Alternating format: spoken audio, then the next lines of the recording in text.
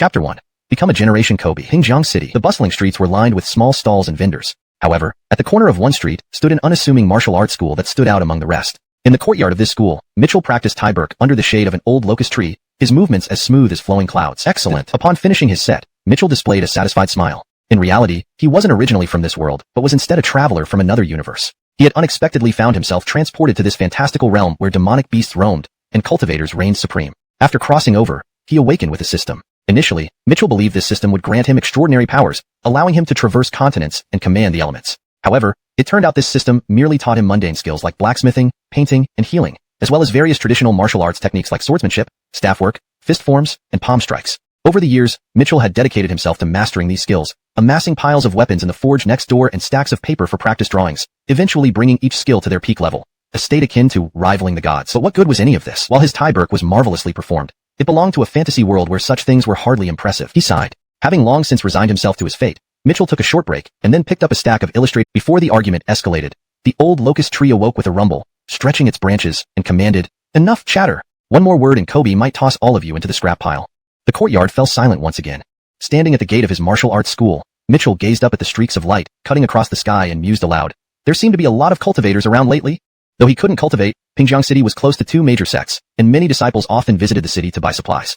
I heard the grand gauges of Martion's sect and Irving's sect have placed a life or death wager, happening in half a month, so countless cultivators are flocking here to watch, a familiar vendor commented beside him. Oh, Mitchell nodded, not particularly interested since it didn't concern him. Hey, look at these strange books. I've never seen anything like them, a young girl exclaimed suddenly, her big eyes sparkling with curiosity as she examined the martial arts manuals on Mitchell's stall. The little girl, named Cheryl, wore her hair in braids and had features that promised breathtaking beauty when fully grown. Beside her stood a strikingly different Selena, dressed in white, who exuded an ethereal presence, her Millie as cold as ice. They seemed to be cultivators. Mitchell thought, surprised. These women weren't only incredibly attractive but also cultivators, an unexpected sight for him. Cheryl, delighted with her new book, forgot everything else and began flipping through it eagerly. Wow, sister, this book is so fascinating, she exclaimed. Ignoring her, Gloria remained focused on serious matters. But just as she turned to reprimand Amariguli, her eyes caught a pattern on one page of the book. Her body froze. A wave of dread washed over her, and without warning, she spat out a mouthful of blood. Chapter 2. The world-class Kobe disguised as an ordinary person. This. Stepping back several paces, Amarigosynda steadied herself. Ignoring her injuries, she looked at the martial arts book in Cheryl's hand with shocked eyes. This is martial intent. At this realization, waves of shock surged through Amarigosynda's mind. What was happening? She had seen martial intent in a mere picture book sold by an ordinary person. If it weren't for the constant reminder of her internal injuries, she would have thought she was dreaming. Martial intent, it was legendary. Not only could someone like her not comprehend it, but even her respected master, a spirit warrior, had never grasped martial intent. According to legends, only Hudsons of martial arts could begin to understand it. She could recognize martial intent because her master, old ancestor Abdurrahman, had allowed her to experience a faint trace of it during the sect's inheritance ceremony. But that faint trace was insignificant compared to what she saw in this book. While Cheryl indeed had talent, it was impossible for her to reach this level, and certainly not within such a short time. The only explanation was, she glanced at the martial arts book in her hands. Her mind raced, her face serious. Stabilizing her trembling hands and taking a deep breath, she impatiently reopened the book. Thai burk Chuan. 3 large characters caught her eye. They seemed casually written yet were robust upon closer inspection. The 3 words captivated Amarigosynda completely. Her vision seemed to open up to a different world. A strange octagonal diagram surrounded her, with the vast starry sky overhead, forming an eerie pattern. She turned the page unknowingly. A vivid figure appeared, its palm pushing gently toward her. Her breathing became rapid, and sweat rolled down her forehead. In that moment, she felt like a small boat in a storm, ready to capsize in this vast expanse. Quickly, she closed the book, standing there gasping for air. Sister, are you okay? Cheryl grabbed Amarigosynda's arm, worriedly asking. It took Amarigosynda a long time to regain her composure. When she finally opened her mouth to speak, she was stunned to find herself advancing from 9th level martial scholar to great martial scholar. Stunned into silence. The gap between martial scholar and great martial scholar was immense. Many people remained stuck at 9th level their entire lives. Even with her confidence in her talents, she had expected it to take another year. Of their sect. Amarigosynda pulled Cheryl towards the sect. Recalling, that extraordinary young man sitting on the lounge chair was far from an ordinary person. He was undoubtedly an unfathomable world-class master, having reached the pinnacle of simplicity, visiting this small town to play among the mortals. Note * pinion names are used as requested. The translation maintains the original tone, style, paragraph structure, and line breaks. ##### Chapter 3. Thank you, Kobe. Autumn arrived, and the leaves fell. Managing this small martial arts school, I've seen countless springs and autumns come and go. The comings and goings at the gate never cease, bustling with activity. Mitchell has long grown accustomed to the customs and people of this foreign world. It's time to eat. Let's order some takeaway.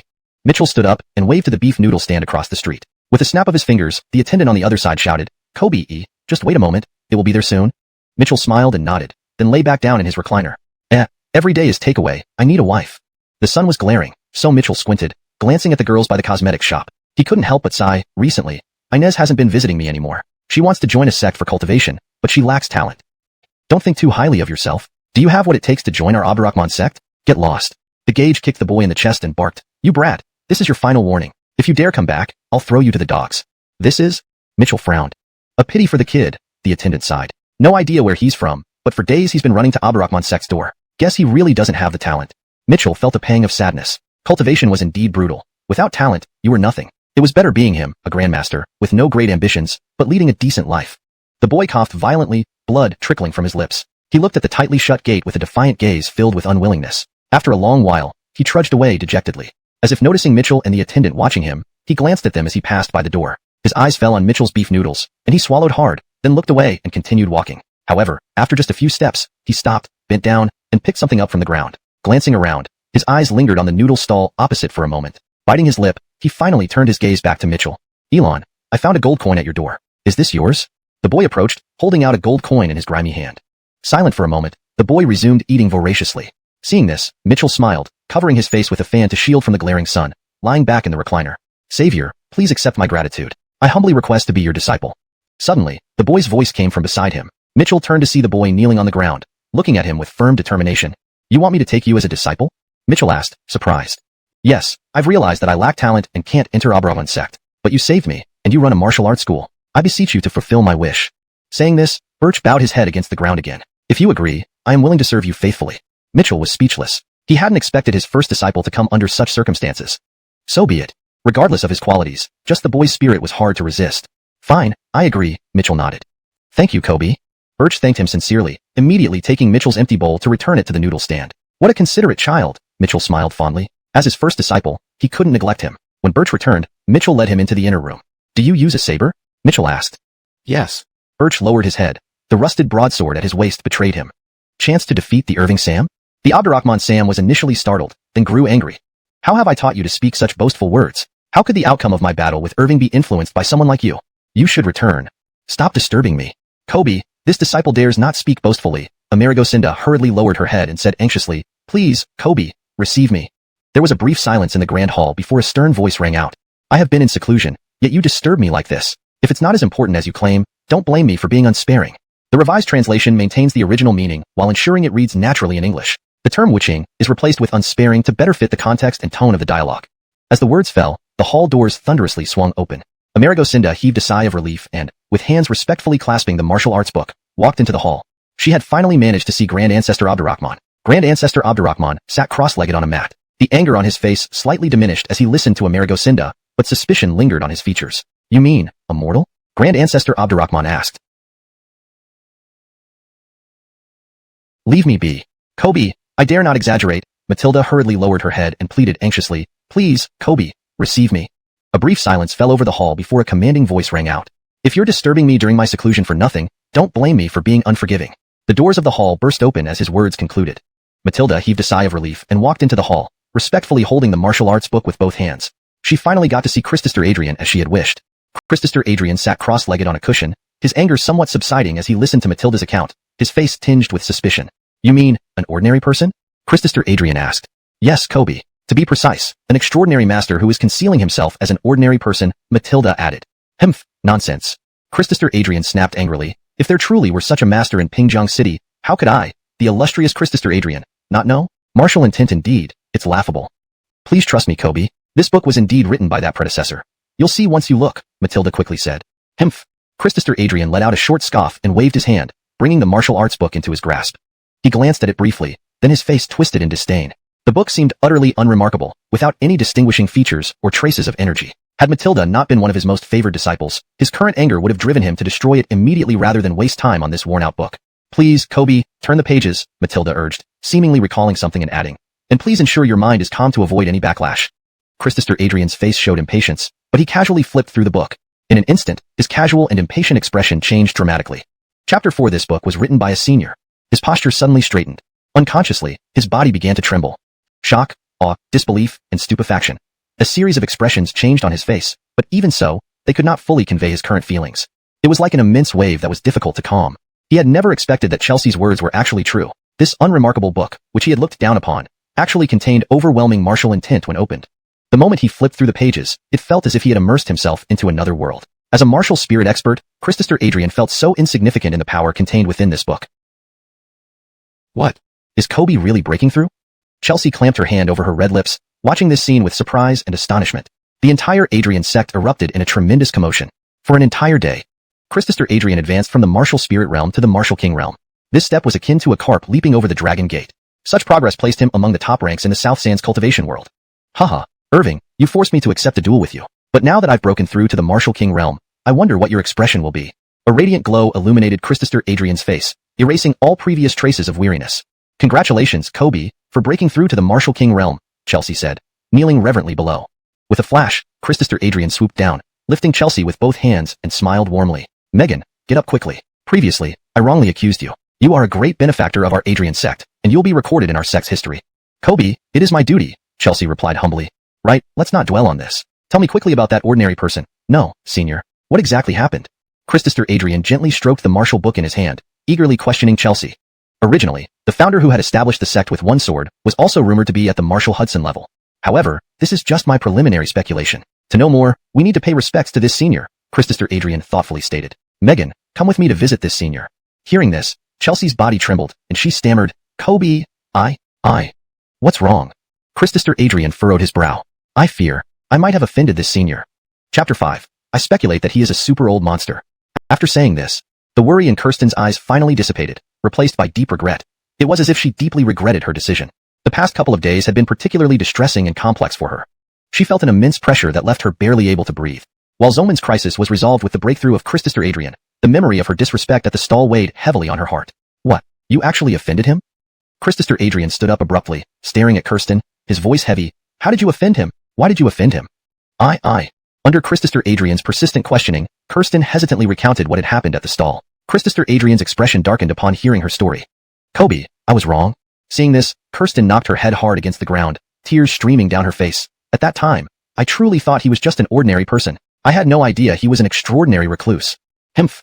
Christopher Adrian's face was pale with anger. Pointing at Kirsten, he scolded, even if he were an ordinary person, you should not have only given him 1 gold coin. But I only had 1 gold coin on me then. Kirsten explained anxiously, and seeing it was just 1 book, 1 gold coin seemed enough. Besides, my mind was on Kobe and Black Tortoise Axe duel, so I made a huge mistake. Christopher Adrian fell silent. He initially believed it was a blessing for Haojian sect, yet this incident could lead to disaster if mishandled, possibly even the destruction of Haojian sect. That you returned alive is nothing short of miraculous, Christopher Adrian remarked, filled with emotion. Kirsten held back her tears, her heart bitter. Indeed, who could say otherwise? Reflecting on it, she felt like she'd brushed death's door and might have endangered the entire Haojian sect in the process. Unremarkably, younger sister was there, Kirsten said thankfully. Although I only gave him 1 gold coin, he didn't blame me. Instead, he mentioned giving the book to younger sister, probably because she is adorable. He spared my life. ####Chapter 6. The sky-devouring demon wolf mistaken for a wild Jalen. Disciple, continue practicing your boxing. I'm going to fetch some wine. At the shop entrance, Mitchell held up his wineskin and instructed Birch before walking out of the hall. Kobe. As he walked by, many people greeted Mitchell warmly. Haha, it's been a while. Mitchell smiled broadly, nodding and replying courteously. Kobe, come and play. The scent of cosmetics wafted over, and several alluring, delicate women upstairs waved their handkerchiefs at Mitchell. Cough, not today, Mitchell said awkwardly. Come on, Kobe. You're so handsome. Have a drink with us, it's free, they giggled. I can't be misled by you ladies, Mitchell chuckled, giving them a playful glare. Though he hadn't interacted deeply, they were old acquaintances. Suddenly, there was commotion in the street as many servants and vendors rushed forward.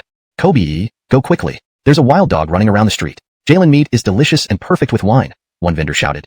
Jalen meat, good stuff. Remember to save me a pound if you catch it, Mitchell replied. Though dog meat was indeed desirable, with so many people after it, he wouldn't get much anyway.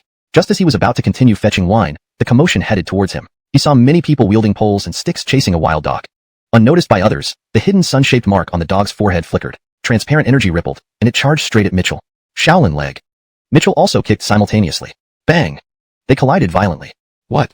The dog's already clumsy expression froze instantly. It felt like crashing into a diamond, causing dizziness and bewilderment. Most unbelievably, its remaining demonic energy dissipated upon contact with Mitchell's foot. Why? The dog rolled on the ground, opening its mouth, and then fainted. Haha, Kobe is truly skilled. The others, seeing Mitchell take down the dog with one kick, congratulated him. Haha, just luck, Mitchell chuckled, So what about this dog? It naturally belongs to Kobe. Everyone agreed. If it were anyone else, there might be arguments, but knowing Mitchell's character, they had no objections. Thank you. I'll gladly accept. Mitchell smiled gratefully, grabbing the dog's hind leg and continued to fetch wine. A little while later, Christopher Adrian and Amerigosinda finally arrived at the martial arts school's entrance. Kobe, this is the place, Amerigosinda said solemnly. Upon hearing this, Christopher Adrian quickly looked up at the unassuming storefront. Above the door hung a plaque intricately carved with the word Wu, martial. After composing himself, he turned to Amerigosinda and said, Disciple, did you see the Frederick character on the plaque? Note, Frederick is the pinyin transliteration of the Burkinese character Wu, which means martial or military. This ensures that the terminology is consistent and the meaning is accurately conveyed. Amerigosinda nodded. This character contains formidable martial intent, Christopher Adrian said in awe. Initially, I thought this predecessor was merely a Marshall Hudson, but now I realize I underestimated him. What, Kobe, do you mean? Amerigosinda's lips parted slightly in surprise. Chapter 7. Not the slightest hint of aura was revealed. This level. I suspect he is at the Marshall ancestor realm after the Marshall Hudson. Christopher Abdurrahman took a deep breath and then said solemnly, being so flustered by a single word is something a Marshall Hudson absolutely cannot do. After all, I am also a Marshall king now. Amerigosinda couldn't calm down.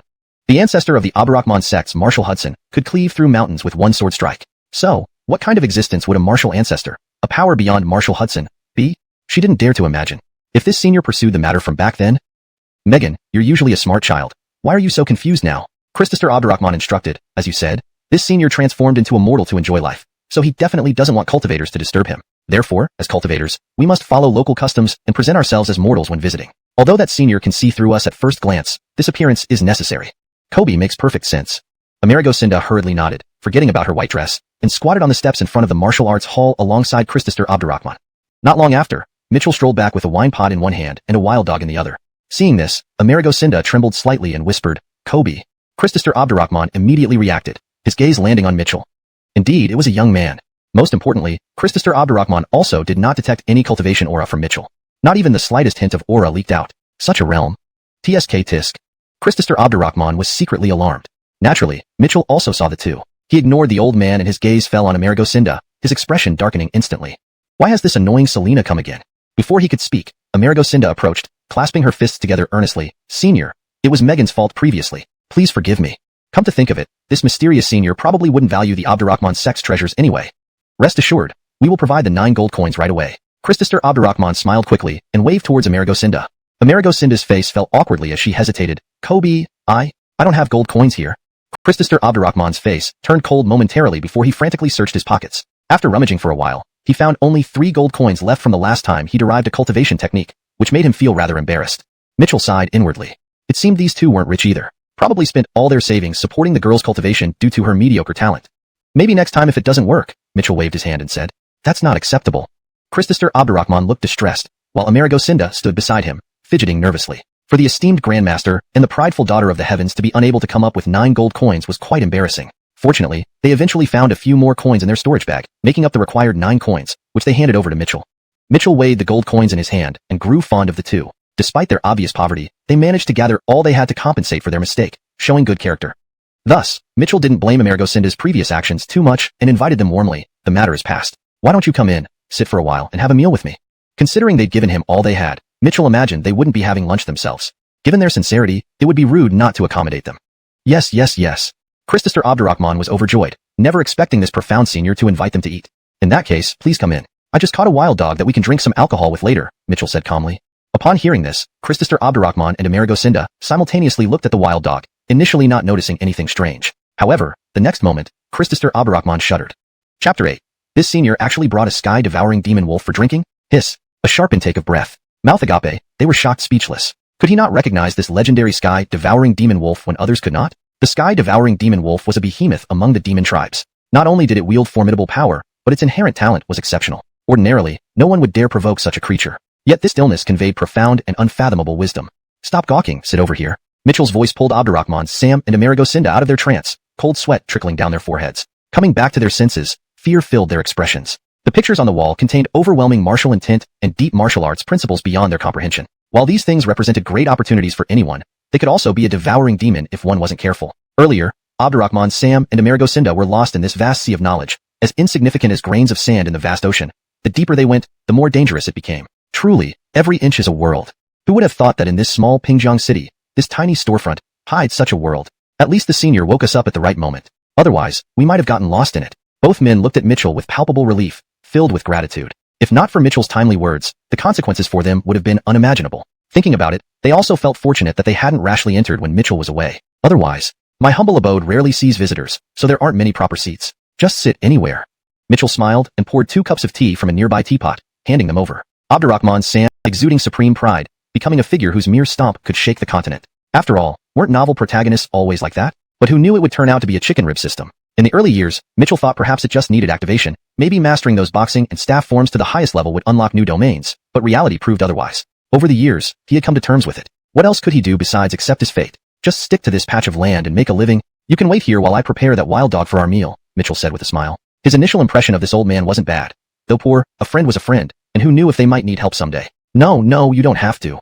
Hearing this, Abdurrahman Sam quickly stood up. Kobe, please don't be too polite. Being able to enjoy a home-cooked meal at Kobe's place is enough for me. That sky-devouring dog isn't necessary.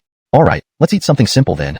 Mitchell nodded. Time was getting late. Preparing the dog would take too long, delaying lunch till dinner. That's fine. I'll put this dog somewhere first. With that, Mitchell dragged the dog toward the back hall. The back hall was where Mitchell worked as a blacksmith. Initially, to improve his forging skills for the system, he spent much time blacksmithing. After reaching near divine levels, he rarely did it anymore.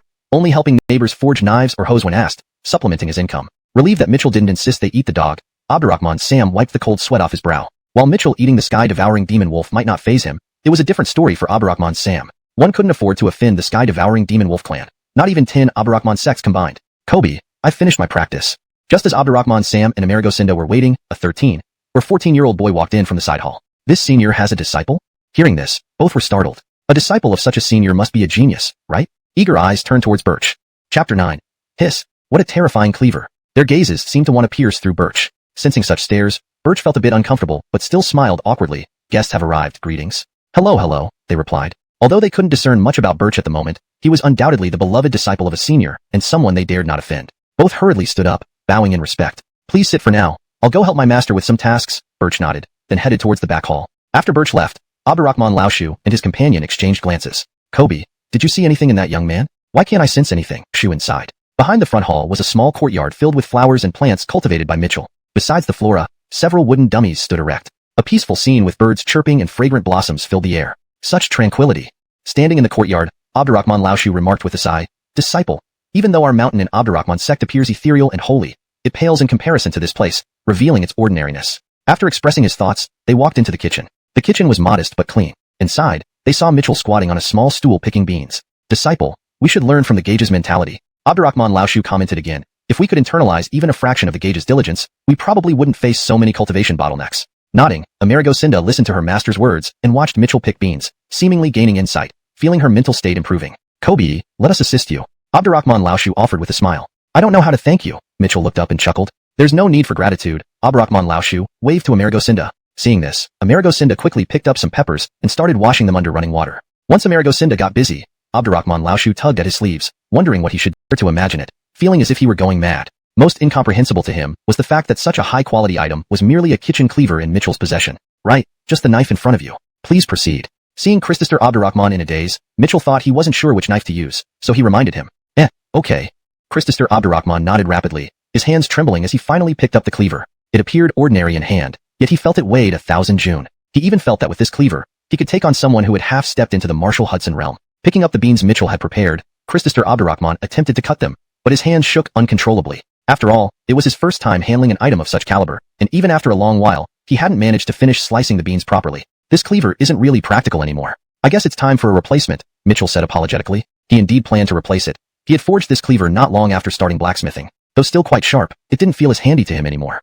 Hearing this, Christopher Abdurrahman shuddered. No wonder seniors are called seniors. Do they have such high standards even for a kitchen cleaver? After all, what Mitchell considered less practical was precisely what Christopher Abdurrahman dreamed of obtaining but never could. In the eyes of a senior, even it wasn't deemed fit for cooking. Senior is too humble. A knife like this should be excellent, Christopher Abdurrahman sighed, thinking, if only I had a knife like this. Mitchell also sighed upon hearing this. It seems this old man's home is indeed poor, so poor that he doesn't even have a decent cleaver. Before long, 3 dishes and a soup emerged from Mitchell's hands and were placed on the table. When they took their first bites, both Christopher Abdurrahman and Amerigo Sinda's eyes lit up. They swore they had never eaten anything this delicious in their lives. Seeing their expressions, Mitchell smiled and nodded. He had some confidence in his culinary skills. Although lazy, he was forced to improve because the food here was mediocre. Occasionally, he would eat beef noodles from the opposite restaurant, but mostly, he cooked for himself. Even those beef noodles were enhanced under his guidance. After satisfying their hunger, they enjoyed a few drinks in the back hall. The wild dog, knocked unconscious by Mitchell, gradually regained consciousness. Ah, so painful. Damn human. Wait until I recover, and I will tear you apart.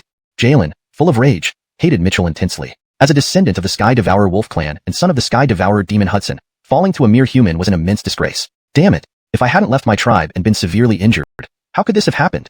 Find me, and I'll dismember you. Roaring internally, Jalen finally opened its eyes. Suddenly, countless beams of light flashed towards him, blinding him like standing amidst sword and spear rain. Forcing open his eyes, he saw numerous scattered weapons around him. These weapons, Jalen gasped in shock. These weapons were at least spirit grade, the lowest rank among the highest grades. He doubted life itself. Even as the son of the Sky Devourer demon Hudson, he had never seen so many spirit grade artifacts. So many. Not even his father had seen this much. Even more shocking, these weapons were strewn about like scraps. Who could wield such extravagance? No. Jalen realized something else. The weapons on the ground were all defective items. F***K. Jalen was utterly shocked. Defective items were still spirit grade. What would the grade be if they were fully crafted? Knowing that someone could forge defective items into spirit grade was terrifying. How formidable must such a master be? Who is this person? What place is this?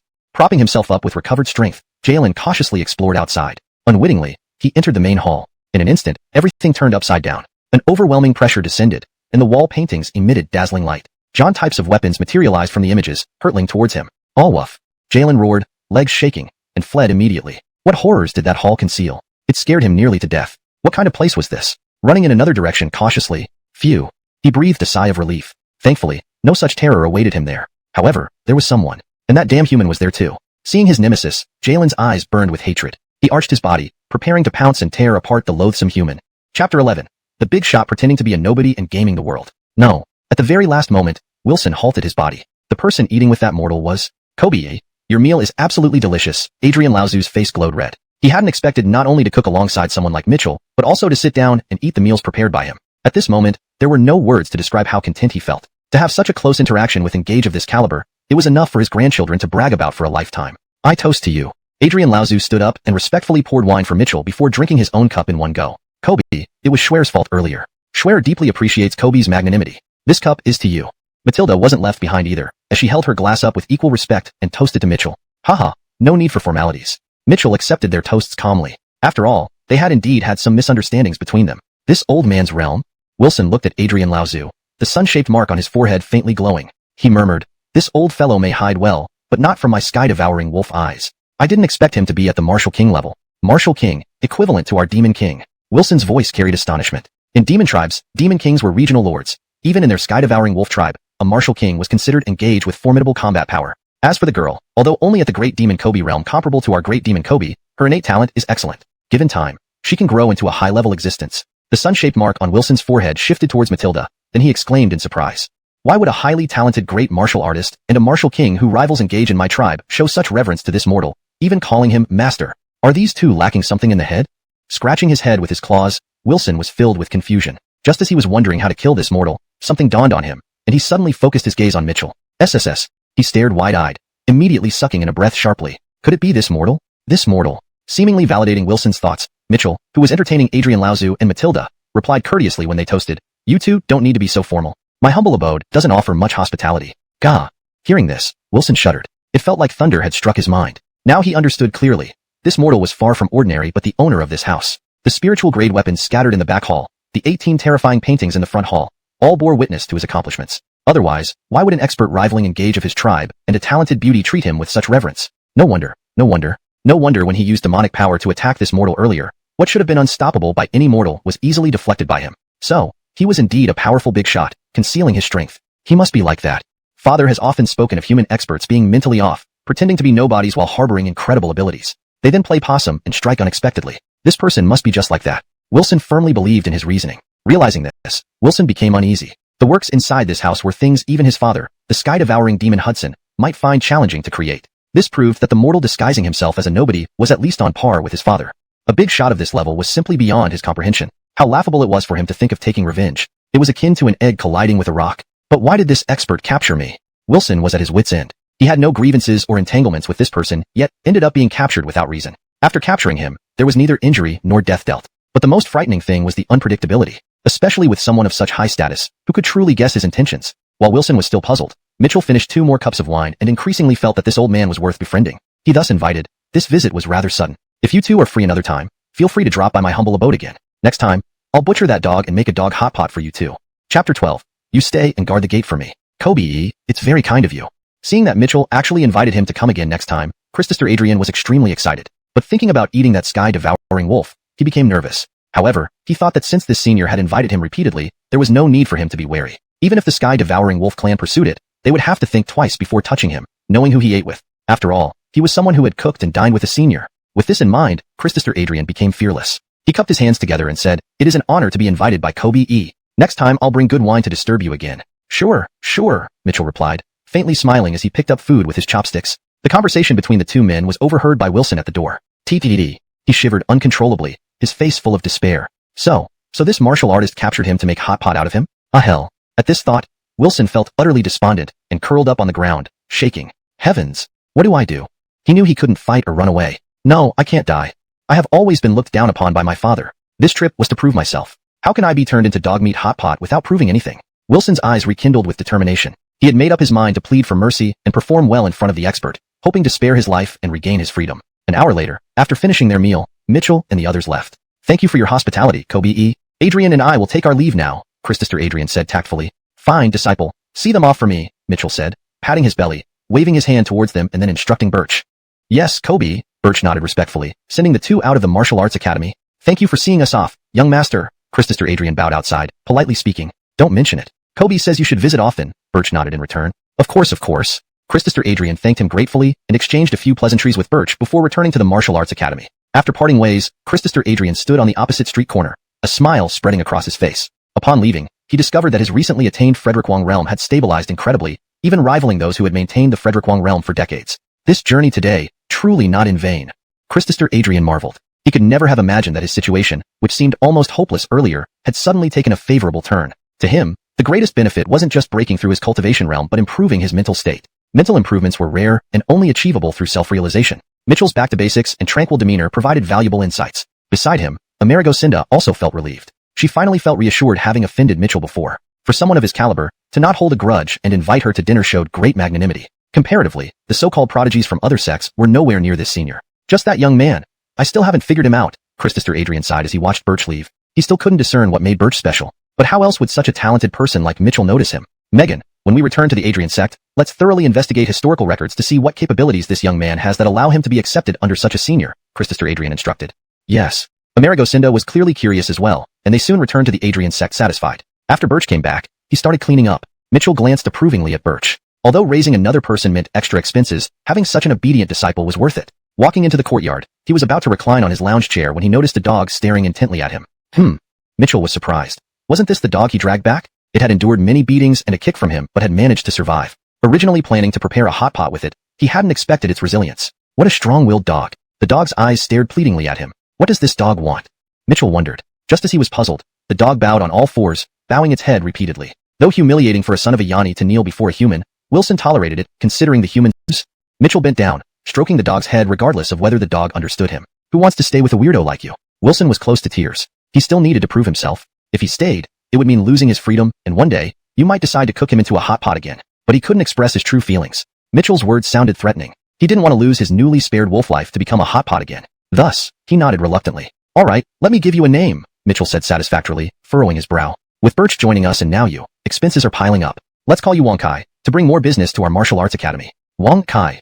Wilson inwardly cried. Couldn't you at least give me a better sounding name? Forget it. Doesn't matter. Being alive is already good enough. Yet, damn this human. Initially seeming kind-hearted, he turns out, indeed, humans are nothing but trouble. Mitchell didn't realize the dog's thoughts. Considering it just a stray dog, and remembering it was likely hungry, he called, Disciple, don't waste the leftover food. Bring it over.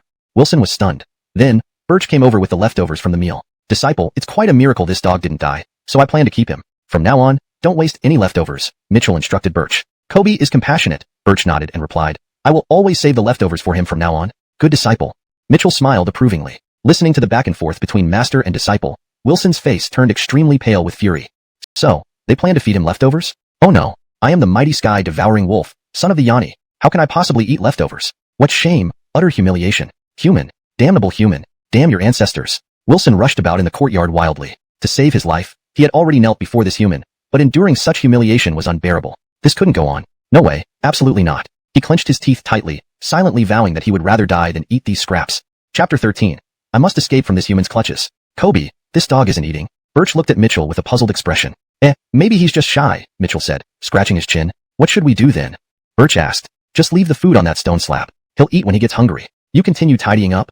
Mitchell instructed. Too much. This is an outrage. Wilson glared at Mitchell with eyes full of hatred. Initially, he had been grateful for Mitchell sparing his life. Now, all he felt was humiliation and resentment. This little glare, it reminds me of my husky from my previous life, Mitchell muttered, unable to resist rubbing Wilson's head roughly again. For Wilson, this was yet another blatant act of humiliation. Mitchell paid him no more attention, satisfied after his meal. It was a perfect time for a midday nap, so he lounged in his reclining chair, gently fanning himself with a palm leaf fan as he drifted off to sleep. Watching the sleeping Mitchell, Wilson's eyes burned with anger. He considered seizing this opportunity to attack the detestable human, but ultimately couldn't bring himself to do it. He was certain that any misstep would lead to his demise. No, I must escape from this human's clutches. I want freedom. Throughout the afternoon, Wilson thought about ways to escape this devilish place. Unfortunately, the only way out led through the front hall, where those 18 portraits always stopped him dead in his tracks. Eventually, he gave up on escaping and laid down tiredly. But I'm so hungry. Lying on the ground, his stomach growled repeatedly. Not only was he not fed by Mitchell, but he had already gone through a long journey of running away, leaving him utterly famished. His gaze involuntarily fell upon the leftover food on the ground. No, how can I, the noble son of the sky-devouring wolf clan, eat the leftovers of these mortals? Never. Wilson's eyes hardened resolutely. As night approached, Mitchell cooked 2 dishes. Afterward, remembering Augustus, he asked, Disciple, is Augustus still not eating? He hasn't eaten, Kobe, Birch replied worriedly. Will Augustus starve to death? Don't worry, Mitchell said softly. He's probably still shy. We'll take the leftovers to him later. Yes, Kobe. Birch nodded respectfully. Soon enough, a new dinner was brought to the backyard. The damned human. How long will you humiliate me? Seeing the scene, Wilson was furious. How can a noble member of the sky-devouring wolf clan bow to your human hands? I, Wilson, would rather die of hunger than eat even a grain of food from these mortals. Gurgle. As soon as he spoke, his stomach grumbled loudly. Glancing at his empty stomach, his gaze once again reluctantly turned to the steaming leftovers on the ground. To keep one's spirit alive, there's no need to fear lacking fuel. Just this once. Wilson gritted his teeth inwardly. Just this once. Taking advantage of Mitchell and Birch's absence, Wilson darted over and began devouring the leftovers. Delicious. Admittedly, the food made by this accursed human is quite good. Savoring each bite, Wilson felt satisfied despite himself, even praising it slightly. After wolfing down the food, he still felt a lingering craving. Just then, Mitchell walked into the backyard. You dogs are truly despicable. You were refusing to eat earlier, but now you've polished off every bit. Mitchell smirked, seeing the empty stone slab. Hiss. Wilson bared his teeth and trembled with rage. He finally understood that this human treated him like a plaything, using scraps to insult him and taunting him verbally.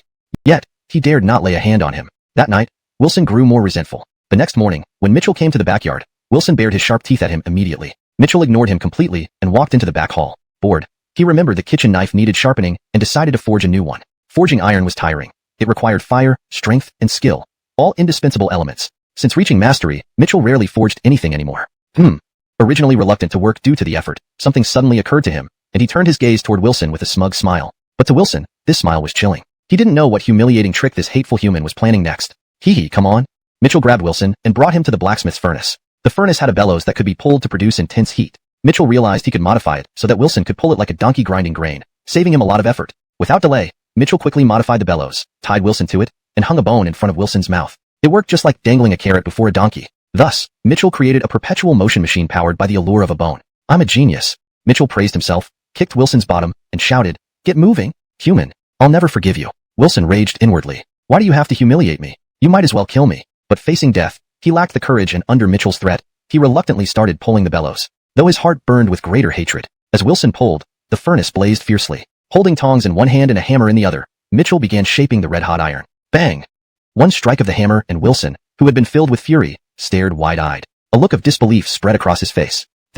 Note. Maintaining the paragraph structure and line breaks ensures the narrative flow aligns with the original text. Chapter 14. It turns out Senior was cultivating me. Prince Wilson's face flickered with disbelief. When Mitchell had struck the hammer earlier, faint sparks had scattered. To him, those sparks transformed into countless shimmering stars, spreading out in all directions. Whoosh! This was no ordinary spark. It was nothing short of the profound essence of martial arts. Even though he belonged to a demon race with different cultivation methods from humans, his transcendent technique still benefited him greatly. Especially when those star-like sparks rained down on his body, it felt like a baptism of martial prowess. At that moment, the injuries that hadn't healed for half a year were suddenly 20% better. Bang! Another strike of the hammer sent out more sparks which landed sporadically on Prince Wilson's body, making him feel even more comfortable. Now, his injuries were almost half healed. He shifted his gaze towards Mitchell, who looked ordinary at first glance. Yet, inexplicably, this figure seemed magnified before Prince Wilson's eyes, as if enveloped by a golden glow, shining brightly like a dazzling little sun. I understand now. I understand? Wilson muttered excitedly, the resentment in his eyes replaced by tears of gratitude. This senior captured me to cultivate me. The humiliation before must have been meant to temper my mental state. After all, Father has often mentioned how arrogant and pampered I am, having never undergone trials. That's why he looks down on me. Yes, it must be. Otherwise, how can one explain Senior humiliating me, while also aiding my recovery? Reflecting on this, Wilson was filled with regret and shame. After rescuing him, not only had this senior labored over cultivating his mindset, but also worked on healing his injuries, yet all this time, he harbored hatred toward the senior. How contemptible and ungrateful he will see that I'm no worse than your other sons. If you knew I cooperated with this senior to forge such a divine weapon, you'd probably stop looking down on me.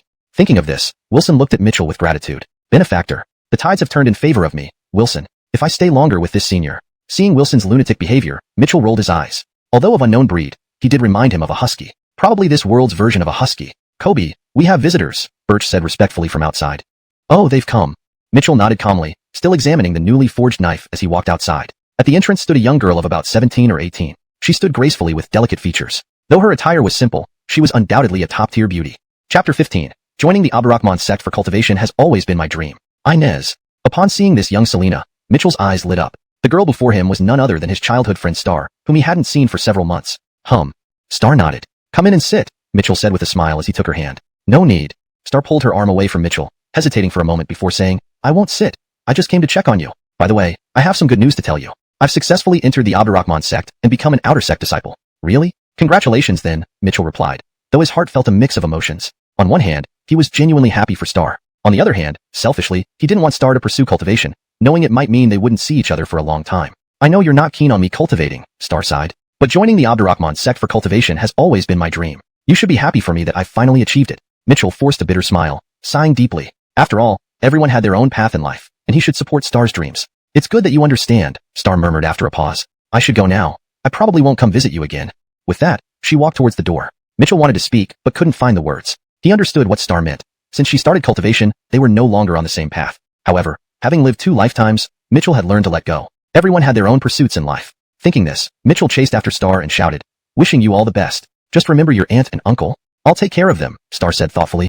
Mitchell nodded. Since his parents disappeared when he was young, Star's parents had always treated him well. Recalling this, he handed over a kitchen knife he held, saying, I don't have much to give, but remember how your aunt once mentioned needing a new kitchen knife? Please give this to them.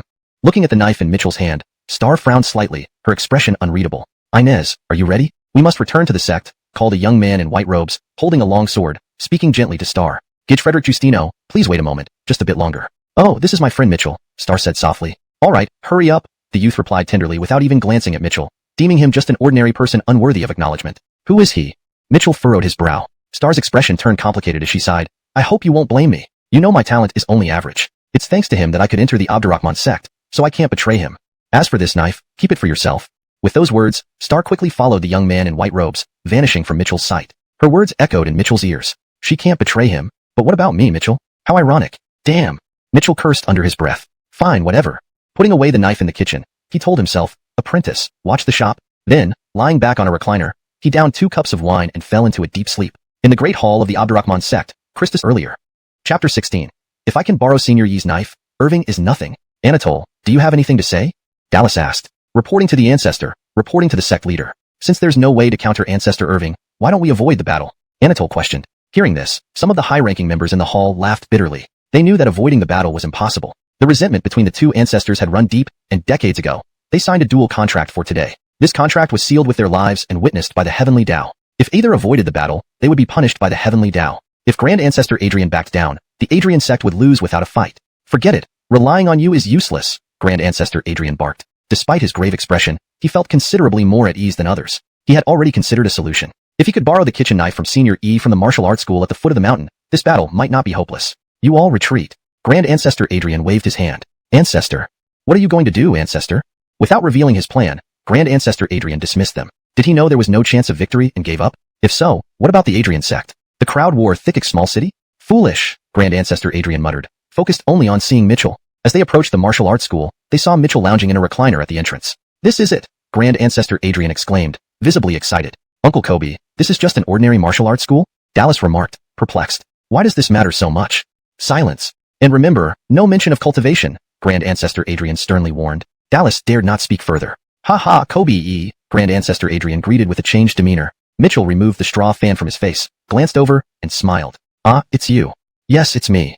Grand Ancestor Adrian nodded respectfully, while Dallas gaped in disbelief. The revered ancestor who always commanded absolute respect at Adrian's sect was acting like a chicken in front of a mortal? Why? This mortal could easily be killed by a slap. Seeing this transformation, Dallas was left speechless. Kobe, Grand Ancestor Adrian continued, switching back to his respectful tone. May I have a word? Mitchell sat up and laughed. Of course, come in. Grand Ancestor Adrian followed him inside, with Dallas trailing behind, utterly bewildered by the scene unfolding before him. Chapter 17. Who is he belittling? Though puzzled, no one dared to speak up. Christester this is my... Venerable Abdurrahman slightly turned his body, preparing to introduce Dallas to Mitchell. Mitchell waved a hand, interrupting him. I can see it. Uncle and nephew, right? Indeed, worthy of a predecessor. Abdurrahman expressed admiration on his face. He realized he was overdoing it. With this senior's exceptional abilities, it's likely he discerned Dallas's identity with just a glance. Mitchell chuckled. It wasn't hard to figure out. An old man named Abdurrahman and Andres named Dallas had an intimate relationship, and Dallas showed immense respect for Abdurrahman. It made sense they were related as uncle and nephew. But you've come at the right time. I'm out of wine. Do you have any? Mitchell asked directly, knowing Star wouldn't bring more easily, and what little remained in his supply was already consumed. Of course. Venerable Abdurrahman hastened to respond, but after agreeing, he remembered he'd rushed over without bringing any. Thankfully, Dallas was beside him, so he looked towards Dallas. Uncle, you? Dallas felt an ominous premonition arise in his heart. You there, take out your shangwatan. Abdurrahman ordered, holding out his hand. Ah. Dallas's face darkened, reluctant. This shangwatan only produced 3 bottles a year, and was priceless to him. Normally, he didn't give it to anyone. Now he was being asked to give it to a mortal? Hurry up. Seeing Dallas's reluctance, Abdurrahman grew anxious and gave him a sharp rap on the forehead. At least give me some face, Dallas whined, clutching his head. I am still Albin of Abdurrahman's sect. What dignity will I have if others see this? So what? You're acting too important, Abdurrahman chided. I warn you here, even if you were a dragon, you would have to behave. With that, he aimed another rap at Dallas's head. Dallas hurriedly stepped back, looking at Abdurrahman pleadingly. Aren't you going to get the wine? Abdurrahman shouted. Under Abdurrahman's pressure, Dallas reluctantly brought out the shangwatan. Look at your stingy self. Womanish. It's an honor for you to bring out this wine today, Abdurrahman scolded, snatching the shangwatan away. His expression softened as he smiled and said to Mitchell, Kobe, the wine is just decent. Hope it suits your taste. Please make do.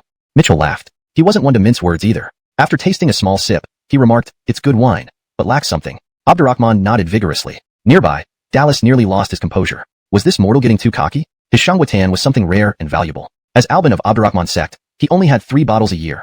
Yet this accursed mortal criticized it? He couldn't understand why Abdurrahman treated this mortal so politely. If Abdurrahman weren't here, Dallas would have crushed this mortal into paste long ago given his position. But with Abdurrahman present, Dallas could only suppress his anger. Disciple, bring 2 more stools, Mitchell called out. Birch quickly brought 2 stools. Hee, watching the sunset and enjoying the dusk, having a sip, what a way to live. Mitchell smiled. Indeed. Venerable Abdurrahman sat on a small stool beside Mitchell, sighing. The twilight was beautiful, but unfortunately, he couldn't quite grasp the depth of this moment like his senior did. Humph. Dallas snorted internally. If not for Abdurrahman's sake, this mortal would have died many times over. To treat such dignitaries, Venerable Abdurrahman and himself, as guests outside on broken stools was outright disrespect. But due to Abdurrahman, he kept silent, standing there without uttering a word.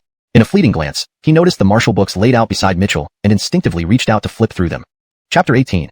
A Senior's Minor Punishment. Stop. Seeing this, Christester Adrian quickly stepped forward and grabbed Dallas's hand. Others might not know what these martial arts books were, but how could Christester Adrian be unaware? These were divine items imbued with overwhelming martial intent. Mitchell might seem casual in placing them there, but that did not mean they could touch them freely. Even if such divine items were right before his eyes, Christester Adrian did not dare to feel the slightest envy. But Dallas was attempting to tamper with them without discretion. Was he trying to lose his life? If they incurred displeasure from someone of high standing, the consequences would be unimaginable. Who gave you permission to handle others' belongings? Christester Adrian rebuked. Dallas looked aggrieved. As the head of the Adrian sect, he had always taken for granted handling things belonging to mere mortals. So what was the big deal about touching some books? His uncle's reaction seemed way overblown. Mitchell, seeing this, sighed inwardly. Christester Adrian's character was indeed admirable. Quickly, he tried to smooth things over, saying, they're just some little things. If you want to take a look, go ahead. It's no big deal. Relieved, Christester Adrian let out a sigh and released Dallas's hand. Casually, Dallas flipped open one of the martial arts books. Instantly, the 3 large characters, Golden Buddha Fist, magnified dramatically before Dallas's eyes, accompanied by an overwhelming wave of martial intent, which then transformed into a ferocious beast lunging toward him. What? Dallas felt a jolt of terror, his pupils almost bulging out. He hurriedly called upon his cultivation to block it, but found it utterly useless. The mysterious fist charged at him with irresistible force. You, Christester Adrian pointed at Dallas and scolded. You usually have good sense. How could you be so clueless this time? Do you know that you almost sent us both to hell just now? Uncle, what's going on here? Dallas asked. Do I have to explain? Can't you see for yourself? Christopher Adrian scolded. Do you really think I'm so stupid as to be courteous to a mere mortal? Do you truly believe this young man before you is just an ordinary person? What? Dallas turned pale. But he has no cultivation at all. Humph. Christopher Adrian snorted angrily. The fact that you can't discern his cultivation doesn't mean he lacks power. It means your perspective is limited. Even I can't gauge his level of cultivation. You need to understand that he is a powerful master who has reached the pinnacle of his craft, and those martial arts books are the best proof. And your injuries are the lesson this senior imparted on you for being disrespectful and tampering with his belongings. You'd better remember this well. Christopher Adrian stressed every word in his reprimand. Recalling the terror of the martial arts book, Dallas gulped. He dared not question Christopher Adrian any further, and was filled with fear as he realized he had truly brushed with death. No wonder his uncle treated him with such respect. Regretfully, he cursed himself for being as dumb as a pig for not recognizing this earlier. But uncle, why would such a supreme master appear in this small Pingjiang city? Dallas asked again, puzzled. At this, Christopher Adrian's gaze became serious as he gazed into the distance. I suspect this senior is simply wandering through the world and happened to be here by coincidence. But it's also possible that... Christopher Adrian hesitated. What is it? Dallas held his breath, tense and awaiting the continuation. Chapter 19. The senior practitioner is playing a staggering great game. Do you know what place, in ancient times, was built on the foundation of Pingjiang and stretched out for 10,000 miles? Senior Sam Abdurrahman asked. Dallas shook his head, not knowing. Ancient texts say that, in ancient times, the area within 10,000 miles of Pingjiang was sacred ground. Although it declined for unknown reasons later on, Pingjiang has always been a strategic location fiercely contested by warlords throughout history, proving that it is no ordinary place, Senior Sam Abdurrahman explained. But what does this have to do with the senior practitioner? Dallas asked hesitantly. Senior Sam Abdurrahman sighed profoundly, uncertain whether he was sighing at Dallas's ignorance or something else. After much contemplation, he finally said, Pingjiang definitely harbors some secret unknown to the public. Therefore, this senior practitioner might be playing a staggering great game, using Pingjiang as its foundation and covering the entire Nansha region. When Senior Sam Abdurrahman finished speaking, Dallas's body shuddered suddenly. To use Pingjiang as the base and encompass all of Nansha. Such a move, just thinking about it was terrifying. He, as Alban of the Abdurrahman sect, could barely imagine such an audacious plan. But if not for such a grand scheme, why would someone as formidable as Mitchell choose to appear in a small place like Pingjiang City? Kobe, if so, then aren't we? Dallas asked wide-eyed, fearfully realizing something. Yes, Senior Sam Abdurrahman admitted. If that is true, then we are merely pawns in their game. What should we do then? Dallas asked uneasily. Foolish, Senior Sam Abdurrahman shot him a glare, admonishing him. If you think differently, you won't be worried like this. What do you mean, Uncle Kobe? To me, being pawns in this senior practitioner's game isn't a bad thing. Instead, it's perhaps the greatest opportunity for our Abdurrahman sect. Saying this, Senior Sam Abdurrahman sighed, continuing, over the past 500 years, our Abdurrahman sect has gradually declined. Pessimistically, it will eventually be submerged in the long river of history. Even without that, we've only been struggling to survive. Do you accept that fate? Senior Sam Abdurrahman's voice sent a chill down Dallas's spine. Would he be content? Of course not. But can it really turn out as well as Senior Sam Abdurrahman suggests? However, although we cannot fathom the intentions of the senior practitioner, we can take this opportunity to inquire. Let's go. Follow me inside.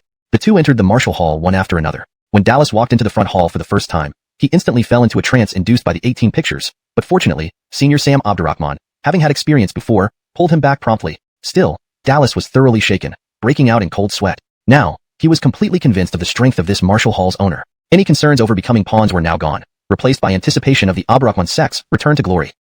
Where's Kobe? Walking through the main hall into the rear courtyard, they found no sign of Mitchell. Instead, Dallas, who had barely recovered from the shock, pointed trembling at the old locust tree and exclaimed, Uncle Kobe, look, it's a sky-devouring demon wolf. Senior Sam Abdurrahman glanced at the sky-devouring demon wolf tied under the old locust tree and disdainfully said, Is there any need to be so startled?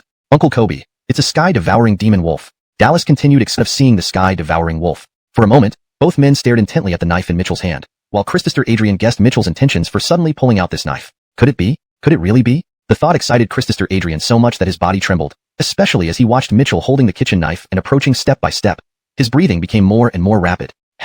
Mitchell smiled faintly, extending the knife and saying, Here you go. Christopher Adrian's blood rushed to his head, feeling like he could barely breathe. Indeed, his senior had already seen through his thoughts and, without waiting for him to speak, directly produced the knife. Such great kindness brought tears to his eyes. Kobe, I will never forget your grace, he said, accepting the kitchen knife with solemn and trembling hands, then kneeled down with immense gratitude. Beside him, Dallas also reacted, finally understanding that the knife Christopher Adrian spoke of was this very kitchen knife. It made sense why, when all the sect members were worried about Black Tortoise, Christopher Adrian had remained calm, saying he would borrow a knife. Initially, Dallas hadn't believed any knife could replace a decade of cultivation at the Martial King realm, but now, his doubts vanished completely. Following Christopher Adrian's lead, Dallas knelt before Mitchell too. What are you two doing? Please get up quickly. Mitchell hurriedly tried to lift them up. However, they stubbornly kowtowed several times before standing up. Oh, there's no need for such formality over just a kitchen knife, Mitchell sighed.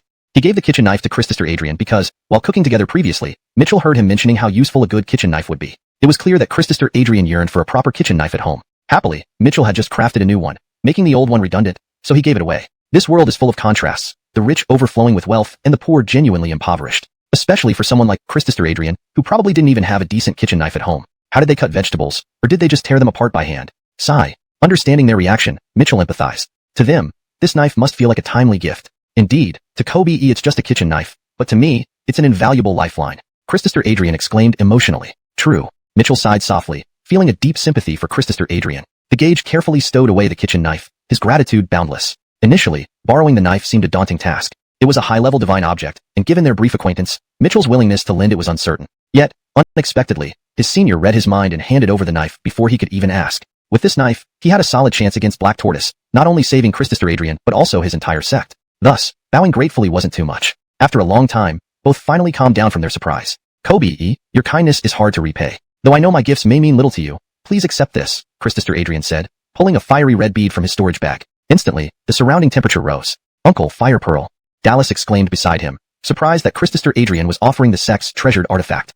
But it made sense. If he could borrow such a precious sword, what was one fire pearl? Kobe, please, you must accept this. Christopher Adrian bowed deeply, presenting the fire pearl to Mitchell. This thing.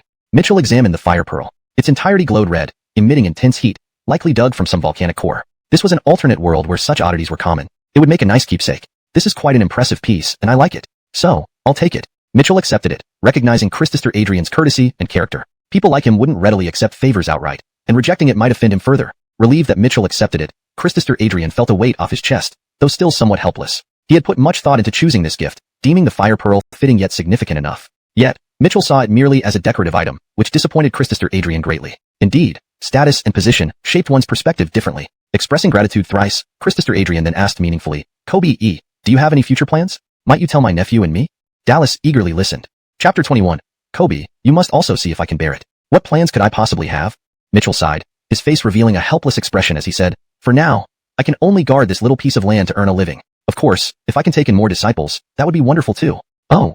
Anson nodded slightly, feeling a bit disappointed deep down. The reason he asked was actually hoping to learn Mitchell's thoughts on the future trends. Knowing even a little would mean they were taking a shortcut. But Mitchell's words, though seeming like an answer, conveyed nothing substantial. Since Mitchell didn't wish to reveal more, Anson naturally didn't dare press further. However, successfully borrowing the saber today was already a perfect outcome. After some pleasantries, both hurriedly took their leave. They walked far from the martial arts school before regaining their energy and transforming into two streaks of light, flying back toward Vast Flame Sect. Upon returning to Vast Flame Sect, Anson hurried inside. Junior uncle, wait for me, wait up.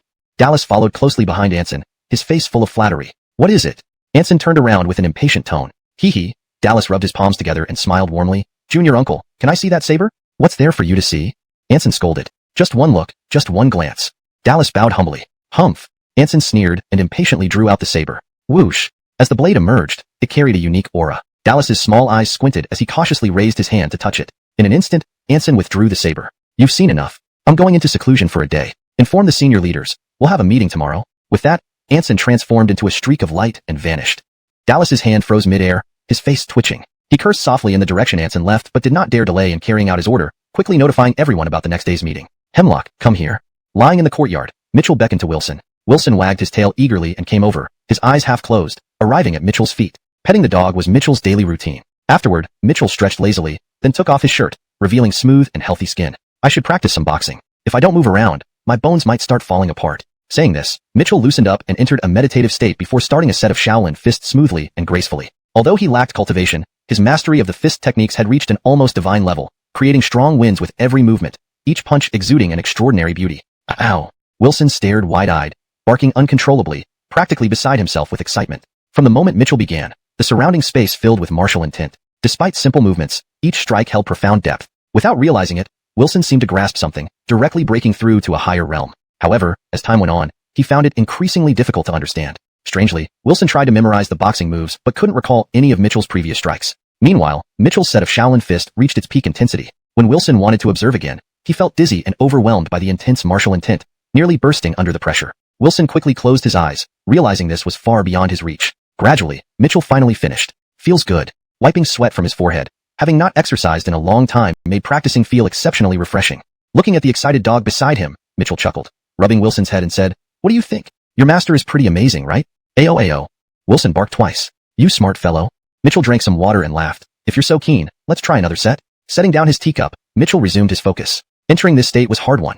It was a good opportunity for extra training. He began another internal martial arts set slowly. Wilson looked uneasy. Senior, I know you mean well, wanting to cultivate me properly, but you must also consider whether I can bear it. The previous set of Shaolin Fist had already left him dazed and overwhelmed, and now Mitchell was performing another even more profound set of internal martial arts. He dared not watch even a single move. Of course, it wasn't that he didn't want to. It was a matter of whether he had the ability to endure it. After finishing the internal martial arts set, Mitchell was drenched in sweat but felt extraordinarily refreshed. After taking a shower, he lay back down on the lounge chair. Then he took out the flame pearl given by Anson, examining it thoughtfully. Translation provided in English, while maintaining the original tone and style. The paragraph structure and line breaks are preserved as per the original text. Chapter 22. Sure enough, it's a very beautiful piece of art. After inspecting the item, Mitchell didn't find it had any substantial practical use. But, Mitchell looked down at the fallen leaves on the ground, realizing summer had quietly passed and autumn had arrived. Autumn in this world was not like that of his previous life. Here it was already quite cold, and winter would be even harsher with snow covering everything. For cultivators, this kind of weather wouldn't affect them much. But for him, an ordinary person, it would freeze him to the bone. And this speed. A few days from now, when the temperature drops, it can serve as a furnace for me. Haha, clean, hygienic, and convenient. The most important thing is it saves money on charcoal. Impressed by his own ingenuity, Mitchell stretched lazily, stood up, and walked to the front hall, where he found Birch sitting on the threshold, lost in thought. Mitchell raised his head slightly and noticed Birch was watching the occasional passing cultivators in the distance. So this child still has the heart to cultivate. Mitchell sighed softly. Upon hearing his voice, Birch hurriedly stood up and respectfully greeted, Kobe. Mitchell waved his hand. Approaching Birch with his hands behind his back, he gazed into the distance and said, I know there's something bothering you.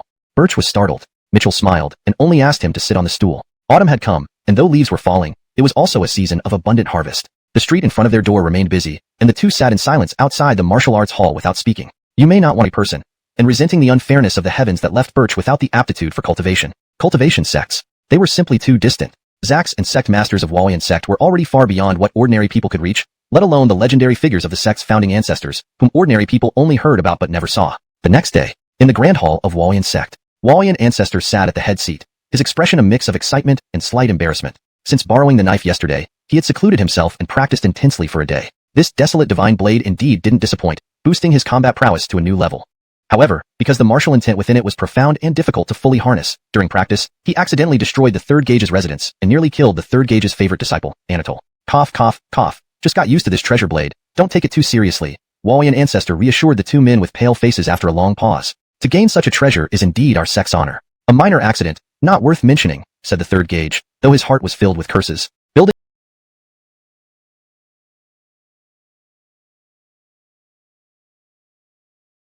converged on the gauge. Fine, Christopher Abdurrahman nodded, reluctantly agreeing as too many were eager to see it. Now watch carefully.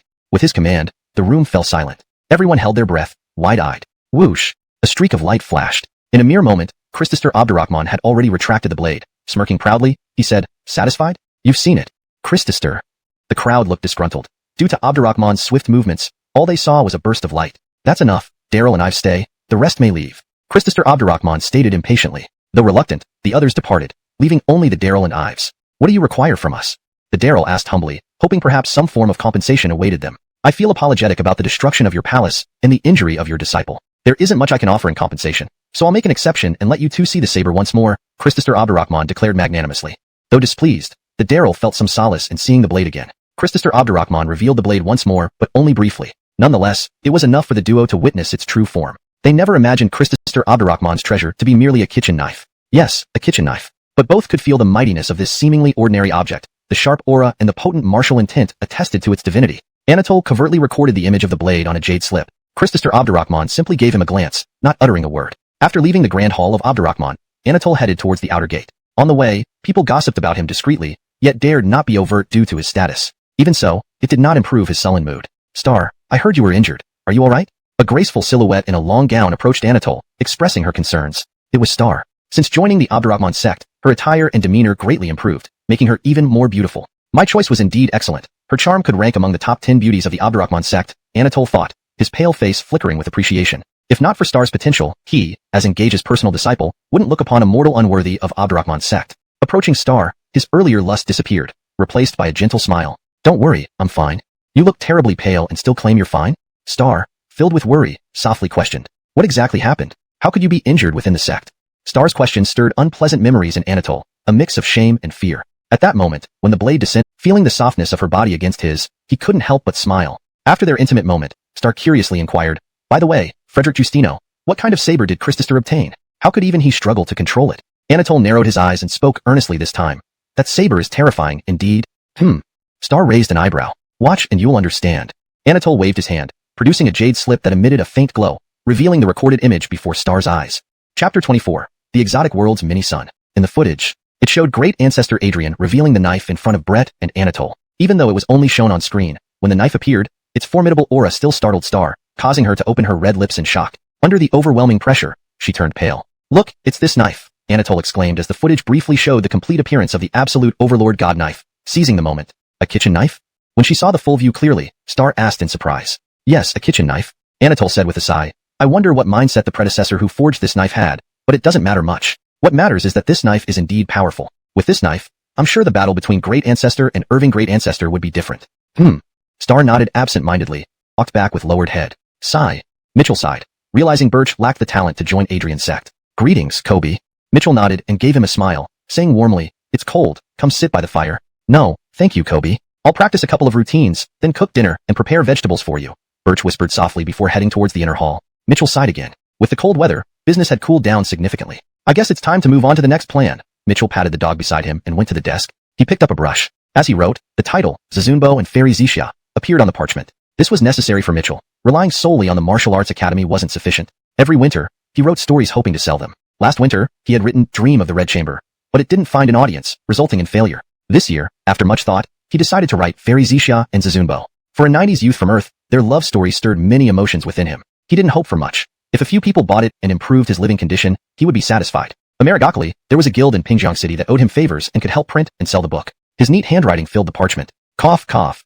A cough sounded from outside the door. Mitchell put down his brush and stood up, smiling as he walked outside. Outside the door stood an old man in a straw raincoat. The old man had sharp features, with a jagged scar running down from his nose. His surname was Frederick, and speaking of which, this old man was somewhat of an old friend. However, Mitchell found this old man rather peculiar. Every time he visited, he'd stand outside, staring at the signboard of the Martial Arts Academy for a long time. Who knows what he was doing? Sure enough, the old man was standing there, lost in thought again. "After so long, brother."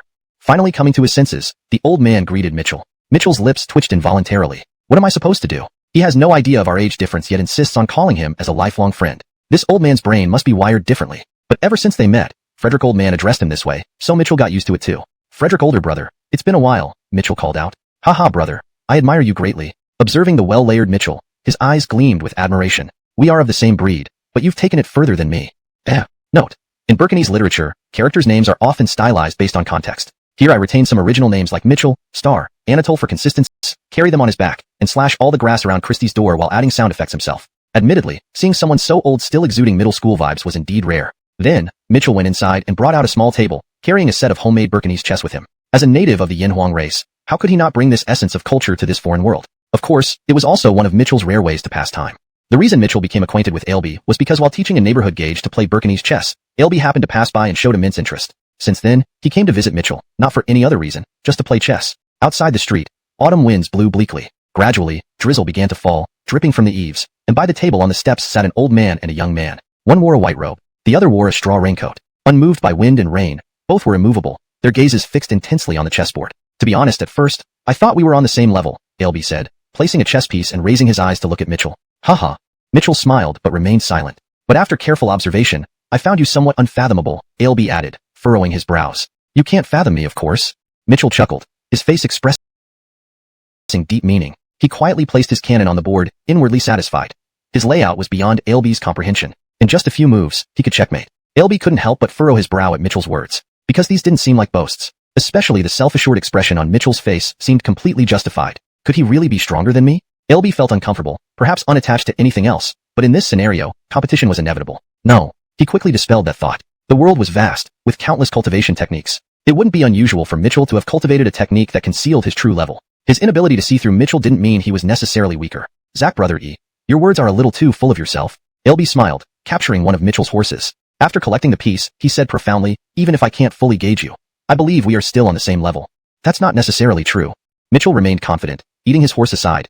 How could he be considered on the same level? He knew the horse was a sacrifice since he was only one move away from checkmating. Looking at Mitchell's unwavering confidence, Ailby's heart trembled again. Was he really stronger than me? Otherwise, why was he so confident? Yet, if there truly were such a person in the cultivation world, he wouldn't remain unknown. Why hadn't he heard of Mitchell before? While lost in thought, something suddenly caught his eye inside the door. Alby's eyes widened, and his body froze. What is this? Suddenly, something within the house caught his eye, causing Alby's eyes to widen, and his body to freeze in place. What is this? Chapter 26. This person's cunning is also beyond my expectations. Edsel was staring at the little sun that Mitchell had placed there earlier. A flame pearl? Hiss. Edsel couldn't help but take in a sharp breath of cold air. He looked up and gave Mitchell, who sat opposite him, a meaningful glance. To Edsel, Mitchell placing the flame pearl here felt like it was responding to his internal doubts. As if saying, I can casually produce a flame pearl, but what about you?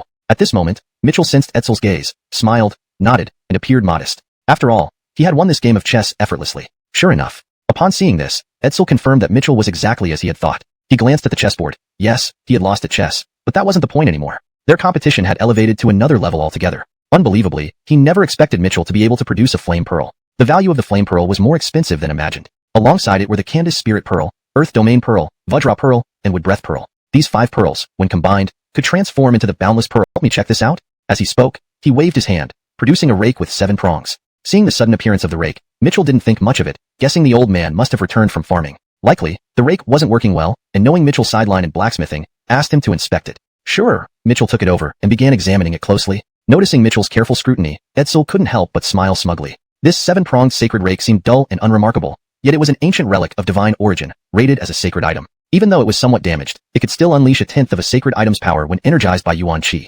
Sacred item. Legendary. Even slightly damaged, its value far exceeded that of a single flame pearl, and Mitchell, with his cultivation, would certainly recognize this fact. Thus, Edsel could almost visualize Mitchell's shockingly gaping jaw. To tell the truth, acquiring this 7-pronged sacred rake had cost him all his life savings and nearly half his life. So Mitchell's astonishment would be entirely justified. Chapter 27. Holy Mother, a saint-class divine rake? Just as Edsel was wearing a smile, waiting for Mitchell's surprise, Mitchell simply placed the rake in his hands down. There is indeed something wrong with your rake. Mitchell shook his head and said softly, and it's not very useful anymore. Though the damage to the rake wasn't much, some parts had already rusted, and its shape was incredibly ugly. Who knew who designed such a clumsy thing? No wonder Edsel found it difficult to work with this rake. What? Contrary to Edsel's expectations, Mitchell didn't show any shock but rather belittled his divine rake. This made Edsel fly off the handle and stand up abruptly. If he could discern Mitchell's cultivation more clearly, he might have acted rashly by then, attacking Mitchell right away. After all, his near-saint-class divine tool, which he took pride in throughout his life, was now being blasphemed by Mitchell. It was an unbearable insult. Seeing Edsel getting riled up, Mitchell felt puzzled at first but then understood after careful thought. Although they were in the realm of cultivation, most people were still ordinary folk who weren't much different from those on Earth. Most of them relied on farming for their livelihood. For Edsel, the rake was his means of making a living. If there was something wrong with his primary tool, it was natural that he would be concerned. Don't get worked up. Mitchell raised his hand to soothe him. Yet Edsel continued to stare at Mitchell, red-faced and brimming with rage. Just wait a moment. Mitchell got up and walked into the inner room. Fine, since you look down on my 7-tooth saint rake so much, I want to see what you can bring out that can surpass my 7-tooth saint rake. Seeing Mitchell enter the room, Edsel muttered to himself angrily.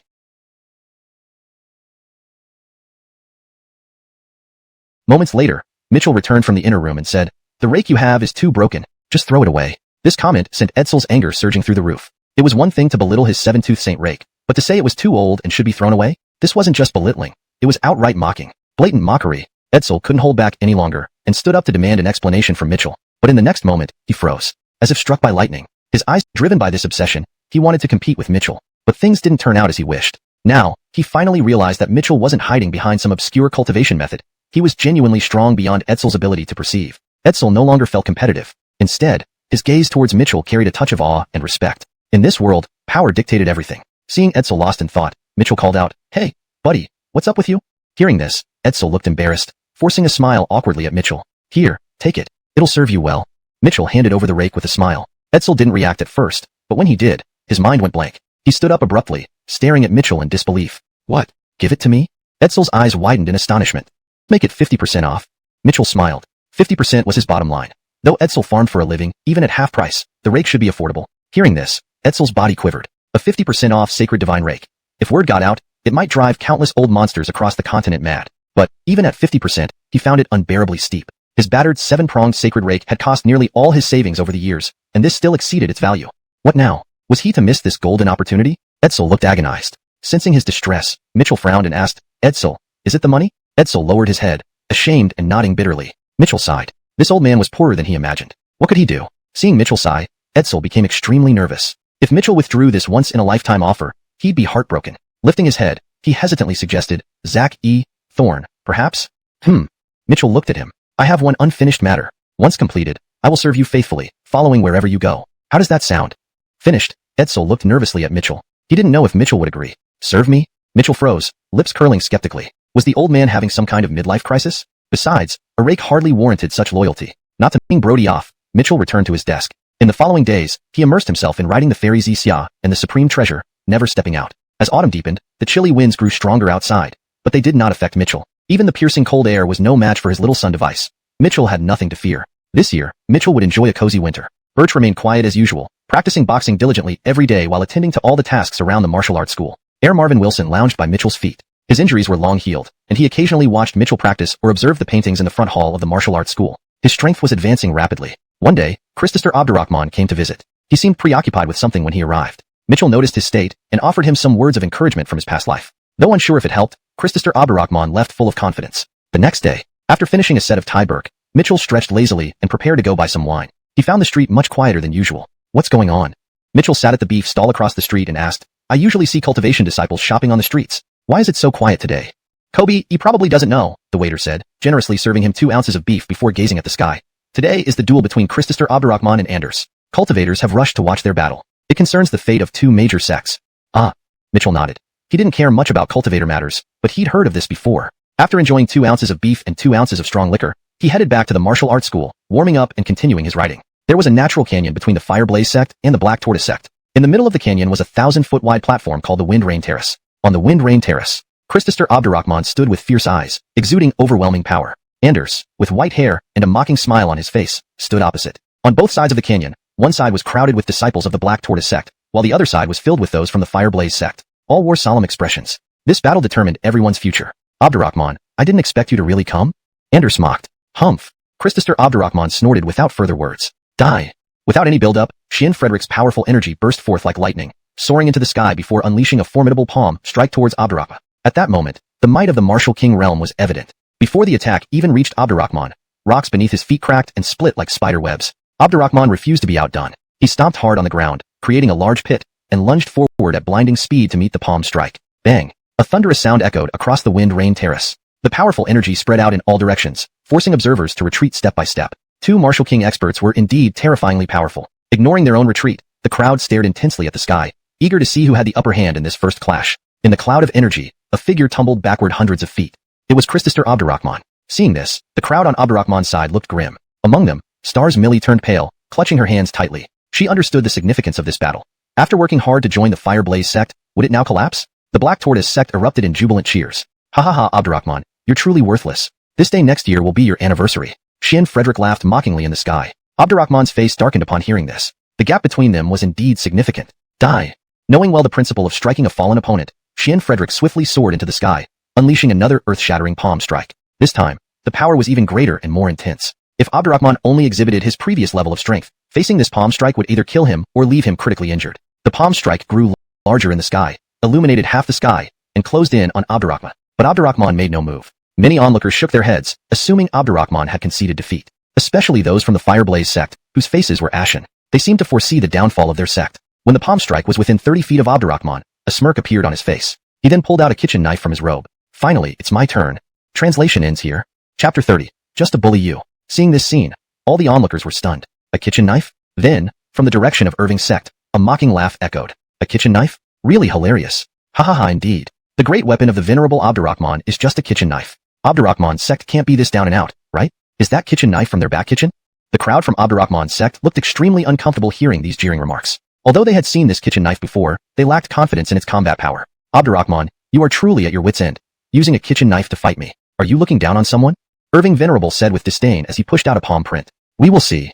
Abdurrahman Venerable said indifferently. As soon as his words fell, his pupils suddenly constricted, and he slashed outward with his hand. Immediately after, a simple yet powerful chop aimed directly at Irving. Everyone shook their heads. It was undoubtedly like an egg hitting a rock. But then, the unremarkable kitchen knife suddenly emitted a dazzling light, dragging out a streak of 1,000-foot-long blade glow. Under this radiance, everyone was temporarily blinded. Simultaneously, an invincible aura filled the entire Wind Rain platform, overwhelming those with weaker cultivation levels who felt compelled to kneel down. Of course, the first to bear the brunt was Irving Venerable. Even someone as strong as him felt exceedingly insignificant under this light. The sneer on his face froze instantly. One strike. It tore through Irving's palm print, obliteration everywhere, even severing one of Irving Venerable's arms. Pierced by immense pain and backlash, Irving Venerable screamed, darting around wildly in the air above the wind-rain platform like a fly.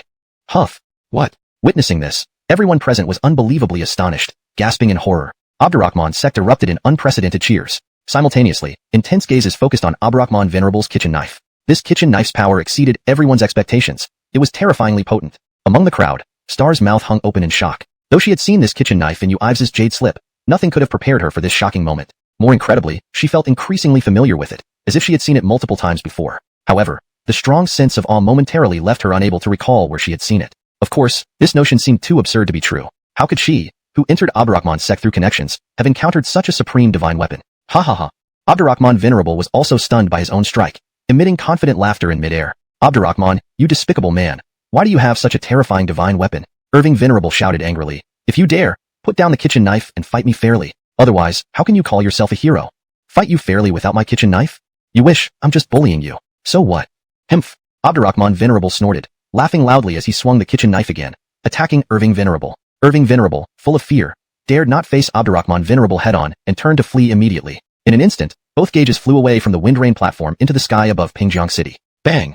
SSSHH. Abdurrahman Venerable chased after Irving Venerable, chopping with the kitchen knife continuously, making the entire sky resonate with the intensity of the battle. Irving Venerable barely escaped danger, utterly embarrassed, only able to run away from this terrifying kitchen knife. Eventually, the two gauges disappeared into the distance, unknown to where they ended up. Damn. Annoyed by the noise, Mitchell cursed, put down his pen, and walked out of the house. He saw the lingering energy fluctuations in the sky and realized another cultivator battle had taken place. Just which bastard doesn't know to move far away when fighting? TCH. Mitchell spat and walked back into the martial arts hall, waiting for the sounds to settle before continuing his work. Over the next half-month, Mitchell completed his manuscript of Purple Fairy and Supreme Treasure, and then headed towards the Pingjiang Guild. He was greeted by Ferris, the president of the Pingjiang Guild. As a guild president, his status was much higher than ordinary people. Usually, such figures wouldn't personally greet visitors. But once Ferris ventured into the mountains with his guild and got bitten by a venomous snake, Mitchell's herbs cured him, thus considering Mitchell his benefactor. Hee hee, Kobe, please have some tea. Ferris, sitting at the head of the table, wearing luxurious clothes, glanced at Mitchell subtly and asked, Kobe, may I know why you've come to our guild this time? Not printing those useless fairy tales again, I hope? Upon hearing this, Mitchell frowned slightly and became somewhat embarrassed. Kobe, honestly speaking, you coming here to sit for a while allows me to warmly welcome you. After all, you're my benefactor. Ferris lifted his teacup, took a sip, and continued, but if it's about printing those worthless things, I can't help you. While it's not a big deal, it offers no profit for our guild. After all, our guild has so many mouths to feed. Profit comes first, don't you agree? All right. Mitchell pressed his lips together, sighing inwardly. Not wishing to stay any longer, he started to rise from his seat when the door opened, revealing a graceful figure walking in. She was tall with beautiful features, dressed in a long red satin gown that accentuated her slender waist. Gilliser, didn't you see I'm receiving guests? How impolite. Ferris chided affectionately, but his eyes shone with love. Father, did you manage to find the author of Dream of the Red Chamber? Gilliser pouted, clearly Ferris's daughter, Haley, the pride of the guild. Chapter 31. A sudden turn for the better. Hearing this, Mitchell, who was about to leave, stopped and his gaze flickered. The author of Dream of the Red Chamber? Isn't that me? He hadn't expected that Haley would be one of his readers. Perhaps, there might be a chance for the printing of books after all. After all, he was already in financial trouble. Sure enough, upon hearing Haley mention Dream of the Red Chamber in front of Mitchell, Ferris's expression became complex. He coughed twice and gently rebuked, Gilliser, I'm entertaining guests right now. Go outside. Haley glanced at Mitchell, puffed her cheeks, and left. Seeing Haley retreat, Ferris forced a smile and looked at Mitchell, saying, Kobe, truthfully, my daughter is indeed your reader. When she first read your Dream of the Red Chamber, she was so engrossed that she even neglected food and sleep.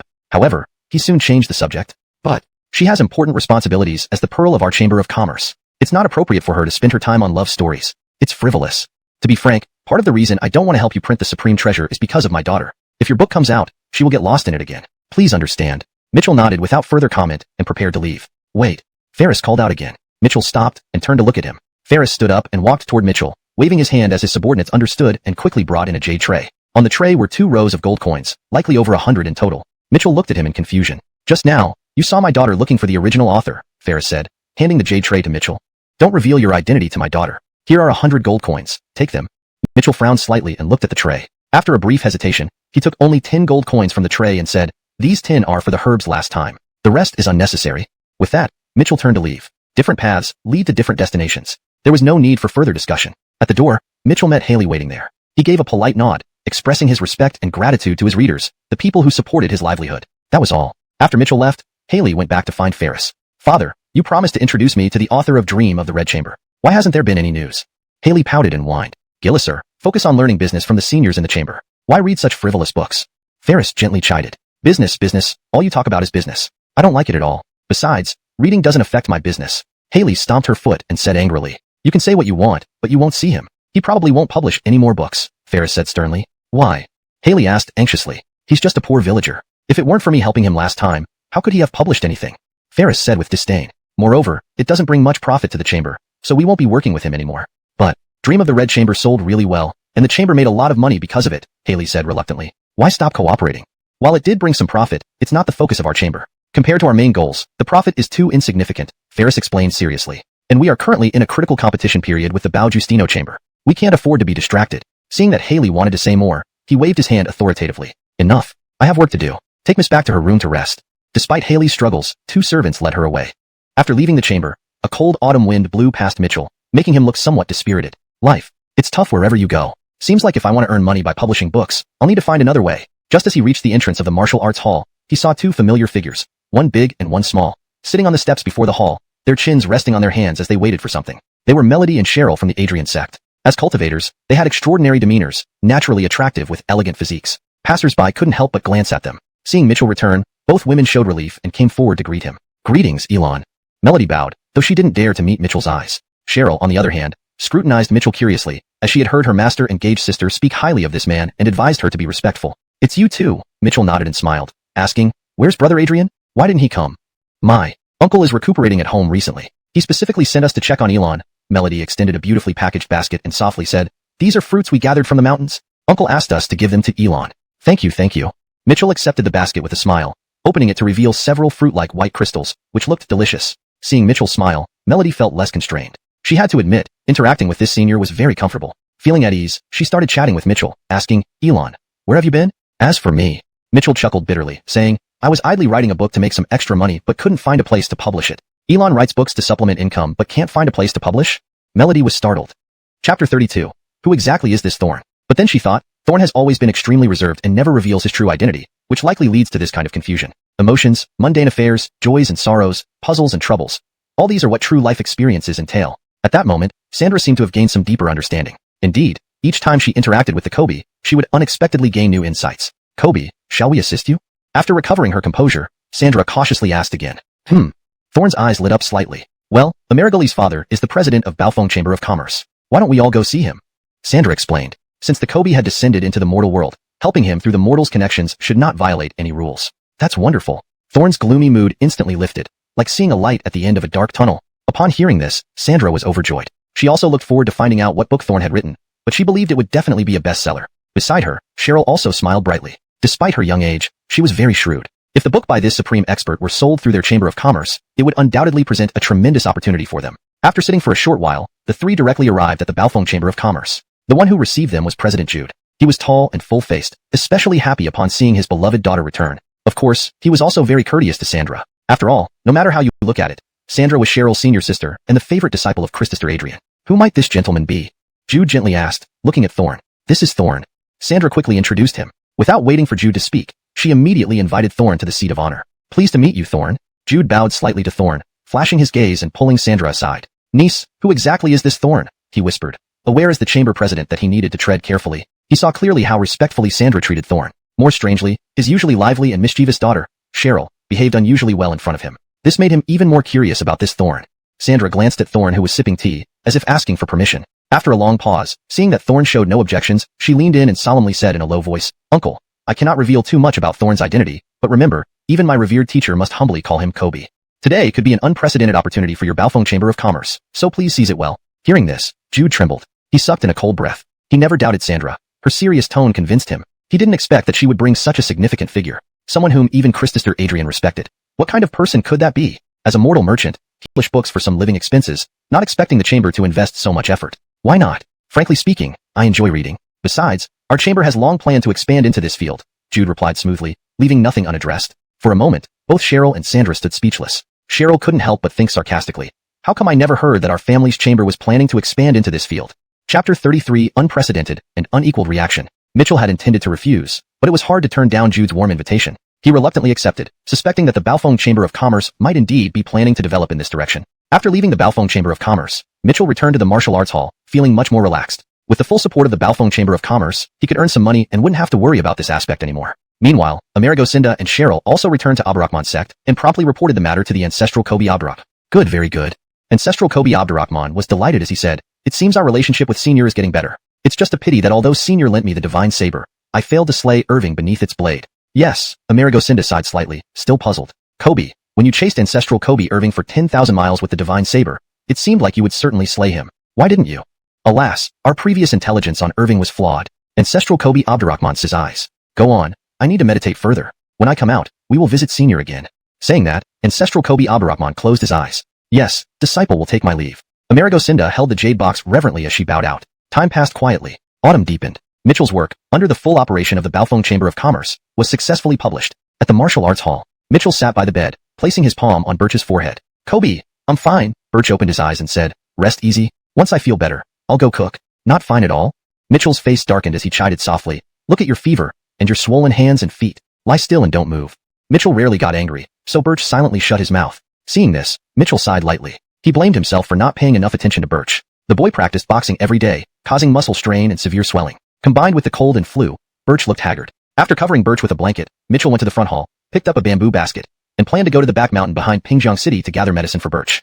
Birch, though they hadn't known each other long, had taken care of all the daily chores for Mitchell. In his heart, the boy had become part of his family. Before leaving, Mitchell instructed the servant across the street to look after Birch since he didn't know how many days he would be gone. Then, carrying a sickle, he entered the mountains. The saying, mountains make horses run dead, was apt. It took Mitchell 3 days to reach the foot of the mountain. Fortunately, there weren't any large wild beasts in the mountain, and he survived on wild fruits and rabbits while drinking from mountain springs. Gathering medicine was tiring, but the unique beauty of the mountains was a rare visual feast. While Mitchell was in the mountains, Pingjiang City experienced a reading frenzy. A book titled The Supreme Treasure and Wuxia Immortal suddenly emerged. The love, hate, misunderstandings, and entanglements between the main characters resonated deeply with countless readers. The first edition sold out immediately. This phenomenon wasn't limited to commoners. Most of the Michaelas of Abdurrahman's sect owned a copy. Thorne's book is indeed captivating. Only someone like Thorne could write such a book. Amerigo Cinda sat on the peak of Abdurrahman's sect, clouds swirling around her. From afar, her beautiful figure appeared ethereal and celestial. She finished the book in just 2 days. As she closed the cover, her beautiful eyes filled with mist, either from regret or longing for the story. Xiao Shui. Suddenly, a figure landed beside Amerigo Cinda, exuding authority, hands clasped behind his back. Greetings, sect leader Hall. It was Dallas of Abdurrahman's sect, to whom Amerigo Cinda bowed upon seeing him. Xiao Shui, why has the sect been so idle lately? I don't see any disciples practicing on the training ground. Dallas had just emerged from seclusion and noticed the unprecedented quietness of Abdurrahman's sect. As the sect leader, he naturally disliked this scene, and his face showed a hint of anger. Hearing this, Amerigo Cinda laughed bitterly and explained, Sect leader Hall, this is probably due to Thorne's book. Thorne's book? Dallas was startled and extended his hand. Do you have it? Amerigo Cinda stretched out her jade-like hand. Taking the book, Dallas held it solemnly and asked, is this truly written by Thorne? Amerigo Cinda nodded seriously. Dallas took a deep breath and leaped into the sky. Hall you? Amerigo Cinda shouted. I will seclude myself for 2 days. Handle sect affairs in my absence. We'll discuss matters later. Dallas's voice echoed from the sky. Amerigo Cinda was stunned. Sect leader Hall, haven't you just emerged from seclusion? But the sky fell silent. Chapter 34. A beauty full of melancholy. Pingjiang Chamber of Commerce. Apart from the top executives, Ferris sat at the head of the table, his face dark and menacing. President, please think of a solution quickly. One executive finally could not hold back and said, as everyone knows, only one first-class chamber can exist in a city, and now we are at the critical juncture of chamber rating. Yes, President. Another executive chimed in, our competition with Baofeng Chamber could have been evenly matched, and we even outperformed them in market expansion for gold, silver, and cultivator items. But this month, Baofeng Chamber has outstripped us by 20% thanks to a single book. If this continues next month, we'll have to relinquish the title of first-class chamber. Indeed, from now on, we will have to follow Baofeng Chamber's lead. They'll have priority over item pricing and market choices, another person added. For a moment, everyone in the conference hall was filled with worry. This made Ferris, seated at the head, look even darker. His hand gripped the chair so tightly that it creaked. He had thought that Mitchell's book selling 2 copies relied solely on his help. Who would have guessed it became such a hit at Baofeng Chamber? Not only that, but it increased their profits by 20% more than Pingjiang Chamber. President, I heard that the original author of this book came to see you before, an executive asked Ferris. Ferris's eyebrows shot up. He was almost about to have a heart attack thinking about it. Yes, Mitchell had come to him first, but he had given up this golden opportunity, which was more painful than losing his wife. He coughed twice, then waved his hand and said, everyone, calm down. Our Pingjiang Chamber has faced many challenges. I will handle this matter. How will you solve it? Someone asked. Clearly, although Ferris was the president, the chamber was not his alone. The situation was already raising doubts among everyone. That author and I have some connection. At worst, I'll go talk to him again and ask him to publish with our Pingjiang chamber once more, Ferris said unhappily. President, when he initially sought cooperation with our chamber, we turned him down. Do you think it will be easy to bring him back now? One person questioned. Others' faces also showed concern. Humph, miss, you were the one who called me impatient. Now you're even more impatient than me, Kira pouted. You dare to backtalk? Quickly, prepare a seat and tea for me, and do not disturb me, the white-robed Selena ordered Kira. A cup of tea and a seat later, the white-robed Selena read the book from morning till evening. Now, having finished it, she hugged the book, lost in thought, her eyes vacant, still immersed in the love story between Havelock and Marcia. If I could have a second chance, I tell you I love you. And if I must add a deadline, I hope it's for 10,000 years. Such sentences? What kind of person could write something like this? The white-robed Selena whispered. Seeing her state, Kira pouted. Miss, you're doing it again. Last time, dream of red mansions made you forget sleep and food, and now you're staring blankly. You little thing, still talking back, the white-robed Selena chided, carefully holding the book in her hands. One dream of red mansions. One, Havelock. Kira, what do you think? This gentleman must be very gentle. What do you think he looks like? As she spoke, her eyes sparkled with anticipation. I don't know. Kira shook her head in distress. A soft sigh full of melancholy. Knock, knock, knock. At that moment, a knocking sound came from the door. The white-robed Selena frowned. Kira was also puzzled. No one had ever come here before. Translation notes. Maintain the paragraph structure and line breaks as in the original text. Used pinyin for Burkinese names to ensure accuracy. Kept the original tone and style to ensure natural fluency and coherence with the previous content. Chapter 35. Elon, your poetry is truly commendable. Quinny, who is it? The Selena in white asked. A young man, and he's an ordinary human, Quinny replied after peeking through a small gap she opened in the door. An ordinary human? The Selena furrowed her delicate brows and continued. Ask him what he wants. He says he's seeking shelter. What do you think, miss? Quinny turned to seek approval from the Selena in white. Let him in. Arrange a courtyard for him, and warn him not to wander around at night. The Selena gave her instructions without further ado, then returned her attention to the book. Come on in. Quinny opened the gate wider, allowing a young man with a bamboo basket on his back, looking slightly weary, to enter. This was Mitchell, who had been collecting herbs in the mountains. He had brought a tent but, unfortunately, light rain started drizzling from the sky, making the mountain chillier. Unable to bear it any longer, Mitchell sought refuge. Thankfully, there was still a household deep within these mountains. Thank you. Mitchell hurriedly expressed his gratitude and stepped inside. As soon as he crossed the threshold, Mitchell was captivated by the scenery before him, particularly by the Selena sitting under the waterfall, a figure so refined that she seemed almost otherworldly. In the desolate mountains, fresh rain falls lightly. At dusk, birds return home late into the autumn. In the tranquil courtyard, silver curtains stretch 3,000 feet. A beautiful Selena leans against a rock, playing the zither. Moved by the scene, Mitchell couldn't help but recite a poem inspired by ancient verses he remembered from his past life. Of course, he made slight adjustments to fit the moment, lest it felt out of place. However, just as Mitchell finished reciting the poem, the Selena, who hadn't raised her head while playing the zither, suddenly looked up with surprise. She hadn't expected a mere mountain villager to compose such a poem. Desolate mountains, fresh rain falling lightly. At dusk birds return home late into the autumn. In the tranquil courtyard, silver curtains stretch 3,000 feet. A beautiful Selena leans against a rock, playing the zither, she repeated softly, nodding in appreciation, and for the first time, turned her gaze seriously towards Mitchell. Indeed, he possessed no cultivation. He was undoubtedly an ordinary human. Under the light drizzle, his green robe was slightly damp, yet he didn't look disheveled. Rather, he exuded a clean and pleasant aura. This human left a comfortable impression on her, subtly altering her preconceived notions about ordinary people. Ordinary humans aren't all the same, she mused, closing her book and speaking. Elon, your poetry is commendable. Thank you. Miss, you're too kind. Mitchell bowed respectfully and followed Quinny to his lodgings to rest. Is everything settled? The Selena in white asked softly. Yes, miss, Quinny replied, then exclaimed in surprise. Hey miss, the poem you wrote down, wasn't that the one he just composed? Yes. The Selena nodded gently, pinning down the poem Mitchell had composed. Miss, don't tell me you have a thing for this human? You even wrote down his poem. Quinny playfully covered her mouth. Don't talk nonsense. The Selena rolled her eyes at Quinny, putting down her pen. I merely find his verse fitting for our surroundings. I always felt something was missing here, but with this poem, it feels complete. So, once the ink dries, frame it and hang it up. Hee miss, if you weren't interested in him, why would you hang his poem? Quinny teased. You little imp. Say that again, and I'll give you a good whack. The Selena feigned anger, then added. Even if a human were extraordinary, they are worlds apart from us. Besides, how could I fall for someone just because of one poem? And besides, Meryl hesitated, stopping herself, only tightening her grip on her copy of Dream of the Red Chamber and The Supreme Treasure. Chapter 36. Gazing up at the bright moon, thinking of home. Yes, miss, if you're to admire someone, it would be the authors of Dream of the Red Chamber and The King of Fighters. Not just any ordinary person, Quinny said with a mischievous look, speaking with deep meaning. Quiet. The Selena tapped Quinny's little head and then said with worry on her pretty face. But what if he is an ordinary person? Quinny thought hard. I don't think so. You see, the characters in The King of Fighters have different cultivation methods than ours, yet they are incredibly powerful. To fabricate such a world, one must surely have some understanding of cultivation to write such a book, right? True.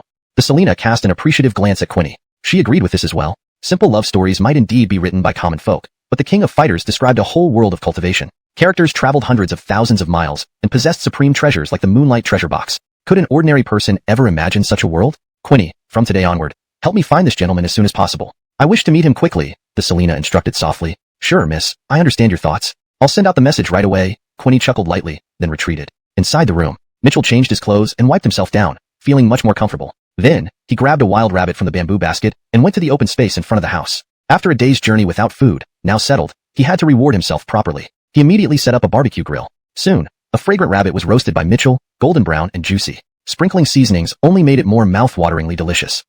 Mitchell raised his cup to the moon, mist clouding his eyes unawares. Not only do you write poetry well, sir, but you seem to have quite a story to tell. Two graceful figures appeared outside the courtyard, their voices breaking the silence. With their words, the coldness in the Selena's eyes quietly dissipated. They had been observing for quite some time. This place at the foot of the Mufu Mountains was crucial. On the surface, the two women enjoyed seclusion and scenic views. Secretly, they guarded the area, preventing all unexpected events. For 2 years, no strangers had entered. Mitchell, being one, despite being just an ordinary man, drew attention early on. But now, it seemed their concerns were unwarranted. Apologies, ladies. Mitchell hurriedly bowed, inviting the two women to join him by the fire. I apologize for any disturbance. These dishes were meant to be sent over once prepared, but since you're here, why not join me?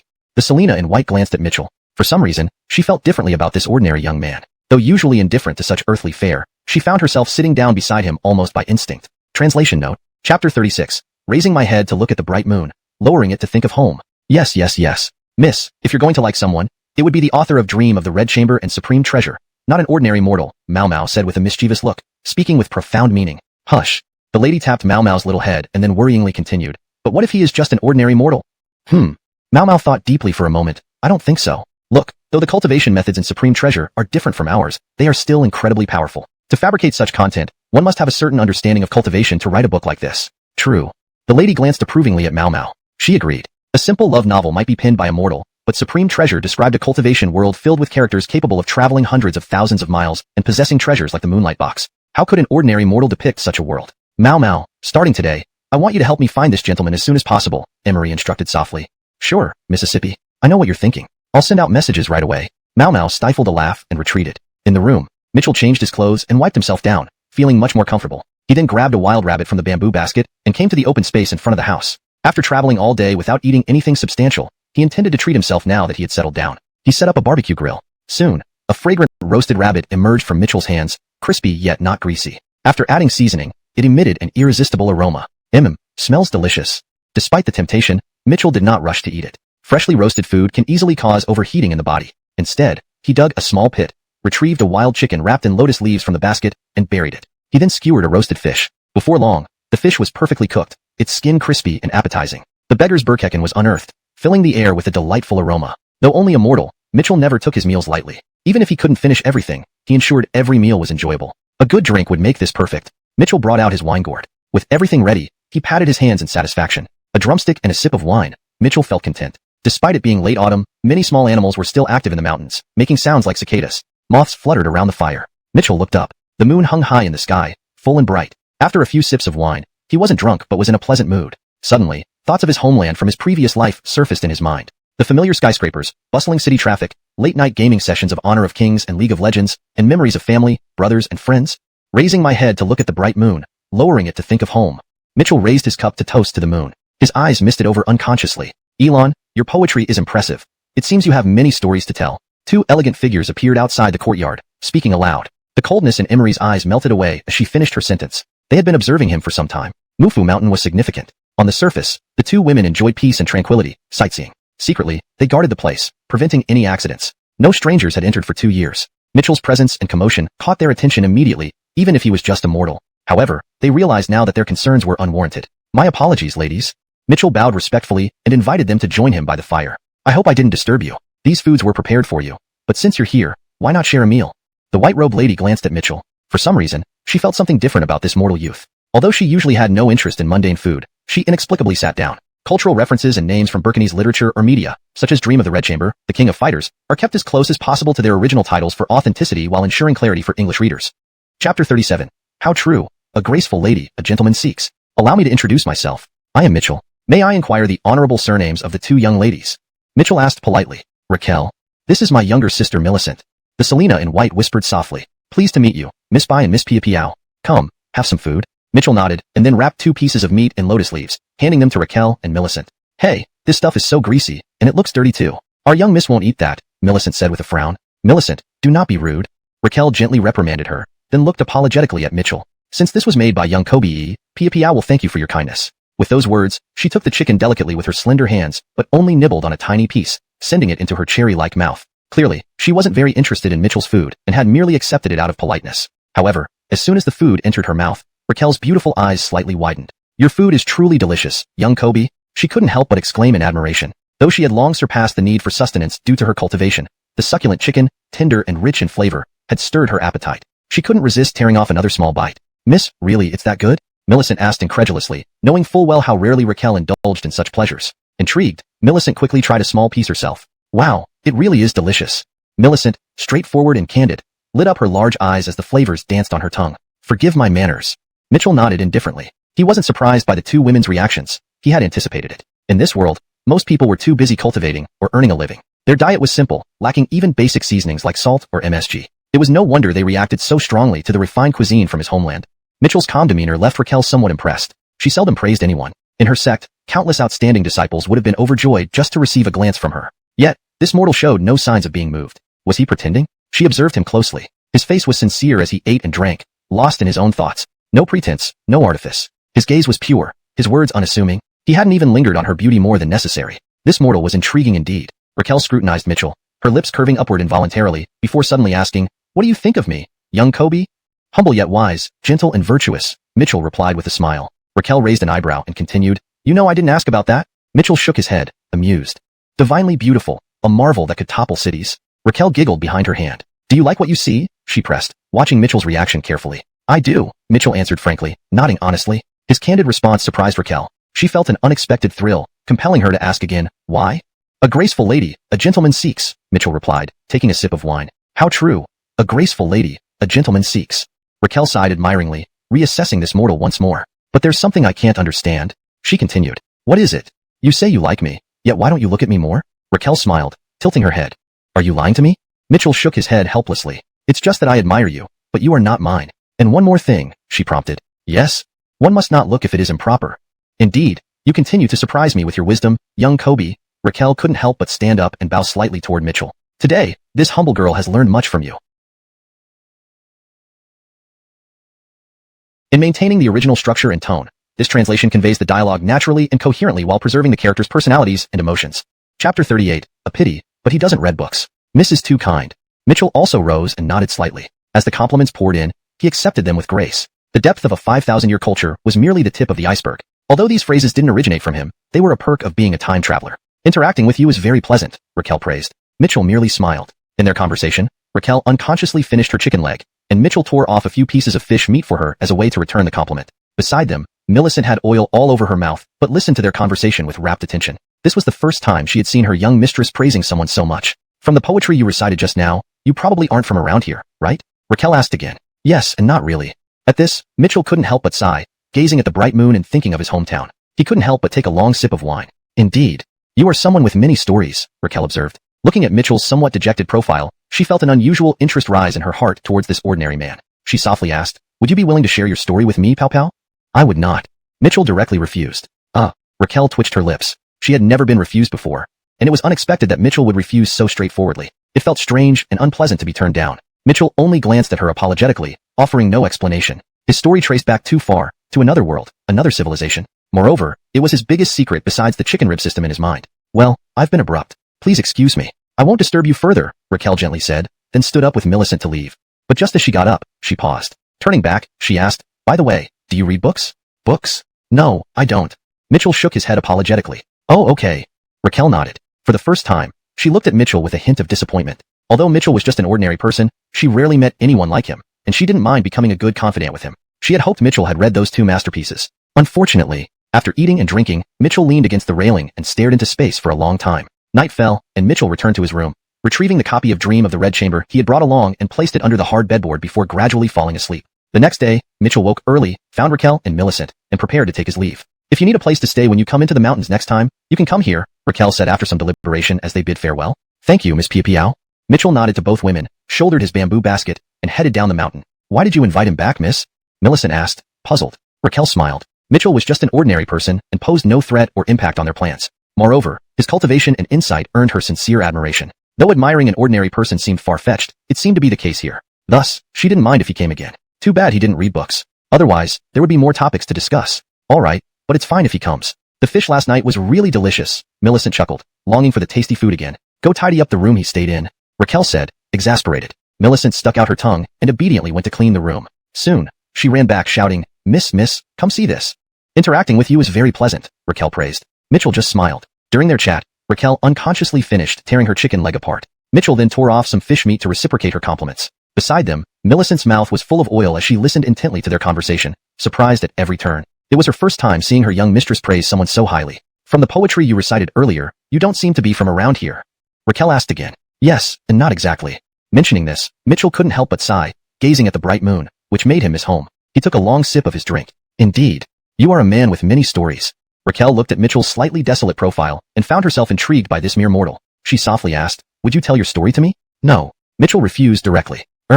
Raquel pouted. She had never been turned down before, and it felt strange to be rejected so decisively by Mitchell. Mitchell only glanced at her apologetically without any explanation. His story traced back too far, to another world, another civilization. Besides, aside from that rather useless system, this was the biggest secret he kept to himself. It's my rudeness, please sit. I won't disturb you further, Raquel lightly said, then stood up with Millicent and left. But just as she started to rise, she stopped. She turned and asked, by the way, do you read books? Books? I don't. Mitchell shook his head regretfully. Oh, all right. Raquel nodded, noticing a faint disappointment in her eyes as she looked at Mitchell. Though Mitchell was just a mortal, she seldom met anyone like him. She even wouldn't mind becoming close friends with him. She had hoped Mitchell had read those two masterpieces. Alas, after eating heartily and drinking for several rounds, Mitchell leaned against the railing and was lost in thought for a long time. Late at night, Mitchell returned to his room, pulled out the copy of Dream of the Red Chamber he had brought in his bamboo basket, and placed it under the hard bedboard before gradually falling asleep. The next day, Mitchell got up early, found Raquel and Millicent, and prepared to bid farewell. If you ever come into the mountains and need a place to stay, you can always return here, Raquel said carefully during their farewell. Thank you, Miss Bai. Mitchell nodded to both women, slung the bamboo basket over his shoulder, and headed down the mountain path. Miss, why do you want him to come back? Millicent asked, puzzled. Raquel smiled. Mitchell was only a mortal, incapable of influencing or threatening their plans. Moreover, she admired his poise and knowledge genuinely. Though admiring a mortal seemed fantastical, it appeared true. Thus, she didn't oppose his possible return. A pity he didn't read books. Otherwise, they might have had more topics to discuss. All right, but it's not bad if he comes. That fish last night was really delicious, Millicent grinned, thinking of the delicious food. All right, go tidy up the room where he stayed, Raquel said with slight annoyance. Millicent stuck out her tongue and went to clean the room. But soon, she ran back shouting, Miss, come and see. Chapter 38. Unfortunately, he doesn't read books. You're too kind. Mitchell also stood up and nodded slightly. Praise was flowing endlessly, and he accepted it gladly. The cultural heritage of 5,000 years was just the tip of the iceberg here. Although these elegant phrases didn't originate from him, they were part of his perks as a time traveler. It's very pleasant talking to you, Raquel praised. Mitchell just smiled. As they chatted, Raquel unconsciously finished her chicken leg. Mitchell then tore off some fish meat for her in return, an acknowledgement of her praise. Quinny, sitting nearby, had her mouth full of oil but listened to their conversation with wide eyes. It was the first time she had seen her mistress compliment someone so much. From the poem you recited earlier, you must not be from around here. Raquel asked again. Yes and no. At this, Mitchell couldn't help but sigh, gazing at the bright moon and thinking of home. He took a long sip of wine. As I expected.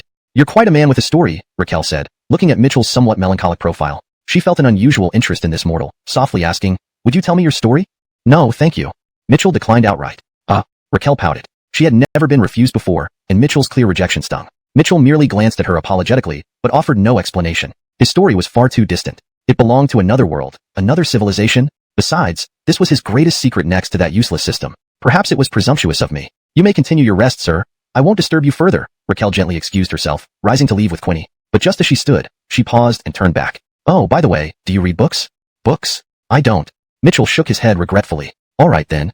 Raquel nodded, the light in her eyes dimming slightly for the first time when she looked at Mitchell. Though Mitchell was just a mortal, she seldom met anyone like him, even willing to be friends. She thought he might have read those two classics. Alas, after eating well and drinking heartily, Mitchell leaned against the railing, lost in thought for a long time.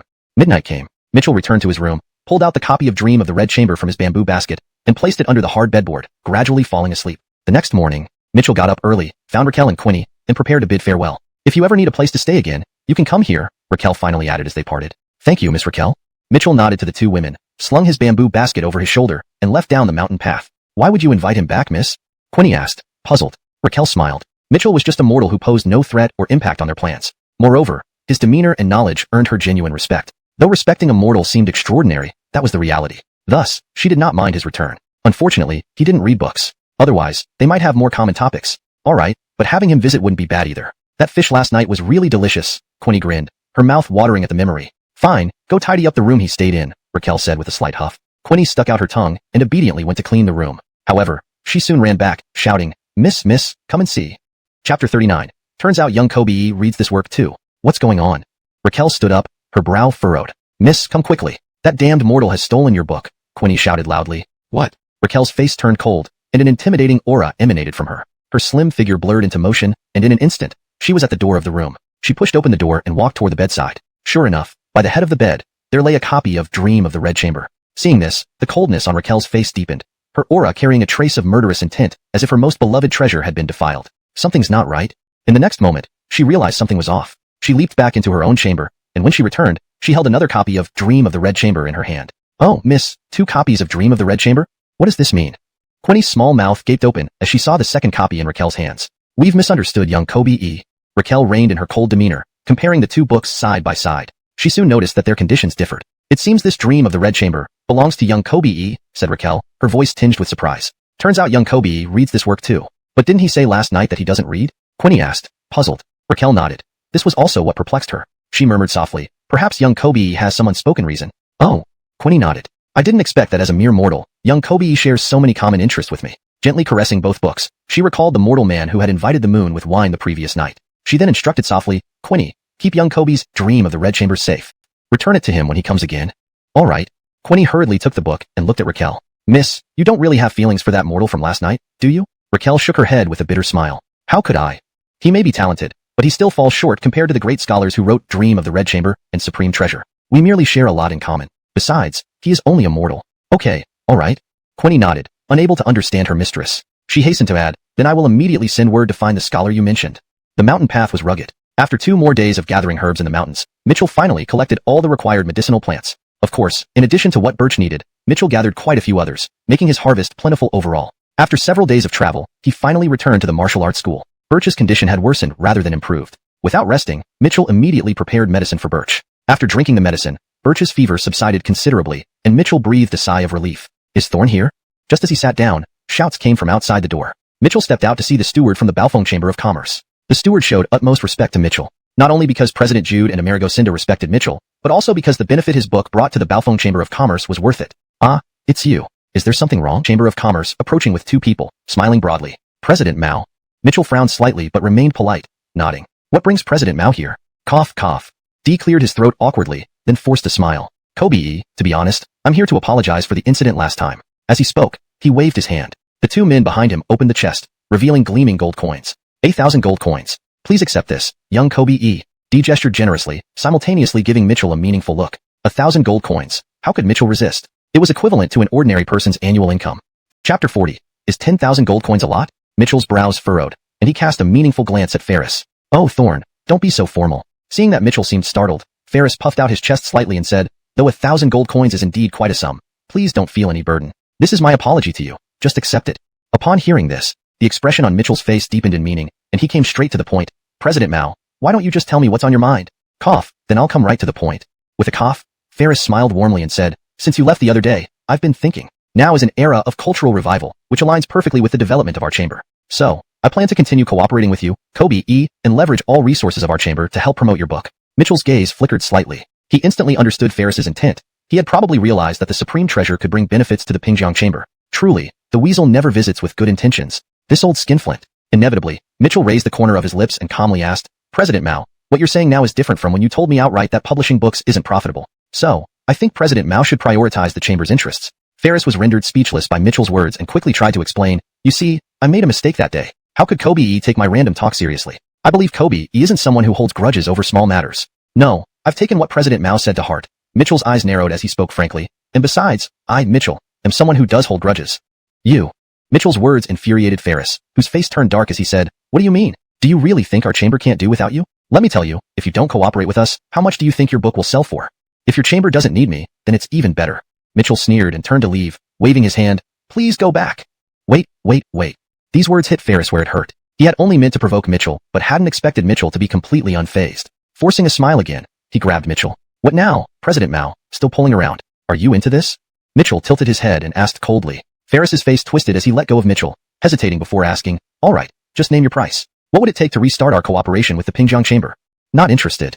Mitchell rejected him outright. 2,000 gold coins? Mitchell remained silent. 3,000 gold coins? Mitchell still didn't respond. 10,000 gold coins? Finally, Ferris gritted his teeth and shouted out a substantial number. President Mao, there's no going back once things are set in stone. Mitchell didn't want to tangle with Ferris anymore, directly saying, besides, I'm known for holding grudges. I remember very well how you disrespected me that day, so please leave. Yes, that day was my fault, and I understand if you bear a grudge. Ferris, not expecting Mitchell's obstinacy, turned red-faced and continued, but you can't possibly be against money, right? This is 10,000 gold coins, a fortune you'd never earn in a decade. If this isn't enough, aren't your demands a bit too extravagant? At this, his eyes narrowed further as he added, don't you fear it might choke you? Ferris's words made Mitchell laugh. His eyes narrowing, he countered, is 10,000 gold coins really that much? You impudent brat, what big words. Ferris frowned angrily, let alone 10,000 gold coins. You might not even have 500 to spare. Is that so? Mitchell's lips curled upwards. Note, the translation maintains the original paragraph structure and style while ensuring readability and coherence in English. Chapter 41. Remember to dress beautifully. After saying this, Mitchell took out the card that the Baofeng Chamber of Commerce's steward had just given him. To be honest, in the past, I might have bowed for a few coins. But now, 10,000 gold coins are nothing to me. As he spoke, Mitchell couldn't help but wave the card in front of Ferris's eyes. Humph. Ferris sneered, but immediately noticed the card fluttering in Mitchell's hand. The exclusive color and pattern? What? The expression on Ferris's face drastically changed. As the president of Pingjiang Chamber of Commerce, how could he not recognize their rival? The Baofeng Chamber of Commerce's exclusive deposit card? This type of card was similar to what they used in the Pingjiang Chamber of Commerce and varied by levels. The card Mitchell held was obviously a high-level one from the Baofeng Chamber of Commerce, indicating it had at least 100,000 gold coins in its account. That meant Mitchell possessed at least 100,000 gold coins. Realizing this, Ferris felt as if a fishbone had lodged in his throat, rendering him speechless. How about it, President Mao?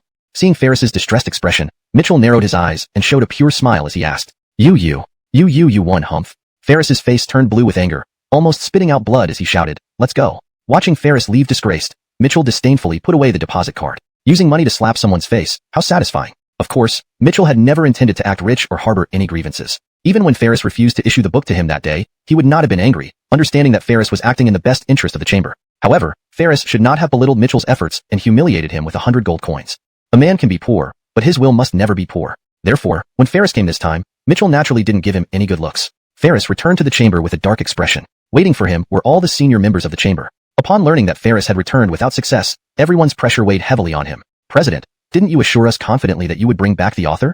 Yes, last month the Baofeng Chamber of Commerce already surpassed us by 20% in profits. If this continues into this month, don't even mention the profit the book brings to the Baofeng Chamber of Commerce. Its influence and reputation alone will crush our Pingjiang Chamber of Commerce. If Baofeng Chamber of Commerce wins this round of chamber ratings, you, Ferris, will be considered a sinner of our Pingjiang Chamber. These harsh voices made Ferris feel desperate, but as president, he couldn't ignore the pressure and try to hold his ground. It's just a failure this time, nothing much. I have my own ways. After the meeting, Ferris returned home, sitting in the main seat with furrowed brows. Finally, he called out, bring Miss Mao here. Soon, Haley, dressed in a red long skirt and barefoot, entered and softly asked, Father, what do you need? Cough, Gilliser. Upon seeing Haley arrive, Ferris put aside his gloominess and said with a smile, I have some good news for you. The author of Dream of Red Mansions has been found. Oh, and also, the author of Journey to the West is the same person. Really? Haley's delicate face showed surprise and joy. Indeed. Ferris nodded and then asked, Gilliser, do you like this person? Hearing this, Haley blushed, lowering her head and replied, Father, though I have never met him, his talent and works are remarkable. I believe he must be kind, elegant, gentle, and a gentleman. Seeing Haley praising Mitchell, Ferris's expression darkened but quickly regained composure, saying gently, Gilliser, whatever you like. Your father supports you. Literature indeed has its charm, so if you have a pursuit, chase it boldly. Thank you, Father. Haley's excited face turned rosy at the thought of soon meeting her idol. Well, you may go down now. Later, I'll have someone inform you of his identity and address. Find time to visit him. Yes, Father, I will take my leave. Oh. As Haley left, Ferris couldn't resist calling her back. Yes? Haley turned around. Remember to dress beautifully, and that dress is a bit too long. Ordinary scholars usually don't prefer such attire. Chapter 42.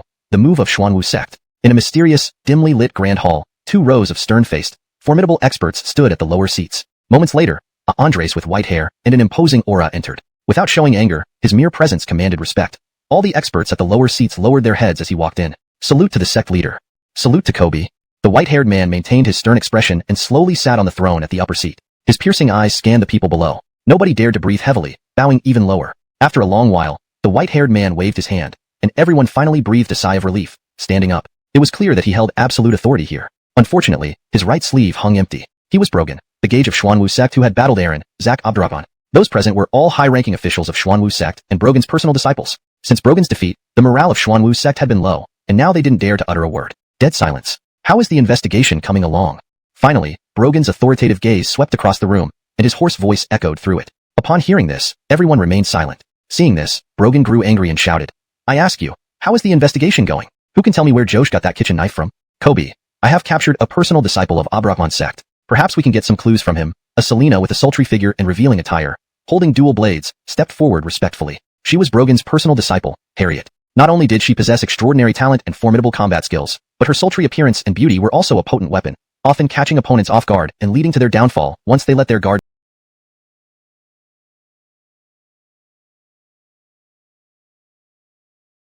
down due to her allure. "Bring him in." Brogan waved his hand. "Yes." Harriet flashed out of the hall and reappeared holding a young man in a white robe by the collar. "Let go of me. Let go of me." The young man yelled defiantly. "Do you know who I am? How dare you capture me? I'm Jameson, a personal disciple of Abdurrahman sect. If you don't release me, Abdurrahman sect will launch a devastating attack on you." Slap. Harriet slapped Jameson across the face. You actually dare to hit me?" Jameson instantly flew into a rage. He had never been struck before. This was utterly humiliating. Another slap sent him flying backward. He felt more humiliated, scrambling to his feet to retaliate. But then he noticed a white-haired man standing above him, looking down coldly. "Who are you?" Jameson shouted. "Brogan."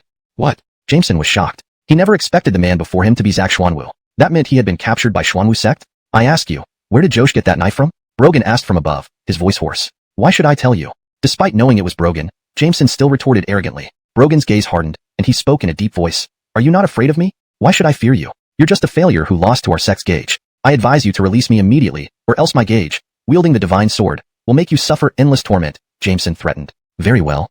With those light words from the gauge, a daunting aura erupted from him. Jameson, who was lying on the ground, was suddenly lifted into the air. "I'll ask you again, speak or not?"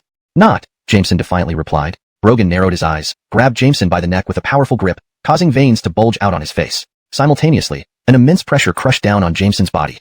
I'm wrong, I'll talk." Faced with impending death, Jameson quickly surrendered. Thud. Brogan released him, sending Jameson crashing to the ground. Everyone present sneered, expecting him to be tough but finding him softer than a ripe persimmon. Cough, cough, cough. Jameson coughed hurriedly, seeing Brogan growing impatient. He rushed to say, "I don't know if what I say is accurate, but I heard from my master that it came from a great master in Pingjiang City." "A great master in Pingjiang City?" Brogan grew angry, stepping on Jameson's chest. "What great master is there in Pingjiang City? Really? I wouldn't dare lie to you. My master also said he runs a small martial arts school in Pingjiang City. It's true." "Small martial arts school?" Seeing Jameson less than half a day, Jing Adebayo had already arrived at Pingjiang City. Although Pingjiang City was close to a cultivation sect, there were more commoners here, and thus many martial arts schools scattered throughout. However, for Jing Adebayo, this wasn't a problem. His method was brutal yet effective. He directly stormed each school. He walked out of a martial arts school, his sickly face carrying an eerie charm and cold-bloodedness. Everyone in that school was slaughtered. He rushed to the next school. After killing several dozen people, he stepped on the principal of the martial arts school and coldly asked, "Tell me, what relation do you have with Huayin Gate?" I really have nothing to do with Huayin Gate, sir. Please, spare." Before he could finish speaking, a glint of cold light sliced across his neck. Such a bore.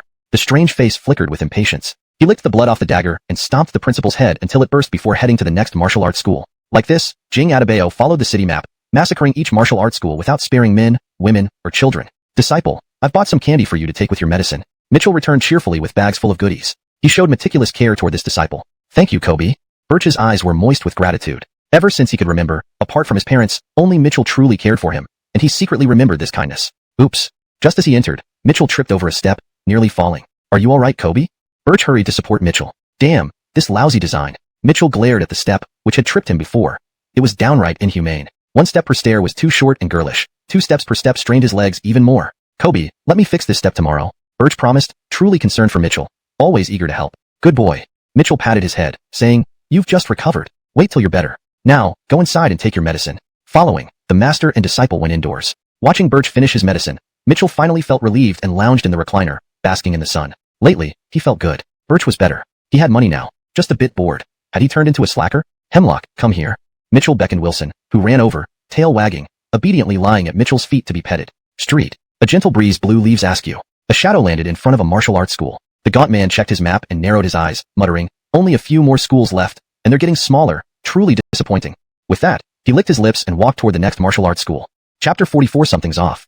This Puolan martial arts school doesn't even have a name. It's probably another trashy place if nothing unexpected happens. Correction. This Puolan martial arts school doesn't even have a name. If nothing unexpected happens, it's probably another trashy place. For better fluency and accuracy, the translation can be revised as follows. This Puolan martial arts school doesn't even have a name. If there are no surprises, it's probably just another trashy place. Additionally, to maintain natural readability and consistency in style, Puolan should be translated as dilapidated or ramshackle. This dilapidated martial arts school doesn't even have a name. If there are no surprises, it's probably just another trashy place. As he walked, Jing Adebayo glanced around the martial arts school. Suddenly, he stopped. His gaze fell on the only character on the plaque. Frederick? He furrowed his brows, sensing that this plaque concealed something, but after observing for quite a while, he discovered nothing unusual. Inevitably, he scoffed with disdain. With a casual wave of his hand, a stream of energy shot out towards the Frederick character plaque. Without glancing back, he entered the martial arts school, assuming that the old, worn-out plaque wouldn't have any other outcome under his power except shattering. However, what he didn't know was that his energy blast not only caused no damage to the Frederick plaque, but didn't even leave a mark. Walking into the front hall, Edlin directly chopped out a palm strike, intending to destroy the front hall first. But when he struck with intense primordial energy, it caused no reaction at all. Instead, 18 scrolls hanging on both sides of the wall emitted blinding light. Then, without any delay, knives, spears, swords, halberds, 18 types of weapons suddenly materialized above his head, carrying a destructive aura toward him. Edlin's pale face instantly turned even whiter under the pressure. He realized he had encountered an alarming crisis. No longer careless or complacent, almost immediately, he took out the Ganon Tian stone given to him by Irving Laozu. Upon its appearance, the Ganon Tian stone radiated brilliant light. Yet in an instant, under the pressure from the 18 weapons, it dimmed and lost all its luster. What? Edlin was startled and found himself defenseless. He could only watch as the 18 weapons descended toward him, getting closer and closer. In a flash, these weapon shapes passed through one another. Jing Adebayo couldn't even manage a scream before he was obliterated into ashes, leaving only the Ganon Tian stone falling onto the floor with a crack. What was that sound?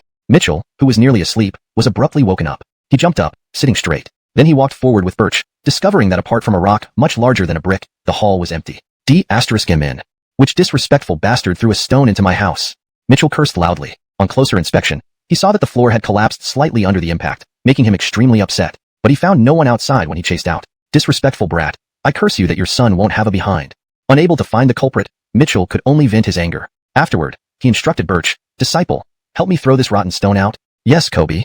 Birch struggled to lift the stone and walked outside. After a few steps, he seemed to remember something and said, Kobe, the size of this stone seems just right. Should I carry it to the door to fill the step? Hearing this, Mitchell's eyes lit up. You're right. Thinking about it, Mitchell nodded and ordered. All right then, put it by the door. This disrespectful bastard inadvertently did us a favor. But this matter was a bone stuck in Mitchell's throat. He had always treated people kindly and hadn't offended anyone. So why would someone throw such a large stone at his martial arts school? It was inexplicable. Since Birch was fully recovered, the next few days Mitchell taught him new boxing techniques and didn't go out much. At Irving's sect, Melissa arrived at the Great Hall, standing respectfully before Dawn. Kobe, Brother Adebayo has been gone for many days with no word at all. Something is definitely off, Melissa couldn't help but say. Dawn frowned upon hearing this. Logically, after so many days, Jing Adebayo should have sent some news. The lack of information was indeed abnormal. Fredrickson, go down the mountain to look for Adebayo. Bring him back and report to me. Irving Laozu looked at the cloak-wearing man beside him and commanded solemnly. Yes, Kobe. Bray bowed respectfully, his cloak fluttering as he disappeared from the Great Hall. Chapter 45. How did you end up in a place like this? Trace arrived in Pingjiang City. He then proceeded to investigate the martial arts schools, but all the ones he visited had already been massacred. These are the works of Junior Brother Ryan, he mused. Just by following the trail of martial arts schools one by one, I can trace Junior Brother Ryan's movements. Trace's pupils constricted slightly. His cloak fluttered behind him as he vanished into thin air like a gust of wind. His speed rivaled and even surpassed that of Jing Adebayo. Among his peers, no one could match him in terms of speed. Even if someone managed to detect his presence, they couldn't see his true form. Only a blur of his cloak whizzing past. Rapid cloak. This was another prized possession of Dawn. It could significantly enhance both movement and attack speed, appearing harmless yet harboring deadly intent. With this rapid cloak, Jing Adebayo, despite being a junior, had secured his place in the Nansha region. Kobe, the people from Baofeng Trade Union have come. They're inviting you for a meal, Birch said respectfully. All right, tell him to wait at the door. You change your clothes and come with me, Mitchell replied. He quickly tidied up, changed into a white robe, and left with Birch. Outside, the steward of the Baofeng Trade Union had already prepared a palanquin for Mitchell. What luxurious treatment! Without hesitation, Mitchell stepped onto the palanquin. Before departing, he waved to Wilson standing at the gate, shouting, Wong Kai, guard the house well. If you encounter those troublemakers who throw stones, bite them hard. With the instructions given, the group headed straight for the Baofeng Trade Union. Even before they arrived, the union's senior executives, including Jude, were waiting respectfully. Of course, Amerigocinda and Cheryl were also there. President, I think it's necessary to adjust Thorne's profit-sharing ratio, someone suggested. Yes, I agree. With the trade union raiding underway, Thorne is our timely reign. Regardless of the profits, the influence and reputation he brings will add substantial points to our union. Someone else chimed in. Jude sipped his tea and said, last time. The steward reported back that Thorne seemed dissatisfied with the 10,000 gold coin share, so I've considered increasing his share. Agreed. An executive proposed. Besides costs, our union will take only 10%, and the rest of the share goes entirely to Thorne. Yes, I approve this move. While it seems like a loss of profit, we gain reputation. After all, ratings aren't solely based on profits but more on reputation and influence, another added. As the two executives spoke, others followed suit with similar opinions. Jude glanced at Cheryl and Amerigosinda. Although he seemed in charge, he knew he had no real say in this matter. He'd long understood from bits and pieces mentioned by Cheryl and Amerigosinda that this Thorne was no ordinary person. He might very well be a hidden great master disguised as a mortal. How could a mere mortal guess the intentions of such a master? So he sought the opinions of Cheryl and Amerigosinda, which was why he invited them. The two nodded, showing no objections. Agreed, let's finalize it here. Seeing no objection from the women, Jude made the decision. Meanwhile, Mitchell had just arrived outside. Please come in, sir, the steward greeted respectfully. Thank you. Mitchell lifted his robe, stepped down from the palanquin, and walked towards the Baofeng trade union with his young disciple Birch. The steward hurried ahead to inform the president. Chapter 46, Elon, we apologize for the disturbance. What? Anatole's actions had clearly struck a nerve with everyone, particularly Amerigosinda and Cheryl, whose hearts seemed to catch in their throats. They weren't worried about Mitchell coming to any harm, given Anatole's lack of capability. What they feared was that Anatole might offend Mitchell, thus angering the entire Adrian sect. It was known that Zach Adrian meticulously maintained his relationship with Mitchell, fearing any slight or negligence. If Anatole's sword were to strike down, all their efforts would be for naught, potentially leading to catastrophe for the Adrian sect. Hold it. Almost simultaneously, Cheryl and Amerigosinda moved. The two women attacked in succession, their powerful palm strikes aimed directly at Anatole. Kobe. Upon seeing the two women, Anatole was visibly startled. Given their seniority, they outranked him significantly, but before he could address them, he encountered their attacks head-on. Bang! Bang! Two strikes sent Anatole flying, slamming into the ground hard. Kobe. As Anatole rose to speak, he faced yet another devastating attack from the two women. One could only imagine their fury and fear over the potential consequences. Notably, if Zach Adrian learned of this incident, it could cause an uproar within the sect. Just as Anatole sat up, he was struck again, spitting out blood. Why are you attacking me? He looked bewildered. Before he could finish speaking, Amerigosinda extended her jade-like hand, her green sleeve coiling around Anatole's neck like a snake, lifting him into the air. Adrian palm. From midair, Cheryl's jade hand turned over, sending a powerful palm strike directly into Anatole's chest. Ah! Anatole let out a scream of pain, his chest caving inward as he plummeted to the ground. This still did not extinguish the women's anger. A 3-foot-long wind erupted from their sleeves, pressing against Anatole's neck. Beside them, Star was terrified, her face pale as she covered her lips, unsure of what to do or what had happened. Mitchell's eyes, however, sparkled with fascination. This was his first close-up view of cultivators in action. They were truly formidable. Especially Amerigosinda. She was quite impressive, justifying Zach Adrian's decision to send her for cultivation despite going hungry himself. The women's defense of him was touching. Kneel. An icy command rang out from the women, leaving no doubt that the next moment could end Anatole's life. What did I do wrong? Blood dripped from Anatole's mouth as he looked at the two women, his gaze unfocused and his voice weak, unwillingly questioning. Even though you're my seniors, you can't treat me like this. Still trying to justify yourself?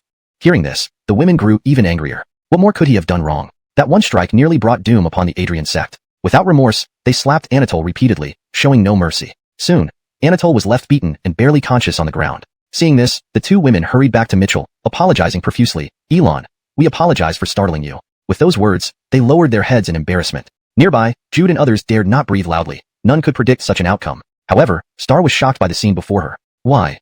1,000 questions swirled in her mind. Everyone knew the identities of Amerigosinda and Cheryl, making her seem insignificant compared to them. Yet, why did these powerful women show such respect to a mere mortal like Mitchell? And could their attack on Anatole have been motivated by their loyalty to the man who once rejected him?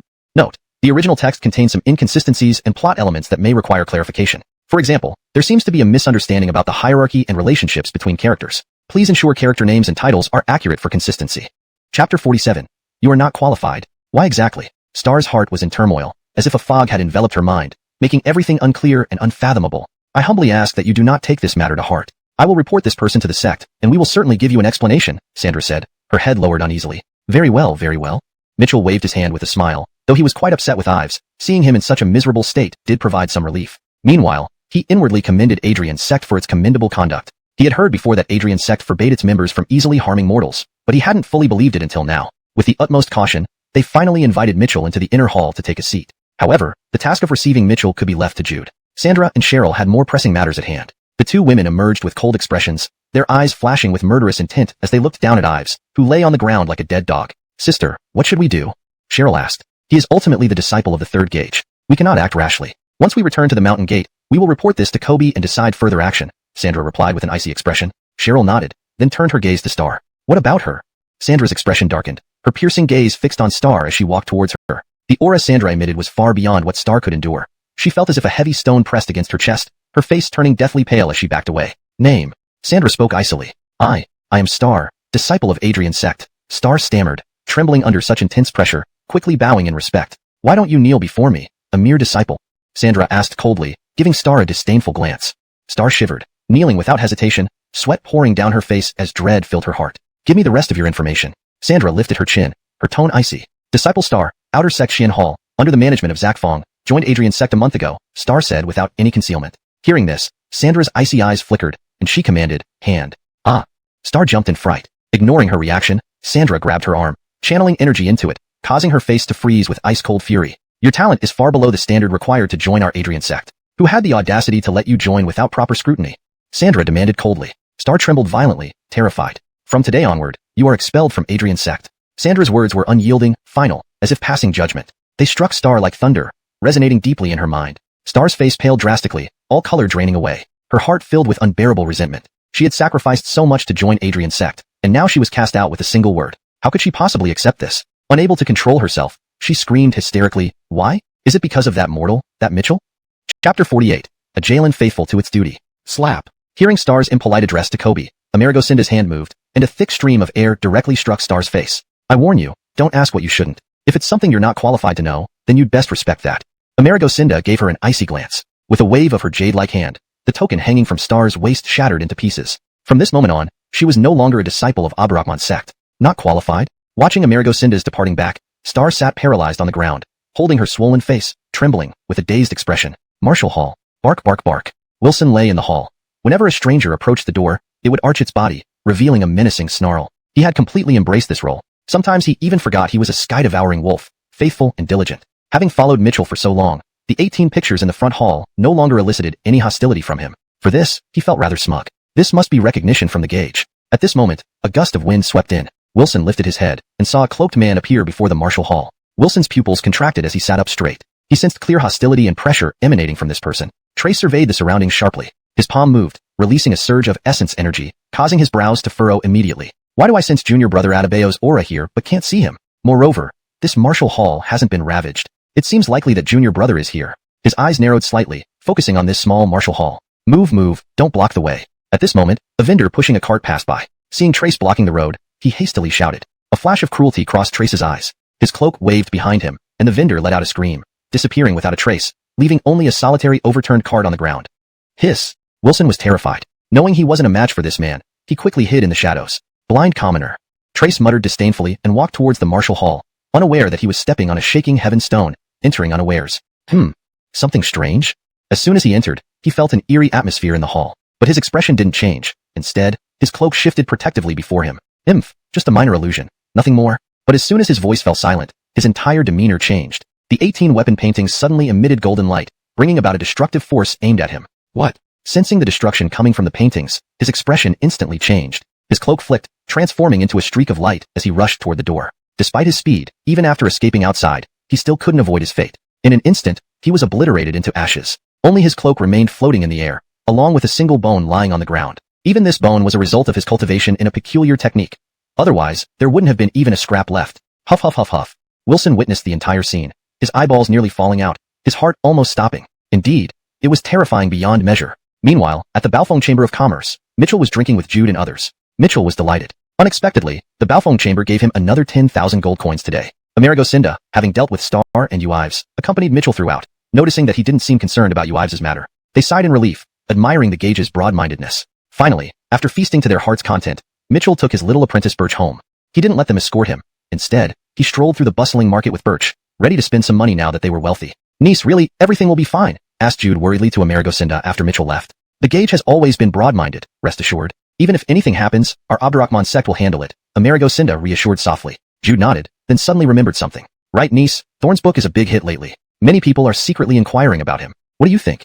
Amerigosinda's pupils contracted slightly. After a moment's thought, she said, Thorn wrote the book just for life experience, not for fame or profit. He likes solitude. So under no circumstances should his whereabouts be revealed. If he's disturbed, it would be unforgivable. Jude gasped, feeling relieved. Indeed, many people had inquired about Mitchell, mostly admirers. Originally, he hadn't thought much of it, but hearing Amerigosinda now, he realized the seriousness. Thankfully, he hadn't leaked any information about Thorn. Irving sect. Yao Kermitger closed her eyes in meditation but found her mind restless, sensing that something was about to happen. Thinking of this, she came before Dawn and respectfully said, "Kobe, I feel we've been somewhat rash this time." Dawn opened his eyes, looking at Yao Kermitger. "Speak your mind." "Yes, Kobe."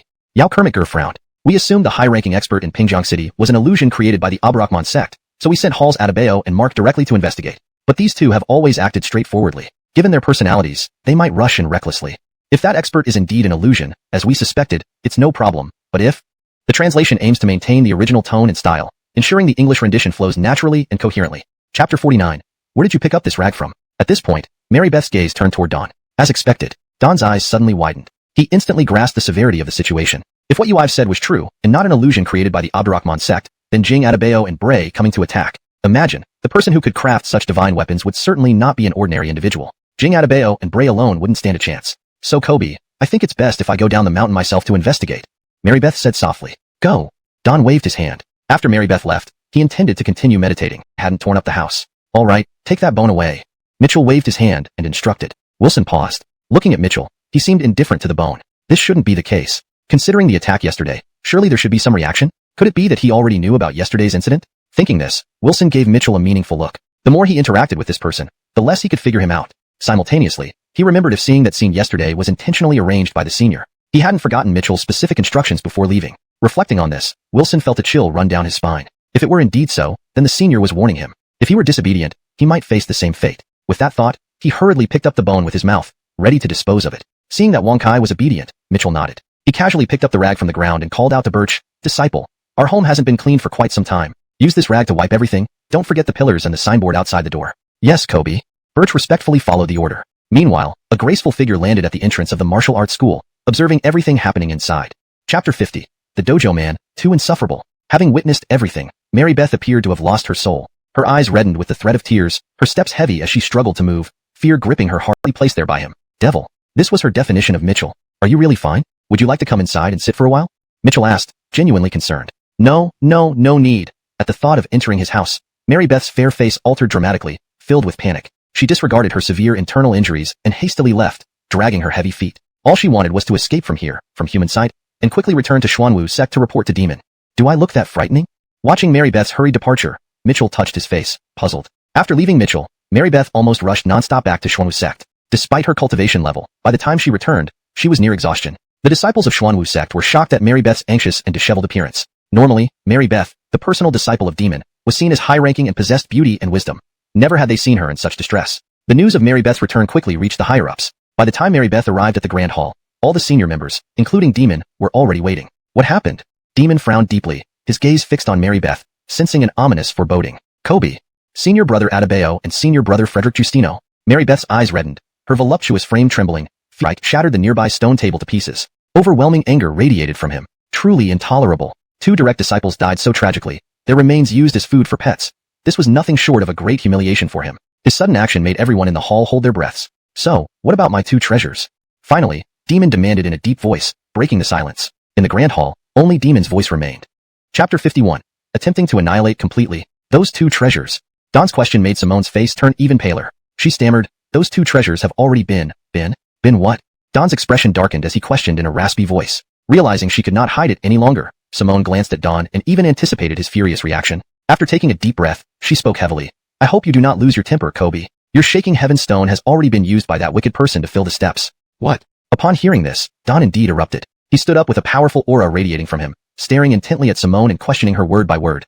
"You're saying my shaking heaven stone, the supreme treasure of our Irving sect, was used by him to fill steps?" Seeing her master's raging face, Simone felt uncomfortable, but knew the facts were irrefutable. So she nodded with difficulty. "Yes, Kobe. Not only was the shaking heaven stone used for steps, but the swift wind cloak also." At this point, everyone present tensed up, focusing their attention on Simone. Dawn's body trembled, and his eyes narrowed to pinpricks. "The swift wind cloak was used by him as a cloth to wipe dust," Simone said with her head lowered, her voice barely audible by the end of her sentence. After Simone finished speaking, Dawn froze on the spot. His face flickered between anger and frustration, muscles twitching involuntarily. Too much. The fury within him suddenly erupted. Boom, boom, boom. Around him, energy burst out in a series of sonic booms, turning countless items into powder. A disciple's bones are nowhere to be found. A disciple's skeleton was used as pet food. The shaking heaven stone is used to fill steps, and the swift wind cloak has become a rag. Cruel. How utterly cruel. For a moment, even with Dawn's cultivation level, he couldn't control his emotions. His whole body trembled as he listed all the atrocities committed by that person in a hoarse and hateful tone. If my disciples had truly offended him, I could have forgiven him even if they were crippled. But why humiliate them to such an extent, leaving no trace of them? How dare he desecrate our Irving sect's two greatest treasures like this? It's as if he's rubbing our faces in the dirt. How can this be tolerated? His words sent ripples of hatred through the entire Irving sect. Everyone's eyes burned with vengeance, ready to charge down the mountain to tear the person apart. Kobe, that man's wickedness goes beyond just this, Simone added, filled with hate. If I hadn't kept my guard up, disguising myself before meeting him, so he wouldn't know I'm from Irving sect, I might have fallen victim to his evil hands as well. What? Still attempting to annihilate us completely? Don's anger intensified. Send out the order. All high-ranking experts of the Irving sect will accompany me down the mountain. I will personally deal with this villain and avenge Ryan and Frederick Justino. I will also retrieve our two greatest treasures. Don waved his hand and commanded immediately. Yes. The command echoed throughout the hall. The entire Irving sect, fueled by burning anger, was now ready for retribution. Don's single word ignited everyone's thirst for vengeance. Chapter 52. Utterly disrespectful. At the command, all the experts from Irving sect descended the mountain. Kobe, I think it's unwise to launch an attack like this without preparation. After arriving at Pingjiang City, an issue. Since Frederick Justino and Ryan were easily wiped out by him, Anatole had not lied that day, nor was it a smokescreen set by the Aberuppan sect. This meant that the terrifying blade Brooks wielded could truly have been crafted by this person. Would attacking the Irving sect be effective against someone like this? Could Don himself stand up to him? The answer was clear.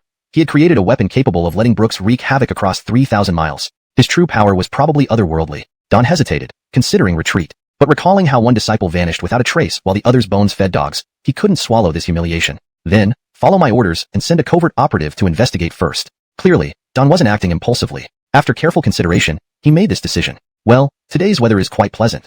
In the courtyard, Mitchell lounged on a recliner, basking lazily under the sun, completely at ease. Kobe, the dojo has been thoroughly cleaned. Is there anything else you need? Birch reported. This was the first major cleanup of the dojo, and it took him 2 days to finish the task diligently. Mitchell glanced at Birch approvingly. What a good kid. That cloth seems of decent quality. Don't waste it. Hang it outside to dry so we can use it again, Mitchell instructed softly. Yes. Chapter 53. Misjudgment. This is just an ordinary person. Calm down. Kobe, please calm down. Simone's face changed drastically as she hurriedly stopped Don. Why are you stopping me? This person is simply too overbearing, showing no respect to the Irving sect. Move aside right now, Don angrily shouted, wishing he could immediately charge in and level that martial arts school. Kobe, please stay calm. Be wary of any traps, Simone earnestly advised. He might have intentionally hung the swift cloak there to provoke a reaction from us and set up a trap. If Kobe falls for it. Don looked at her. If Kobe falls for it, we will truly fall into his trap. It's possible the two senior brothers encountered something similar, Simone continued earnestly as Don hesitated. Upon hearing this, Don also realized it. Isn't this provocation quite obvious? Suddenly, a trace of fear washed over his face. I acted rashly, he sighed, holding back his anger and turned his gaze toward the death squad member. Don't worry, I keep my word. Go boldly ahead, Don said. The task of investigating this martial arts school is yours now. The young death squad member clenched his teeth. Please rest assured, Lord Sect Leader. I will complete the mission. Remember, do not draw attention or reveal any hostility. Your main task is to gather information, Simone reminded him sternly. Be cautious. The death squad member nodded and walked cautiously towards the martial arts school under Don's watchful eyes. Stopping near the entrance for a moment, the swift cloak was hanging beside him like a rag. The heaven-shaking stone lay directly beneath his feet. Suppressing his nervousness, he took a deep breath and stepped over the heaven-shaking stone. It felt a bit absurd. Suddenly, he understood why this person inside placed the heaven-shaking stone there to fill the steps. Taking another step, he entered the front hall. Inside, everything was plain and unremarkable, no different from any ordinary martial arts school. In fact, it was even inferior to others. There seemed to be no danger whatsoever. Disciple, why did you take down this sign? In the courtyard, Mitchell stroked the dog while asking Birch. Kobe, I saw a lot of dust on it, so I took it down to clean it. There are still some watermarks, so I'll put it back after it dries, Birch responded softly. Good job, Mitchell nodded approvingly. Birch was far more meticulous than he was, taking care of everything properly. Is someone here? Just then, a voice came from the front hall. Odd, a guest? The unfamiliar voice made Mitchell surprised. His place hadn't had business for a long time. Getting up, he asked, Hello, may I help you? Seeing Mitchell, the death squad member's heart trembled. This must be the person Sister Simone mentioned. Sweat soaked through his back, but he managed to ask calmly, Hello, how do I get to the Irving sect? Despite his caution, he nearly blurted out, Irving sect. It's over, he thought, turning pale because mentioning this would reveal his identity. For a moment, his eyes shrunk nervously as he stared at Mitchell, imagining Mitchell killing him with one strike. However, Mitchell showed no movement, feeling somewhat disappointed. Just someone asking for directions, he thought. He had expected a purchase or an apprentice application. Feeling charitable, Mitchell politely directed him to the path. Mitchell's indifference caught the death squad member off guard. No reaction? With such a big slip-up, there's no reaction? He was bewildered. Observing Mitchell, he found him ordinary, just like a commoner. Is this really a master? It seems they misjudged him. This isn't a master but just an ordinary person. Thinking this, he grew bolder. Your place is quite quiet. You probably don't have many disciples, right? After saying this, his eyes shrunk as he watched Mitchell. Indeed, Being selected to investigate here required both courage and wit. Despite his earlier mistake, he still cleverly phrased his words. On the surface, it carried a hint of mockery. If Mitchell were indeed a master, he would surely react, maybe getting angry or displaying power. Additionally, this statement wouldn't provoke immediate lethal retaliation, providing a way out. If Mitchell showed no reaction, it meant he wasn't a master. Hearing this, Mitchell's face became slightly uncomfortable. But what the guy said was true. His place was indeed very quiet, leaving him speechless. Indeed, the death squad member sneered internally, seeing Mitchell's lack of reaction. This person had none of a master's qualities, confirming his assessment. Simone and Don misjudged. This was just an ordinary person with no strength. Perhaps the deaths of Dustless and Windless had been a misunderstanding. Bolstered by this confidence, he exchanged a few casual remarks and left boldly without encountering any danger, reaffirming his belief. This martial arts school owner was useless. Directly call the sect leader to come and apprehend him. End of chapter 53.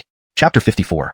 What a bunch of comical old men. Just as he returned to the courtyard and sat down after seeing off the young man, voices were heard outside the door again. Mitchell couldn't help but smile wryly. He recognized the voice instantly and stepped outside. Sure enough, it was that Andres, Alfie, who loved playing Burkinese chess but played terribly. However, what surprised Mitchell this time was that Alfie wasn't alone.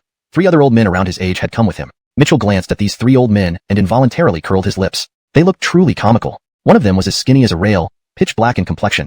It was hard to tell if he had been malnourished since childhood or what. He probably didn't even weigh 60 pounds. Looking so frail, Mitchell feared that a slight bump might cause him to crumble like brittle chalk. Such trouble was something Mitchell wanted to avoid. The next one didn't look too bad in appearance, but his attire was absolutely bizarre, covered with items that looked like chicken bones or some strange things. Notably, he wore a large skull-shaped ring on his thumb, resembling an eccentric character from another world. As for the last one, he didn't look like he was struggling financially. A mouthful of gold teeth, a big abacus hanging from his back, and he was rubbing 2 broken eggs in his hands while walking. His head was held high, exuding an air of mystery, though his overall demeanor was still miles off from being genuinely enigmatic. Of course, guests were guests. Despite their peculiar appearances, Mitchell wouldn't judge people by their looks. What slightly surprised Mitchell, however, was the way these old men carried themselves with such mystery. They hadn't appeared when he was seeing off the young man earlier, yet they suddenly popped up now. It was indeed odd.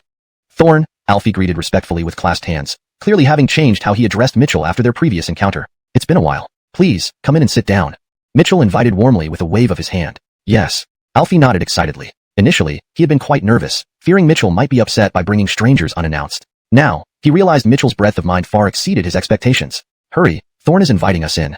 Thinking this, Alfie quickly urged the others forward. But the 3 hesitated, looking at Alfie with doubtful eyes. On their way here, they had listened to Alfie's praise about Mitchell, claiming he could easily produce a holy grade divine rake, which had made them believe most of it and come here with respect. But upon seeing the young man before them, it just didn't seem right. This youth looked like any ordinary person. How do I explain? Alfie said anxiously. You can't gauge his cultivation, neither can I. Alright, even if you're right, didn't you say he has a plaque containing martial intent? Where's the plaque? Asked the emaciated old man. This? Alfie's face turned awkward as he noticed the doorway was indeed empty. Well, maybe Thorn took it down temporarily. Let's not dwell on this. Since he invited us in, we should hurry inside. Alfie urged nervously. The 3 still hesitated. Who were they? If Mitchell was really an expert, that would be one thing. But if he was just an ordinary person, why would he have the right to invite them in? You truly think? Alfie pointed at them angrily. After all these years, would I lie to you? If you don't believe me, let's go in and see for ourselves. The 3 exchanged glances. Alfie did not seem to be lying, and the holy grade divine rake in his possession was no fake. Since they were here, there was no harm in going in for a look. The 4 of them finally headed toward the martial arts hall. Alfie felt both nervous and excited. After all, this was the first time he was entering Mitchell's domain, and he was curious about what lay inside. But as they approached the entrance, something triggered underfoot, making Alfie's body suddenly tremble. He looked down, eyes widening in shock. Seeing this, the other old men turned their indifferent gazes towards him. Just a piece of broken stone. What was so remarkable? Wait. Suddenly, they paused. Chapter 55. Absolutely can't let down this senior's good intentions. When they saw clearly, the group froze. Each of them had their mouths agape, their eyes filled with disbelief. The stone under Alfie's feet. Could it be the shocking heaven stone? And here it was, apparently just being used to fill steps? The 4 exchanged looks, then simultaneously drew a sharp breath. Using a shocking heaven stone to fill steps. What a massive stroke. Although they were not short on such treasures themselves, the shocking heaven stone was an imperial grade treasure. They would normally store it carefully or use it as a trump card. Yet this person used it to fill steps. Just as the 4 were in shock, the old man with the abacus inadvertently saw something else and his heart skipped a beat. Noticing his reaction, the others also turned their gaze over. Clank. Their eyeballs nearly fell out. Another imperial grade treasure. The Swift Wind Cloak. Only, why was this Swift Wind Cloak so shabby and dirty, hanging there like that? Seeing these old men dawdling, Mitchell, who was walking ahead, looked back and saw them staring at a rag. He felt quite puzzled. Senior brothers, it's just a rag. What's there to look at? Mitchell asked curiously. A rag? A rag? Mitchell's words made them almost drop their jaws. A shocking heaven stone for steps. A Swift Wind Cloak as a rag. TSK. This stroke. Such disregard for imperial grade treasures. It must be a martial saint. In an instant, the 4 formed this conclusion. Realizing Mitchell was a martial saint, The attitudes of Alfie's three companions did a 180, becoming extremely respectful. At the same time, they shot glares at Alfie. You old Frederick, why didn't you tell us earlier? Just now we nearly offended this martial saint expert. Humph, if our attitude angered the senior martial saint, we won't forgive you. You are spouting nonsense. Alfie's face turned livid, and he murmured resentfully, did I, or did I not say? Didn't I mention it along the way? It was repeatedly emphasized. It was you who didn't believe me. Humph. The three old men angrily snorted, then respectfully scurried after Mitchell. Greetings, Kobe.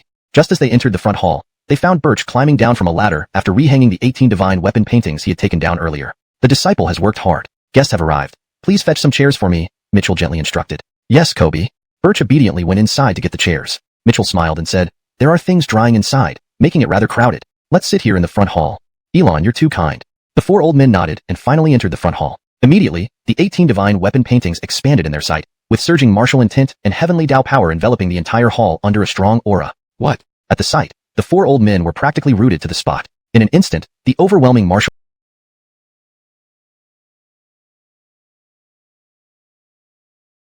intent and heavenly Tao power brought them immense benefits. The cultivation realm that had stagnated for centuries showed signs of movement. What kind of person is he? Even Alfie himself was dumbfounded at that moment. Just now, he thought Mitchell was a martial saint, one great rank higher than his own level as a martial sovereign. But now, this seemed far beyond just being a martial saint. And Hudson? However, even Hudsons weren't known to possess such grandeur. Could it be a heavenly martial cultivator from the upper world? Heavenly. Whoosh. A chill ran through them. This word was utterly unattainable for them. Just thinking Mitchell might be a heavenly martial cultivator from the upper world sent their blood boiling.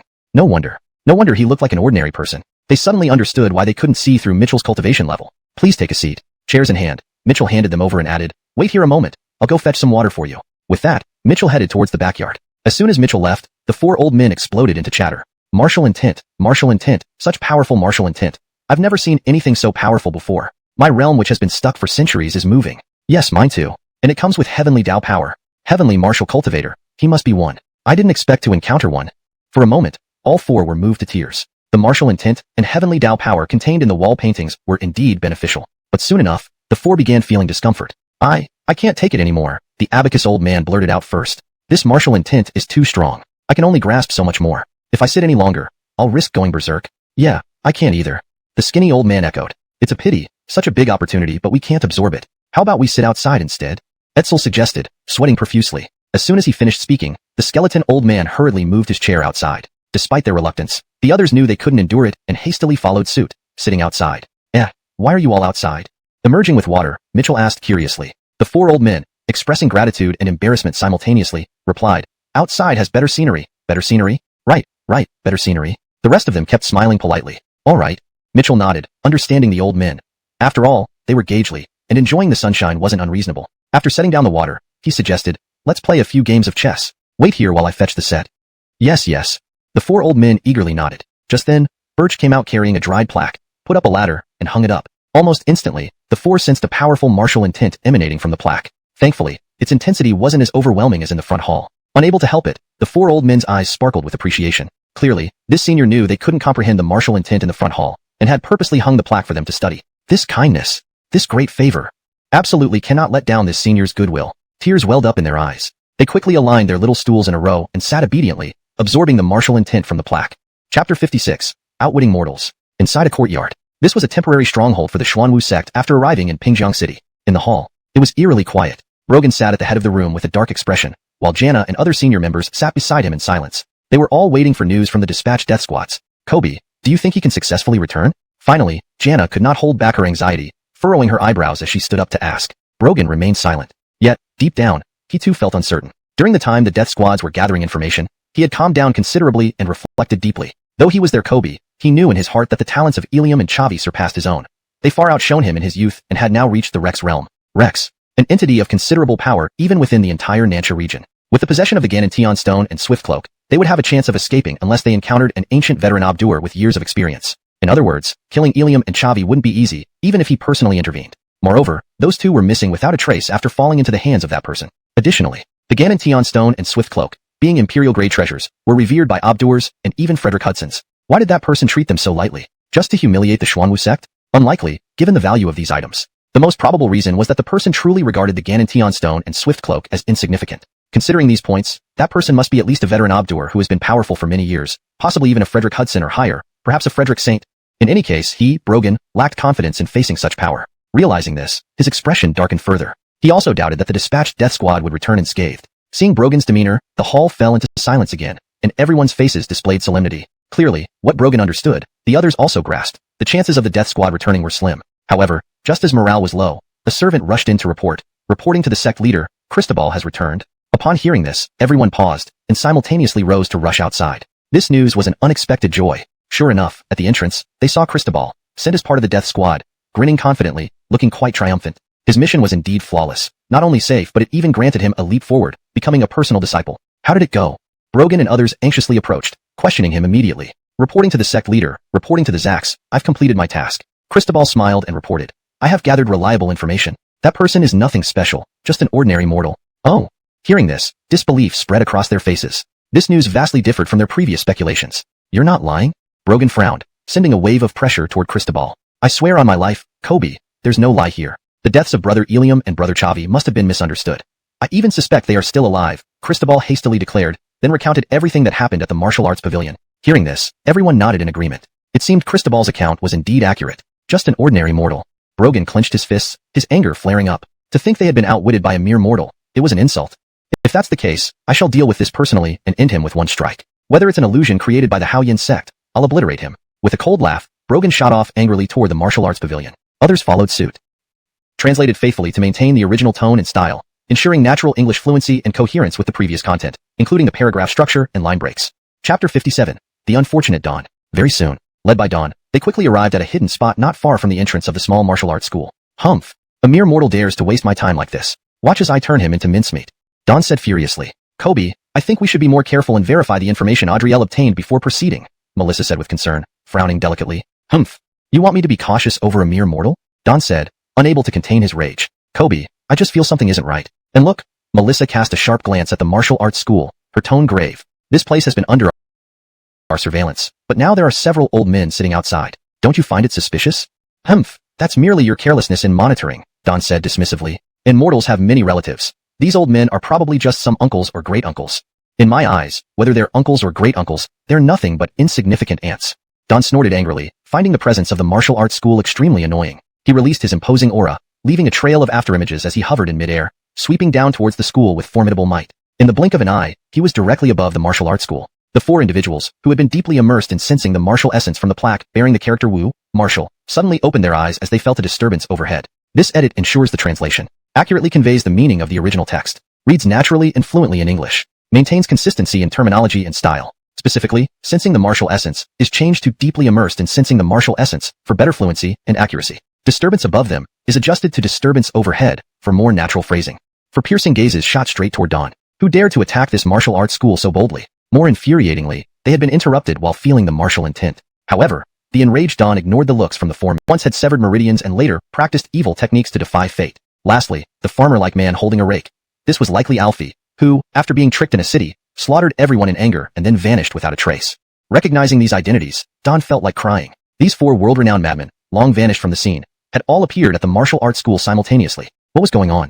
Damn it. In front of these four, a mere martial king like himself was nothing but a junior. When they gained fame, Dawn was still in diapers. Almost instantly, the previously domineering figure deflated completely, like a deflated eggplant. Unmindful of the backlash from retracting his attack, he forced it back, not daring to meet the eyes of the four, and flipped in the air before running away. It must be said that Dawn's series of actions were executed smoothly, almost fluidly. Sweating profusely, he wished only to escape the sight of these four as soon as possible. However, in the next moment, his face changed dramatically, feeling a chill run down his spine. An irresistible force enveloped and immobilized him, dragging him back into the air despite his efforts to resist. Chapter 58. In a terrible state. Almost instantly, Dawn was pulled back, and four pairs of profound eyes stared at him intently. Dawn was incredibly nervous. Cold sweat dripped from his forehead, and his heart pounded anxiously. It had been so many years since he had experienced such fear. Even though the shocking sky stone was right under his feet and the swift cloak lay nearby within easy reach, he did not dare to look. Hee. Greetings, venerable Gages. I wonder why you called me, Dawn said with an awkward smile under their gazes, his scalp tingling. It's not that we want anything from you, but rather, didn't you say you were going to crush us? Alfie asked coolly, his gaze dark and stern. These sarcastic words made Dawn's heart leap, and he hurriedly explained, No, venerable Gages, please don't be angry. How dare I make a move against any of you? I just wanted to destroy this small martial hall, but didn't expect you four Gages to be meditating here. Please forgive me. Relieved after explaining, Dawn sighed inwardly. Although these four people had odd temperaments, he was a martial king too and had stopped in time. He had also clarified things. They should not be too difficult on him, right? However, to his surprise, the moment he finished speaking, all four almost simultaneously stood up, emanating powerful pressure and intense killing intent. Don trembled, his face full of confusion. What was happening? I've already explained. Not letting it go is one thing, but why show such strong killing intent? You said you intended to destroy this martial hall? Hector squinted his eyes, his voice hoarse as he enunciated each word. As he spoke, primordial energy coiled around his hands, ready to strike at Don at any moment. It was over. I said the wrong thing. Realizing this, Don could no longer care about his dignity. With a sharp sound, he knelt down directly onto the ground, drenched in sweat. Misunderstanding, venerable Gages, it was just a joke. I was only passing by. Passing by? Misunderstanding? But you said you would destroy this martial hall. The four Gages looked down at Don coldly. If that were true, and he dared to offend the Kobe's grounds, they wouldn't hesitate to crush him into nothingness. Zach, you misunderstood. Really misunderstood. Don begged pitifully. My intention wasn't to destroy the martial hall, but to swat the mosquitoes in it. As he said this, he clapped his hands together. Smack. He indeed killed a mosquito. Clutching the mosquito like a lifeline, regardless of whether they believed him or not, he shouted, Zach, see, it's really a mosquito. The four exchanged looks, filled with contempt. They weren't fools. A lie as transparent as that couldn't possibly deceive them. However, they refrained from attacking because they were on the Kobe's territory, and any punishment must be determined by him. Seeing that they hadn't moved to attack, Don let out a sigh of relief. But the oppressive aura from the four still loomed over him, and he remained kneeling with his head lowered, too frightened to speak. An autumn breeze passed, and he felt desolate. Yet internally, he raged, Adriel, damn your ancestors for 18 generations. Once I return, I will exterminate your entire family. At this point, he realized that the owners of this martial hall were these four individuals. Otherwise, why would they have shown such extreme hostility upon hearing he intended to destroy it? And it was likely Jing Adebayo and Jing Frederick Justino who had unknowingly offended these four and met their end. As for the shocking sky stone and the swift cloak, while using them as stepping stones or cleaning cloths might seem wasteful, at least it made some sense. All this was Adriel's fault. If not for the false information he gathered, how would I have ended up in such a predicament? Had I known this place belonged to these four, I wouldn't have come no matter what. Even if the treasures were lost, I would grit my teeth and bear it. Hidden away, Yao Kermitger and others watching the developments opened their mouths wide in shock. Seeing their leader obediently kneeling, their expressions turned complex. Instantly, they understood the situation wasn't simple. Despite his internal turmoil, Don did not let it show on his face. Instead, he continued to kneel and look up imploringly at Alfie and the others. Are you Don from the Irving sect? Amiel finally glanced at him and asked. Yes, Gage, Don replied nervously, bowing his head. Even if your ancestor Ning Jotian were still alive, he wouldn't dare to cause trouble here. Unbelievable that his descendant. Carmelo sneered. You surpass your predecessor. The mockery reddened Don's face, yet he dared not retort. Can't remember where I left the chess set. Took me quite a while to find it. At this moment, Mitchell walked out from the front hall, sounding slightly apologetic. Upon hearing this, the four suddenly rose, bowing respectfully. Greetings, Kobe. Kobe? These four actually call him Kobe? Kneeling on the ground, Don's mouth dropped open as Mitchell walked out. Chapter 59. Mitchell's intention. Why? Why would the four martial arts grandmasters show such respect and address this young man as Elon? Could it be that this martial arts hall isn't owned by Alfie and the others, but this young man is the true mastermind behind it? Inevitably, he recalled what the spirit maiden said. This very young man ordered the swift dust cloak to be used as a rag, and it was also this young man who fed Trace's bones to the dogs. Thinking of this, Don felt an overwhelming sense of disbelief. But no matter how unbelievable it was, he began to feel that this explanation was almost certainly accurate. Without mentioning the level of reverence Alfie and the others showed towards Mitchell, as a martial king himself, he could not gauge the strength of this young martial artist before him. Like an ordinary person, who seems plain and unremarkable on the surface, but is actually unfathomably profound. At this thought, he swallowed hard. Elon, he came here. After greeting Mitchell, Alfie respectfully explained, clearly intending to report on Don's presence. No need to say more, I know. Mitchell waved his hand and smiled. Elon is wise. We spoke out of turn. Alfie and the others exchanged glances and immediately lowered their heads in reverence. It seemed that Elon truly knew everything about the place even when he wasn't present. There's no harm in speaking up. Mitchell smiled. When he walked out just now, he had overheard Amiel lecturing the kneeling uncle, talking about seniors and juniors. It must have been some form of reprimand. As for Gages, seeing a junior and giving them a stern lecture is understandable. But he didn't know exactly what mistake this uncle had made. Meanwhile, Don, who was kneeling nearby, stared with his mouth agape and inwardly regretted his decision. His eyes were filled with deep fear. He now confirmed that this mysterious young man was even older and more formidable than Alfie and the others. He had come blindly challenging them without realizing they knew everything about him. Recalling his offense against such a person, he felt a chill run down his spine, his face as pale as paper. Today, he feared he might end his life here. It's fine. You can handle it, Mitchell nonchalantly replied, saying it wouldn't affect him if this happened right at the gate of his martial hall. We handle it? Alfie and the others were slightly surprised, exchanging glances as they hadn't expected Mitchell to leave Don in their hands. Indeed, a mere martial king probably wasn't worth Thorne's personal attention. However, what should they do with him? The four of them looked at each other, unsure of the decision, turning their gaze back to Mitchell. Why are you all looking at me? Mitchell asked, puzzled. Cough, Elon. We merely want to ask, what do you think we should do? Alfie timidly inquired. Beside him, the now deathly pale Don looked on, hoping for a lenient judgment. Ask me? Mitchell rubbed his nose, somewhat speechless. It's your own disciple you want to punish. Why are you asking someone uninvolved like me? Seeing the persistent questioning from the 4 gauges, Mitchell finally said, I don't have much to add, but my point is, if a mistake has been made, there must be consequences. Of course, one shouldn't deprive a junior of a chance for reform. Whether or not they mature after being taught depends on their own fate. Finishing, Mitchell glanced at the sky, thinking it was time to start preparing dinner. After all, Birch had been busy all day, and it was reasonable for him as the teacher to share some of the workload. Moreover, watching them lecture their juniors while he stood by didn't seem appropriate. After Mitchell left, Alfie and the others pondered over his words, then looked at each other and solemnly nodded. Clearly, Thorn's intention was already evident, for pairs of grim gazes then fell upon Don. Don shivered violently, instantly breaking into a cold sweat. Hand over your storage bag first. Alfie stretched out his palm, speaking sternly. Say, Senior, isn't that unnecessary? Don asked, his face contorted with displeasure.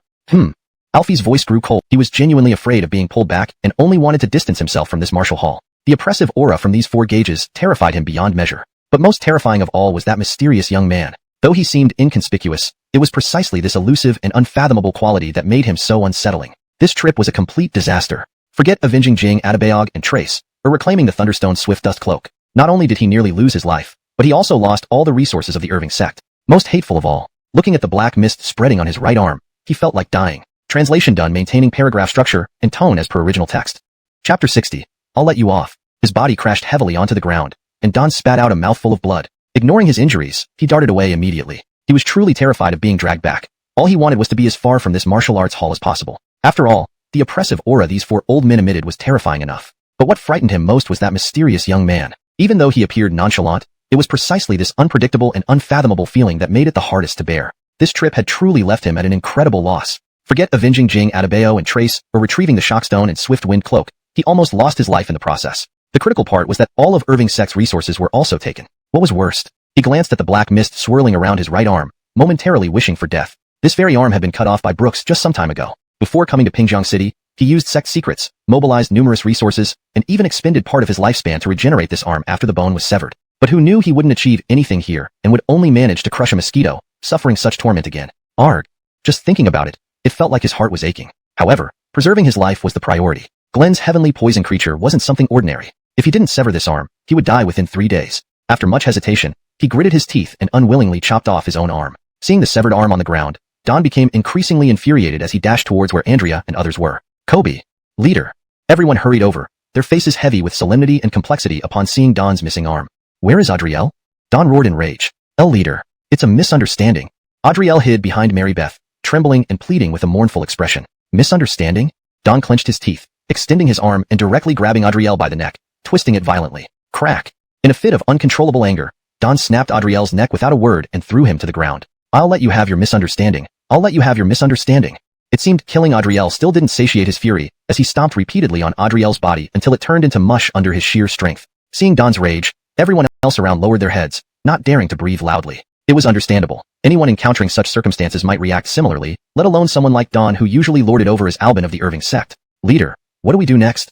After quite some time, seeing Don's anger seemed to have subsided a little, and Gage raised his head slightly and asked, should we continue seeking revenge? At the mention of revenge, Don's face twisted, darker than thunder. Also, about the Shockstone and Swift Wind Cloak, should we try to get them back? The Gage continued. Seeing this, the others instantly cast pitying glances at him. This guy really didn't know when to stop stirring trouble. Sure enough, Don's anger surged up once more. With one slap, he turned the Gage into pulp. I'll let you talk. I'll let you talk.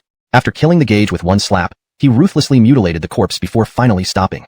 Chapter 61. Do everything possible to amarigore him. After a long while, the flames of fury in Don's heart finally subsided considerably. Kobe, please calm down, Andrea said appropriately as she stepped forward. However, we must now plan for what comes next. What do you think, Kobe? Don's face remained grim, but he could not avoid planning for the future. After some thought, he raised his gaze toward Andrea and softly said, Kermiker, today is the darkest day in the history of Irving sect. The future of Irving sect will rely on you. On me?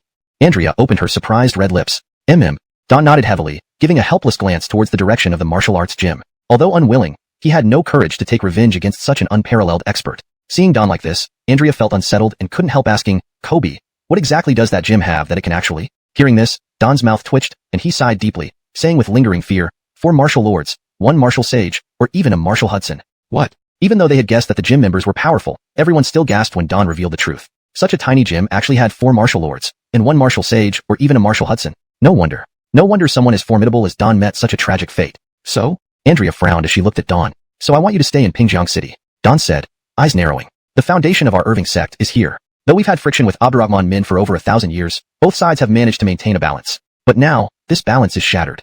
As he spoke, deep worry spread across Don's face, and then he growled viciously. That old skinflint Brooks must have used some sinister tricks to get acquainted with that youth from the gym and even obtained an ultimate curm from his Selena. Chapter 62.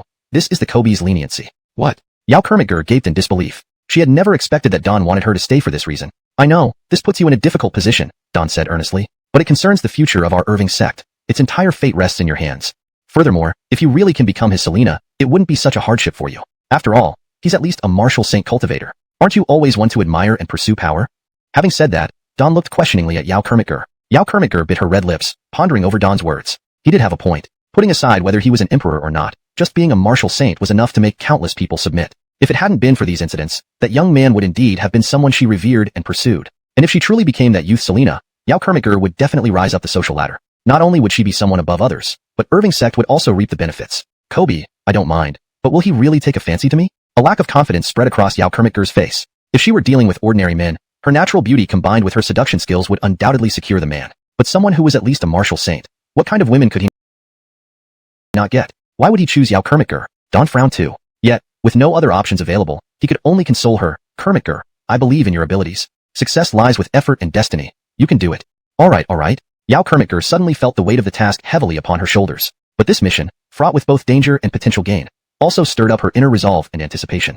Shortly after, Don and company returned to Irving sect. Yao Kermitger did not immediately act but infiltrated Pingjiang City, concealing her cultivation and settling down. In a solemn grand hall, Christopher Abdurrahman's face flickered with intense anger. His rage caused the veins on his arms to bulge visibly. He had just emerged from seclusion to hear Gloria report that Anatole had acted recklessly towards Elon at Baofeng Chamber of Commerce. How could he endure this? Brett, you must give me an explanation. Christopher Abdurrahman radiated an intimidating aura as he stared sternly at Engage seated below.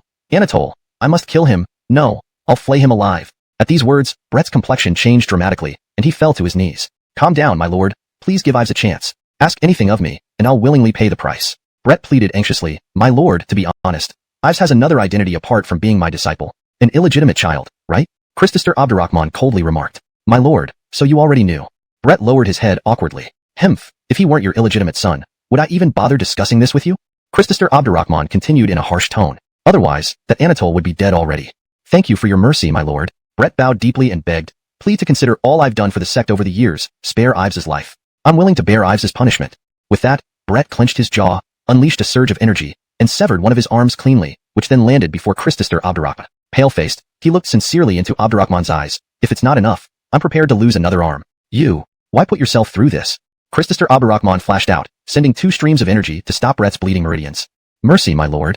Brett continued bowing. Fine. Christopher Abdurrahman shook his head. Though Brett had profited personally, he had indeed contributed significantly to Abdurrahman's sect. To this extent, if Abdurrahman didn't show leniency, the gauge might die in front of him. Moreover, since Anatole meant so much to him, it also involved Abdurrahman's sect's honor. Years ago, during a war between Abdurrahman's sect and another sect, Brett funk on his counter. They claimed part of it was what he had asked for earlier, and the rest was payment for some rake money? But if it was real payment, why didn't they just give cash instead of dumping this heap of useless items? Mitchell Phone was truly speechless. These broken things were truly unbearable to look at. A pair of boots that looked much like rain boots. An umbrella, tattered and old with incomprehensible patterns printed all over. And some other unidentifiable junk. Never mind. It seemed Frederick, being unable to pay the money and feeling guilty about it, had used these household items as repayment. Fortunately, Mitchell Phone wasn't short of money now. Strangely enough, those rain boots and the umbrella might come in handy. Perhaps one rainy day he could put them to use and head out for a little drink. Ow. Suddenly, Barker began barking incessantly. Mitchell Phone glanced at it, but ignored it. However, Wilson continued barking nonstop. His instincts as a beast monster took over, especially when encountering frightening entities. He stared intently at a small door behind Mitchell Phone. Having been here so long, Wilson had never paid much attention to this door. He'd never gone inside himself, nor seen Mitchell Phone enter. He thought it was merely a storage room. Now, he wasn't so sure anymore. He felt there was something hidden within. A deep and terrifying aura occasionally emanated from it. Still, her meaning. After discussing with Amerigo Cinda, Jude personally went to the martial arts school and delivered an invitation to Mitchell Phone. Reclining in his chair, Mitchell Phone studied the invitation in his hand. Might as well. If he had nothing else to do, he could check it out. He wanted to see whether this world's culture was more profound, or if Burkina's 5,000 years of history would still reign supreme. Poetry conference? In a courtyard, Xandra looked at the news in her hand, her eyebrows lifting slightly. Over recent days, she gathered information on this mysterious youth through various means. She concluded, he was a transcendent master who had descended into the mortal realm to experience life. As a human poetry conference, this was a rare opportunity she couldn't miss. Daughter, there's something important I need to discuss with you. In another lavish courtyard, Dee looked earnestly at his daughter Malioner. Daughter, What do you think of the author of Dream of Red Mansions and Supreme Treasure? Father, what do you mean by asking this? Maoyuner whispered, her face blushing. To be honest, due to the impact of Supreme Treasure, the chamber may lose the advantage in the competition for the top position. Therefore, I want you to build a good relationship with Mitchell Fong. Perhaps even, Dee's old face flushed red, finding it difficult to continue. He never imagined a rustic villager would lead him to such lengths. Father, I understand your intentions, and I will try my best. Despite Dee's obvious implication, Maoyuner seemed to have no objection. The translation retains the structure and style of the original text while ensuring coherence and fluency in English. Chapter 64. Harboring Resentment. The annual poetry conference finally kicked off by the Chuanxi River in Pingjiang City. Here, gathered were the young talents from all over Pingjiang City. Here, neither strength nor family background was used to judge superiority. Only literary talent mattered. Of course, while it was ostensibly an event for ordinary people, cultivators could participate too. However, even if a cultivator was present, without excellent literary cultivation, they would still be looked down upon. Such was the integrity of the literati. Mitchell, who received an invitation, also came to the poetry conference. Many people at the conference were showcasing their poems and flaunting their literary skills, but none of these caught Mitchell's interest. Having grown up immersed in 5,000 years of culture, he had appreciated countless timeless poems and verses long ago. These superficial verses, which appeared flavorful on the surface but lacked depth and meaning, did not attract him at all. Even the 300 Tang poems he had memorized could easily surpass those present. However, among the crowd, two pairs of eyes were always watching each. You don't deserve to lay eyes on Elon. With a mocking laugh, Simone turned her gaze back to Mitchell's retreating figure and followed him. Haley gritted her teeth. Despite feeling threatened by this Selena's appearance, she felt she was no less attractive. Unable to concede defeat, Haley also chased after Mitchell. While weaving through the crowd and observing the poems written by various literati, Mitchell suddenly heard someone call out to him. Turning around, his face revealed a complicated expression. The caller was Star. I didn't expect to see you here. Star spoke coldly, her demeanor entirely different from before, her tone filled with hatred. Indeed, I didn't expect to see you here either. Mitchell felt complex. He wasn't heartless, but he didn't have a martyr's heart either. Star's heartless departure that day left Mitchell hurt, but he dealt with it cleanly and decisively, removing Star from his heart. There was no longer any emotional ripple for this Selena. Mitchell, I have found out. Don't think that writing a decent book and having Amerigo Cinda of the Abrahman sect protect you makes you anything special. Remember, you are ultimately just a mortal. Star mocked rudely. Though I was expelled from the Abrahman sect, Frederick Justino has written to me, and it won't be long before I return to the Abrahman sect. In my eyes, you are ultimately a mortal, a mere ant. Star's cold mockery stemmed from her deep-seated resentment over that day's events, especially after being expelled from the Abdurrahman sect, which she found hard to let go. Chapter 65. Why would it be like this? There's nothing worth talking about between us. Mitchell didn't want to exchange a single word with her, so he walked straight past her. Hold it. You humiliated me so greatly that day, and now you think you can just walk away easily? Star said coldly. What do you want then? Mitchell frowned. I don't want anything. Star mocked with icy words. I just want to tell you that you will always be a piece of trash living at the very bottom. As for me, I am a disciple of Adrian's sect, a cultivator, and you can never match up to me. The conversation between Mitchell and Star immediately attracted the attention of many bystanders. Everyone loves a bit of gossip. An ant like you deserves nothing more than your ragged martial arts studio at the bottom of society. You won't even attract a Selena's eye. Star spat each word out in derision, retaliating for the humiliation she had faced at the Baofeng Chamber of Commerce that day. Smack. However, right after she finished speaking, a slap landed on her face. It was delivered by Haley. Hearing such insults directed at the person she admired, she couldn't hold herself back any longer and stepped forward. Narrow-minded fool, is Mr. Jacobs writing something you can question? Even if you are a cultivator, what of it? Haley retorted mercilessly. Who are you? Being slapped, Star reacted hysterically, glaring at Haley with hatred-filled eyes. Pingjiang Chamber of Commerce, Haley. Haley replied straightforwardly. What? It's actually Haley? Heard that not only does she excel in literature, but is also the pride of Pingjiang Chamber of Commerce. Indeed, reputation pales before meeting someone in person. She truly has a remarkable bearing, but why would she stick up for this humble youth? Suddenly, surrounding young geniuses expressed surprise, their gazes fixated on Haley. Clearly, as the pride of Pingjiang Chamber of Commerce, Haley had already earned quite a reputation. Pingjiang Chamber of Commerce, Haley? Star spoke through gritted teeth while cradling her cheek. She couldn't understand why Haley would speak up for Mitchell, the discarded man standing before her. Thus, she asked resentfully, even if you're from the Pingjiang Chamber of Commerce, what does that have to do with my matters with him? What relationship do you have with him? I have no special relationship with him. I'm merely a fan of Supreme Treasure. Haley added, turning to Mitchell. Thorne, as long as I'm here, no one dares say a bad word about you. Thank you. Mitchell nodded slightly, his expression somewhat complicated. He disliked the feeling of being watched as if he were a spectacle. If he knew, he wouldn't have come. Selena with perfect figure appeared before her.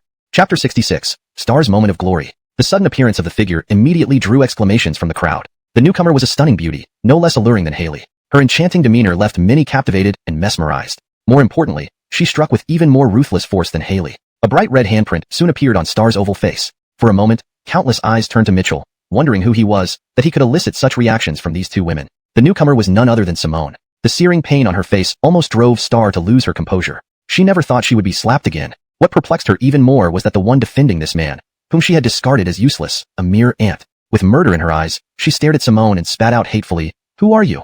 "I'm also a fan of Elon." Simone smiled, having rehearsed her words. In the past couple of days in Pingjiang City, she had already uncovered the identity of this mysterious young man. A peerless master who chose not to show off his abilities. He seemed to be a veteran cultivator experiencing life as an ordinary person, immersing himself in mundane activities like eating, dressing, living, and social customs just like everyone else. So she understood that even if her cultivation level was exposed at first glance by him, she needed to maintain the guise of an ordinary person, ensuring not to disrupt his immersion in the mortal world. And calling herself a fan was the perfect cover. Another fan? Star sneered, her chest heaving with anger. Why should a book abandoned by her bring one Selena after another around this worthless man? What made it worse was that these two women were not inferior to her in any way, lineage, looks, or figure. They could easily overshadow her. Fortunately, both women lacked cultivation. Without it, Star saw them as nothing more than pretty but useless dolls. Very well, fans. Since you two insist on interfering with my affairs, prepare for your destruction, Star said coldly, revealing her full cultivation power along with drawing her sword. What? A cultivator? She's actually a cultivator? The crowd felt the full force of Star's unveiled strength, realizing she was indeed a cultivator. They cast reverent gazes upon her. While the Poetry Congress did not judge based on strength, cultivators invariably commanded respect everywhere. Now, those one man and two women are in trouble. Yes, I bet Haley and the other Selena regret slapping this female cultivator. What a pity for such beautiful women.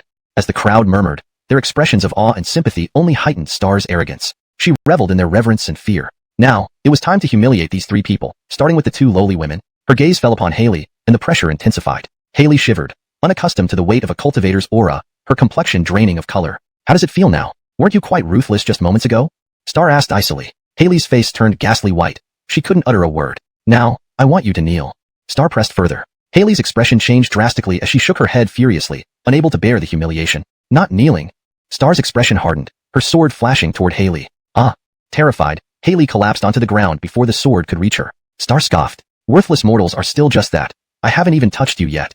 Haley trembled, too terrified to respond. Seeing Haley's pitiful state gave Star an unprecedented sense of pleasure. The status a cultivator should hold far surpasses that of mere mortals.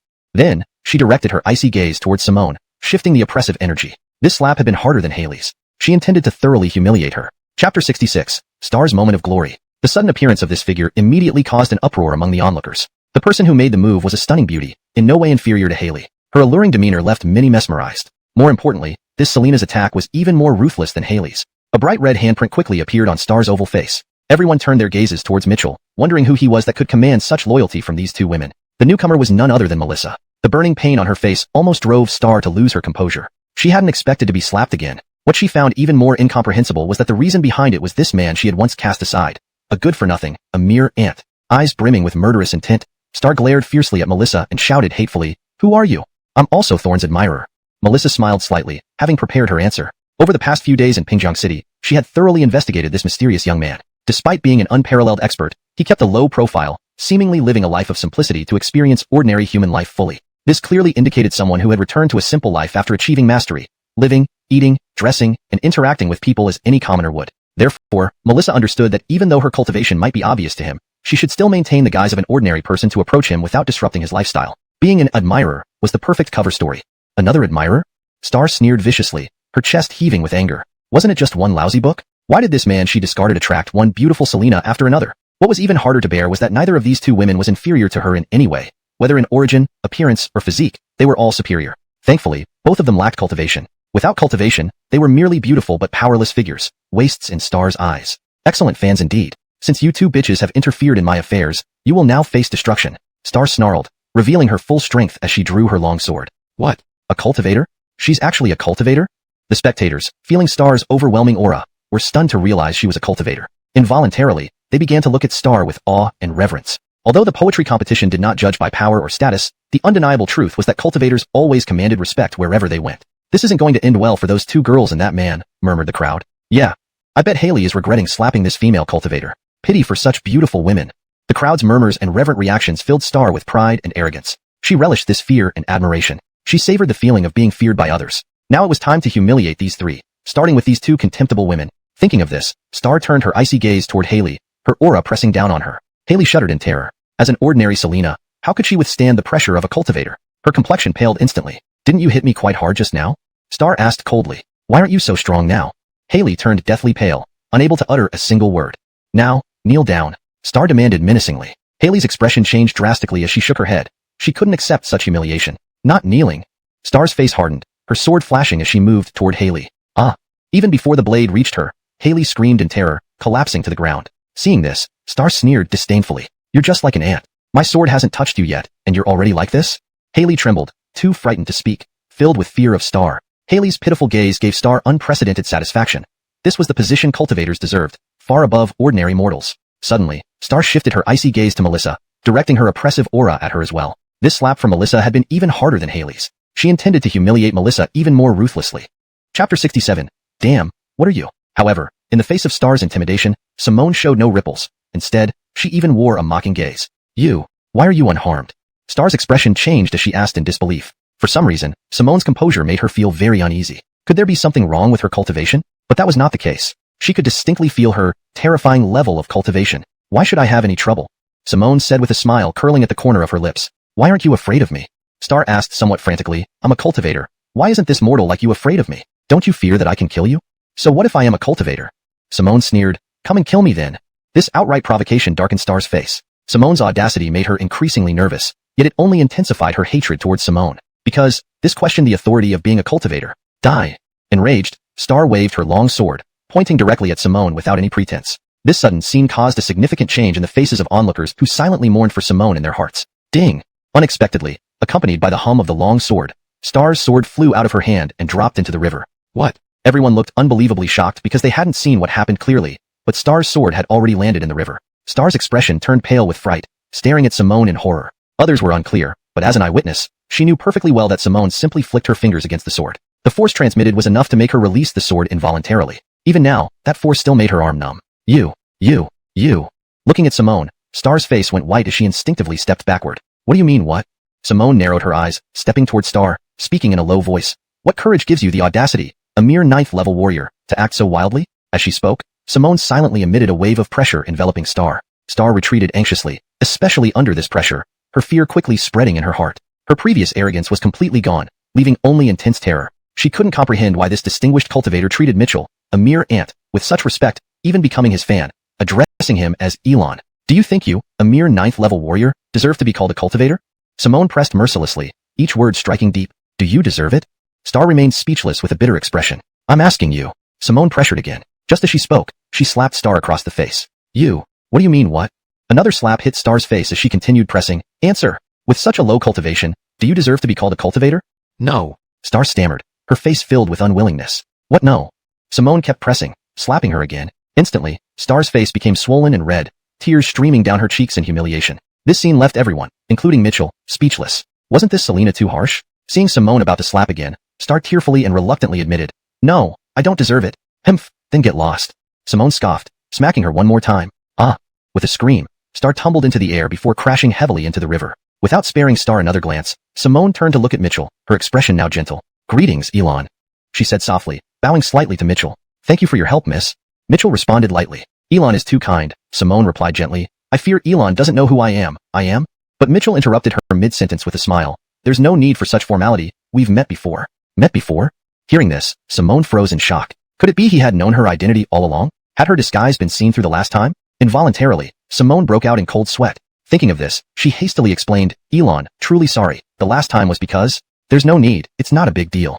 Mitchell waved, laughing. He had indeed seen Simone earlier. After all, he had noticed her staged fall before him. He chose not to help because he didn't recognize her. A stranger's unusual behavior always seemed suspicious. Now realizing his mistake, Mitchell timely stopped her, thinking that as a fan, admiring her idol in a coquettish way wasn't overboard. Seeing her anxious and embarrassed demeanor, he decided to cut her off at the right moment. Women are inherently shy. Letting her off easy was wiser. Just my damn beauty and talent. Upon hearing Mitchell's words, Simone wiped the sweat from her forehead, feeling relieved. She couldn't help but bitterly smile. So he had known her identity all along. Fortunate for her, he seemed indifferent to it, truly inscrutable.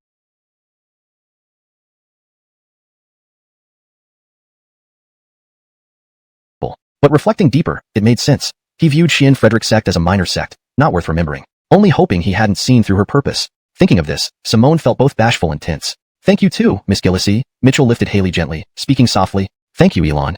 Feeling Mitchell's strength, Haley blushed deeply, lowering her head. That's nothing. I should thank you both. By the way, as a gesture of gratitude, let's have dinner together tonight. Mitchell proposed softly.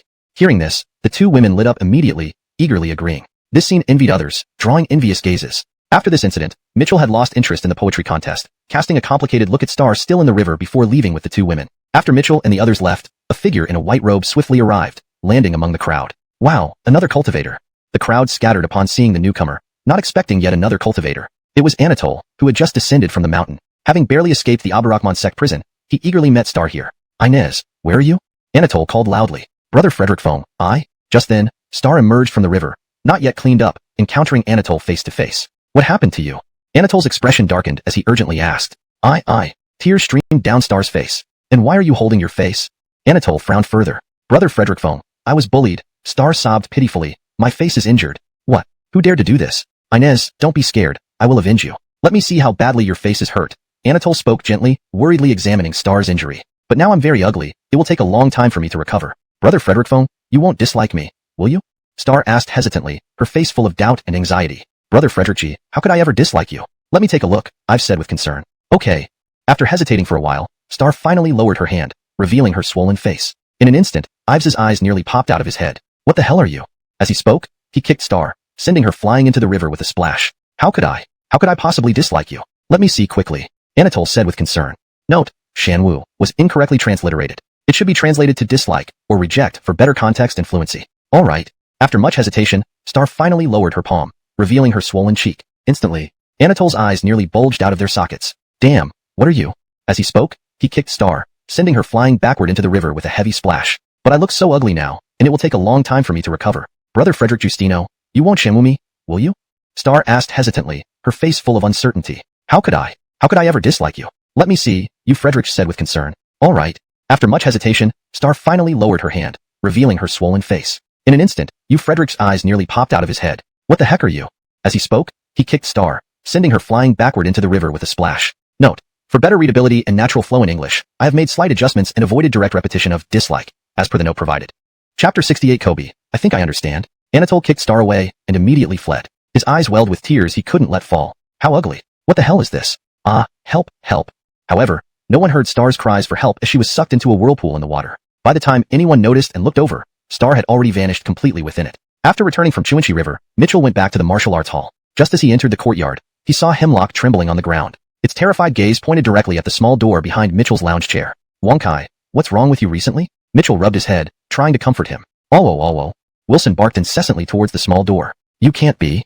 Mitchell stared wide-eyed at the dog. This situation reminded him of the estrus period of his hoverwort in his previous life. Could it be? The more he thought about it, the more he found similarities.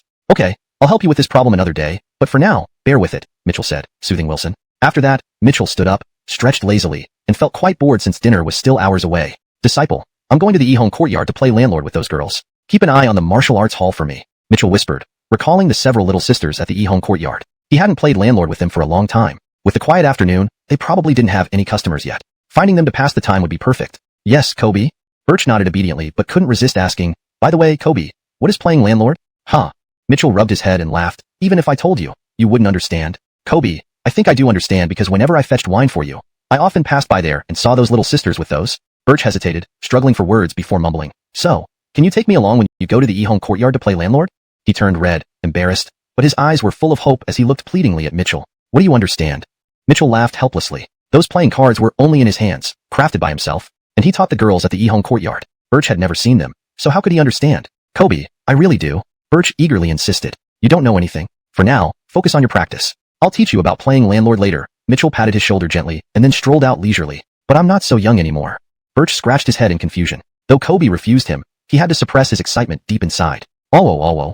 In the courtyard, Wilson kept whimpering at the small door. Damn, I can't take it anymore. Wilson darted forward, lying in the main hall. He would rather face the 18 divine weapons than endure the fear coming from behind that small door. Who knows what else his master has hidden in there? If I can't provoke it, at least I can avoid it. On the other side, both Haley and Simone took Mitchell's dinner invitation very seriously. Simone promptly sent a jade slip message to Don reporting everything. Kermitger, I trust you. Remember, tonight is a rare opportunity. No matter what, you must capture him tonight. The future of the Irving sect rests in your hands. The solemn message from Don on the jade slip weighed heavily on Simone. She nodded seriously. Pingjiang Chamber of Commerce. Listening to Haley's report, Ferris frowned deeply, lost in thought. Finally, after much hesitation, he took out a jade bottle and placed it in front of Haley with a click. Gilliser, I hope you won't blame me. Ferris sighed deeply. In recent months, due to Supreme Treasure, the Pingjiang Chamber of Commerce had been completely overshadowed. He bore immense pressure from the higher-ups, almost suffocating him. Now, he could only resort to drastic measures. He bitterly regretted his earlier decision, which led him to such a dilemma and even put his daughter on the line. So father, what is this? Haley looked at the white jade bottle, biting her lip tightly. Spring flower powder, Ferris said grimly. Upon hearing this, Haley trembled slightly. Her face was complex and unwilling, yet thoughts of the gentleman's appearance and talent brought a hint of eagerness and anticipation amid her inner turmoil. Translation ends here. ####Chapter 69. Kobe went to the Ehong Inn to play landlord. In the front hall of the martial arts school, Birch practiced his boxing form repeatedly. After studying under Mitchell for so long, he had learned quite a bit, and his strikes now carried a fierce gust of wind with them. Off to the side, Wilson lay sprawled on the ground, watching lazily. TSK. This boy's punches are far worse than Kobe's. But since you feed me every day, I'll let it slide and won't criticize you. At that moment, a graceful figure approached the entrance of the martial arts school. It was Melissa, who had specially adorned herself. Her striking features and alluring figure exuded charm. Her presence was like an intoxicating fragrance that left passers-by staring in awe. Yet, Melissa ignored them entirely, focusing solely on the martial arts school before her. She took a deep breath, her expression filled with nervousness. This was the closest she had been to this place, and she had come here early to build a rapport with Mitchell. After all, Haley still posed a threat. Though she didn't consider Haley much of a match in terms of strength or beauty, she couldn't be sure what Mitchell preferred. Hence, she wanted to secure an advantage by arriving early. Finally, she reached the entrance. Noticing the stone beneath her feet and a mopcloth hanging out to dry, she hesitated, then called out gently, "Is anyone here?"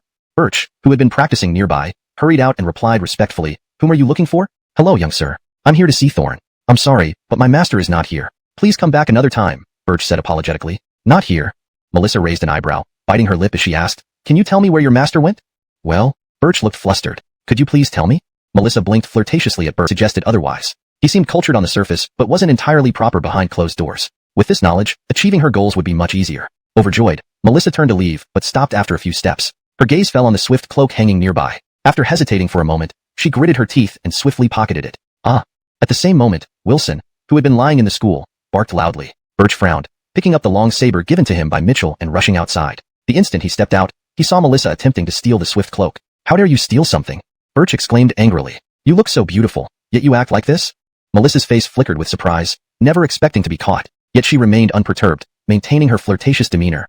"Young sir, how about I keep the cloth? Remember, I promised to introduce you to some lovely ladies." "I told you to put down the cloth," Birch sternly said. "Even if it's just a cloth, your true nature is clear, and I don't need any introductions from you." Now, young sir, don't be like that," Melissa continued to smile falsely. However, Birch wasn't fooled. With a firm resolve, he swung his long saber, and his small body darted forward like a crescent moon toward Melissa. "Himph! These measly moves aren't worth showing against me," Melissa sneered disdainfully. Yet in the next moment, an overwhelming pressure descended upon her head. "What? This blade?" Chapter 70. Struck away by a Jalen? Such overwhelming pressure? Is this an Imperial level artifact? No. The earth-shaking stone and the swift cloak are both Imperial level treasures, but they pale in comparison to this aura. Could it be a sect level artifact? Or even a sacred level one? Simone didn't dare imagine further. All she knew was that this seemingly powerless slash carried incomparable might, forcing her to kneel involuntarily. Crack! Under the increasingly intense pressure, the stone tiles beneath Simone's feet had shattered. Yet Birch showed no intention of stopping. He wouldn't show mercy for stealing from the martial hall, even if it was just a rag. This place was his warmest home. Without his master's permission, no one could destroy or take anything from the martial hall. Her fear intensified, and Simone's face grew increasingly pale. Finally, under the threat to her life, she knelt down with a loud thud. "I won't dare again, I swear."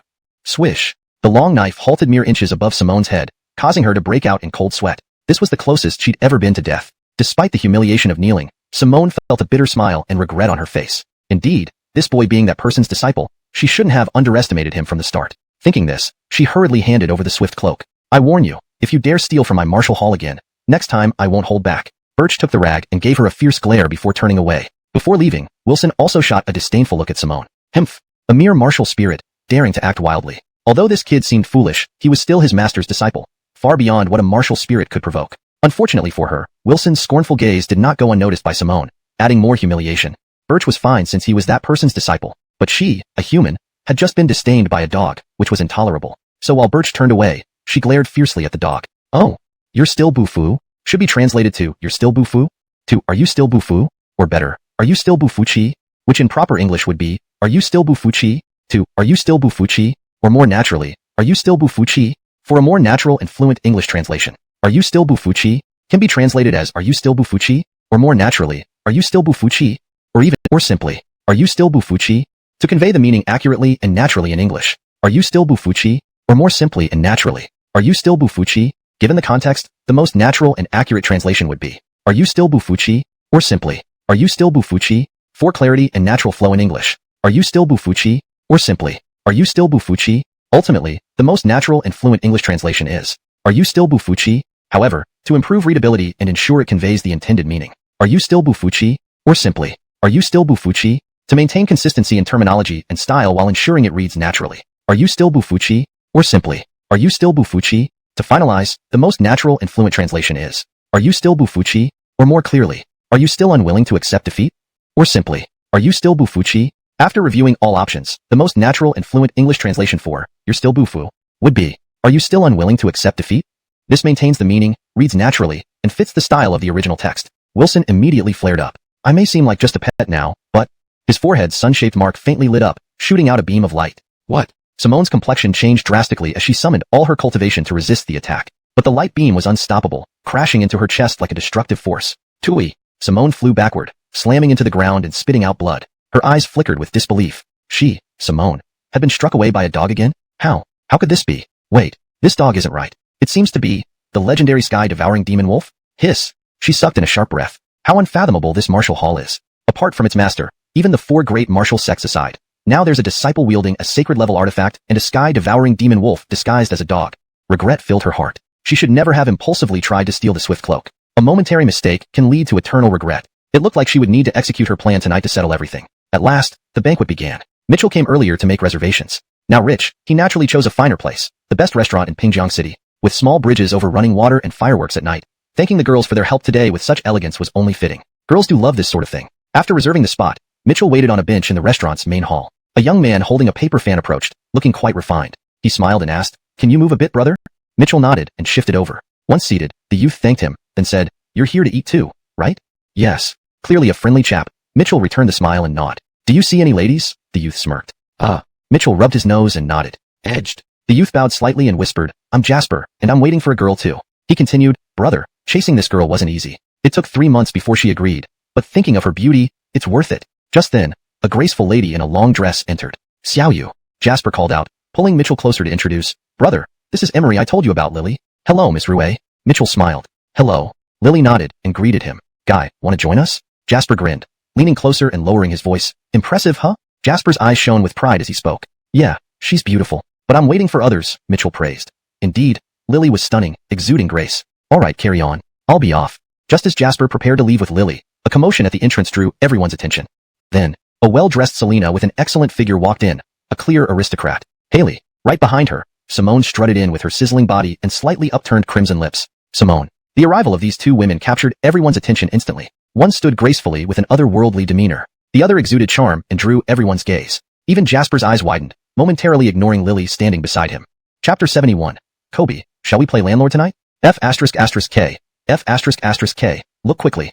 Jasper stopped in his tracks, eyes glued to the two women with a lascivious expression. He nudged Mitchell with his elbow and whispered, "Dude, these two are real top-notch. If I could have one of them, I'd die happy." Hearing this, Mitchell rolled his eyes at Jasper. Is this guy a ladies' man? He clearly has someone good by his side but still fantasizes about others. Unremarkably, his girlfriend Lily didn't hear that. Alas though, we can only fantasize about such beauties. Wonder who's so lucky to be dining with them, Jasper sighed, knowing his place as he patted Mitchell on the shoulder in disappointment. However, just as he finished speaking, the two women walked straight toward them. Kobe. Kobe. Their voices rang out simultaneously. One was gentle, the other full of charm. This scene stood up gracefully and began massaging Mitchell's shoulders. F***K. SH**T. What the hell are they eating? I'm being fed dog food while having my meal. Seeing this scene, numerous male diners angrily slammed their chopsticks on the table and stormed out of the restaurant. Jasper, seated elsewhere, stared wide-eyed. What a catch. In comparison, Jasper felt insignificant. Even Lily beside him seemed unappealing now. Have you both had enough? Mitchell wasn't oblivious to the subtle competition between the two women. He tolerated it initially, but their actions became increasingly over the top, making him slightly irritated. It wasn't that he was heartless, but their efforts felt too deliberate, which made him uncomfortable. Mitchell's tone carried a hint of anger, startling the two women into compliance. They obediently sat back down without uttering another word. Don't take it to heart. I didn't mean to criticize you. Seeing their reaction, Mitchell offered some comfort before continuing his meal. Though their actions ceased, the tension between the two remained. Neither had yet gained the upper hand. Simone's resolve hardened. Deciding not to hold back, she simply said, "Kobe?" "Yes?" Mitchell looked up at her. "Tonight, shall we play landlord together?" Simone's eyes twinkled seductively as she asked, her face blushing slightly even as she spoke. Translation notes. Names like Haley and Simone have been transliterated according to Pinyin. The translation preserves the original tone, style, paragraph structure, and line breaks. Chapter 72. Still need props? Landlord fight? Mitchell looked at Simone in surprise and asked, "Have you ever played landlord fight before?" After all, This world had no such game, and the few who knew how to play were taught by him. No, I definitely haven't played Landlord Fight. Even if I play with Kobe, it would be my first time, said Simone, her fair cheeks blushing as she lowered her head. Oh. Mitchell nodded, suspecting Simone must have heard about it from someone else. Not giving it much thought, he said, if you want to play Landlord Fight, I'll accompany you. Just name a time. Hearing this, Simone's eyes brightened. She hadn't expected Mitchell to agree so readily and couldn't help feeling secretly proud of her charm. But wouldn't it be inappropriate to play Landlord Fight during the day? Simone purred suggestively. If we're playing, Kermitger will accompany Kobe all night long. Emboldened by Mitchell's agreement, she stealthily kicked off her shoe under the table and let her foot graze against Mitchell's thigh. Mitchell's face darkened. This one really wanted an all-nighter. Yet, understandingly, in his past life, during the peak of the Landlord Fight craze, he too had pulled several all-nighters, losing millions of joy beans without sleeping for 2 days straight. Sure, if you say all night, then all night it is. Mitchell replied nonchalantly. Yes, Kobe. Tonight, Kermitger will make sure you have a good time, whispered Simone, her lips curling in a smile, thrilled that the mission seemed easier than she anticipated. But, just then, Mitchell took a mouthful of food, swallowed, put down his chopsticks and said, a two-person game wouldn't be interesting. It has to be 3 people for a real Landlord Fight. So let's invite Haley as well. Simone, who was gloating over the near accomplishment of her goal, abruptly opened her mouth in shock. Kobe, why you want 3 people to play Landlord Fight? She stared at Mitchell in disbelief. Well, sure. If it's a Landlord Fight, at least 3 people are needed, Mitchell smiled. Of course, if there are enough players, 4 could work too. So Kobe enjoys this sort of thing, she muttered. Amazing. Simone's face fell slightly as she said, almost in awe. What's so amazing? It's standard practice, Mitchell remarked dismissively. Upon hearing this, Simone's mouth twitched, annoyed that Haley would join them, but since Mitchell had insisted, what could she say? All right, you continue eating. I'll go get a room and send a waiter to fetch the props needed for the game from my place. Mitchell put down his chopsticks and stood up, heading towards the counter. His words caused Simone to nearly choke. Props? Who needed props for a card game? What an odd quirk. Suddenly, she felt a creeping chill and realized having Haley along might not be such a bad idea after all. Turning to Haley, she said coldly, since we're here, let's be straightforward. You approached Kobe for your own purposes, right? Haley's expression changed but remained silent. It doesn't matter if you don't say anything. Regardless of your intentions, since Kobe has spoken, tonight you will both accompany me in entertaining Kobe. Simone's gaze burned into Haley as she spoke each word deliberately. Do you understand? Haley instantly grasped the underlying message. Despite being the chamber's pearl, she wasn't a naive girl. If I'm not mistaken, you mean exactly what I think? Haley countered, so, for now, we put aside our differences and focus on our objectives? You can see it that way, Simone conceded, raising her lips in a smirk. In the next chapter, the preparations for the unusual evening unfold as the characters navigate their hidden agendas and unexpected alliances. Chapter 73 Right on the table? For once, the 2 women stood united on the same front. Seizing the moment when Mitchell left briefly, Simone flicked her jade hand, sending a stream of light that vanished into thin air. Meanwhile, Haley took the opportunity to leave and placed a note behind a flower pot. Soon after, a man passing by the flower pot picked up the note intentionally or unintentionally before quietly disappearing. Ha ha ha. Abdurrahman, you old skinflint. No matter what schemes you use to win his trust, from tonight onward, our Irving sect has nothing to fear anymore. In the grand hall of the Irving sect, Don looked at the jade slip in his hand and laughed heartily. Sect Kobe, what's got you so excited? One of the gauges asked from below. Kermitger did not fail us down the mountain. She has already secured control over the person down there. Don clenched his fist, his face beaming with joy. After tonight, Kermitger will be that person Selena. With this identity and her methods, we can resolve past conflicts swiftly and bring unexpected benefits to our sect. Really? That's wonderful. The crowd in the Irving sect couldn't help but feel elated, their faces glowing with excitement. The rise of the Irving sect seemed within reach. Well done. Meanwhile, in the conference hall of the Pingjiang Chamber of Commerce, Ferris, whose expression had been gloomy earlier, received a message from one of his subordinates. He suddenly slapped his thigh and stood up abruptly. President, what's made you so excited? Yes, if there is something exciting in the inn. Whoa. Amazing. Outside, Jasper, who had been keeping an eye on Mitchell, whistled through his teeth, his eyes filled with envy. Once inside the room, both women's cheeks flushed red. Thinking about what was about to happen made them uneasy yet also expectant. Come on. Mitchell sat at the table and smiled. Elon, right on the table? Haley asked, her lips slightly parted, glancing at Simone, who also looked embarrassed. To actually play on the table, but since Mitchell had instructed, they dared not object and approached the table hesitantly, their faces growing increasingly flushed, even their necks feeling warm. After all, whether Simone or Haley, playing cards together was a first, especially with 3 people at a table. Just thinking about it made them blush. Let's start. Finally, Mitchell pulled out a deck of cards from his sleeve and placed it on the table. Chapter 73. Are I right on the table? For once, the 2 women found themselves on the same side. Seizing the moment when Mitchell left, Simone waved her jade hand, and a stream of light vanished. Meanwhile, Haley took the opportunity to leave as well, placing a note behind a flower pot. Soon after, a man passing by the flower pot picked up the note casually and quietly disappeared. Ha ha ha. Abdurrahman, you old skinflint. No matter what underhanded means you use to win that person's trust, from tonight onward, we Irving sect have nothing to fear. In the grand hall of the Irving sect, Don looked at the jade slip in his hand and burst into laughter. Leader, what's so exciting? The gauges seated below asked. Kermitger did not disappoint us down the mountain. She has now secured control over the one downstairs. Don clenched his fists, his face beaming with joy. After tonight, Kermitger will be that person's wife. With this identity and her methods, past conflicts can be resolved quickly, and unexpected benefits will come to our Irving sect. Really? That's great news. For a moment, the members of the Irving sect were also filled with joy, their faces brimming with excitement. The rise of the Irving sect seemed just within reach. Well, at the meeting hall of the Pingjiang Chamber of Commerce, Ferris, whose expression had been gloomy, suddenly stood up after receiving news from his subordinates. President, what made you so excited? Just focus on chamber affairs first before getting excited about something else. Indeed, the influence of that book is growing day by day for Baofeng Chamber of Commerce. If you don't find a solution soon, we might consider replacing you. Various high-level members of the chamber spoke grimly. Focused on profit, they were highly dissatisfied with Ferris. Humph! Replacing me? Who dares replace me? Isn't it just a little Mitchell? Why are you all so worried?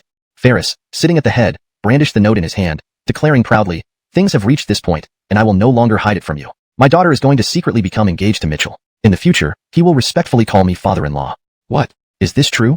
Hearing this, the senior members of the chamber looked astonished. Himph! Would I lie about my daughter's future? Ferris retorted angrily, his eyes gleaming with pride. So that's it, this is indeed wonderful news. Yes, President, we were mistaken earlier. Since he will be your son-in-law, he will naturally serve the Pingjiang Chamber of Commerce wholeheartedly. Exactly, President. You've been very steady. You should have told us sooner about such good news instead of making us worry needlessly. Listening to these words of flattery, Ferris stood with his hands clasped behind his back, unconsciously raising his chin in satisfaction. After the banquet, Mitchell brought the two women straight to the top room of the inn. Wow. Amazing. Outside, Jasper, who had been observing Mitchell, drew a sharp breath, his eyes filled with envy. Inside the room, both women blushed, feeling nervous yet excited as they anticipated the three-person game that was about to take place. Come on. Mitchell sat at the table and smiled. Mister, are I right on the table? Haley asked, parting her red lips slightly while glancing at Simone, whose face was also flushed with shyness. On the table? But since Mitchell gave the order, they dared not object and moved closer to him, their cheeks flushing more deeply, even their necks turning warm. After all, whether it was Simone or Haley, playing the game of Landlord, a popular Burkinese card game, was a first for both of them, let alone doing it in a three-player setup on the table. The thought itself made them blush. Let's start. Finally, Mitchell pulled out a deck of cards from his pocket and laid them on the table. Chapter 74 Various Thoughts. Elon, what is this? The two women cast puzzled glances. It's a game of do diju. This is do diju? Isn't it? The two ladies trembled, suddenly rooted to the spot with an expression that questioned everything. Realizing their mistake, they were too embarrassed to move, their lips twitching, finally understanding that they had misunderstood the meaning of do diju all along. What should we do? Haley blinked at Simone, knowing well that their fates were intertwined now. Let's just play. Accompany Elon in this do diju. Simone's heart was filled with complex emotions as she gritted her teeth and spoke. Matters could only be dealt with later. After all, they were now confined in one room with him. Opportunities would present themselves. Mitchell quickly explained the rules of do diju to them. No questions? Mitchell asked. No questions. Despite mixed feelings, the two women nodded their heads. But playing without stakes isn't much fun. Mitchell stroked his chin. Here's a suggestion. Let's each put up something as a stake. The final scores will determine the winner. Of course, small stakes are enjoyable, large ones harmful, he added, then placed a dagger on the table. So, our stakes should be valuable but not too expensive. I'll put up this dagger, my favorite. When Mitchell placed the dagger on the table, Simone's eyes nearly popped out. This was that thing of some value, but not too pricey? She drew in a sharp breath, unable to ascertain its exact quality, but knew it was certainly a Saint-class item. She found herself drooling uncontrollably. Yet, realizing she had nothing of equal grade, she hesitated. After a long moment, from her storage ring, she retrieved the twin blades bestowed by Dawn, equally matched in grade to Gan and Tianshi. Indeed, these were also the most precious items she could offer, possibly the best within Xuanwu sect. Elon, can I use this as my stake? Nervously, Simone inquired, fearing Mitchell might disdain the twin blades. Sure, it's good enough. Mitchell smiled, for the twin blades looked quite exquisite, fitting his criteria of not too shabby, nor too costly. Simone exhaled, reassured. Thinking about potentially winning Mitchell's dagger, a treasure no less than a Saint class, made her heart race. Meanwhile, Haley, observing Mitchell's dagger and Simone's twin blades, fell into contemplation. As a pearl of the Chamber of Commerce, she could discern that neither item was ordinary. To put forward anything inferior would surely not do, yet only one item in her possession came close in value. She clenched her teeth, pulling out a copper piece intricately engraved from her bosom, placing it on the table. Is this acceptable as my stake? Mitchell gave it a glance, nodding. No issues here. However, Simone's eyes flickered with surprise at Haley. That copper piece seemed like one of the keys to a secret realm. She hadn't expected Haley to have such a thing. But considering she represented a major chamber, having treasured items was plausible, especially since cultivators frequented civilian chambers seeking treasures. All the better. If she truly won, she'd gain both the non-inferior to Saint-grade divine weapon and the key to a secret realm. Even if she didn't achieve her primary goal, it wouldn't make this night worthless. Simone silently curved her lips in a smile. Haley also harbored calculations. Though she recognized Mitchell's dagger as extraordinary, its true value eluded her. Her lips and softly asked Melissa, "What do we do?" Melissa furrowed her brow in deep thought. Then she raised her hand, pulling out a red porcelain bottle. Haley's eyes widened before she also produced a white jade bottle. They looked at each other, unexpectedly finding themselves equally prepared. A complicated feeling arose in both of their hearts. Well, shall we use yours or mine? Finally, Haley, biting her lip tightly, asked. Let's use both. Melissa thought for a moment. Although her heavenly fragrance powder could not be resisted by cultivators either, Mitchell was far from an ordinary one. To ensure success, she gritted her teeth and poured the contents of both bottles into the nearby water pot. Back already. As she finished mixing the drugs, Mitchell returned and sat down again, looking at the poker cards in front of him. It's almost dawn. I'm so tired. How about we call it a night? He collected the copper plate from Haley and the twin knives from Melissa. Do you want me to keep these? Seeing this, the two women panicked, reaching out to retrieve their items. You should honor your bet. Why the hesitation? Mitchell said jokingly. His playful tone sounded like a reprimand to the two women. Both quickly withdrew their hands, forcing smiles as they responded stiffly, no. Of course we'll honor our bet. Exactly. It's just a couple of small items. You can always win them back next time. Mitchell chuckled and put the items away. He wasn't particularly interested in keeping them. He just believed that if there was a stake involved in gambling, it should be honored, or future games wouldn't be taken seriously. Right. The two women nodded, though their smiles were strained, as if crying on the inside. However, they still had one final preparation. If they succeeded, perhaps a bit of flirting and closeness afterward might help them regain their lost items, or even gain something else valuable. With this in mind, the two women exchanged glances and smiled at Mitchell. Elon, you've been playing all night and haven't had much water. Have a drink and rest here for a while. They poured him a cup of water. No need to be so formal. You didn't have water either, right? Mitchell laughed, taking the water pot and pouring cups for them too. Here, drink up. Seeing this, the two women felt a chill. Their faces turned grim. Why so nervous about just drinking some water? Mitchell asked, puzzled. No. The two women answered in unison, trying hard to hide any suspicion. After exchanging glances, they made a decision and picked up their cups. Perhaps drinking this water would please him even more. Thinking this, they felt less pressured and drank the water along with Mitchell, finally breathing a sigh of relief. Halfway through, the plan seemed to be working. All they needed was a little more time for the drug to take effect. Unconsciously, Melissa and Haley began chatting aimlessly with Mitchell. Gradually, they started feeling the effects. Their bodies grew warmer, and it seemed Mitchell was starting to feel it too. Hey, why am I suddenly feeling hot? Mitchell fanned himself, feeling puzzled. Sure enough, the two women's spirits lifted. They were almost there. Suddenly, Mitchell clutched his stomach, frowning. My stomach feels off again. Hold on, I'll be right back. Hearing this, the two women's faces turned pale, but Mitchell had already walked out of the room. Chapter 76, Getting the Short End of the Stick. After leaving the room, Mitchell rushed straight to the bathroom. He let it all out. What a relief. But why have I had such a stomach ache all day that just won't stop? It must be because the food at this tavern isn't clean, Mitchell muttered as he squatted over the toilet. However, the two women inside the room grew increasingly uncomfortable. At this moment, the effects of the two bottles of medicine were surging into their heads, causing them to sweat and feel a burning sensation all over their bodies. They couldn't help but grind their feet against the ground and claw at the table with their hands. Why hasn't Mr. come back yet? Haley asked, gritting her jaw to hang a "do not disturb" sign before departing. The night passed quickly. Mitchell went home for a lazy nap and continued playing with his dog in the courtyard. At the Pingjiang Chamber of Commerce, seated at the head of the hall, Ferris spat out a mouthful of blood, pointing at Haley with trembling hands. You're saying that not only did you fail, but you also lost a priceless copper tablet and then got seduced by another Selena? Haley, eyes red from crying, slumped helplessly to the ground, nodding silently. She never imagined that her first time would be with a Selena. Meanwhile, at Irving's sect, Dawn erupted in anger upon hearing Melissa's story, pointing at her hoarsely. So your mission ended with you being seduced by a Selena? Melissa's face was conflicted, clenching her teeth as she knelt without daring to breathe. And what about my twin star dark daggers? Dawn demanded. Lost, came Melissa's barely audible reply. Hearing this, Dawn collapsed into a chair, his fury turning into despair as he pounded his own chest with his fists, spitting out mouthfuls of blood. Calm down, sect leader, calm down. The others watching were terrified, kneeling and shouting for him to regain his composure. After a long pause, Dawn pointed at Melissa and trembled. Go to Irving Cliff and reflect there. You're not allowed to leave for a year. Thus, both missions ended in failure and unexpected embarrassment for both Haley and Melissa. Half a month before coming out of seclusion. Impressive. These somewhat mocking words caused Barrett's expression to change slightly. He hurriedly explained, Kobe Amerigo, I truly did not know you were here. Any disrespect shown towards you, please bear with it. Forget it. Antoine waved his hand and said gravely, enough pleasantries. There is only one reason I came here. Recently, I need to refine a 5th grade medicine for a Frederick Langston level expert in Nansha. However, I need to borrow Huayan Sect's Flame Pearl. Flame Pearl? Barrett's face changed slightly. I can agree to your request, Antoine said as he gazed at Barrett. If you are willing to lend me the Flame Pearl, not only will I owe you a favor, but the Frederick Langston level expert will also owe you a debt. Such opportunities are rare. But Eris's expression grew worse as he lowered his head. To be honest, Kobe Amerigo, your offer is indeed generous, but the Flame Pearl is no longer in Huayan Sect. I have already given it away. What? Antoine's gaze darkened. Eris, are you playing with me? The Flame Pearl is Huayan Sect's mountain guardian treasure, and you tell me you gave it away? Kobe Amerigo, it is true. Eris quickly explained. I don't care if it's true or not. I give you 7 days to bring the Flame Pearl to me. If you truly gave it away, you must get it back, Antoine stated firmly. Barrett looked troubled. The Flame Pearl had been gifted to Mr. Mitchell, and how could he possibly ask for it back? Moreover, failing to retrieve it was the least of his concerns. Offending Mr. Mitchell would be a bigger issue. Antoine lifted his eyes. Kobe, I'm afraid this is really not possible, Barrett said with difficulty. For other requests, they would all be granted, but this time, please understand. Antoine narrowed his eyes and looked at Barrett, saying thoughtfully, I suddenly became very curious. Who exactly did you give this flame pearl to that makes you so cautious? This. Barrett forced a bitter smile, but his tone was filled with respect. That gentleman isn't someone for Eris to casually evaluate. But he saved my life and is the savior of the entire Huayan sect. Really? Amusement flashed in Antoine's eyes as he said thoughtfully, since you speak of this person with such admiration, even I can't help but want to meet him. I must see if he lives up to your description. Kobe Amerigo, this might be inconvenient. That gentleman chose to immerse himself in ordinary life to experience it, and he dislikes being disturbed, Barrett explained quickly. Hearing this, I now insist on meeting him, whether you like it or not.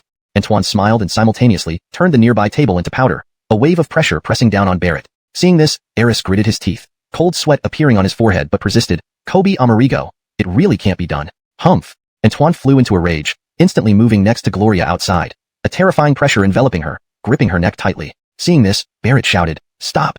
Hee. Antoine chuckled coldly. So, shall we visit this gentleman of yours? For a moment, Barrett was caught between a rock and a hard place. The grip tightened, and Antoine said gravely, Rest assured.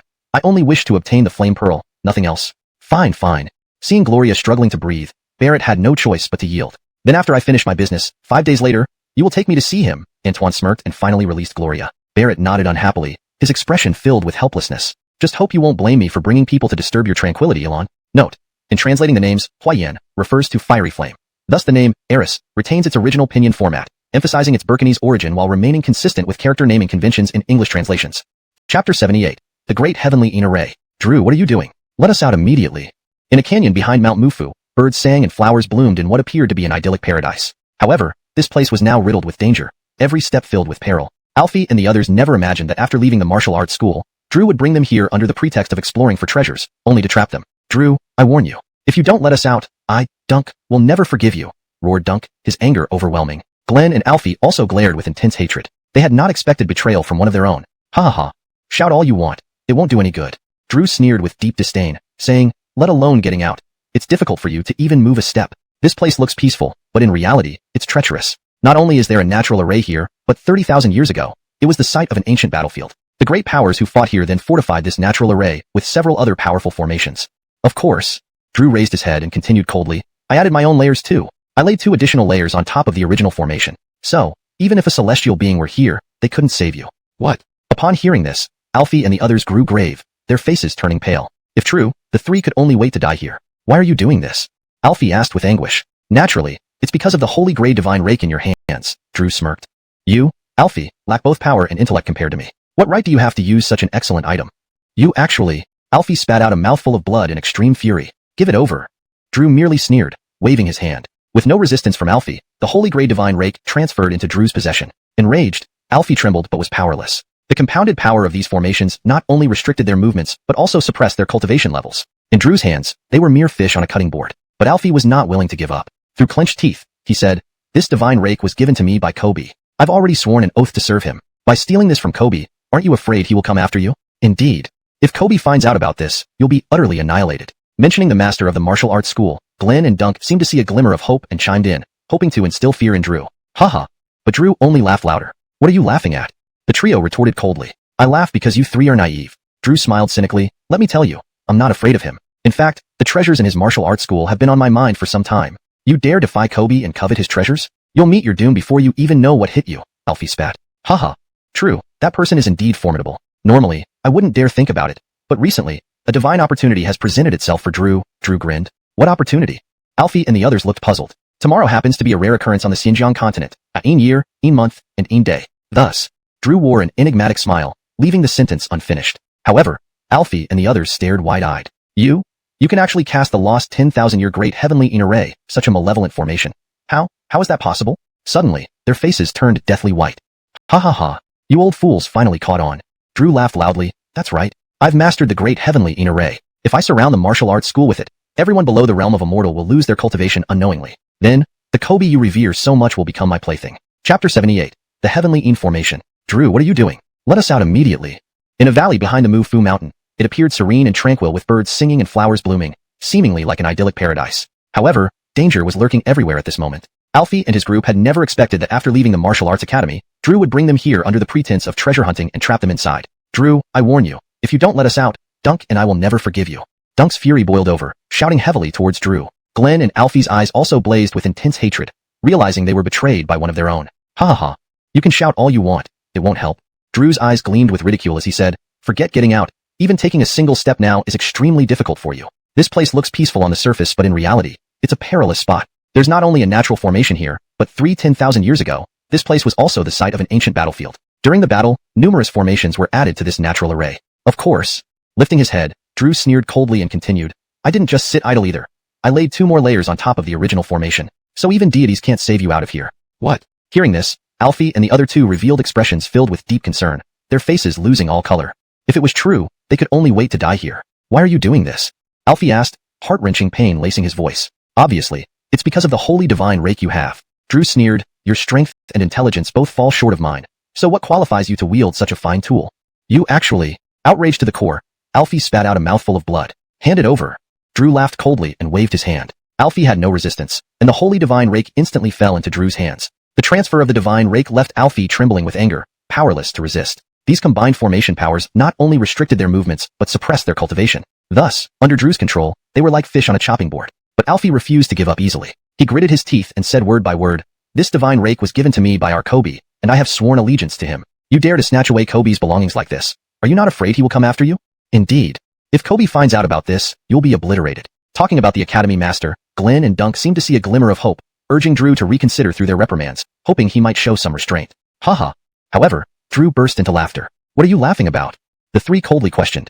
I'm laughing at your naivety. Drew curled his lips into a cold smile. Honestly, I'm not afraid of him. In fact, the treasures in that academy have been on my mind. How dare you disregard Kobe like this and covet his treasures? You'll regret it, Alfie said icily. Haha. True, he is terrifying, and usually, I wouldn't even dare to think about it. But recently there's a heaven-sent opportunity for me. What opportunity?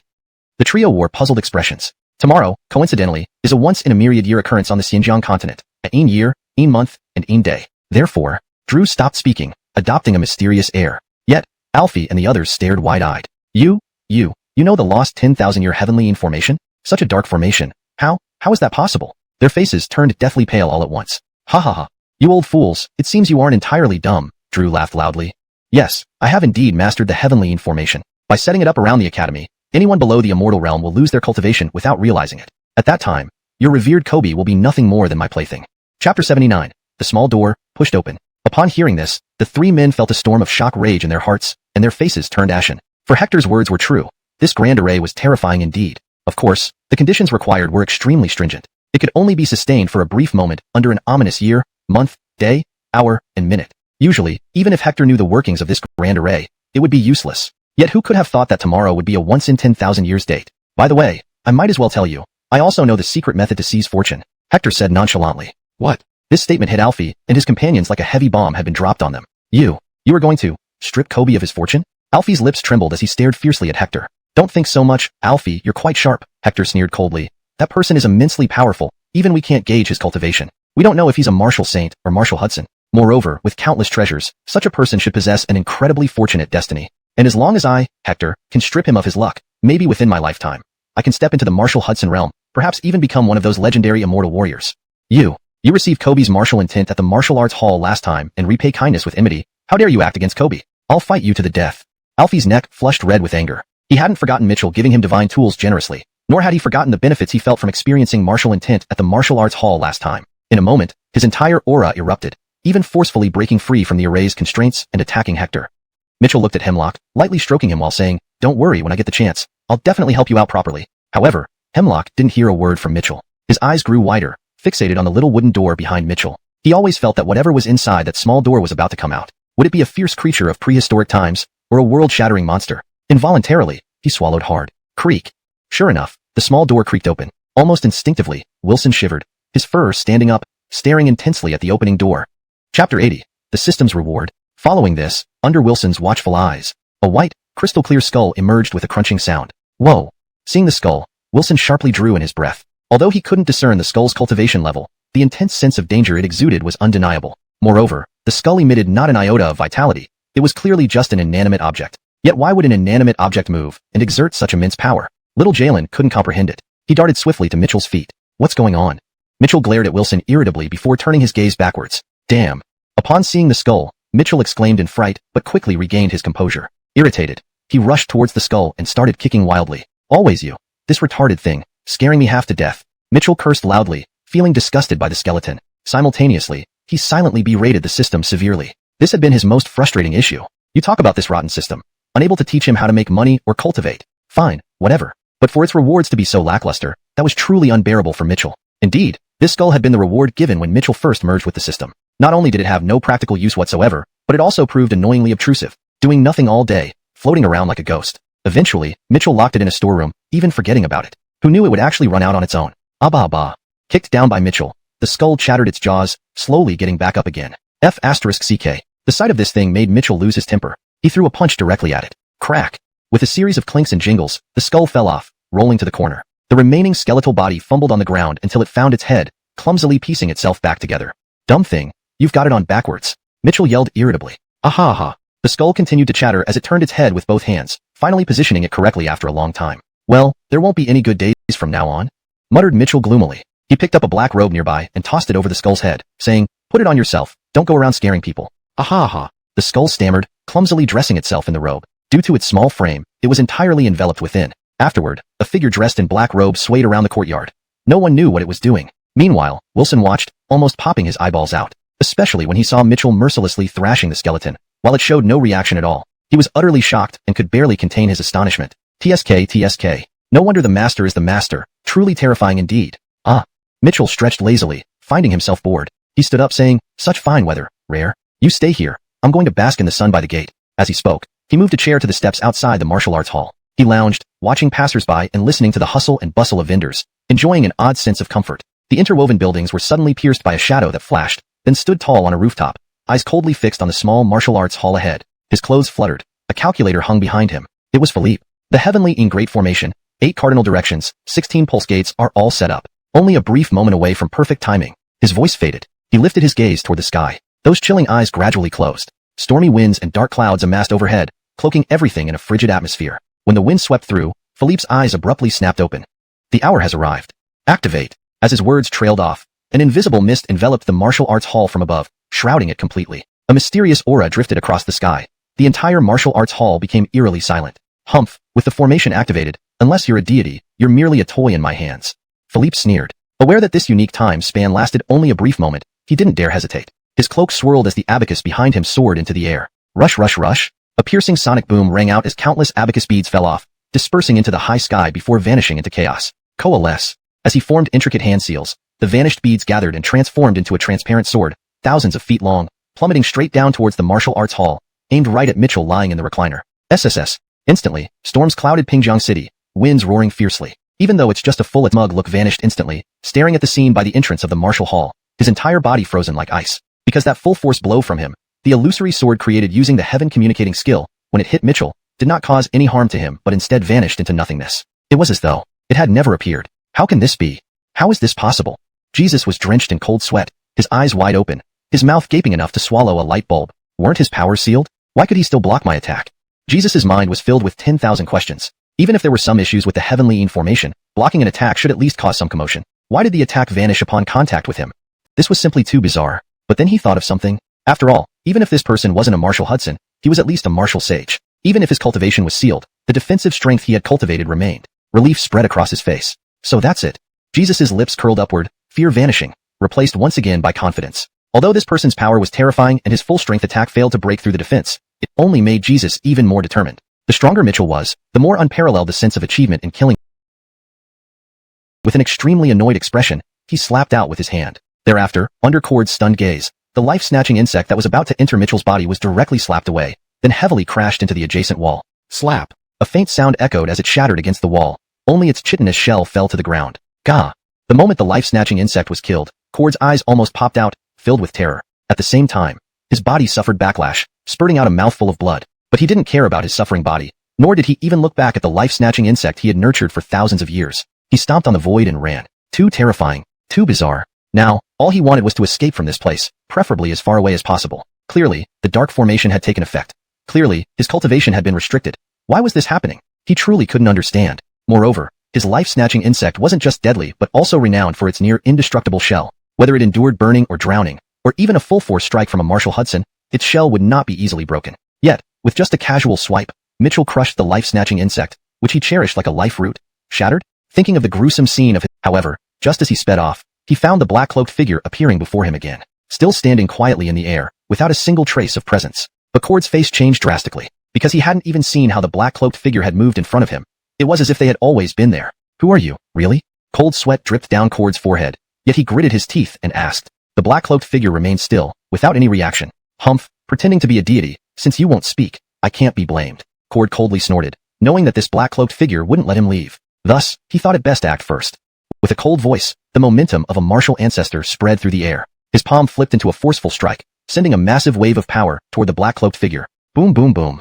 A series of shockwaves surged towards the black-cloaked figure, layer upon layer, transforming the sky into a vacuum, warping everything. There's a master fighting? While Cord launched his attack, Danny, who was meditating not far away at the Adrian sect, abruptly opened his eyes, then transformed into a streak of light and flew up, rushing towards the direction of the combat disturbance. This translation adheres to your guidelines while ensuring natural and fluent English language, maintaining the original tone and style, and preserving the paragraph structure and line breaks. Chapter 83. He is a god. Arnold's overwhelming attack surged towards the cloaked figure. However, the cloaked figure remained standing still, showing no intention of blocking the assault. Humph, at the very least I, Arnold, am a master martial artist. For you to be so arrogant in the face of my attack, then suffer the consequences. An icy voice emanated from Arnold, yet he did not dare underestimate his opponent. The power in his hands intensified. Yet, to his surprise, his formidable assault fell upon the cloaked figure with no effect whatsoever. No ripple, not even a hint of disturbance. Crack!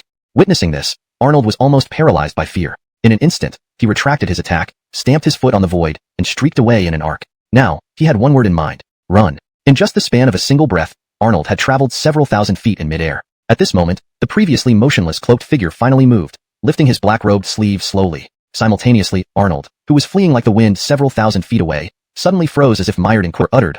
Arnold was struck by an unbelievable thought. This sentence seemed to answer his own question, leaving him stunned. Could you really be an immortal? No, I'm just a servant. The voice came from beneath the cloak once again. A voice that was both unpleasant and utterly emotionless. Hey, a servant? Arnold stammered, pointing shakily at the cloaked figure. You're not Mitchell?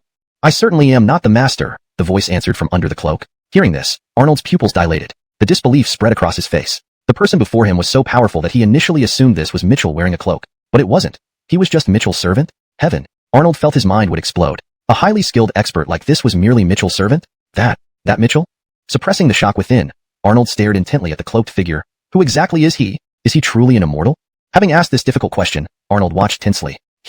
Finally, the cloaked figure lifted his head, revealing his true face for the first time. It was a skull, devoid of flesh and blood, with only hollow eyes. What made Arnold's heart leap into his throat was the slight upward twitch of the jaw, suggesting a sinister smile.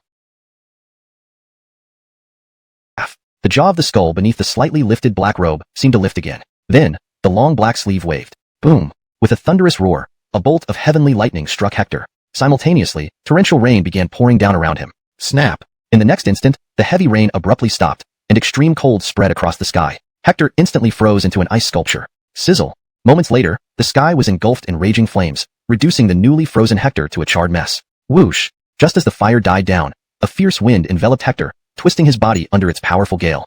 Ah! The excruciating pain caused Hector to emit earth-shattering screams. In that brief moment, he had endured the trials of wind, fire, lightning, and ice. Worn out and battered, fear flickered in his eyes as he stared at the black-robed figure, trembling. Natural law, is this the legendary natural law?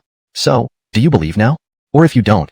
The words barely left his lips when the black-robed figure raised his hand again. Suddenly, Hector felt time rush past him, experiencing countless seasons in an instant, his skin and body rapidly aging. Ah! Piercing cries erupted from Hector. His eyes were bloodshot, not because of physical pain but the sheer psychological terror induced by witnessing the passage of time and his own rapid aging. To budge. Suddenly, a large hand emerged behind him, grabbing him forcefully. Terrified, Mario wailed, Zach, Gage, I'm sorry, I just passed by. Chapter 85. The troublesome thing. Passerby? The figure in black robes emitted a sinister voice. Just this voice alone was enough to make Mario's heart skip a beat. A martial sovereign expert had easily died at the hands of this person, and he, a mere Marshall Hudson, would be nothing more than a small worm in front of this individual. Senior, I am really just passing by. Mario trembled all over, scared to the bone. Hastily, he explained, by the way, I am the top alchemist of Nansha. I can refine imperial-grade medicine. As long as Senior needs it, I'm willing to serve you in exchange for sparing my life. Do you think I need an imperial-grade medicine? The black-robed figure replied with a cold tone. Upon hearing this, Mario's expression turned extremely ugly. He had thought that his identity as Nansha's top alchemist would still cause some hesitation from this person, but now he realized how naive that was. Someone who could kill a martial sovereign effortlessly would not care about imperial-grade medicines. Hit yourself 100 times, then run as far away as you can. However, it seemed the black-robed figure had no interest in Mario. Leaving these words behind nonchalantly, he vanished without a trace. Seeing this, Mario immediately let out a sigh of relief from his earlier tension. But in the next moment, a voice echoed in his mind. If you don't hit yourself, I guarantee your death will be even more miserable than that man's. These words made Mario feel as if struck by lightning. His entire demeanor became bitter and regretful. What have I gotten myself into? Just came here out of curiosity, and now look at this mess. No matter how much he regretted it, he couldn't forget what happened to that martial sovereign. He didn't dare take any risks, so he raised his heavy hand and slapped his own face. Meanwhile, old ancestor Adrian, who had been chasing after Mario, arrived just in time to see him floating in midair, slapping himself. At the same time, Mario was counting each slap aloud, afraid of missing even one. Amerigo, Kobe Amerigo, what has befallen you? Why are you treating yourself like this? Old ancestor Adrian frowned and asked cautiously. Get lost. Mario roared, venting his frustration on old ancestor Adrian. Old ancestor Adrian shuddered and hurriedly left. Even from afar, he could still see Mario continuing to slap himself. He must have suffered some family tragedy, old ancestor Adrian speculated. Whatever. It's not our business. Seeing no one around, a pale hand stealthily appeared from the sleeve and reached towards one of the girl's cheeks. Just as it was about to succeed, a flying kick suddenly appeared out of nowhere and struck the skull on its forehead. Idiotic thing. This troublesome thing, sure enough causing trouble again. Chapter 86, Blood Debt Paid in Blood. Mitchell directly grabbed the black robe, completely enveloping it, and unleashed a torrent of blows. Mitchell's actions caused a commotion among the crowd. Beating a dog. Mitchell had to explain with an embarrassed look on his face. After another round of thrashing, he dragged the black-robed figure along with the entire skull back home. Dragging it into the shop, Mitchell grew angrier the more he thought about it, delivering 2 fierce kicks. This cursed thing had never given him a moment's peace. Today, it would wreck Gerardo's vegetable garden. Tomorrow, it would kill Arjun's cow. He never imagined this bold creature would even start groping around. But most infuriatingly, this thing was like a burr stuck to the bone. He had thrown it away, only for it to come back. He had buried it in a pit, only for it to crawl out again. Finally, he locked it up, but after only a few days of peace, it came out again. He tried every method possible, but couldn't shake it off. Arg. Suddenly, the black robe wriggled, and a skull popped out, tapping its jaw and making noise at Mitchell. My sister? You wish. Mitchell's slightly dampened fury reignited as he clenched his teeth and said, I'll dismantle you this time, and see what you can do. Saying that, Mitchell punched the skull off with a loud clatter, rolling it on the ground. However, the skull lying on the ground opened its mouth. Arg. At the same time, the skeleton under Mitchell's feet suddenly reached out a hand and gave Mitchell the middle finger. Hey, you learned that pretty well, huh? Since Mitchell had flipped someone off once, this damned thing frequently imitated him perfectly, instantly making Mitchell seethe with rage. He stepped on the skeleton and began dismantling it. Kobe, there's someone looking for you outside. At that moment, Birch approached and respectfully said, It seems to be someone from the Pingjiang Chamber of Commerce. People from the Pingjiang Chamber of Commerce? Mitchell frowned and asked in a low voice, What do they want with me? They say Kobe still has some earnings from the Dream of Red Mansions, so they've invited Kobe to collect the money, Birch replied. I won't go. Tell them to send it over. Different ways, different paths. Mitchell didn't want to deal with them. If they didn't send it, it wasn't a big deal. The book hadn't made much money anyway. But Kobe, they've even sent a sedan chair, insisting you go personally, Birch added. Mitchell furrowed his brow and then said, All right, my disciple, you go instead, collect the money, and leave without any other business. Yes, Kobe. Birch nodded respectfully. After Birch left, Mitchell continued disassembling the skull, exerting all his strength to separate the torso, hands, legs, and so on, locking each part in different rooms. He placed the skull under a well cover. Clapping his hands, Mitchell finally smiled in satisfaction. Just as he stretched and prepared to take a sip of water, someone rushed in anxiously shouting, Kobe, something's happened. What is it? Mitchell hurried out immediately. The messenger was a waiter from the opposite beef noodle shop. The waiter shouted in panic, Kobe, your young disciple Birch is in trouble, and it doesn't look good. Please hurry and check. What? Mitchell's face changed, and he followed the waiter without even closing the door. They arrived at an alley where a crowd had gathered, pointing and discussing inside. Mitchell immediately smelled blood as he approached, seeing bodies strewn everywhere, and the sedan badly damaged. The sedan bearers lay motionless. Birch lay on the ground, barely breathing as he looked at Mitchell. Clearly, Birch had been attacked while in the sedan, leading to a violent clash. Disciple. Mitchell rushed to Birch, checking his injuries while his eyes turned red. Mas Kobe, I may not be able to serve you anymore. Birch, covered in blood and breathing faintly, spoke weakly. No, impossible, don't speak. I won't let you die. Suppressing his anger, Mitchell carried Birch and ran towards the martial arts school. Back at the school, Mitchell hurriedly laid Birch on a bed and brought out all the medicines. First, he stopped the bleeding, then treated the wounds. After hours of frantic work, Birch's condition stabilized, escaping death. Mitchell breathed a sigh of relief, but his eyes blazed with fury. Whoever you are, I'll pay any price to make you pay in blood. Chapter 87, The Kobe Mind. Worthless. A bunch of useless good-for-nothings, unable to handle such a trivial task. What use are you to me?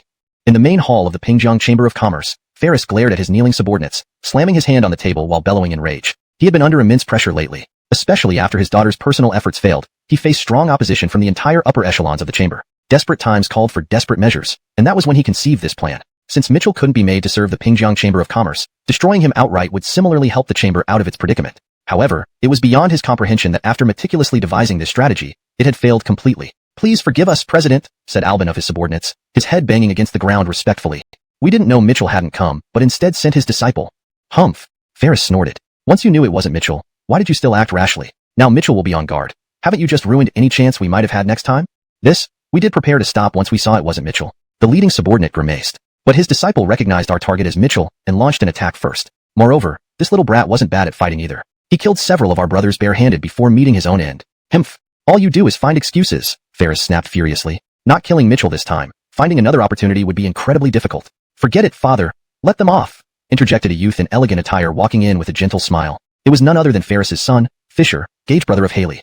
"Ear, how can you be so relaxed at a time like this?" Ferris looked at Fisher reproachfully. "Don't you understand I've done all this, even sacrificed your sister, for your sake? If I lose my position, your chances of ascending to it will be slim to none." "Father, you misunderstand me," Fisher smiled. "Of course, I understand your intentions, but blaming them won't help. Besides, isn't Mitchell just a nobody who writes a couple of books? What difference does it make? Killing him should be easy." "But Ear, based on what Gilliser says, Mitchell isn't as simple as he seems," Ferris replied gravely. "I've heard there are cultivators approaching him, and now he has an unbreakable relationship with Baofeng Chamber of Commerce. You must realize we wouldn't dare to take action against them since Jude's precious daughter is in the Abdurrahman sect." "So what?" Fisher sneered. "Even if he's not ordinary, he's at most a low-level cultivator. As for his connection with Baofeng Chamber of Commerce, it's merely a matter of mutual benefit. But even if he's only a low-level cultivator, he is still a cultivator," Ferris continued to worry. "Father, as president of the chamber, you're right about higher-level cultivators being untouchable. However, we can definitely hire cultivators capable of dealing with Mitchell," Fisher remarked meaningfully. As soon as these words left his lips, 3 men strode in from outside, exuding deep, potent energy and carrying an air of slaughter, giving Ferris a significant sense of oppression. These 3 are..." Ferris gaped. "These 3 are cultivators I hired. They'll help us directly eliminate Mitchell, and their cultivation has already reached the Rex stage," Fisher explained leisurely. "Rex?" Ferris's heart skipped a beat. He never imagined these 3 were actually Rex cultivators, a rank of people he usually never encountered, or of commerce trying to take his life for profit. Only his disciple Birch stood in the way. Though he was just an ordinary man, seeking revenge when wronged was always his style. Soon, Mitchell arrived at the Baofeng Chamber of Commerce. Upon seeing Mitchell, the chamber president dared not show any slackness. He put down all matters and personally came to receive him. "Thorn, please have some tea," Jude gestured, nervously saying. However, Mitchell did not move. This made Jude incredibly uneasy. He sat beside Mitchell as if on pins and needles, frantically wondering if he had done something to offend Mitchell. Ever since Mitchell entered, his face had been dark, and he hadn't spoken a single word. Finally, when Jude could barely handle the pressure anymore, Mitchell finally lifted his head and said to him, "President Ian?" "Why yes, Thorn, I'm here." Seeing that Mitchell had finally spoken, Jude quickly responded, "Your chamber should be able to kill people, right?" Mitchell continued, "Ah." But Jude couldn't immediately react. "I mean, I want to kill a few people." Mitchell picked up the teacup, recalling his beloved disciple's injuries, his eyes narrowing. "Because someone nearly killed my disciple." "What? Someone dared to harm your disciple, Thorn?" Jude suddenly stood up, eyes wide open. This sounded too horrifying to him. Though he didn't fully know who Mitchell was, he knew well enough. Yet, someone had dared to make a move against his disciple? This could be huge. If handled poorly, it might cause an upheaval throughout Pingjiang City. "So, is there a way?" Mitchell looked up and asked. "Of course, whatever reward you need, just name it." There is, of course there is." Jude stuttered, almost trembling, ignoring Mitchell's mention of a reward. "Very good." Mitchell nodded and said, "I want to see the head of the mastermind. Is that possible?" Yes, Jude guarantee it." Jude patted his chest. "But it might involve the Pingjiang Chamber of Commerce," Mitchell added. "Of course, there's no evidence yet, so you need to investigate. Elon, rest assured, I will find out everything quickly, and regardless of who it is, I will place the mastermind's head before you." Jude raised his hand solemnly. "Thank you for your trouble." After finishing his tea, Mitchell left. Originally, he only guessed that the Baofeng Chamber might be involved in such matters, so he hadn't expected much. Now, this turned out to be a pleasant surprise. After Mitchell left, Jude wasted no time, bringing 2 of his men and heading straight for the Abdurrahman sect on horseback. After riding swiftly, Jude found Edith. "What?" Edith's face turned pale upon hearing the entire event. She understood its severity and immediately said, "Uncle, let me take you to meet Kobe. You can tell Kobe everything?" Yes. Jude nodded, though he felt nervous. He had heard of Zak Abdurrahman but had never met him. "Kobe, we come to report important matters." Outside the study, Edith respectfully called with Jude. "Disciple, I've gained insights using the nobleman's sword. No matter what it is, leave now." The stern voice of Zak Abdurrahman echoed from within. "Kobe, it's a very significant matter," Edith anxiously urged. "I said no matter what important matter it is, do not disturb my seclusion." Zak Abdurrahman's voice carried a hint of anger. "You cannot afford the consequences of interrupting my enlightenment." "Please calm down, Kobe. This may be more important than your enlightenment." Edith bit her lip and directly said, "Thorn's disciple, Lord Birch, almost got killed." "What?" Edith's words barely finished before an incredulous voice boomed from inside, followed by a loud bang as Zak Abdurrahman burst out. Subsequently, the veins popping on Zach Abdurrahman's forehead. He grabbed Edith's delicate hand and demanded, "What did you just say?" Note: this translation adheres to the original structure, maintains character names and pinyin accurately, and preserves the tone and style of the original Burkinese text. Chapter 89. An unprecedented Kermitup. Under the stern gaze of Sam Adrian, Jude trembled as he recounted the entire incident. Unthinkable, utterly unthinkable. Upon hearing Jude's account, Sam Adrian was so furious that he pushed out a palm, turning a nearby building into rubble. From the debris, Brett emerged, covered in dust and dirt, yelling with a face full of grievance, "Ancestor, you've demolished my house again. Why is this happening?" "Scram!" Sam Adrian bellowed, not giving him any heed, shifting his gaze back to Amerigosinda. "Schwer." "Yes?" "Notify Dallas and the other senior figures of the sect to gather at the Grand Adrian Hall immediately." "Yes." Amerigosinda did not hesitate, her graceful figure swiftly vanishing. "You must return to the foot of the mountain immediately and find out for Kobe who has such audacity," Sam Adrian instructed Jude. "Yes, Lord Adrian." Jude didn't even stop to drink water, but rushed down the mountain with two subordinates. At the Grand Adrian Hall, Sam Adrian sat in the main seat, his face dark and grim. Below him, Dallas, Amerigosinda, and the other Gages lowered their heads, their expressions solemn. For a moment, a heavy pressure filled the hall, suffocating those with weaker strength. "Kobe, this matter is serious." Amerigosinda stepped forward and quickly analyzed the situation. "From what Uncle said, Kobe is already extremely angry about it might lose its reason for existence." "Yes." A deafening response resonated through the Grand Adrian Hall, followed by streaks of light shooting out from the hall, emitting powerful gales. In the 108 divisions of Adrian sect, countless disciples gathered and marched towards Pingjiang City, their footsteps thunderous. Meanwhile, the 36 celestial spirits and 72 earth fiends mounted flying beasts raised by the sect, forming an array in the sky, casting vast shadows over the ground as they soared towards Pingjiang City. Finally, led by Dallas, the 12 Gages and 18 guardians floated in the air, exerting overwhelming pressure, speeding away like meteorites. In Pingjiang City, the Baofeng Trading Association suddenly halted all operations, shops closed tightly, and numerous spies were dispatched. Within half an hour, a pigeon-delivered message from the Baofeng Trading Association landed in Sam Adrian's hands. He unfolded the note, his face brimming with murderous intent. Pingjiang Trading Association. Die. With that order, the massive lineup of Adrian sect moved towards the headquarters of the Pingjiang Trading Association. At this moment, Pingjiang City seemed to change abruptly. Translation notes. Chapter 89. An unprecedented Kermitup. Under the stern gaze of Zach Adrian, Jude trembled as he recounted the entire incident. How dare they? How dare they?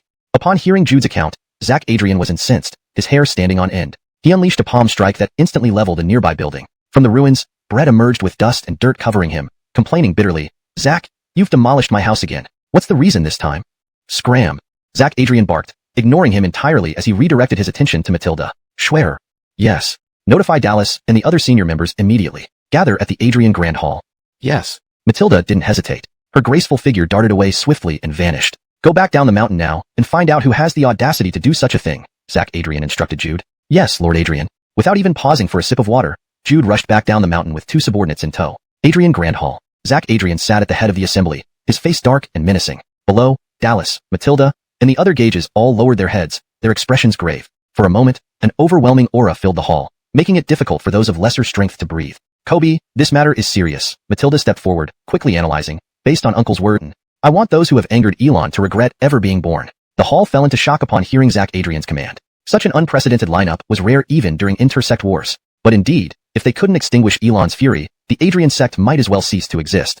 "Yes." Thus, a deafening chorus of voices resounded within the Adrian Grand Hall, followed by beams of light shooting out, spreading gusts of wind. At the 108 branch halls of the Adrian sect, countless disciples prepared to march toward Pingjiang City, the sound of their steps reverberating loudly. Simultaneously, the 36 Tiangang and 72 Disha mounted the sect's flying beasts, forming formations in the sky, casting enormous shadows as they soared towards Pingjiang City. Finally, led by Dallas, the 12 Gages and 18 guardians floated through the air, their powerful presence like meteors streaking across the sky.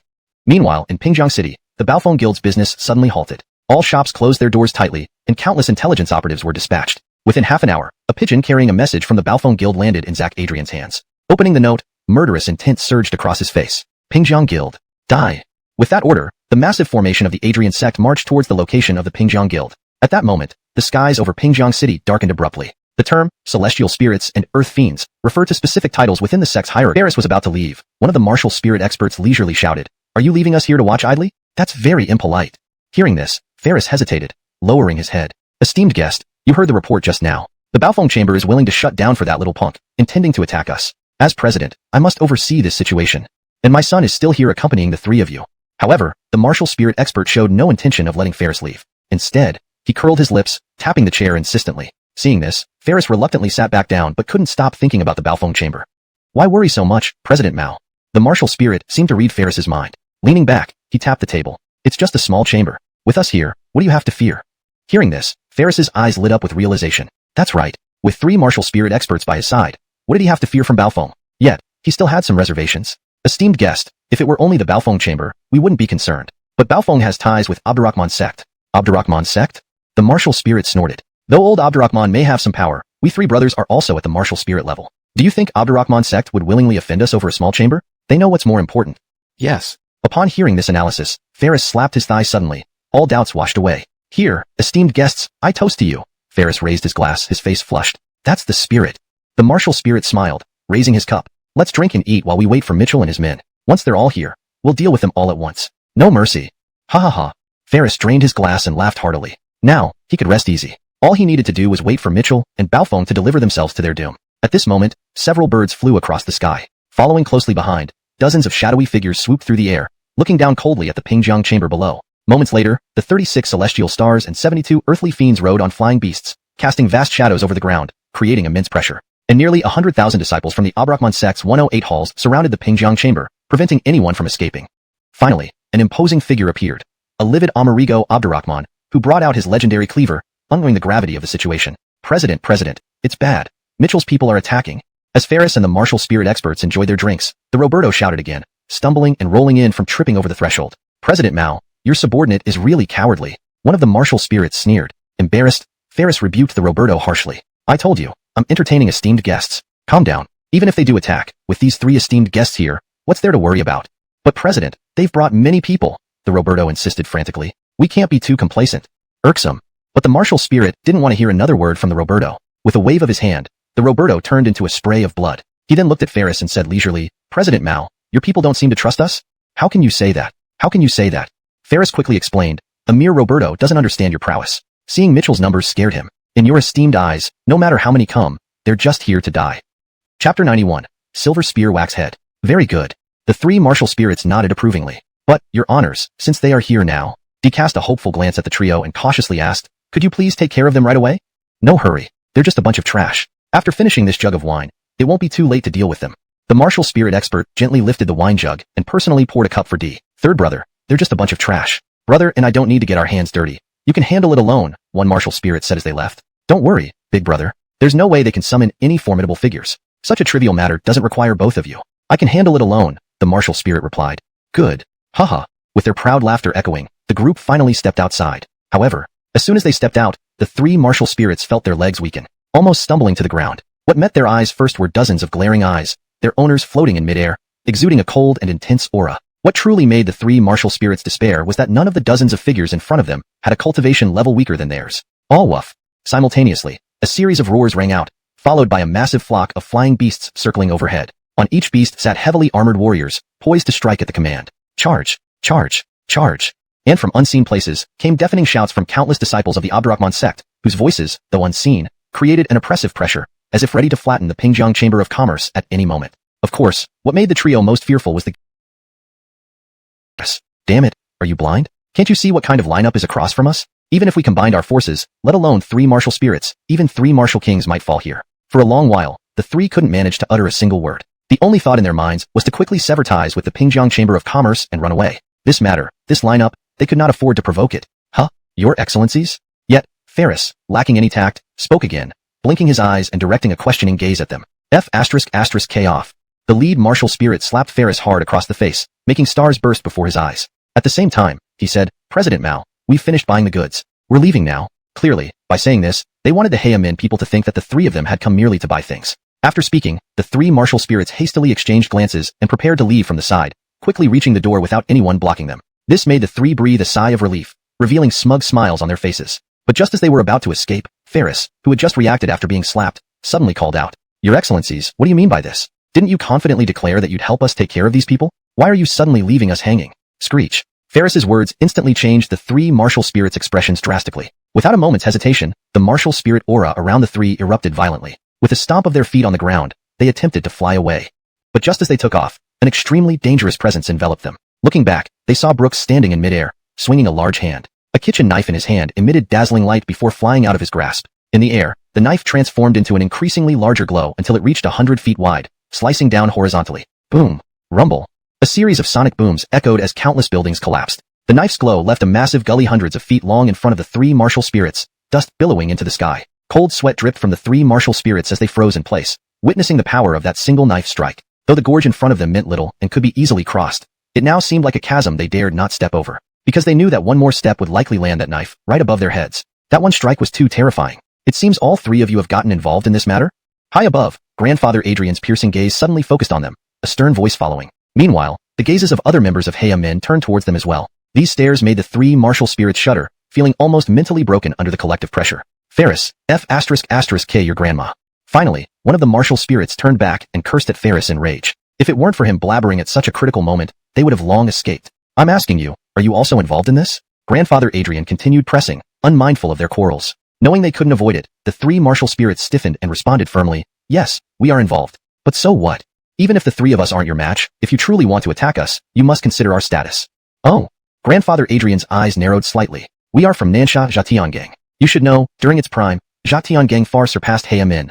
The martial spirit raised proud eyes and said gravely, even though it has declined somewhat and no longer compares to your Heya Min, a skinny camel is still bigger than a horse. If you truly want to move against us, you must weigh your options. As they spoke, the three martial spirits exhibited a bold demeanor. Initially shaken by Heya Min's formidable lineup, recalling the support of Zhatiangang emboldened them. Heya Min might hesitate to act against them. Ferris finally realized that the three martial spirits were not matches for Heya Min. Hearing their words lifted some hope from his previously lifeless face. After all, they were all in the same boat now. What if I insist on moving against you? Grandfather Adrian's pupils constricted, his voice chilling. My Zhatiangang will not let this go easily. After all, we are gauges of Zhatiangang, the martial spirit threatened unhesitatingly. Unless you wish to risk a full-scale war between our sects for this action. Very well. Grandfather Adrian's expression flickered, unreadable whether he was pleased or angry. But then, with a wave of his palm, a rolling voice spread across the sky. By my order, 18 guardians shall remain to guard here. The rest will follow Commander Dallas and depart swiftly. Within one day, annihilate Zhatiangang. What? Originally fearless, the three martial spirits' expressions abruptly shifted upon hearing this. Their eyes locked on Grandfather Adrian. You would destroy Zhatiangang over a mere commoner's issue? How could you dare? Chapter 93. A sudden change. Himph, what's there to fear? Brooks's anger flared. Forget the fact that today's explosive Sky Gang was no match for his Abragon sect. Even at its peak, the explosive Sky Gang would not dare to offend the Kobe. He would still dare to confront them with a kitchen knife.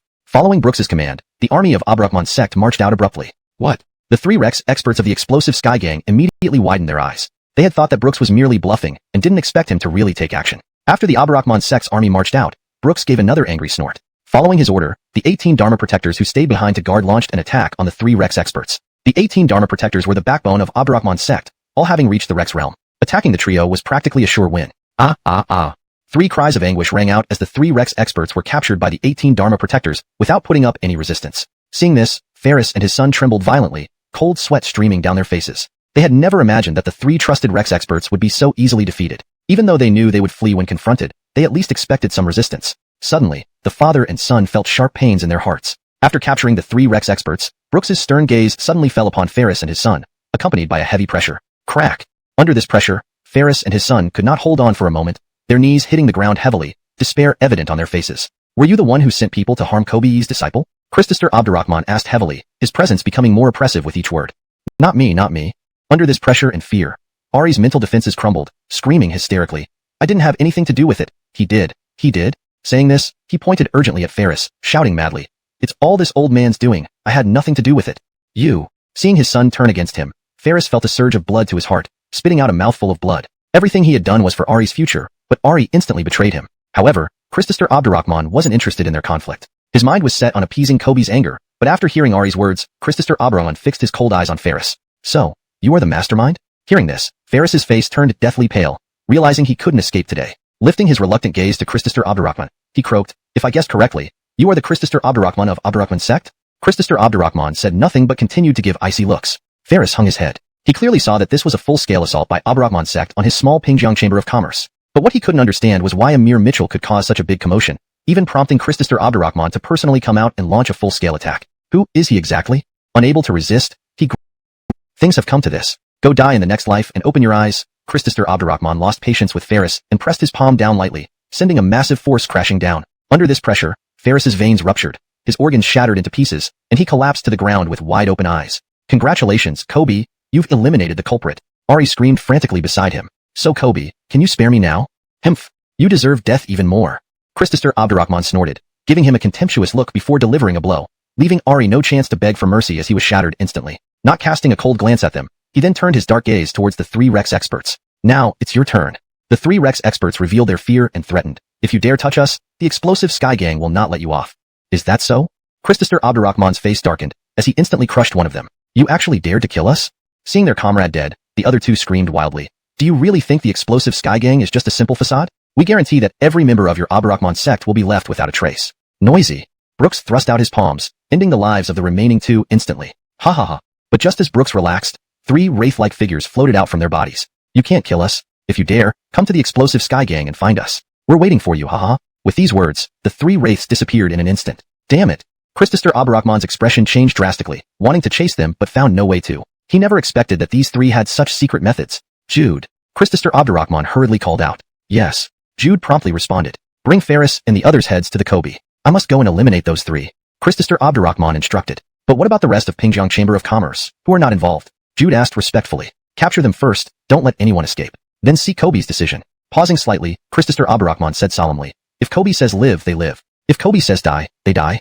Yes. Jude quickly acted. Having dealt with the Pingjiang Chamber of Commerce, Brooks led the 18 Dharma protectors toward the explosive Sky Gang with a grim expression. Initially, he had been considering whether attacking the explosive Sky Gang solely because of these three was too rash. After all, guilt should not be extended to others. The crimes of these three might not involve the explosive Sky Gang. But now, he had to make a trip to the explosive Sky Gang. Regardless of anything else, these three had to die.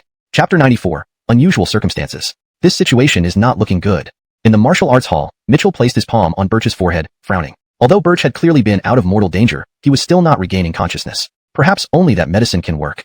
Mitchell thought for a moment, but realized he would need several ingredients to prepare this medicine. It seems I must go into the mountains again. Thinking of this, Mitchell's expression turned grim, wondering how the Baofeng Chamber of Commerce had handled the matter. Kobe, our mission was successful. Not only did we execute the main culprit, but we also wiped out the entire Pingjiang Chamber of Commerce. At that moment, Jude arrived with his men. As Mitchell stepped outside, he was immediately startled because each of Jude's subordinates was holding a human head, and one of them was undoubtedly Ferris's head. Excellent. Seeing this scene, Mitchell felt relieved and satisfied. The efficiency of the Baofeng Chamber of Commerce is truly commendable. My disciple, your revenge has been fulfilled. What surprised Mitchell most was that the Baofeng Chamber of Commerce had completely eradicated the entire Pingjiang Chamber of Commerce. How ruthless. Speak, what reward do you want? As long as it's within my power, I will satisfy you, Mitchell said generously. With such efficient handling, so, giving an opinion wouldn't hurt. Mitchell stroked his chin and said, I believe if they are not wicked, there's no need to annihilate them all. Letting some live can also be a virtue. Of course, those who deserve death should not escape. Jude immediately understood, admiring the profound wisdom and magnanimity. Kobe's righteousness, he respectfully acknowledged.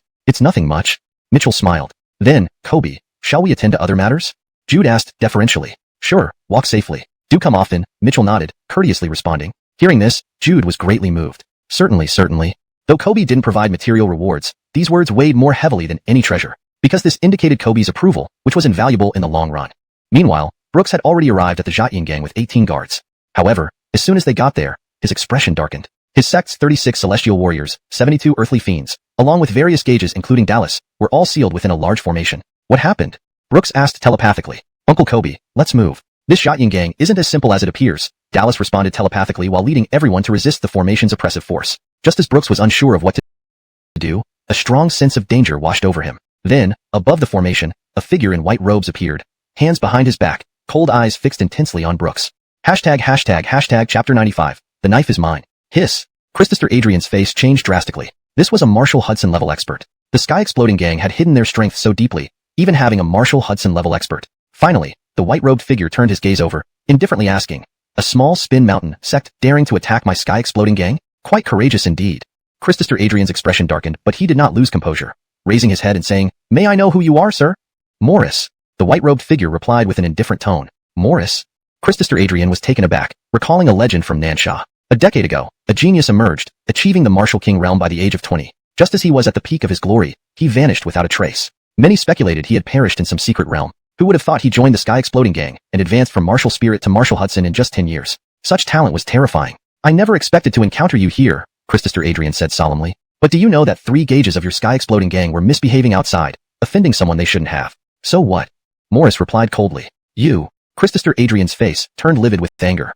Are you implying that your Sky Exploding Gang incited those 3 to offend the senior? I'm unaware of their affairs, Morris replied indifferently. Very well, since your sect wasn't aware, naturally we won't start a war between our sections, Christopher Adrian said gravely. However, I need you to hand over those 3.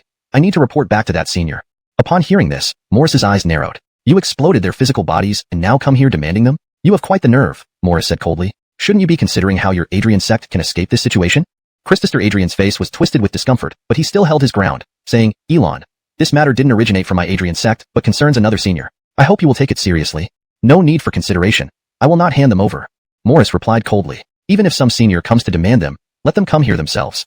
You, Christopher Adrian fumed. Fine. I hope you have weighed the consequences of saying such things. Are you threatening me? Morris's face darkened, and his clasped hands suddenly shot out. In the next instant, a thick palm imprint in the sky grew larger and larger, pressing down like divine authority. Under this pressure, the 18 guards beside Christopher Adrian could no longer stand, falling to the ground. Dallas within the formation also showed deep concern. A Marshall Hudson is indeed formidable. Christopher Adrian's expression turned serious. Facing such a powerful opponent, he dared not be careless. He immediately summoned his kitchen knife and slashed at the descending palm. Rip! With this slash, the sky burst into dazzling light, and the terrifying palm imprint was torn apart, dissipating into nothingness in midair. What? For the first time, Morris's calm expression turned incredulous. A mere martial king can easily break my palm? You're not ordinary, Morris said with a chilly expression. Give me that knife, and I might spare your lives. Humph, impossible. Christopher Adrian's face showed determination. This knife was given to him by Mitchell. How could he give it away? Not giving it? Then I'll only have to take it by force. As soon as Morris spoke, he appeared right before Christopher Adrian in the next instant, then slashed with a palm strike. This palm struck up whirlwinds, almost distorting the air around it. Christopher Adrian's face changed drastically, instinctively slashing his kitchen knife outward. When the palm struck the kitchen knife, Morris's face changed dramatically as he was sent flying backward. His palm was severely deformed and in intense pain. Never would I have thought a mere martial king could injure me. Morris narrowed his eyes. But such a divine blade isn't suitable for someone like you. Only I, Morris, deserve to own it. Saying this, he unleashed his full speed, moving like a specter around Christopher Adrian, launching fierce attacks. Under such relentless attacks, space nearly distorted, leaving trenches on the ground, dust rising skyward. Initially, Christopher Adrian managed to barely hold his ground with the divine blade, but being one major realm lower than a Marshall Hudson, he gradually became overwhelmed. Bang! Bang bang bang bang. With a series of sonic booms, Christopher Adrian was sent flying back. Just as he tried to get up, a foot stomped onto his chest. The knife is mine, Morris said haughtily, seizing the knife from Christopher Adrian. This was something bestowed by a senior. If you dare steal it and incur their wrath, your sky-exploding gang will cease to exist. Christopher Adrian shouted angrily. Is that so? Speaking of seniors, I'd like to see if such a person really exists, Morris said disdainfully, suddenly grabbing Christopher Adrian's head. Soul search. Christopher Adrian's face changed drastically, struggling desperately, but felt his memories being forced out. After a long while, Morris smirked. There indeed is such a person, but they don't seem impressive. However, since they gifted you this divine weapon, they must have other valuable items. In that case, I'll visit them again and help pave the way for my sky-exploding gang's rise. With that, he stomped on Christopher Adrian, sending him flying into the formation. You bunch of trash, fend for yourselves here. Smiling, Morris looked towards Pingjiang City and swiftly flew off. Chapter 96. Not even putting down the spinach basket?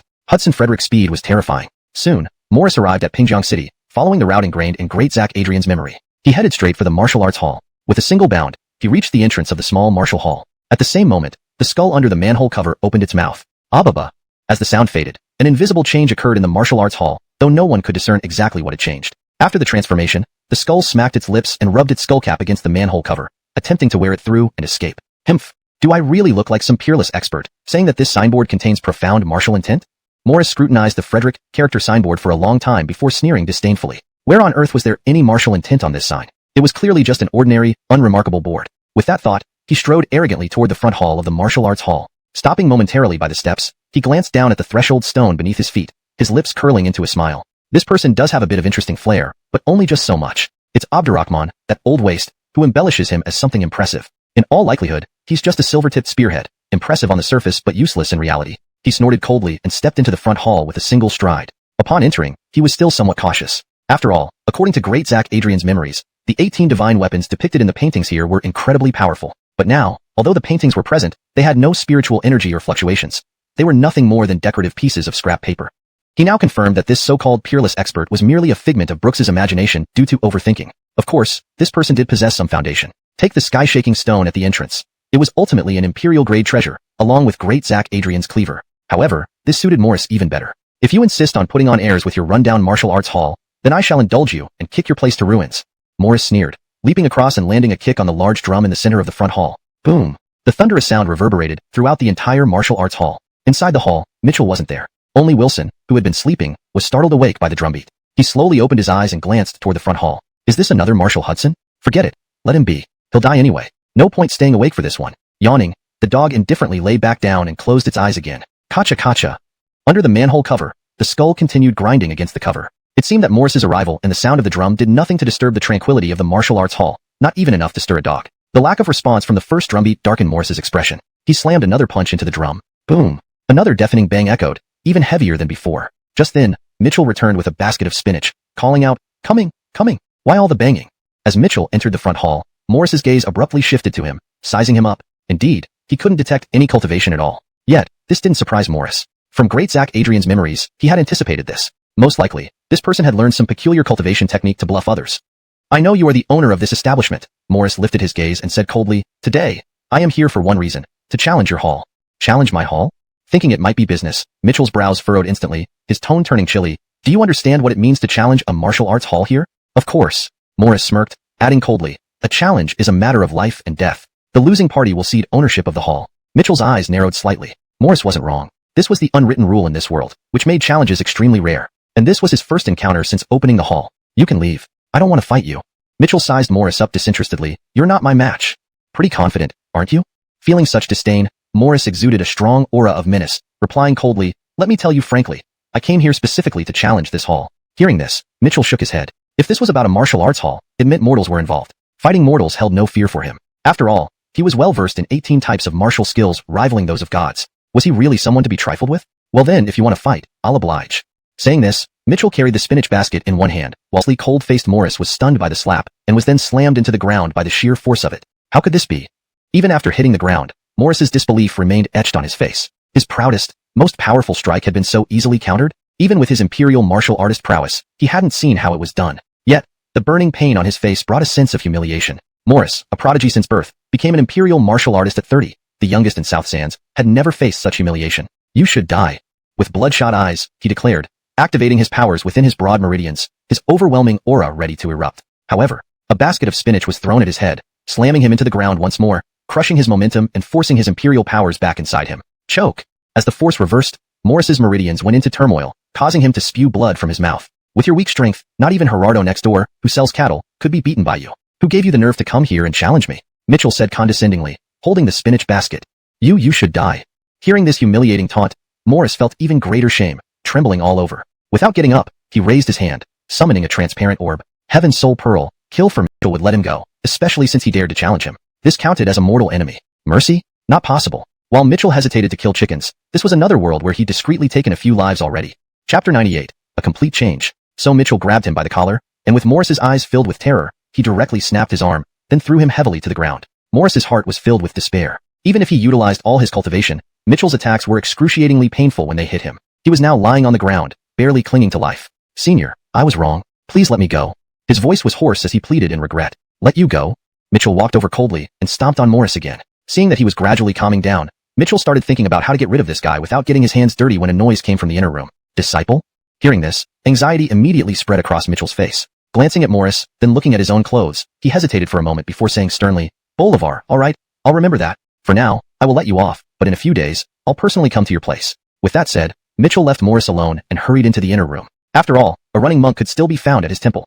Since Morris dared to come here to challenge him, Mitchell would definitely find time to kick back. But right now, compared to this trash, Birch was much more important. Sure enough, when he entered the inner room, Birch had already woken up, but was not fully conscious and had fallen off the bed. Mitchell picked him up tenderly and put him back in bed. Seeing Mitchell leave, Morris's heart, which had been constricted like it was in his throat, finally eased up. Ignoring his injuries, he bolted out. But due to his severe injuries, he crashed to the ground after just leaping up, only to fly up again moments later, bouncing towards Pingjiang City's outskirts in fits and starts. By the time he returned to Bolivar Gang, even with his prestigious Frederick Hudson cultivation, he was almost drained of energy. He hastily took 2 medicinal pills, slightly recovering from his wounds, and rushed toward the location of the Great Array without taking time to recuperate. "Sam, you are truly formidable." At this moment, 3 people came rushing towards Morris's direction. They were the 3 wrecks of the Pingjiang Chamber of Commerce. Having escaped through secret techniques under Grandfather Adrian, they returned to Bolivar Gang and managed to reincarnate. Although they looked weak, they had indeed resurrected. To see Brooks and the others in such miserable states is really satisfying. Haha, yes, wait until we bring them out after being tormented by the Great Array. I will make them suffer terribly. Not bad, especially hearing Brooks say there was another young man named Mitchell involved, who started all this. This vendetta has to be repaid. Once I have the chance, I will feast on his flesh and blood. But, thank you Sam anyway. The 3 revealed mocking smiles, venting their vengeance while not forgetting to praise Morris. Guards, seize these 3. However, Morris suddenly exploded in rage, bellowing, "Sam, why? Why are you doing this?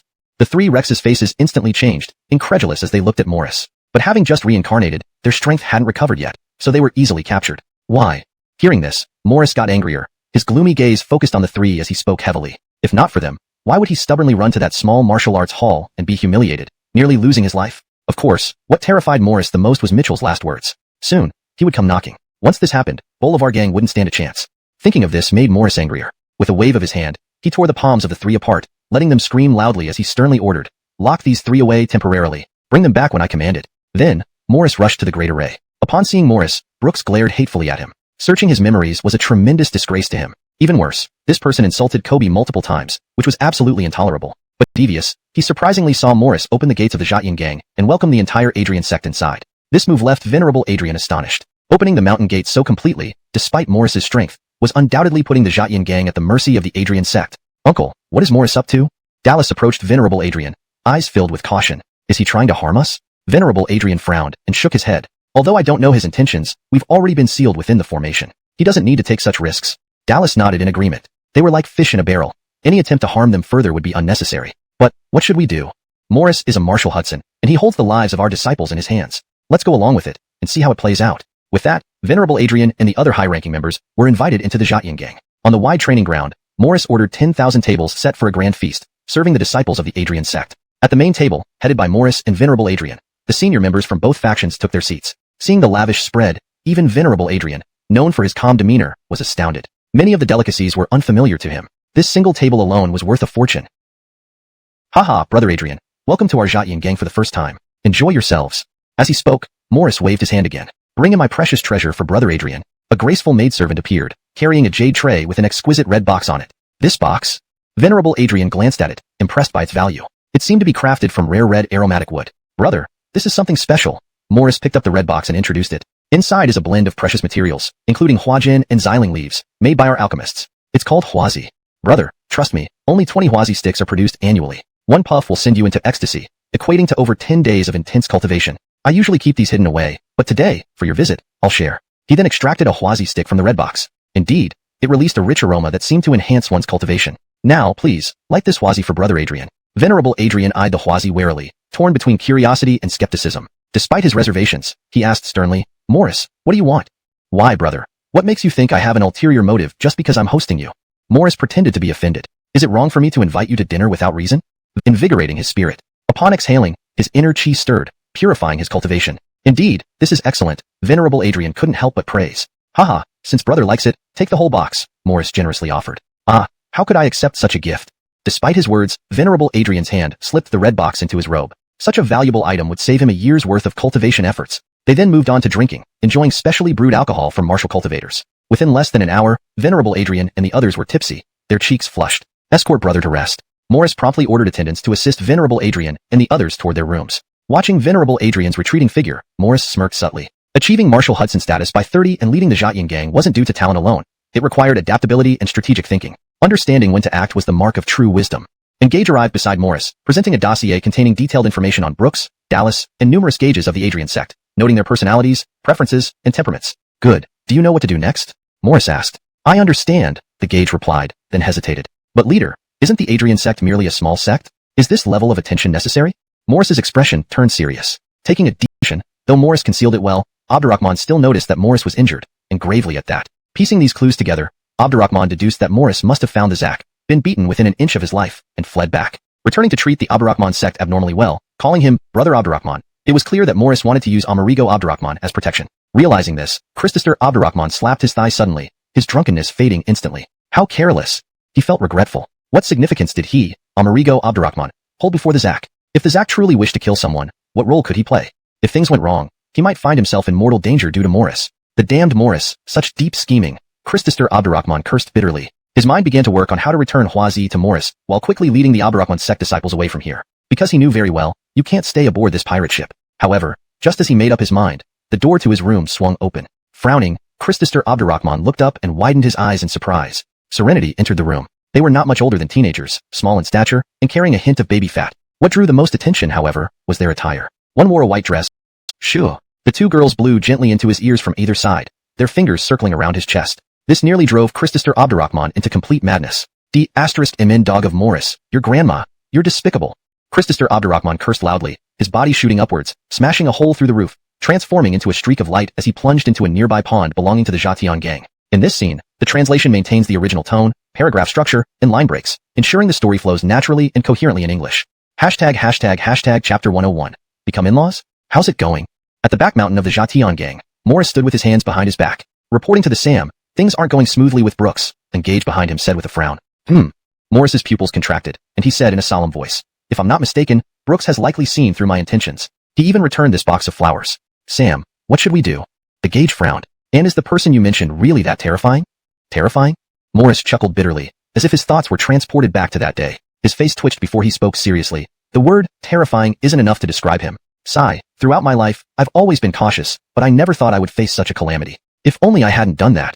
So, how powerful is he exactly? Any moment. Damn Morris. At this moment, Christopher Adrian flew by, muttering curses. These past few days had been a torment for him. Those two women from the Zhatian gang clung to him like leeches, refusing to leave no matter how much he scolded or tried to chase them away. If he were to take action, considering there were many members of Adrian Gate present, and the status of the two women in Zhatian gang seemed high, doing so could lead to unforeseen consequences. Thus, he couldn't hold back any longer and decided to confront Morris. Morris, don't hide. I know you're hiding on this back mountain. Get out here. Under extreme anger, Christopher Adrian lost all decorum and shouted directly at Morris. Cough, cough, brother. What's going on? Morris appeared with an awkward expression. You damn Morris, asking me what's going on? Don't think I don't know your little schemes. Christopher Adrian said angrily. Tell me, did you offend the senior and now want to drag me into your mess? Brother, I didn't expect you to see through it. Morris scratched his nose and laughed. But don't put it so harshly. All I wanted was for you to say a good word for me to the senior. Humph, saying a good word or not, I won't betray the senior just for you. Christopher Adrian said, his face red with anger. I'm putting it out in the open. Do whatever you want, but making me submit is impossible. And neither will Adrian Gate collaborate with your Zhatian gang. Brother, about this? Morris scratched his nose and said meaningfully, you don't have a choice after all. Even if you refuse, someone in Adrian Gate will eventually yield. What do you mean? Christopher Adrian's eyes widened in surprise. Son-in-law, come out.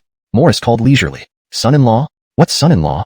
With incomprehension, Christopher Adrian watched as Dallas walked out with his head down, looking apologetic. Beside him stood a towering Selena over 8 feet tall, weighing more than 300 pounds, leaning intimately against Dallas's shoulder. You, what's going on?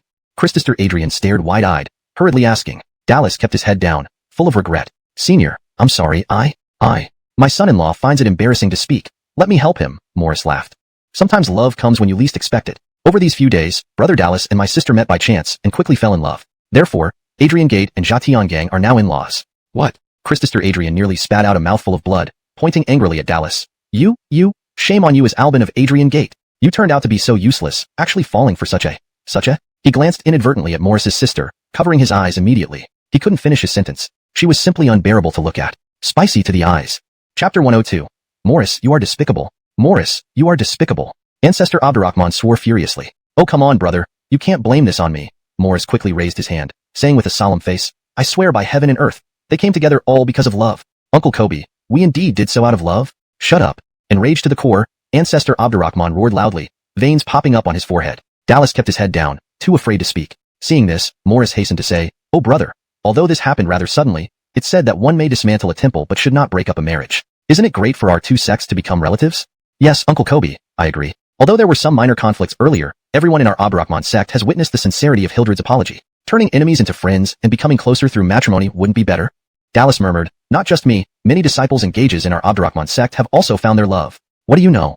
Ancestor Abdurrahman shouted loudly, glaring sternly at Morris. It seemed his entire Abdurrahman sect had succumbed to Morris's sweet-talking, leaving only him holding on stubbornly. What skillful methods Morris possessed. Though he was the ancestor, he felt helpless now. He could separate Dallas from his lover, but what about upping Birch to a medical facility but trusted himself more, considering his training from the system? Knowing the urgency, Mitchell didn't delay, calling a car to send Birch to the Baofeng Merchant Association before rushing back to the gymnasium. Grabbing a small bamboo basket, he prepared to visit Mount Mufu again. Before leaving, he glanced at the wooden guitar covered in cobwebs in the corner, reflecting on the scarcity of these herbs and the uncertain duration of his absence. Deciding to bring it along, he picked up the guitar which had average sound quality, made by him during boring moments at the store. Previously, he used to sit by the front door playing during evenings filled with pretty girls, gathering a few little fans. But those times were long gone, as life forced him to set aside such hobbies. This time, facing an uncertain stay, especially nights alone, brought back the idea of bringing it along to pass time. Travel days were dull, but within 2 days, Mitchell reached the base of Mount Mufu. He wasn't aimlessly searching. He knew exactly where specific herbs might grow. Heart peace must grow in deep canyons with ample sunlight and fresh air.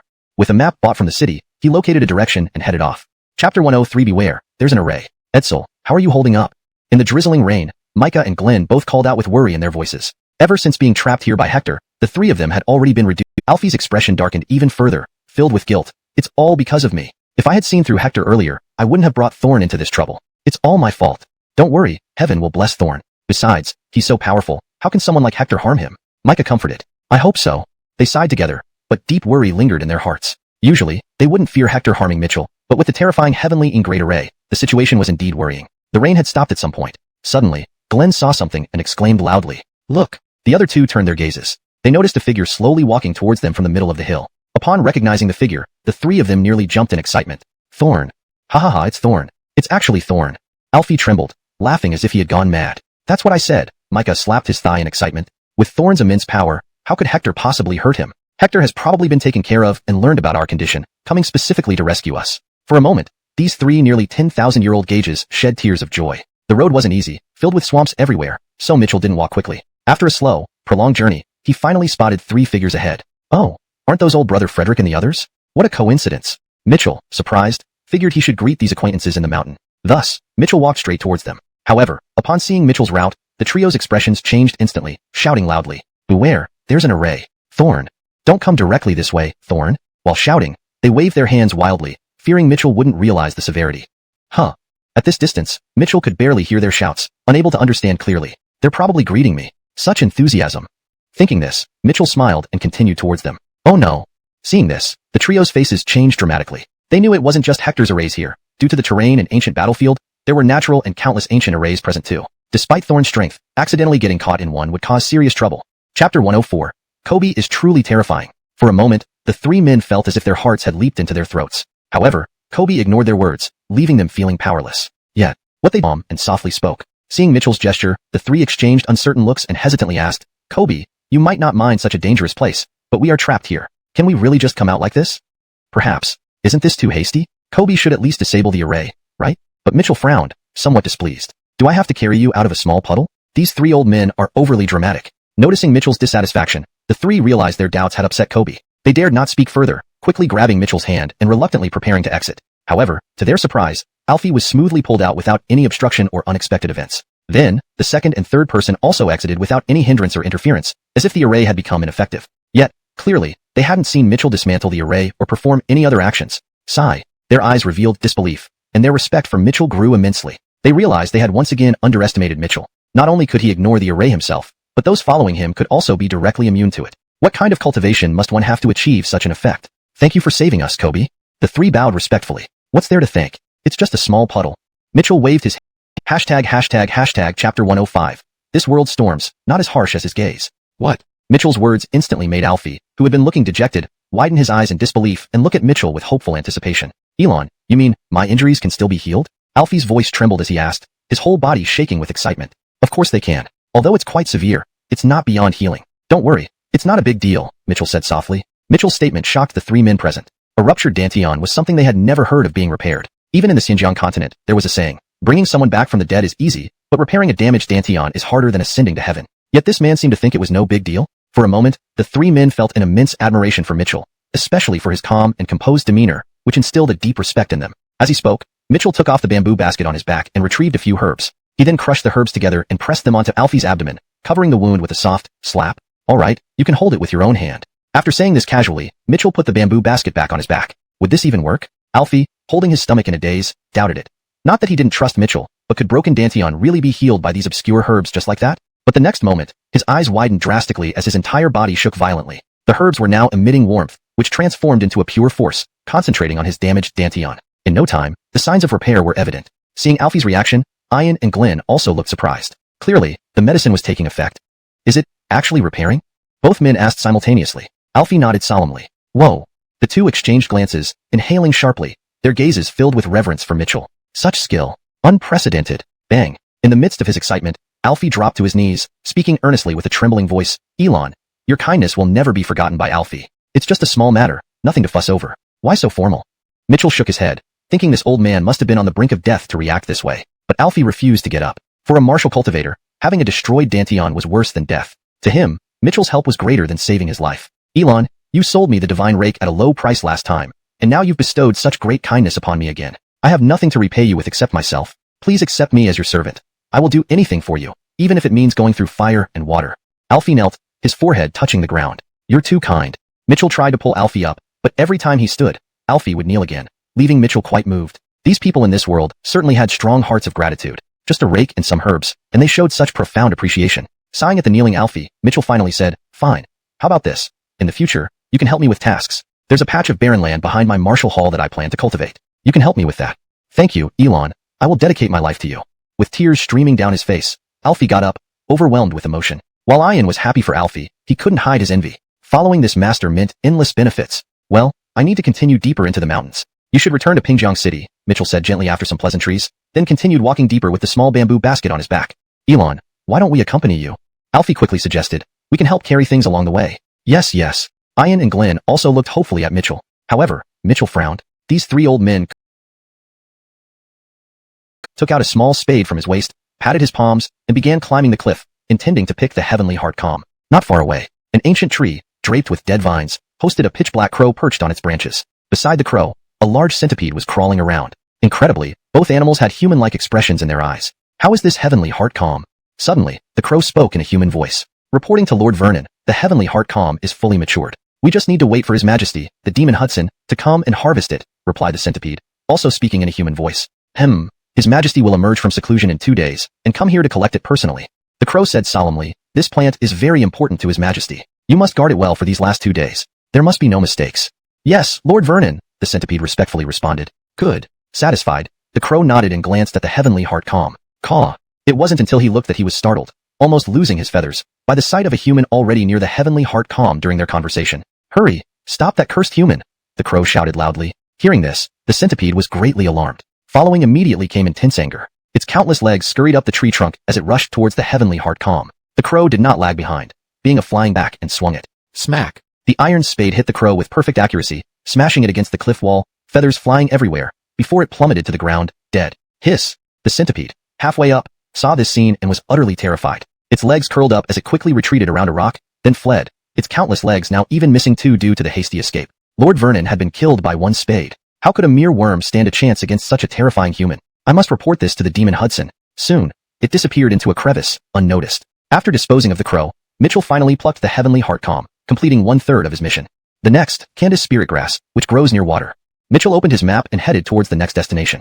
Chapter 107, The John Demon Kings. In a dark, gloomy water cave, a colossal centipede was crawling up the rock wall into the water cave. And right in the center of the water cave, an old tortoise was sprawled. Your Excellency Demon King, Your Excellency Demon King, it's not good.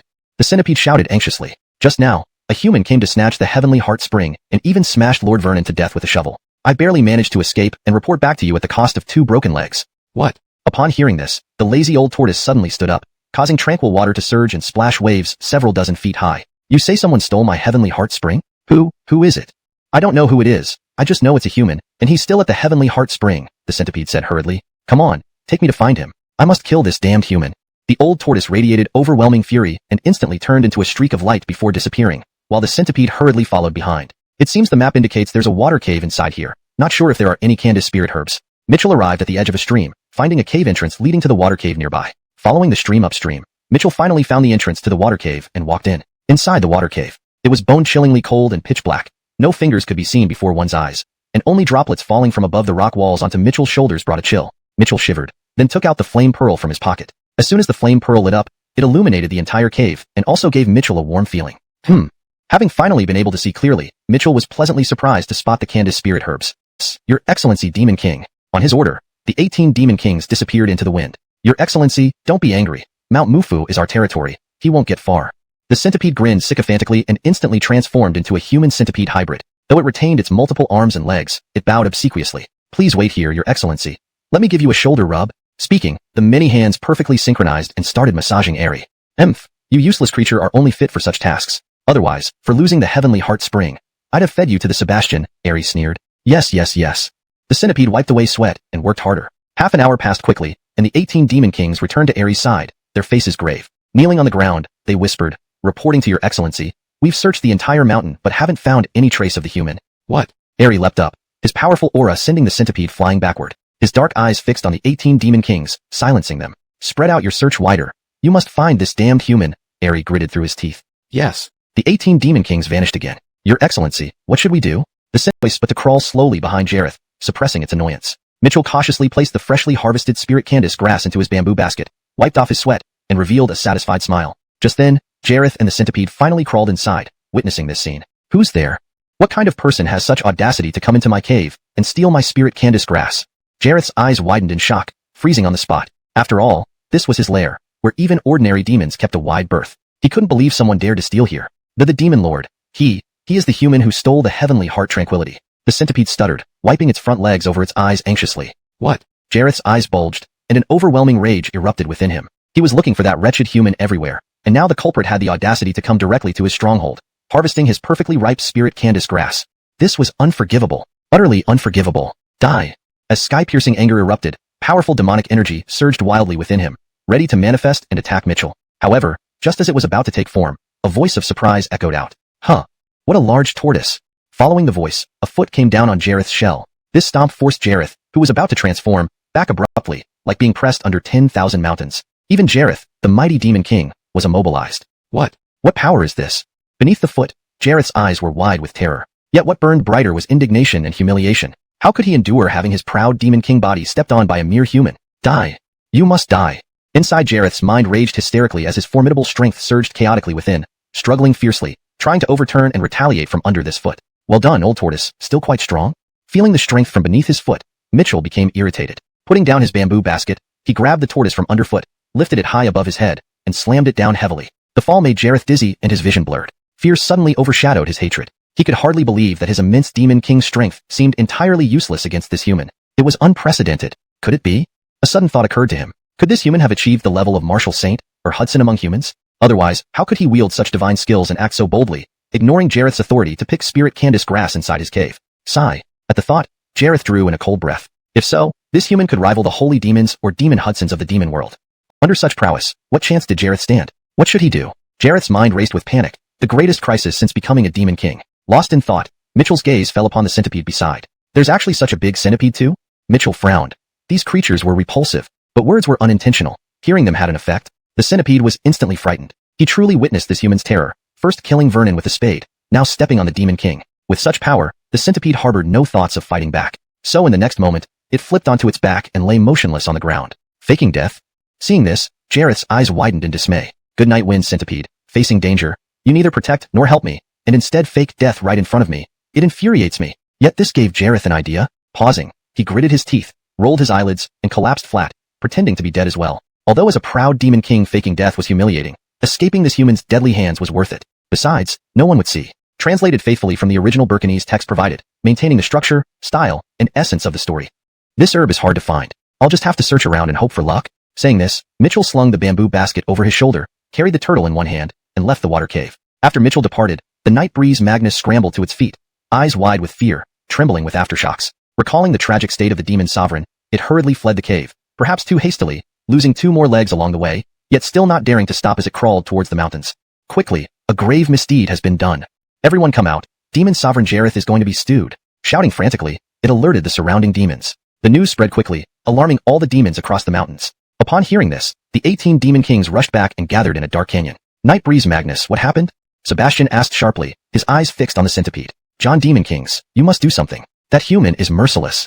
Night breeze Magnus wailed. That human barged into the demon sovereign's lair, uprooted his Candace spirit grass, and caught the demon sovereign to take back for stew. I fought him for 300 rounds, sacrificing 2 legs, but could not save the demon sovereign and had to flee to inform you. Humph, boasting. Ian stepped forward, his powerful figure casting a shadow over the centipede. Even the demon sovereign was captured by the human. How could a small centipede like you fight him for 300 rounds? As Ian spoke, the other demon kings eyed the centipede skeptically. Truly, every word. Night breeze Magnus hurried to explain. Only because the demon sovereign had exhausted his strength fighting him first, did I manage to hold out for those 300 rounds. With this, tears welled in its eyes, and it said regretfully, I thought I could save the demon sovereign, but ultimately, I'm just a weak centipede. It's all my fault. Seeing this, Sebastian and the others felt guilty for doubting the centipede. Approaching it, Sebastian patted Night breeze Magnus on the shoulder. We misjudged you. We know you did your best. That's right. Your efforts to save the demon sovereign are acknowledged, Ian added. Rest now. We'll handle saving the demon sovereign. But how can I let you? Night breeze Magnus fluttered its eyes, pretending to be humble. You've done your part. Now rest, Bert said. Others nodded in agreement. All right then, I won't hesitate. I'll go heal for a few days and join you when I'm better. Night breeze Magnus said gratefully, then transformed and slowly crawled out of the valley. Just outside the valley, it hid in a mound, dug up a pile of treasures, and quickly crawled away without looking back. Chapter 110. The Annihilation Decree. Gentlemen, the capture of the demon Hudson is a matter of utmost importance. What do you all think we should do? Ian stood in the center, addressing everyone. From what Justino's demon spirit conveyed, this human strength seems to be slightly above that of the demon Hudson, but not by much, Sebastian pondered aloud. Otherwise, Justino's demon spirit wouldn't have had the capability to battle him for 300 rounds. Yes, Sebastian makes a good point, Britt stepped forward and said. But even so, none of us can handle such power. And I'm also curious why he would go to such lengths to capture the demon Hudson and intend to cook him into soup. Everyone nodded solemnly, wondering what his real motive could be. For a moment, silence enveloped the gathering. Finally, Flash stepped forward and said, his capture of the demon Hudson and his announcement to make soup from him undeniably carries a significant element of humiliation. Moreover, humans have always harbored enmity towards our demonic world. So, his actions are likely a deliberate provocation, or even a declaration of war against all demons of Mount Moro. Indeed, it could also be a vendetta, Corbin interjected. For the humans who usually enter the mountains, we've consumed a few. Over the years, the demon Hudson must have consumed many as well. It's possible one of those people was related to or a disciple of this man. Corbin's reasoning holds, Britt added. Humans tend to seek revenge with the principle of an eye for an eye, which aligns with his intent to turn the demon Hudson into soup. I believe these two reasons explain most of it, Ian nodded. But regardless, we cannot rescue the demon Hudson on our own. We need a concrete plan. I feel, whatever the reason, this human has declared war on the demons of Mount Moro, Sebastian stated gravely. Humans are a common enemy of our realm. With such blatant provocation, we should inform the other demon Hudsons from different territories and ask for their assistance. I agree. I also agree. Even though there are occasional disputes between our territories, they will likely set aside their differences in the face of a mutual enemy, the other demon kings concurred. With this decision, the 18 demon kings transformed into streaks of light and darted away. Within a day, they contacted the other demon Hudsons in Mount Moro. As expected, faced with a common enemy, the other demon Hudsons set aside their grievances and came to assist. With the order from several demon Hudsons, all demons in Mount Moro united and issued the Annihilation Decree. Upon its issuance, Mount Moro erupted in chaos. Ordinary animals fled in panic. Hold! A melodious voice interrupted, halting the two youths. Miriam! The two youths stepped back, bowing respectfully and admiringly. Mitchell turned his gaze to see a young Selena in her 20s. She wore a white dress that accentuated her graceful figure. Her bright eyes and long black hair framed her delicate features, and she held a green blade lightly in her slender hands, looking stern. What's going on? She asked coldly. Report, Miriam. An ignorant mortal intruded and disturbed you. We're about to drive him away, the two youths hurriedly explained. However, the Selena waved her hand dismissively. They looked puzzled but dared not question her. Her bright eyes inspected Mitchell, his bamboo basket, the turtle in his hand, and his lack of cultivation aura. Clearly, he was indeed a mere mortal. She lowered her guard and asked emotionlessly, what do you want? Though cold, she seemed reasonable, so Mitchell responded politely, Miss, I merely want to ask for directions to leave this mountain. Directions? She raised an eyebrow. You dare venture into these mountains without knowing? With that, she turned to leave but then added, escort him down the mountain. If you don't, he won't survive here. Thank you, Mississippi. Mitchell politely thanked her. She gave no response, gathering her white skirt to sit cross-legged and close her eyes. The two youths led Mitchell downhill but left after a short distance. All humans within the mountains, not one shall be spared. Chapter 111. How could there be such a powerful person? As the screams faded, the Sebastian's sharp claws slashed through the air, blood splattered, and the two young men's bodies instantly exploded. At the same moment, countless beasts charged out from the mountains and forests, surrounding the group of people. What? So many beasts? What's happening? The crowd immediately appeared panic-stricken at the sight. The dense throng of beasts was making their scalps tingle with fear. The seated Selena also changed expression. She brandished her long sword, accompanied by a thick blade aura, and a sword beam surged towards the Sebastian. Bang! The long sword met the Sebastian's sharp claws, sparking bright sparks instantly. Human, you must die. The Sebastian let out a vicious cry, its wings spread wide like a sharp sword, soaring into the sky, then sharply diving downwards with powerful momentum towards the Selena. The Selena's delicate brows slightly furrowed. Her sword moved rapidly, transforming into thousands of sword beams before merging into one overwhelming strike, stabbing upwards from below. In an instant, the pressure of the sword energy dominated the scene. Bang! The collision of two formidable forces immediately unleashed a massive shockwave that spread out, cutting countless trees in half in this wild fluctuation. The ground also stirred up clouds of dust. Humph! Under the power of the sword strike, the Sebastian groaned, its massive body rolling out, only stabilizing hundreds of feet away, yet still injured on its claws with crimson blood dripping down from the high sky. Thud, thud, thud. At the same time, the Selena's jade-like feet tapped the ground, but only took a few steps. Clearly, she had the upper hand in this clash, but a solemn expression shone in her bright eyes. Despite having the advantage, other disciples were falling one after another under the attack of such a vast swarm of beasts. Within a short while, half of them had already fallen. What's going on here? She frowned deeply. Indeed, there were many beasts in these mountains, but avoiding them usually meant no trouble. They never gathered in such large numbers before. And that eagle that attacked her earlier, it must have reached the Demon King realm. Such a character would not normally appear under normal circumstances. Roar. Just as she was pondering seriously, a leopard emerged majestically from the jungle accompanied by a roar that echoed throughout the mountain. Rumble. The earth trembled again as the Marcus's heavy limbs crashed to the ground and rushed forward. Another 2 demon kings? The Selena's eyebrows tightened even more. As she looked up, the wounded yet combat-ready Sebastian was howling in the sky, dashing back at her. Without any hesitation, the 3 demon kings launched a tempestuous attack on the Selena. The Selena did not yield either. Though she was a Selena, she exuded an intimidating presence at this moment, almost turning into a sharp sword herself. Despite facing the attacks of 3 demon kings, she handled them effortlessly. Save me. Yet, the disciples' cries for help grew louder. Even if the Selena wanted to rescue them, she couldn't break free from the attacks of the 3 demon kings. Finally, the last disciple fell in front of the Selena, full of terror. On the ground lay numerous corpses. Blood stained the land, and the stench of blood enveloped the entire forest. Damn it! The Selena's face turned grim, her heart trembling violently. These were all elite disciples from her sect. Humph, daring to lose focus while fighting us. At this moment, the Ian laughed coldly. Its huge claws whistled past her. The Selena's expression drastically changed, trying to block it with her sword, but it was too late. A piece of her white dress on her abdomen was torn apart, leaving a terrifying wound that immediately dyed her clothes red. She hastily retreated, her clear eyes unwillingly looking at the corpses, clenching her teeth and biting her lips tightly, turning into a stream of light, escaping quickly. Chase. The 3 demon kings exchanged glances, clearly not willing to spare her because of her beauty. The Selena was faster than the 3 demon kings. After a chase, she finally managed to temporarily escape their pursuit. However, her situation was still not optimistic. Due to excessive blood loss, her Millie had become deathly pale, staggering along, dragging her injured body. At the same time, her fair forehead had never relaxed. Throughout this journey, she noticed that the entire mountain range was filled with beasts everywhere, among which were signs of other demon kings passing by. What is going on? She wore a puzzled look. This kind of thing had never happened before. Seeing a small beast nearby, she approached it to uncover the mystery, her figure flickering like a wraith, directly landing her jade-like hands on top of the small beast's head. Soul-searching. As the small beast's memories flooded her mind, her beautiful eyes sparkled. Her lips involuntarily widened more and more, finally letting out a startled exclamation. How? How could there be such a powerful person? Note asterisk: the translated content maintains the original tone and structure, ensuring coherence with any previous content while providing accurate and fluent English text.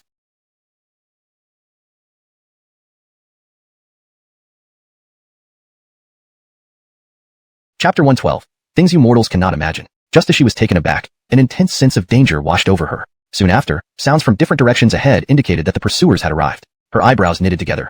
She cast a look at the cliff behind her, bit her red lips tightly, and unwillingly jumped down. This godforsaken place, finally out of it. Mitchell walked lazily, holding a turtle in his hand. Though the mountain's temperature wasn't high, he was drenched in sweat from hurrying along. Hey, there's a pond here. Mitchell's eyes lit up. He walked over to check the water temperature and found it warm enough. Without hesitation, he stripped off his clothes and plunged into the water naked. How refreshing. After washing himself thoroughly, Mitchell treaded water with a smile, enjoying the sunlight filtering through the woods. Bang! Suddenly, something fell from the sky, creating towering splashes. The water splashed all over Mitchell, blurring his vision. When the water calmed, he saw nothing. What the hell was that? Even when the surface of the water fully returned to normal, he discovered nothing amiss. Probably just a rock? That's what he thought. But then, he felt something moving toward him under the water. Not a snake, I hope? Fear spread across Mitchell's face. Suddenly, a shiver ran down his spine. It seemed like this thing was aiming for his lower half. As Mitchell tried to back away frantically, a head emerged right in front of him. Her face appeared above the water, staring at him with wide eyes. It seemed to be a Selena. Staring at the face so close to his own, Mitchell was utterly bewildered. For a moment, they stared at each other, eyes wide open. Beast! Suddenly, a delicate hand emerged from the water, slapping Mitchell's face. What the? Taken aback by the slap, Mitchell instinctively slapped back while yelling, "You damn scared me to death and then hit me?" This slap left the Selena equally stunned. Her frosty expression turned icy cold, a long sword appearing in her hand. Emerging from the water, soaked body dripping, she lunged at Mitchell with a swift stab. But mid-air, she stumbled, her energy depleted. She plummeted again, landing on top of Mitchell. Damn! With Mitchell's roar, they both submerged underwater. A gentle breeze blew, causing the leaves in the forest to dance gracefully. It was near dusk, and the sky glowed crimson from the firelight, or perhaps the sunset. It was beautiful. The Selena slowly opened her eyes. Her icy body seemed slightly warmed by the firelight. Soon after, a young man in green robes approached, carrying a turtle in one hand and a bamboo basket on his back. She frowned, surprised. It's you? She recognized this young man as the mortal she had encountered in the mountains. Yes, it's me, Mitchell replied, hanging the turtle on a tree branch and putting down the bamboo basket. Irritated, he added. Did you know how terrified I was earlier? Hearing this, the Selena's expression turned even colder. She hadn't expected him to bring up trouble first. However, she wasn't unreasonable. Initially angered, she now realized Mitchell wasn't entirely at fault. Still, recalling the pond incident made her face flush with embarrassment, especially considering this mortal had slapped her. Truly. But seeing him cover her body with clothes and noticing his lack of ulterior motives, she suppressed her anger. Here, have some fish to replenish your strength. Mitchell handed her the roasted fish. The Selena frowned and coldly replied, You should know I'm a martial cultivator. So what? Mitchell rolled his eyes. Aren't you still hungry? Her pretty brows furrowed, and she resumed her emotionless expression. This food won't help me. Mitchell widened his eyes and stood up. Fish doesn't help? Then what do you want? Are you eyeing my turtle? He seemed quite reluctant. While this old turtle is nutritious, I'm bringing it for little Fuller. Upon hearing this, the Selena's face fell. Strongest are those who have reached the Demon Hudson realm. The Demon Hudson realm already makes one a lord within the demon world, the Selena explained. This incident involves our master within thousands of miles, Jareth Demon Hudson. This Jareth Demon Hudson, although originally a tortoise, has an incredibly deep cultivation due to its long lifespan. Mitchell listened attentively. Though he didn't fully grasp what a Demon Hudson was, it sounded impressive. Yet, such a powerful ruler over myriad demons has been captured. The Selena continued. Captured? Mitchell asked in astonishment. Yes. She nodded, her tone becoming solemn. By a human, a very powerful human. At this point, a look of reverence appeared on her face, her eyes filled with admiration. This person's strength is immense. He entered Jareth Demon Hudson's lair alone, not only seizing the Emperor's treasures, but also capturing him alive. The reason? What for? Mitchell was hooked by curiosity. To take the Demon Emperor home and stew him into soup, the Selena said, her voice tinged with shock. Soup? Mitchell's jaw dropped. He glanced at the old tortoise hanging from a tree, amazed that this powerful human had captured the tortoise Demon Emperor for the same purpose as he would have. It was eerily similar. As a result, this infuriated all demon beasts in the Mufu Mountains. The Selena shuddered, recalling the events. With the alliance of several other demon emperors, every demon beast in the Mufu Mountains declared a death warrant on this powerful human. However, we failed to find him, and my Yujin sect disciples suffered unjust consequences. But since Jareth Demon Hudson has wreaked havoc for years, even though some of my Yujin sect disciples died, removing this evil does seem worthwhile. So normally, if you were lucky, you might survive, but now? Her voice paused. She shook her head and earnestly looked at Mitchell. If the demon beasts discover you, you will have no chance of survival, especially being just a mortal. You should go down the mountain as soon as possible. This left Mitchell in a dilemma. We must part ways. The Selena stood up and said, I have several demon kings tracking me. If you follow me, I won't have the time to protect you. With that, she turned to leave, sword in hand. Wait, Mitchell called out. She stopped and tilted her head. You're injured. Would you like to apply some herbal medicine? Mitchell offered. I have some herbs here. Thank you for your kindness, but... She replied with gratitude, yet refused bluntly, human remedies won't work for me. With that, she vanished into the woods. After the Selena left, there was little she could do about it. Only a sigh of lament. Suddenly, she sensed movement ahead. Her agile figure flickered forward, and her eyes widened in disbelief. That familiar figure in green, holding a tortoise, carrying a small bamboo basket on his back. Who else could it be but the youth? He seemed to be humming a tune. ####end of chapter.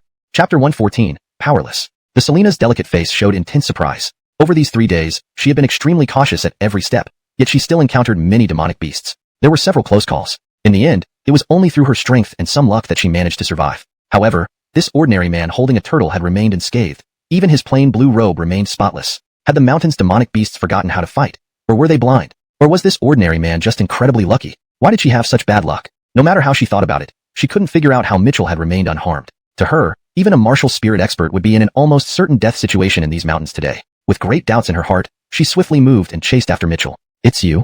Mitchell, seeing the person approaching, smiled in surprise. But the Selena said nothing, her lively eyes sizing up Mitchell from head to toe. Her expression became even more surprised. Mitchell didn't even show a hint of distress. After a long while, she took a deep breath and said with a complicated look, I didn't expect you, an ordinary man, to still be alive. What do you mean by that? Hearing this, Mitchell's expression darkened. Was she cursing him to die? Sorry, I didn't mean anything by it. I'm just very surprised, the Selena hastily explained, but disbelief lingered on her face. All right. Mitchell nodded indifferently. They exchanged a few words, and then the Selena prepared to leave. Before departing, she said complexly, I hope you continue to have such good luck.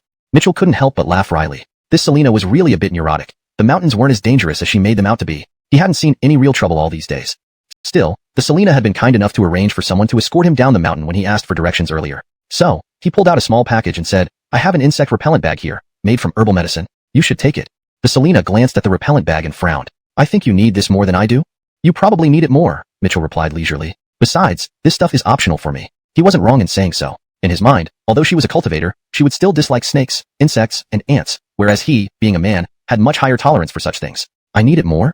The Selena found it amusing. Honestly speaking, such ordinary items were useless for her, a martial cultivator. But seeing Mitchell's smiling face, she accepted the repellent bag and hung it casually at her waist. Although he was lucky, this kind of luck might not last forever. Most likely, he was a dead man walking. Just consider this as his final comfort. She glanced at Mitchell once more, then leaped into the jungle and vanished. It was another dusk. In a dark canyon, the Sebastian perched on a rock. Beside him, two sinister eyes flickered, the snake sticking out its tongue as it asked, Sebastian, what's the situation? So far, we haven't found any trace of the demon Hudson. The Sebastian frowned. Under the extermination order, apart from one human Abdur barely clinging to life, all other humans have been eliminated. However, according to reports from my underlings, another human youth has been discovered. To prevent any mishaps, would you accompany me, Holt? Serving the demon Hudson is our duty. As he spoke, both demons transformed into streams of light, leading a large group of demonic beasts toward the mountains. The Selena who had just parted ways with Mitchell felt powerful vibrations heading toward Mitchell's direction. Hiding in the shadows, she furrowed her beautiful brows. Is it him they found? She clenched her teeth, hesitating over whether to turn back and rescue Mitchell. But sensing the aura of the two demon kings, she abandoned the idea because her current severe injuries made her no match for the two demon kings. Going back would just be suicide. Hopefully, in your next life, you won't recklessly enter such perilous places. She sighed heavily, feeling regretful but powerless. With a swift movement, she disappeared into the jungle. Chapter 115. An existence that has followed several demon Hudsons. Damn it, even though there are no beast-like creatures as that Selena claimed, there have been plenty of wild animals around lately. Mitchell's cursing voice echoed. Over these 2 days, countless snakes, wild boars, crows, and other animals seemed to act like they were in heat, relentlessly disturbing him. This made him endlessly annoyed, and he hadn't slept well at all recently. Looking at the sky, he knew he couldn't travel further today, so Mitchell decided to set up camp right where he was. However, he still needed to find a way to deal with those agitated animals. Thinking about this, Mitchell took out a small medicine bottle from his bamboo basket, then sprinkled the powder inside around the campsite. He had specifically prepared this medicine powder before coming here. Its function was similar to realgar. This powder might not prevent large beasts like wild boars, but preventing insects and such should be fine. After making these preparations, Mitchell yawned and, supporting his tired body, leaned against a rock and fell asleep deeply. On a mountain peak, led by Sebastian and Liam, numerous demon beasts descended upon this place. Everyone, we must find this person. Regardless of whether they're the one we're looking for or not, leave no survivors. Sebastian commanded with a gloomy gaze. Yes. Upon his order, countless demon beasts dispersed in all directions. We will wait here for news, said Sebastian. Liam nodded and was just about to close his eyes to focus when he suddenly noticed something and exclaimed, Is that Del? Hearing this, Sebastian also turned his gaze over, frowning instantly. Isn't Del supposed to be recuperating in his cave? Why is he here? Saying this, Sebastian swooped forward, using his sharp talons to grab Del directly. Ara Sebastian, why are you here? Del stared wide-eyed, panicked. As an attendant of Bugu Demon Hudson, he knew that Bugu Demon Hudson had hidden a vital energy pearl beneficial for recovery in this area. He intended to take it and run, but unexpectedly got caught by Sebastian just after obtaining it. I was going to ask you the same thing. Sebastian's piercing eyes focused on him. Weren't you recuperating in your cave? Aye. In a flash, Del hid the vital energy pearl behind his back, his little eyes darting anxiously as he stammered. With the demon Hudson captured, how could I stay in my cave to recover? I rushed out to see if I could find any traces of that human. Hearing this, Sebastian's expression eased slightly. He then asked, Did you find anything, Nightwind Spirit? Findings. Del panicked, stuttering for a while before blurted out, Of course, I found something, and I think that human is likely nearby. After speaking, Del lowered his head guiltily, afraid to meet Sebastian's gaze. However, Sebastian nodded approvingly. You truly put effort into this, worthy of being an existence that has followed 6 demon Hudsons. According to reliable intelligence, there indeed is a human nearby, but it remains to be determined if it's the one we're after. So, Nightwind Spirit, will you join me and Liam to investigate? Del nodded absent-mindedly, but then widened his eyes in realization. Don't tell me, Nightwind Spirit, you're unwilling to serve the demon Hudson? Sebastian frowned. No, how could I? I would gladly sacrifice my life for the demon Hudson, Del said staunchly, yet his little eyes flickered rapidly, trying to find an escape opportunity. Soon after, a minor demon reported discovering Mitchell's trail. Let's go, Liam, Nightwind Spirit, Sebastian said. Okay. Del wiped away a sweat drop, and under the watchful eyes of the 2 demon kings, had no choice but to follow along. Approaching the destination, Sebastian's eyebrows furrowed. Indeed, there is a human aura, but without much fluctuation. Pass on my command. Completely surround this person and await my orders before capturing him together. Sebastian issued the command immediately, clearly not wanting another incident like what happened at the swordsmanship sect, where the Obdur human slipped away. If they hadn't missed that chance, they might have already gotten clues about the demon Hudson's whereabouts from these humans. The demons surrounded Mitchell, their cold eyes fixated on him. But Mitchell was oblivious to all this, still sleeping soundly on the stone. Move. Following Sebastian's command, dozens of demon beasts transformed into streams of light rushing towards Mitchell. In an instant, they reached Mitchell's vicinity. However, in the next moment, these demon beasts suddenly paused, their bodies weakening, eyes darkening. What's happening? Panic spread among the demons, and weaker ones returned to their original forms, dying instantly on the ground. Only a few spirits were struggling to endure, unable to advance further. What's going on? Sebastian became vigilant immediately. Report, Your Majesty, there's poison. This human placed poison around the area. One spirit replied gravely. Poison? Sebastian scanned the area and saw a ring of medicinal powder on the ground. This did not deter him, as he believed that since some of his subordinates could still hold on, the poison wasn't too potent. Liam, it seems we need to take personal action, Sebastian said to Liam. Liam nodded and glanced at Del, saying, Nightwind Spirit, you followed several demon Hudsons and possess considerable strength. Let's act together. Speaking, Sebastian and Liam transformed into their strongest demon forms, preparing to rush forward. All right, Del reluctantly nodded. Remembering that this human showed no significant fluctuations, he assumed it was safe and followed suit. Just as they were about to make their move, Mitchell lying on the rock rolled over, revealing a side of his face. Coincidentally, this side profile was spotted by Dell. Chapter 116. Severely wounded, just a bit away. Screech. This one glance nearly made the eyeballs of Justino Magnus explode. It felt as if a fishbone was lodged in his throat, his mind blank, and a wave of intense fear surged from within. This person had killed Vernon with a single shovel strike and used grass ropes to carry away the Jareth demon Hudson. Thinking of this, Justino Magnus lost any desire to Sebastian lay on the ground, cursing viciously.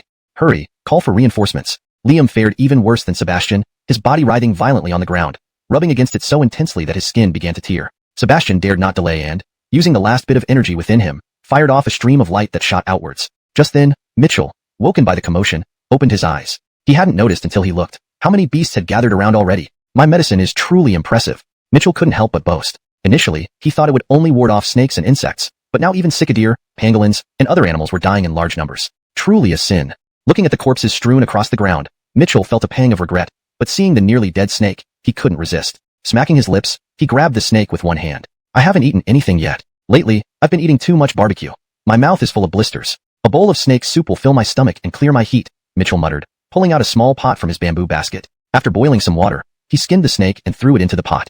It sent chills down his spine. He had originally intended to seek out treasures left by Jareth demon Hudson, but now he only wanted to escape these mountains. But before he could run far, an earth-shattering sound echoed towards him. Coming his way were over 10 other demon kings. Upon receiving Sebastian and Liam's distress calls, they had mobilized all the demon beasts from the Jareth territory and rushed to the scene. Seeing this, Justino Magnus' heart skipped a beat, cold sweat pouring down. If they discovered that Sebastian and Liam were dead while he had managed to escape, wouldn't that mean? Glancing around, he steeled himself, decisively snapping off 2 of his legs. After hesitating, he broke off another leg, barely crawling on the ground. Ian, leading the first-tier demon kings, noticed Justino Magnus struggling on the ground and immediately approached, asking sternly, Night Wind Demon Spirit, what happened to you? Justino Magnus flicked his tail, interrupting Ian. Under countless gazes, he seemed to use the last ounce of strength in his body to speak weakly. Don't ask, don't talk. Heavily wounded. Just a bit away. Hurry. Translation notes. Maintained paragraph structure and line breaks from the original text. Names like Justino Magnus and Jareth demon Hudson are translated phonetically to preserve their pronunciation. What are you saying? You, Yuri, and Glenn have done more than enough for our territory, Flash hurriedly said. This person was even too strong for the Demon King alone. That you managed to severely injure him is remarkable. Yes, we already owe much to other territories, but with this, we won't need to rely on their Demon Kings. So, the 3 of you are great heroes of our territory. Now, leave it to us. Everyone, heed my order. He's heavily wounded. Launch a full-scale rescue for the Demon King and avenge Yuri and Glenn. With those words, everyone was stirred into action, embarking with unprecedented resolve toward Mitchell's location. But after Zeke left, the once critically weakened Daryl suddenly burst into unprecedented speed. In an instant, he vanished.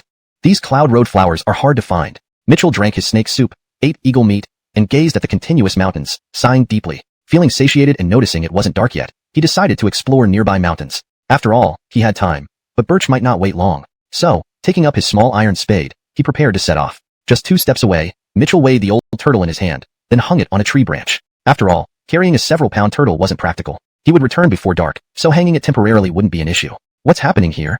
In the forest, the Eugian sect Selena marveled as she noticed all the demonic beasts moving towards one direction. And this direction was where she came from. Also, it was where Mitchell was located. Though I don't know why these beasts are gathered, you probably won't be so lucky this time around. She sighed lightly. There was nothing she could do. After all, fate varies, and good luck can't always favor someone. Fortunately, with higher-tier demons gathering in that direction, she felt an unprecedented sense of relief. But I should still wait for the sect members before leaving. She thought briefly. Although it was her best chance to retreat, for safety, she decided to wait for Eugian sect reinforcements. She had already informed them using secret methods about the events here. Meanwhile, led by Zeke and other high-ranking demons, they finally reached the stream. Upon arrival, besides scattered eagle feathers and demon corpses, there was no sign of Mitchell. Where is he? Zeke shouted loudly. Other demons scanned the area sharply. They didn't want to come all this way for nothing, or they would betray the intelligence Daryl bought with 3 legs. Look over there.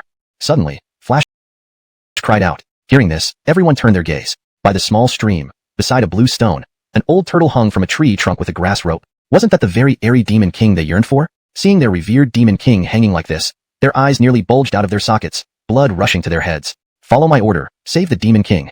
Chapter 118. A new system task? It's getting dark. Mitchell circled the surrounding jungle, but still couldn't find the Gillislew flower. With dusk falling, he had no choice but to head back to camp reluctantly. Damn. However, as he returned to camp and lifted his head, he was instantly stunned. Surrounding his camp lay various dead animals. Leopards, wild boars, wolves, varieties of all kinds. No way. Did I accidentally concoct a super poison? I just wanted to make something like Realgar. Seeing how these animals had died, and recalling the dead snakes and eagles earlier, Mitchell could guess that the cause was most likely the powder he had scattered. Such sins. Mitchell pursed his lips, hurriedly threw away the bottle in his hand for fear it might poison him too, then washed away the white powder on the ground with water before feeling safe enough to return to his camp. But this game is an invaluable resource. While inadvertently killing so many beasts filled Mitchell with guilt, thinking about their meat made him salivate. After all, in this world, delicious food was extremely hard to come by. Take martial cultivators, for instance. Their minds were set on cultivation, leaving little room for gastronomical desires. As for ordinary people, they focused on sustaining their livelihoods, never indulging much in culinary arts. They were content as long as they weren't hungry. They might not even know how to cook a pig's trotter if you handed one to them. Therefore, food here was very expensive. This was why a bowl of beef noodles cost 1 gold coin. Hence, in his eyes, these animal corpses were now dishes like braised pork trotters, cold mixed leopard meat, whole roasted wolves. The idea was nice, but carrying all this down the mountain became a problem. King hell, sitting on a gold mine yet can't access it? Shit, Mitchell cursed angrily, sat back on the stone slab with a dumbfounded look, and idly picked up the wooden guitar. To kill some time. Mitchell lightly placed his palm on the strings, and the melodious guitar music spread through the forest. At this moment, the long missed system voice sounded in Mitchell's mind. Ding, congratulations to the host for activating a new task. Oh. Mitchell stood up abruptly, eyes gleaming with anticipation, hoping the system would finally give him something to become a cultivator, or at least make him a wealthy god in this world. Task content. Practice the arts of qin, zither, chess, calligraphy, and painting to a task. In a fit of rage, Mitchell kicked the guitar away. But right after kicking it, the system spoke again. Penalty for task failure. The martial arts school will be reclaimed and no longer belong to the host. What? Mitchell's face darkened instantly, anger bubbling up. Though those skills weren't much use, the martial arts school was his refuge. Even if he had money now and could buy another house, the attachment and sense of belonging over the years couldn't be bought. You're ruthless. Mitchell muttered curses, picked up the guitar again, and strummed Dongfeng Po fiercely.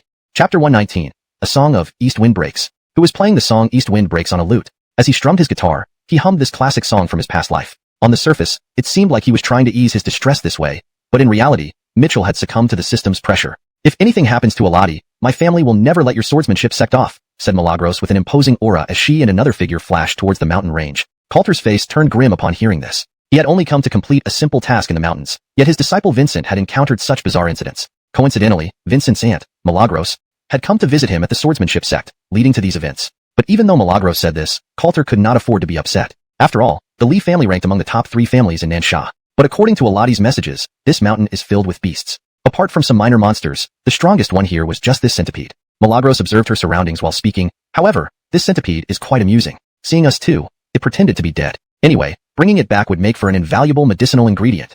Yes, luckily this incident might be a blessing in disguise for Alati, Coulter sighed. Clearly uninterested in the centipede, he was only worried about Vincent. Not only was Alati his disciple and senior disciple of the sect, but also a member of the Li family. He couldn't afford any mishap happening to him. I hope so.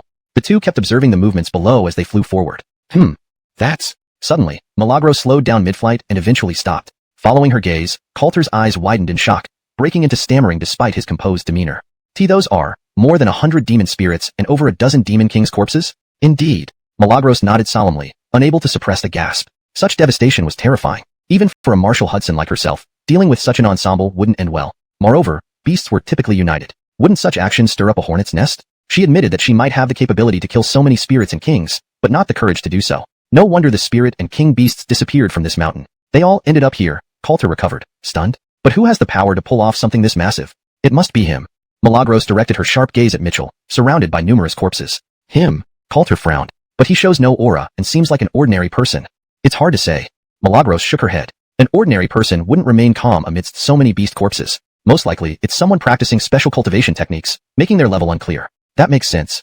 Coulter nodded. If he were indeed an ordinary person, the situation would be too implausible. This person should be a Marshall Hudson. Let's go greet him and find out what happened. Milagros moved swiftly toward Mitchell. Coulter followed suit, nodding in agreement. Congratulations, host. You have mastered the lute. Mitchell remained unfazed by the system's voice. Achieving divine-like mastery was still far off. Based on past experiences, there were 7 realms: initial understanding, moderate success, proficient, mastery, unrivaled.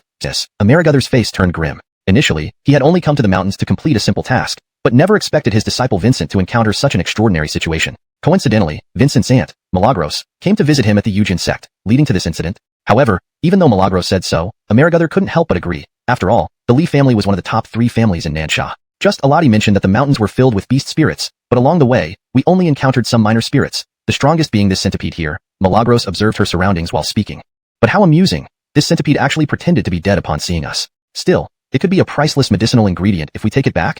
Yes, fortunately, this turn of events might be good for Alati. Amerigother sighed, clearly uninterested in the centipede. His mind was preoccupied with worry. Aladi was not only his disciple and the senior sister of the Yujin sect, but also from the Li family. He couldn't afford any mishap. I hope so. The two of them surveyed the mountain scenery below as they flew over it. That's... Suddenly, Milagros slowed down mid-flight, eventually stopping altogether. Hearing this, Amerigother followed her gaze, then widened his eyes, stuttering even though he was usually composed. Are those over 100 spirit beasts and more than 10 demon kings' corpses? Yes, Milagros nodded solemnly, unconsciously drawing a sharp breath. This level of carnage was terrifying. Even she, a Marshal Hudson, would find it challenging to face such an array of foes. Moreover, demons were usually united. Did whoever did this not fear stirring up a hornet's nest? She doubted she had both the capability and the courage to accomplish something like this. No wonder all the demon kings and spirits have disappeared from the mountains. They're all dead here. Amerigother recovered and said in shock. But who could have done this on such a massive scale? It must be him.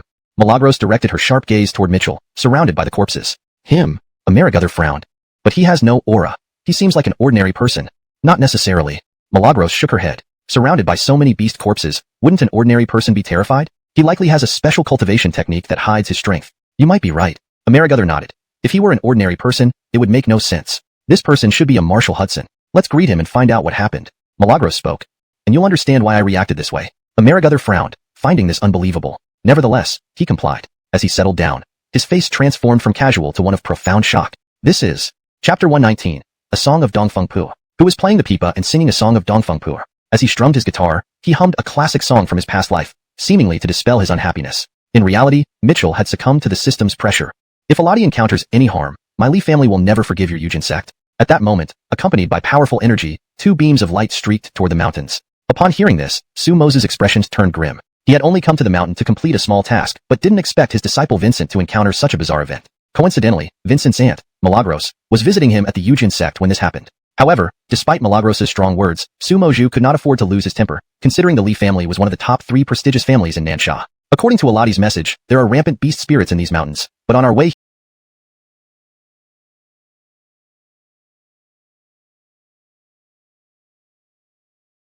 Milagros cast a sharp glance at Mitchell, surrounded by numerous corpses. Him? Su Moju furrowed his brows. He has no aura. He seems like an ordinary human. It's hard to say. Milagros shook her head. Would an ordinary human not be afraid surrounded by so many dead beasts? He is likely someone practicing a special cultivation technique whose level is difficult to discern. True.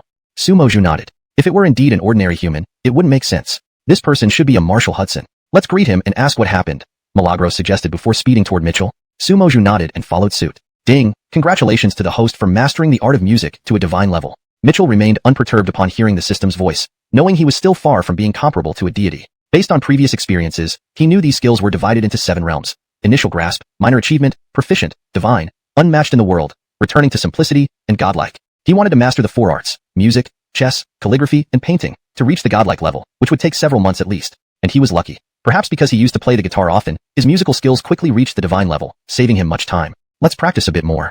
Bored anyway, then at some musical intent, he didn't need Milagros to tell him again. Honest tactfully closed his mouth and focused on absorbing the ambience conveyed through the melodies. The piano notes lingered, resonating deeply into the ears. The melody's ambience suddenly transported Honest back to very distant memories. Back then, the renowned Honest of the swordsmanship sect who could pierce the heavens with one stroke was merely a poor young boy from a humble background, dreaming of becoming a martial cultivator someday. He encountered difficulties, faced injuries, and whenever he felt he couldn't bear them anymore, returning to that dilapidated house always provided comfort. A warm meal, soup, and old Selena's kind smile as she mended his torn clothes and cleaned his shoes until they looked brand new again. Honest, I believe you are the best. These words often echoed in his ears back then.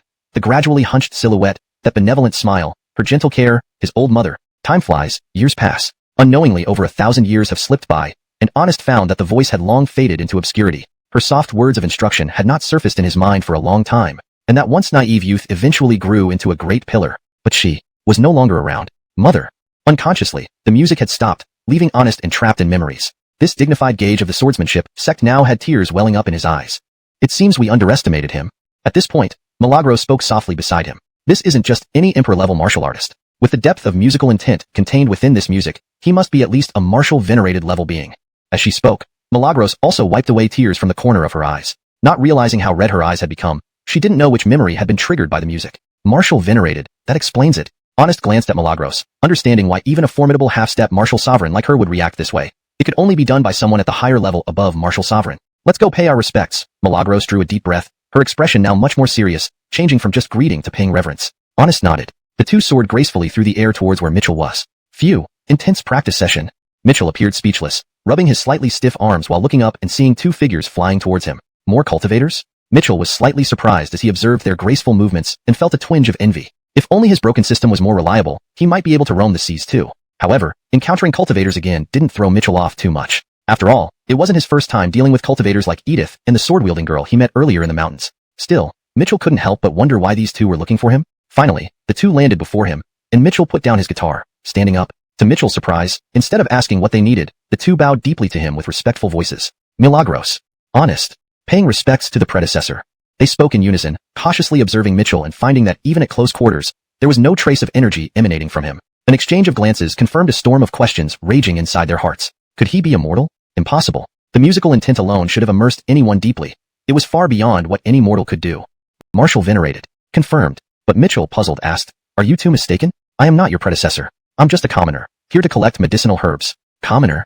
Mitchell's response left Milagros and Honest equally baffled. Did they misinterpret the situation? Is this young man really just a mortal, albeit a mortal with extraordinary musical skills? At this moment, Milagros noticed something and her pupils constricted sharply, a wave of shock washing over her. She quickly signaled Honest, who followed her gaze and was similarly taken aback. An immortal king for stewing soup. So, the two hurriedly explained, "Zach, please forgive us. We didn't dare think of your tortoise." Upon hearing this, Mitchell sighed in relief. But when he heard them still calling him Zach, he couldn't help but think to himself that these two martial cultivators must be fools to address a mere mortal as Zach. Truly unheard of. So, he said again, "Both of you, I told you, I'm not any gauge. I am just an ordinary person."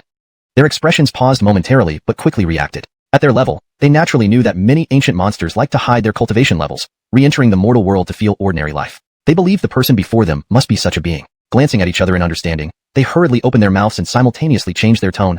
"Thorn, please do not be angry. We had no other intention. We were simply attracted by your music while passing by. Your musical skills are indeed godlike and beyond comparison, so we couldn't help but come over to disturb you." Mitchell was slightly surprised and asked, "Do you two enjoy playing music as well?" "I've dabbled in it, but compared to you, I feel quite ashamed," Milagros quickly replied, although she slightly downplayed her true skills. In reality, she had profound accomplishments in music and was even known as Aunt Chi. However, the piano skills that usually made her quite proud seemed insignificant before this person. However, even her usually proud musical skills felt incomparable in front of this person. Just a bit. Amerigother rubbed his forehead and nodded hastily, despite not knowing much about music. Under the current circumstances, he felt compelled to pretend he knew something. "Ah, I see." Mitchell smiled and nodded, his heart suddenly enlightened. No wonder these two powerful martial cultivators came over calling him Zach and were so respectful. They must have been attracted by his music. Although his musical skills were far from divine, in this world, he could indeed be considered a master. Therefore, being called Zach in this regard made sense. "Please, both of you are too kind. I play this instrument only to pass time when idle," Mitchell laughed lightly. "Thorn, you're too modest," the two quickly echoed. "But your instrument is indeed very peculiar. We've never seen anything like it, but its sound is unique and soothing to the ear." "Haha, isn't it peculiar?" Mitchell chuckled proudly. "This instrument, I made it myself, so it's normal that you've never seen it." "I see. Thorn truly has great talent." The two hurriedly nodded, admiration evident on their faces. "Since you two enjoy it, would you like me to play another tune for you?" Mitchell asked with a smile. Upon hearing this, the two were taken aback. Their faces immediately lit up with delight, looking at Mitchell gratefully. After all, they hadn't forgotten the benefits Mitchell's music brought them earlier. Although their strength hadn't improved, their mental states had broken through several times. While mental state may seem useless, it often blocked their progress. Once the mental state breakthrough occurred, cultivating further would be unimpeded. Previously, they only listened to half a tune. Now, if they heard the entire piece, it would undoubtedly bring even greater unexpected benefits. Involuntarily, the two quickly sat down on the stone slabs, holding their breaths, waiting for Mitchell.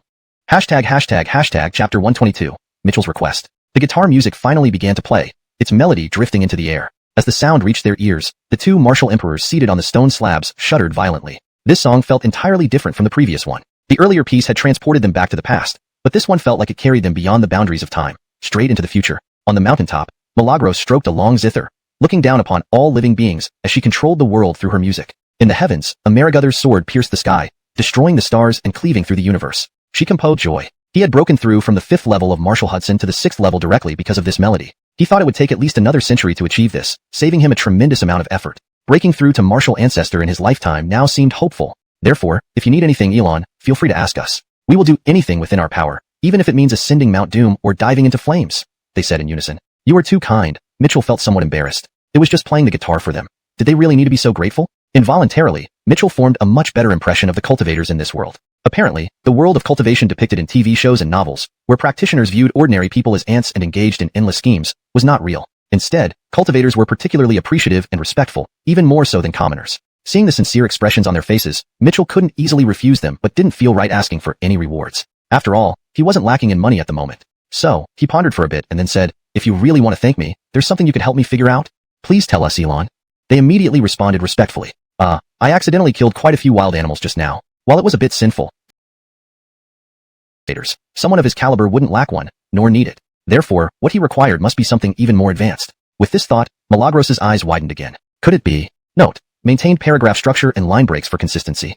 Chapter 123. Is it really worth it? Could it be that he saw through the Lee family's heirloom, the spatial ring, on me? Involuntarily, Milagros recalled Mitchell's certain question. You will definitely find a way. This way, it seems almost certain. Thinking of this, she glanced at Mitchell. Mitchell was wearing a faint smile as he looked at her. Indeed, his expression was self-explanatory. It seemed that this person was even more formidable than imagined. He had long seen through her identity and knew about the spatial ring on her. Such an ability was not merely something a martial honored would possess, but likely a martial saint. Milagros clenched her teeth, struggling to make a decision for a moment. After all, the Lee family's spatial ring wasn't an ordinary spatial treasure. Ordinary spatial treasures could only store inanimate objects, while the spatial ring could accommodate anything, even living beings. Moreover, its size was 10,000 times larger than an ordinary storage pouch, forming its own small realm. Of course, the spatial ring was not just a storage item but also a defensive and offensive treasure. If it sensed danger, Rose didn't hesitate any longer, respectfully presenting the ring with both hands to Mitchell. All right, then I'll accept it. Mitchell took it with a grin. This item was incredibly important to him. Now he could easily transport these beast corpses down the mountain. He didn't feel overly courteous about it since, in his view, every cultivator had such an item, so it wasn't extremely valuable to them. Elon, let me teach you how to use it, Milagros offered. However, before she finished, Mitchell waved his hand and said, I know. You know? Milagros was instantly surprised. It's just a matter of blood recognition, isn't it? Mitchell laughed, having seen this method numerous times in novels during his previous life. Yet, Mitchell's casual remark caused waves of astonishment within Milagros. After all, in the Xinjiang continent, other storage treasures did not have a blood recognition system. They mostly used personal aura imprinting for recognition. How did he know the critical point? Not only did he know about the spatial ring, but he also understood its usage method. She indeed hadn't misjudged Mitchell's intentions. Then, right under Milagros' gaze, Mitchell performed the blood recognition, successfully opening the spatial ring. Mitchell immediately understood how it worked. Meanwhile, Coulter couldn't help but look incredulously at Milagros. This spatial ring is a treasure of your Lee family. You just gave it away? Coulter asked, utterly baffled. Milagros' expression became somewhat complicated, but she still responded, some opportunities, when they come, must be seized decisively. I hope this time, I haven't made a wrong bet. Coulter sighed, though this man is powerful and has given us such opportunities, I still think directly giving away the spatial ring is too abrupt and perhaps not worth it. Milagros' eyelids twitched. Clearly, despite appearing decisive, she had doubts deep inside. She raised her head slightly, with a complex expression, but as she raised her head, something caught her eye, making her beautiful eyes involuntarily widen. Chapter 124. What a relief. At this moment, she saw that next to Mitchell's feet in the soil was an inserted small iron spade. This spade is... Milagros controlled her shock, her eyes fixed on the spade. At first glance, it seemed nothing out of the ordinary, but upon closer inspection, its aura affected her senses, especially with a hint of supreme power flashing over it. Is this, no, a saint-level treasure? At the same time, Jensen also noticed this scene, his face equally filled with disbelief. His strength might be slightly lower than Milagros's, but as the grand gauge of sword control sect, his insight wouldn't be low. He recognized clearly that this small iron spade appeared to be a saint-grade treasure too. But just at this moment, another object caught their attention unexpectedly. It was a scythe casually placed beside a bamboo basket near the blue stone, revealing just a corner. Hiss. Both instinctively exchanged a glance. Both read intense astonishment from each other's eyes. Another item emitting a similar aura like the small spade. A saint-grade treasure which this person could simply take out at will? They felt like they were dreaming. Have you ever seen a martial master under Frederick Shang level who can casually take out 2 pieces of saintly divine weapons? Jensen asked subconsciously. Never. Never. Milagros responded shakily. Such treasures were divine gifts. Having 1 piece was already unimaginable, let alone 2. That means... Jensen said hesitantly. Before Jensen finished, Milagros continued, Frederick Shang expert? As the words fell, their hearts trembled slightly. They realized that they had misjudged Mitchell's Horus realm before. He was even stronger than they thought. Thinking about this, Milagros felt a great sense of joy and relief for sending him the spatial ring. Initially, she had doubts if giving such a valuable item to Mitchell was worth it, but now it clearly was. Since Miriam gave me this ring, then I, Mitchell, will make you my friend, Mitchell said contentedly after storing all the animal corpses into the storage ring and spoke to Milagros. Upon hearing this, Milagros couldn't suppress her excitement. She was waiting for exactly this response. Jensen also looked towards Milagros, knowing Mitchell might be a Frederick Shang expert. He no longer dared to say the ring wasn't worth it, only feeling envious. Envy for the Lee family to have attached themselves to such a powerful figure. Regrettably, he, Jensen, did not have such a valuable item. Otherwise, he would definitely present it to this man. The favor of such an expert was far more precious than material possessions. After some pleasant conversation, Jensen and Milagros left. TSK Miriam, congratulations to your Lee family. Along the way, Jensen's words dripped with envy. The Lee family certainly lived up to its reputation, making decisive moves others couldn't match. It was thanks to them for becoming so influential. Frustratingly, he didn't have treasures to offer. Moreover, even if he had them, presenting them later probably wouldn't achieve the same effect. For Jensen's congratulations, Milagros was extremely appreciative and felt gratified for her decisive action earlier. If she hadn't been so prompt, there probably wouldn't have been such a good outcome. Alright, let's quickly find Arno. Milagros said. Yes, don't forget Arno. Is he in danger? Jensen suddenly remembered one-on-one combat. Why did you have to send out a distress call? Upon hearing this, the joy on Vincent's face vanished instantly, replaced by deep concern. Recalling the harrowing experiences of the past few days, she felt like she had been skirting death's edge countless times. Taking a deep breath, she reluctantly faced these memories and explained to her gauges. A few days ago, I led disciples of the Wuxian sect into the mountains to carry out a mission. We were very cautious, usually avoiding any encounters with demonic beasts, so everything went smoothly until, on that day, 3 demon kings and more than 10 demon spirits suddenly surrounded us without warning. In the ensuing battle, all the other Wuxian sect disciples perished. I couldn't withstand the combined strength of those demon kings either. Using every means at my disposal, I barely managed to save my life and fled. But these demon kings pursued me relentlessly. Not only did they blockade the entire mountain range, but they also summoned reinforcements from other territories.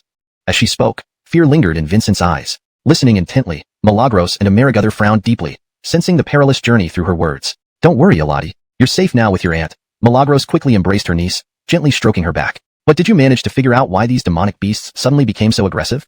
It was caused by human interference, Vincent said after a deep breath. Human interference? Amerigother appeared surprised. Yes, by a terrifying person, Vincent said solemnly. I extracted information from a minor demon and learned that this human directly invaded Hudson Jareth's lair. He not only stole a precious medicinal ingredient, but also captured Hudson Jareth, saying he intended to make soup with him. This enraged Hudson Jareth's subordinates, leading to their declaration of a death warrant for this human, causing chaos among the demonic beasts in the mountains. Hearing this, both Amerigother and Milagros exchanged glances, their expressions turning incredulous. Then, they both asked in unison, You mentioned Hudson Jareth? Isn't he a turtle? Yes, his true form is apparently a nearly 10,000-year-old turtle.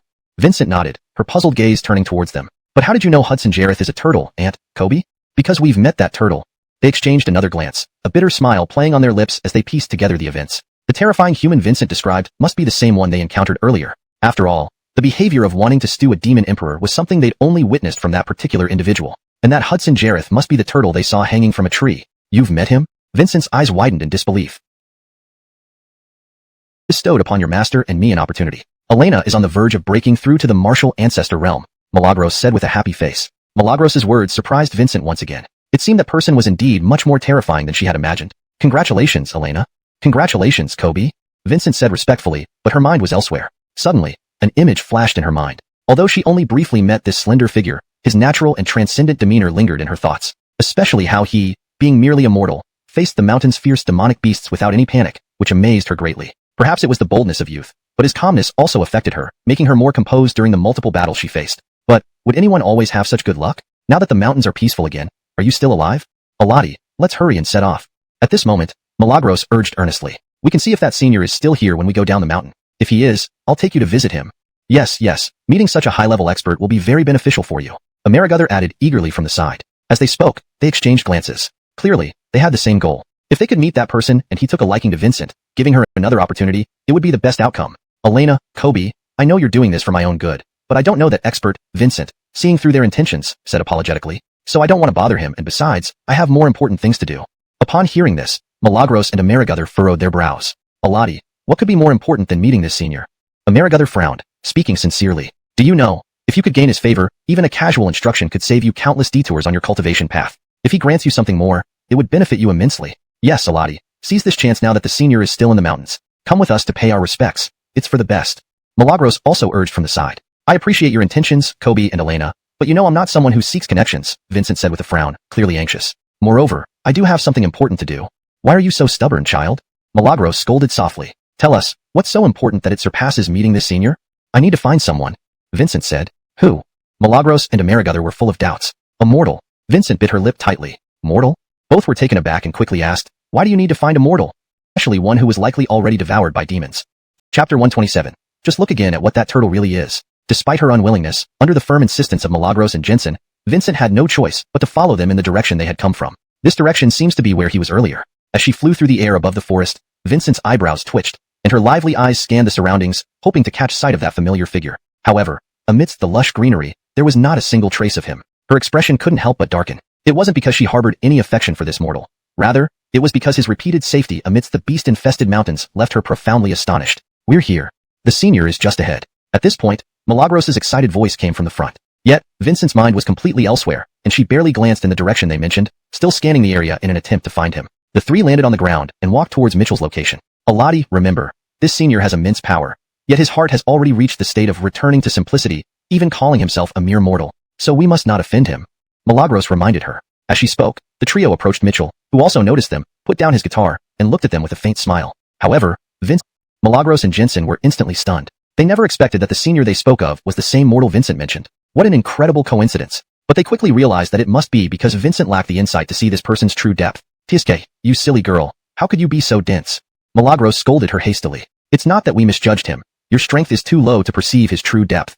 Vincent frowned. She still found it hard to believe, feeling the situation too absurd. She had interacted with Mitchell many times, and always saw him as just a mortal. How did he suddenly become an expert? If you don't believe me, look at the tree trunk, Milagros hinted, urging her. Vincent raised her chin slightly and glanced at the tree. Just a turtle. What's unusual about it? Vincent wasn't surprised, having seen this turtle before when Mitchell held it in his hand.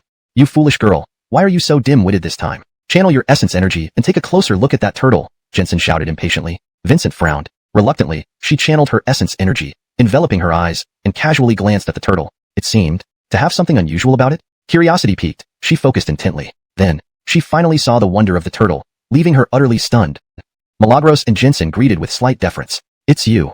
Mitchell smiled and shifted his gaze to Vincent, saying with amusement, I didn't expect to see you here too. Upon hearing this, Vincent's usually icy face immediately turned red. Clearly, facing Mitchell again made her uncomfortable, nervous, and hesitant before finally managing to stammer. Greetings, Elon. Though nervous, she still subconsciously glanced at Mitchell.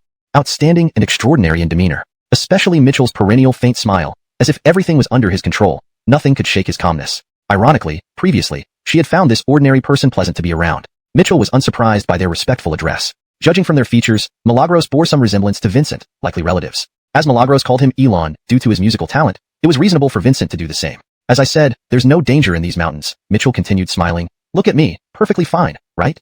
This remark further reddened Vincent's face. Clearly, Mitchell was subtly mocking her earlier statement. Blame could only be placed on her blindness for not recognizing Mitchell's true identity. They exchanged some pleasantries. But instead of leaving after chatting, Milagros and Jensen kept engaging Mitchell in conversation, especially praising Vincent extensively. How outstanding Vincent's talent was. What a fast learner she was. And how teaching her might be a waste of her potential. This irritated Mitchell. Why should he care about her disciple's talent? Did they purposely rub it in his face because he couldn't cultivate? Moreover, after traveling all day, he was exhausted and really wanted them to leave. Yawning widely, Mitchell blurted out, It's already dark. Are you three not leaving? Jensen, who had been praising Vincent, suddenly halted, flushing red as he swallowed the next sentence. Exchanging looks with Milagros, disappointment filled their eyes. They hoped Mitchell would grant Vincent an opportunity, but he seemed uninterested and gave a clear signal to leave. Daring not to disobey, they bowed respectfully and departed, still glancing back longingly. If this predecessor could give Alati an opportunity, it would be wonderful. Jensen sighed softly as they moved toward the mountain's exit.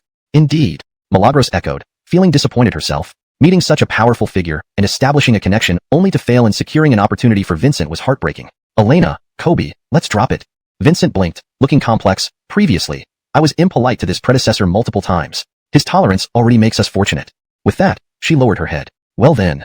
The two sighed heavily, silent with boundless dejection. But then Vincent suddenly remembered something, lifting her head quickly. No, this predecessor has already given me an opportunity. What? The two startled out of their despondency, gazing at her intensely. Translation maintained the original paragraph structure and line breaks. All names were translated phonetically as per the Burkinese pinyin system. The tone and style of the narrative were preserved, ensuring coherence with previous content while maintaining natural fluency in English.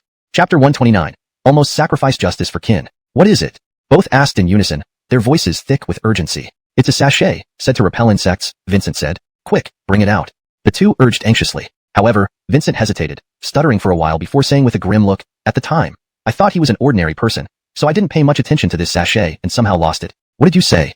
Milagros and Jensen felt blood rush to their heads, their presence bursting with fury as they stared at Vincent. They had never imagined that the opportunity which others would strive their whole lives to encounter had been lost by Vincent. I ask you, where did you lose it? Milagros' voice quivered, her tone extremely urgent. I don't know. I really didn't mean to. Vincent muttered, feeling immense pressure under their imposing bull. Vincent tearfully explained hurriedly. Humph, Vincent. Remember that the lost opportunity affects not only you but also our Lee family and the swordsmanship sect. Milagros' face hardened with pain and frustration. With this opportunity, you might have led our Lee family and the swordsmanship sect to greater heights, but you threw it away. You. Overcome by rage, Milagros felt a pang in her chest and spat out a mouthful of blood. Seeing this, Vincent became more anxious, wiping her tears and hastily saying, Aunt, please don't be angry. I'll find it. I swear I'll get it back. What are you looking for? A saint-grade artifact has reached the stage of returning to its original form. It doesn't emit any aura or fluctuations. You wouldn't sense its true essence unless closely examined, Milagros snapped. There are so many mountains here in the Mufu mountain range. How can you possibly find it alone? Vincent lowered her head, sobbing silently, unsure of what to do. If she had known the sachet was so important, she wouldn't have been so negligent. She could only blame herself for being short-sighted. Let's focus on finding the sachet first, Jensen said sternly. I plan to mobilize all the disciples of the swordsmanship sect to search the mountains for this sachet. Good. Milagros wiped the blood from her mouth, understanding that finding the sachet was more urgent than punishing Vincent. I'll notify the Lee family and send out people to join the search. There's no time to waste. Let's move immediately. Hopefully, we can still find the sachet. This translation retains the paragraph structure and line breaks from the original text while ensuring natural English flow and coherence. Chapter 130. As if confronting a major threat. After sending off these cultivators, Mitchell slept until dawn. Thinking about his disciples' condition, Mitchell did not delay any further and continued searching for the gillislu flower in the mountains. With snake and eagle stew as food, and rainwater and mountain springs for drinking, before he knew it, another evening had arrived. Gillislu flower. Finally, Mitchell found traces of the gillislu flower in a ravine. After picking the gillislu flower, Mitchell revealed a joyful smile. This trip had indeed been fruitful. Not only did he gather all the herbs needed by Birch, but also acquired quite a few wild animals. Of course, the unexpected gain was the ring in his hand. He had read many such rings in cultivation novels in his previous life, and now he finally got to use one himself. It must be said, it was damn convenient. However, with nightfall approaching, despite missing his disciple, it would be imprudent to travel at midnight. Not only were there wild beasts, but he also didn't want to die falling off some cliff. It seems I have to find a place to stay tonight. Mitchell sighed slightly, since he couldn't find the place really delicious. Even if he wanted to come, I'm afraid he couldn't find this place. Raquel shook her head. That's true, Mississippi. I almost forgot that we activated the array to prevent the beasts from wreaking havoc in the mountains, Millicent said sheepishly. In this state, let alone a mortal like Mitchell, even a Marshall Hudson might struggle to find us. Forget it, let's not talk about this now. Putting down Dream of the Red Mansion, Raquel placed her jade-like hands on her long chin, a type of ancient Burkinese zither, again, troubled, saying, you know I practice the Tao of music. I'm currently stuck at a bottleneck and desperately need to compose a piece to help me break through. At first, Mitchell's poem gave me plenty of inspiration. I intended to write a score using his poetry as lyrics, but I always felt something was missing. Miss, it's my fault. I know nothing about music and can't help you. Millicent pouted sadly. All right, silly girl, don't be upset over me. When the time comes, I will get past it. You should spread the message and keep searching for the scholar who wrote Dream of the Red Mansion for me. Raquel rose and gently rubbed Millicent's head. Okay, miss, just don't be too anxious. I'll take my leave then. As she turned to leave, suddenly, there was a knock on the courtyard gate. Knock knock. The sound was so melodious that it caused Raquel and Millicent's faces to draw smile. He carried a small bamboo basket on his back, held a sickle in his left hand, and had a several-pound turtle hanging from his right middle finger. Mitchell? How can it be you? Almost in unison, both women stared at Mitchell in disbelief, their hearts tumultuous with shock. It's been a long time. Mitchell smiled faintly, greeting the two women. Unfortunately, I'm afraid I'll have to trouble you again. Not you, you. Millicent stared at Mitchell as if she'd seen a ghost. How did you find this place? Well, I've been here before, so I just walked over, Mitchell explained with a shrug. Hearing this, the two women's eyes twitched, and they exchanged glances. Just walked over? Do they think the array they set up is for show? Millicent wanted to ask more, but Ava subtly signaled her to stop. She then smiled at Mitchell. Thorne, don't be silly. We're old friends. There's no need for such formalities. Thank you, Miss Piapiao, Miss Millicent. You are truly kind-hearted people, Mitchell said gratefully. Your excellency is too courteous. You must be very tired after your journey. Ava instructed gently, Millicent, please lead our guest to the guest room he stayed in last time. Thank you, Mississippi. Mitchell gave a slight bow. Ava returned the bow with a smile. Indeed, although Mitchell was an ordinary mortal, he was quite different from the... It seems otherwise. If it were otherwise, surely you would have treasured it like a precious gem. Thorne, please rest first. Ava spoke softly. I will take my leave then. Mitchell nodded and followed Millicent towards the guest room. After settling down, Millicent prepared to leave, but couldn't help turning back with wide, doubtful eyes. You really just walked in? What else could I do? Fly in? Mitchell asked, puzzled. Millicent scratched her head, gave Mitchell another curious glance, and jogged off. Miss, he's settled in. Millicent reported upon returning. Ava nodded, then murmured to herself, could it be that our array has a problem? That's what I thought too, Millicent agreed. Otherwise, not even a Frederick Hudson could locate us with the array active. It's inconceivable how a mere mortal found us. In that case, go check it out immediately, Ava instructed. If it's indeed a problem with the array, fix it as soon as possible. Yes, Mississippi. Millicent dashed outside. However, moments later, she rushed back breathlessly, looking anxious. Seeing this, Ava frowned and hurriedly asked, Millicent, what happened? Chapter 132. Just like that. Rejected? Miss Mississippi. Quinny panted and patted her small chest, saying, our array is running perfectly fine. There's no problem at all. What? Hearing this, Rick's disciple, he initially wanted to descend the mountain, but, since it was not yet fully daylight, he sat on the steps watching the sunrise. Recalling the broken system's tasks, Mitchell picked up his guitar. Practice while I can. I'll go down the mountain after dawn. He tuned the strings, then closed his eyes. Plucking the strings, accompanied by Mitchell's gentle humming, a song titled, The Price of Love, slowly emerged. By the pond, Raquel sat cross-legged beside her long zither, her delicate hands gently caressing it, eyebrows deeply furrowed. Recently, stuck at a bottleneck, she urgently needed a melody to break through. But yet another night had passed without any results. Suddenly, a unique tune flooded her ears. This is... Raquel, who had been listless, suddenly froze, lifting her skirt and rising to look towards the direction of the sound. Is this from young Kobe's room? She parted her lips slightly, instinctively walking towards the source of the sound. On the steps, a figure in a green robe appeared before her eyes, holding a guitar and softly humming with half-closed eyes. Calm, beautiful, peaceful. There seemed to be an unusual beauty. Raquel couldn't help but stare at this figure, closing her eyes unconsciously, immersed in the melody. Emotions surged within her, and unknowingly, tears slid down her cheeks. At that very moment, her long-standing bottleneck finally broke through. Yet, even with the joy of breaking through, she couldn't tear herself away from the emotions in the melody. For a long time, Miss Pia Piao? A gentle voice snapped Raquel back to reality. She hurriedly wiped her tears, bowed to Mitchell, and hastily said, I apologize for getting carried away by your music. It must have been amusing for you to see. Miss Pia Piao, don't be so formal.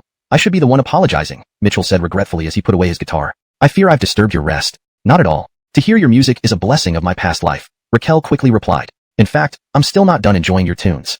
You're too kind. Mitchell pinched his nose, laughing somewhat embarrassedly. May I ask what instrument this is? Why have I never seen it before? Raquel looked at the guitar in Mitchell's hands, unable to resist asking. Just a homemade trinket. Mitchell explained with a smile. Homemade. Raquel was amazed, praising involuntarily. Young Kobe, you truly are multi-talented. Your praise is much too kind, Mitchell laughed. Then checked the sky and said, Miss Pia Piao, it's morning now. I must leave. Young Kobe, in such a hurry? Raquel felt a void in her heart and hastily interjected, how about? But she hesitated. I have no choice. There are matters at home. Farewell. Hope to meet again soon. Mitchell smiled apologetically, picking up his guitar, slinging the bamboo basket over his shoulder, and not forgetting to take the old tortoise, ready to leave. Seeing this, Raquel became even more anxious. She bit her lip, finally saying, Miss Pia Piao wishes to invite young Kobe to stay for a couple more days. May I? As she spoke, Raquel looked at Mitchell expectantly, a hint of blush coloring her cheeks. This was the first time she had ever extended an invitation to a male. Not possible. However, Mitchell directly declined. With an apologetic smile, he swiftly walked down the mountain, concerned about Birch's condition. Raquel stood there, stunned. Just like that. Rejected? Chapter 133. Extraordinary in every way. Watching Mitchell's retreating figure, Raquel stared for a long time. The look of deep disappointment lingered in her eyes. She had never imagined that her first invitation to a man would end in failure. This feeling was truly unbearable. But Kobe, you? Suddenly, however, Raquel broke into a smile and murmured to herself, you are really quite something. Once Mitchell vanished from view, Raquel turned and walked into the guest room behind her. After all, Millicent was still resting inside, so she might as well tidy up the room. The room was spotless, perhaps even cleaner than it was before Mitchell had stayed there. Especially the bedding had been folded into perfect square blocks, giving off an almost military precision which caused Raquel's eyes to shine with admiration. Mitchell, Mitchell, she muttered, her gaze on the neat bedding, lost in thought. You're just a mortal, yet you exude extraordinariness at every turn. Polite and graceful, with exceptional demeanor, your poems astound the heavens, and your music broke through my bottleneck. Even with the garden's array open and operational, you still managed to come. Who exactly are you? After staring off into space for a long time, Raquel finally picked up the bedding to change it. But just as she lifted it, her beautiful eyes flickered slightly, and she looked closely at the blanket in her hands. There seemed to be a pleasant scent coming from it. Raquel glanced around cautiously, seeing no one, and then brought her delicate nose close to the fabric. A faint fragrance entered her nostrils, making her feel oddly infatuated. Is this his scent? Unconsciously, she gripped the bedding tighter, hesitating. If she really should replace it? More astonishingly, she felt an impulse to hold this bedding and lie down on the bed to sleep. She bit her lip lightly, eventually deciding to give in to the urge. She lay down gently, covered by the bedding. The light fragrance surrounded her, bringing her unprecedented comfort, lulling her gradually to sleep. Her beautiful eyes closed involuntarily, and her whole body relaxed. Time passed slowly. After a long while, Raquel woke up, feeling incomparably comfortable. This nap had seemingly drained away all her fatigue. She extended her hands from under the bedding, grabbed the edge of the quilt, and brought it close to her nose again, unable to resist taking another sniff. However, amidst her infatuation, she noticed someone watching her. Turning her head, she indeed found a pair of large, astonished eyes staring at her, as if the watcher had been there for a while and could no longer contain their surprise. Ah, miss, you actually... Raquel's expression changed slightly, and she swiftly moved out from under the bedding to stand beside Millicent, covering the little girl's mouth with her hand. Miss, let me go! Millicent broke free immediately, pointing at the wooden bed next to them and shouting. You actually slept on the bed Mitchell used? I did not. Raquel's face flushed red as she tried to deny it, utterly unexpected that such an embarrassing moment had been witnessed by someone else. You did, I saw it. Despite Raquel's efforts, Millicent continued to shout in disbelief, unable to contain her surprise. You! Raquel's face darkened, and she hushed Millicent softly. Stop talking. No, I will say it. You did sleep on Mitchell's bed, and I saw it. How can you still argue? Millicent insisted. You. Raquel wished the ground could swallow her. In frustration, she slapped the side of her palm onto Millicent's nape, causing the girl to collapse instantly. Sighing in relief, Raquel sat back down, rubbing her heated cheeks. They were red down to her neck. Reflecting on this absurd event made her feel incredibly shy. Worried about Birch's injuries, Mitchell rushed continuously downhill. Back at the martial arts school, lacking its owner, Mitchell, the place lost some of its liveliness and gained a sense of cold solitude. Jalen Z. Wilson laid lazily on the floor, yawning. Shoo, puppy, come here. Suddenly, a light, whistling sound accompanied by a playful voice echoed in his ears. Almost instantaneously, Wilson's fur stood up, heart pounding. He jumped up from his prone position, trembling uncontrollably. Sweating cold sweat, he turned towards the well cover behind him, terrified. Edmund Elon, do you need anything? Wilson stuttered. Chapter 134. Let's go cause some trouble. Lord Bo. Humph. Do I look that old? A voice emerged from beneath the manhole cover, filled with anger. Hearing this, Wilson quickly corrected himself. Bo, you are handsome and debonair. It was just a slip of my tongue. Oh really? I didn't expect you to be quite so understanding. Beneath the manhole cover came a satisfied response. Initially a plea for mercy, yet unexpectedly earning praise from Bo. Wilson narrowed his eyes, immediately grasping the knack of getting along with Bo, and said, Bo, you jest. How could what I said be anything but true? I mean, even before you emerged, your aura had already captivated me. Indeed. Sure enough, one sentence piqued Bo's interest. He urged, come, tell me how I captured your attention. Wilson smirked and began gushing. At that moment, I wondered what kind of unrivaled fiend could exude such presence, and only when you emerged did I truly understand what feeling less than seeing means. Especially your unique aura and adaptable attitude, blindingly attractive. From that day on, Wilson's expression turned sincere and full of admiration. From that day on, I secretly vowed to become someone like you in this life. Excellent. Truly, none understands me as well as you. From beneath the manhole came an excited voice loudly praising him. I'll make you my friend. Whenever you have issues, come to me. I'll protect you. All right, thank you, bro. Wilson eagerly wagged his mouth. On it, quick. Help me move this manhole cover. Came another urgent voice from beneath. Someone is coming soon. Kobe isn't home. Let's go cause some trouble. Right away, bro. Dare not delay. Dog ran over, quickly moved the manhole cover aside. Then a skull leaped out. As the skull jumped out, bones flew from surrounding rooms, forming a complete skeleton. But just formed, it scattered to the ground again. Damn, where's my spine?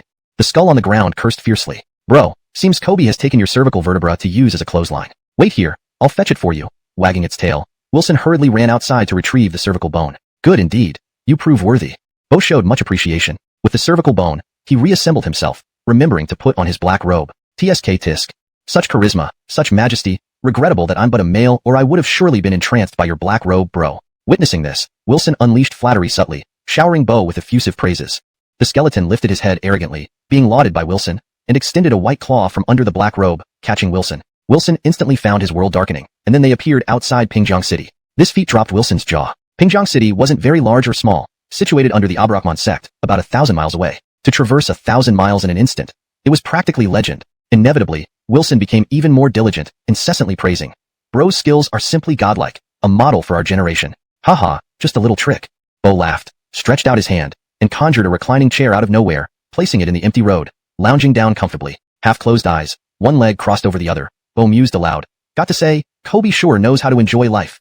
Yeah, indeed. Both you and Kobe are models for our generation. Wilson sycophantically squatted by Bo's feet, using his front paws to hammer Bo's thigh. Morris, you despicable one, creating scarcity marketing with me, Grand Sam. You're not off the hook.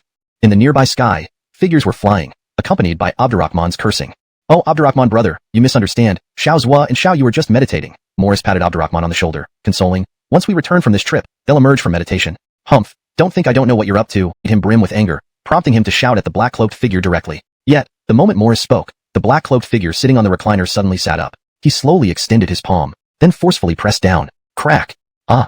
A piercing sound came, accompanied by Morris's anguished scream, as his leg bones shattered directly. With a bang, Morris, who had just gotten up, fell to his knees, his eyes filled with intense fear as he stared intently at the black-cloaked figure ahead. Do you understand your mistake now?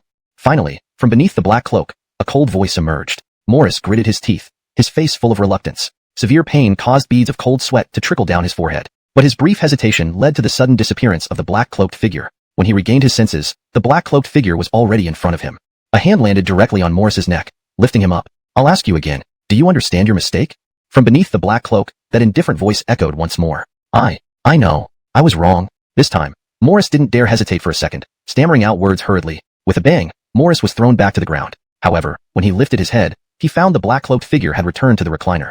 This sight sent his heart pounding in terror. The strength of the black-cloaked figure before him filled him with despair. Despite being a Marshall Hudson, he couldn't even capture the shadow of this person. Who could this person be? Why did they stop him here? Unable to help it, he lowered his attitude and asked again, May I ask, Senior, have I unintentionally offended you, causing you to stop me here? You indeed haven't offended me. The black-cloaked figure said, This statement left Morris thoroughly confused. But before he could speak, the black-cloaked figure continued solemnly, "But you have offended my master." "My master?" The black-cloaked figure's words made Morris feel utterly baffled. Even people like the black-cloaked figure were beyond his reach. How much less their masters, those infinitely superior beings. He probably hadn't even seen such figures in his life. "Senior, have you perhaps misunderstood something?" Morris cautiously asked. But as soon as he finished speaking, he seemed to realize something and exclaimed, "Why you? You're from the martial arts hall?" The black-cloaked figure remained silent, implying affirmation. Seeing this, Morris's throat moved as he swallowed hard, cold sweat streaming down his forehead. He never expected that this terrifying black-cloaked figure would also be from the martial arts hall, and judging from the black-cloaked figure's words, might even be Mitchell's servant. If a servant possessed unfathomable abilities, how powerful could Mitchell be? Gulp. He gulped again, his face ashen. It seems this steel plate is even harder than I imagined. Just then, Abdurrahman Lauzho and others arrived alongside Morris, hearing their conversation and getting a shock. "Kobe, when did you have such a powerful servant?" However, seeing Wilson beside the black-cloaked figure, he confirmed this person was indeed from the martial arts hall. After all, this dog Wolf had almost been butchered by Kobe to entertain him. Without a word, Abdurrahman Lauzho led everyone to kneel on the ground, not daring to say a single sentence. "Do you know that last time when you caused a scene at the martial arts hall, it displeased my master greatly?" the black-cloaked figure said coldly. Hearing this, Morris trembled. He quickly bowed his head, knocking it heavily on the ground, and hastily explained, "Senior, it was my lack of insight last time, blind and foolish. Please spare me." While pleading, he kept signaling Abdurrahman Lauzho frantically. But Abdurrahman Lauzho turned his head arrogantly, pretending it had nothing to do with him. "Humph. Little punk. You can trick me, but don't expect me to beg forgiveness on your behalf after making Senior angry. Dream on. Christester, could you perhaps intercede?" "He is my brother-in-law now," Dallas whispered cautiously from the side. "Intercede my ass." Abdurrahman Lauzho slapped him in the face. Chapter 136. Brother, girls. Dallas clutched her cheeks, too frightened to say another word. For a moment, the atmosphere on the scene turned bizarre. All that could be heard was Morris's pleas for mercy. Perhaps Morris was also a proud person at heart. But when the other party's strength surpassed his by such a margin, even Morris's pride vanished without a trace. Because an ant's pride is not worth mentioning. Apologizing should at least show some sincerity, right? At this point, the black-robed figure finally spoke. There is. Morris grabbed onto this lifeline like a drowning man clutching at a straw. He tremblingly removed his storage ring and spilled out everything inside. Among the items were martial techniques, cultivation methods, king grade and Hudson grade treasures, quite a few of them. However, the black-robed figure sneered. "Just this?" Upon hearing this, Morris nearly cried. Damn it, these were all his worldly possessions. But to save his life, he still managed to smile and asked, "Senior, what else do you want? Those trashy Hudson grade or sect grade things are no good. For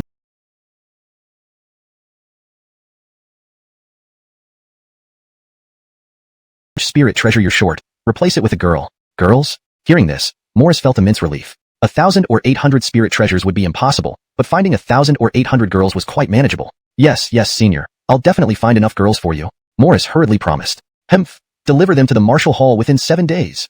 The black-robed figure waved his hand dismissively. "Now, begone." Yes. Morris's face lit up with relief. Ignoring the pain in his legs, he dashed into the sky and fled. The black-robed figure then turned his gaze to Abdurrahman Lauzho and the others, bellowing sternly, "All of you, go away. But next time you come to the martial hall, don't come empty-handed." "Yes, Senior."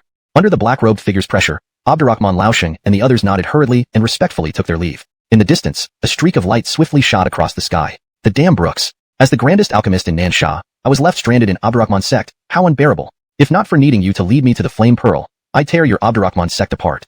But first, I need to leave the city to look for more herbs. Malik flew faster and faster in the sky. Suddenly, his speed slowed down as he noticed something in the distance. There are several powerful auras over there. I should take a look. With that thought, he darted toward the source of the auras. Chapter 137. An unprovoked calamity. As he approached, his eyes widened in shock, almost popping out of their sockets. It was as if he had encountered something terrifying, breaking out in a cold sweat. His body traced a perfect arc in midair as he exhibited unprecedented speed to flee into the distance. However, he had barely flown a few feet when a chill suddenly ran down his spine. At that moment, a force acted on his body, pulling him backward. Boom! He crashed heavily onto the ground. Danny felt like dying at that moment, encountering this terrifying presence once again. Yet, he did not dare harbor any complaints in his heart. He got up with a forced smile and said, "Predecessor, it's such a coincidence to meet you again." "It's you again?"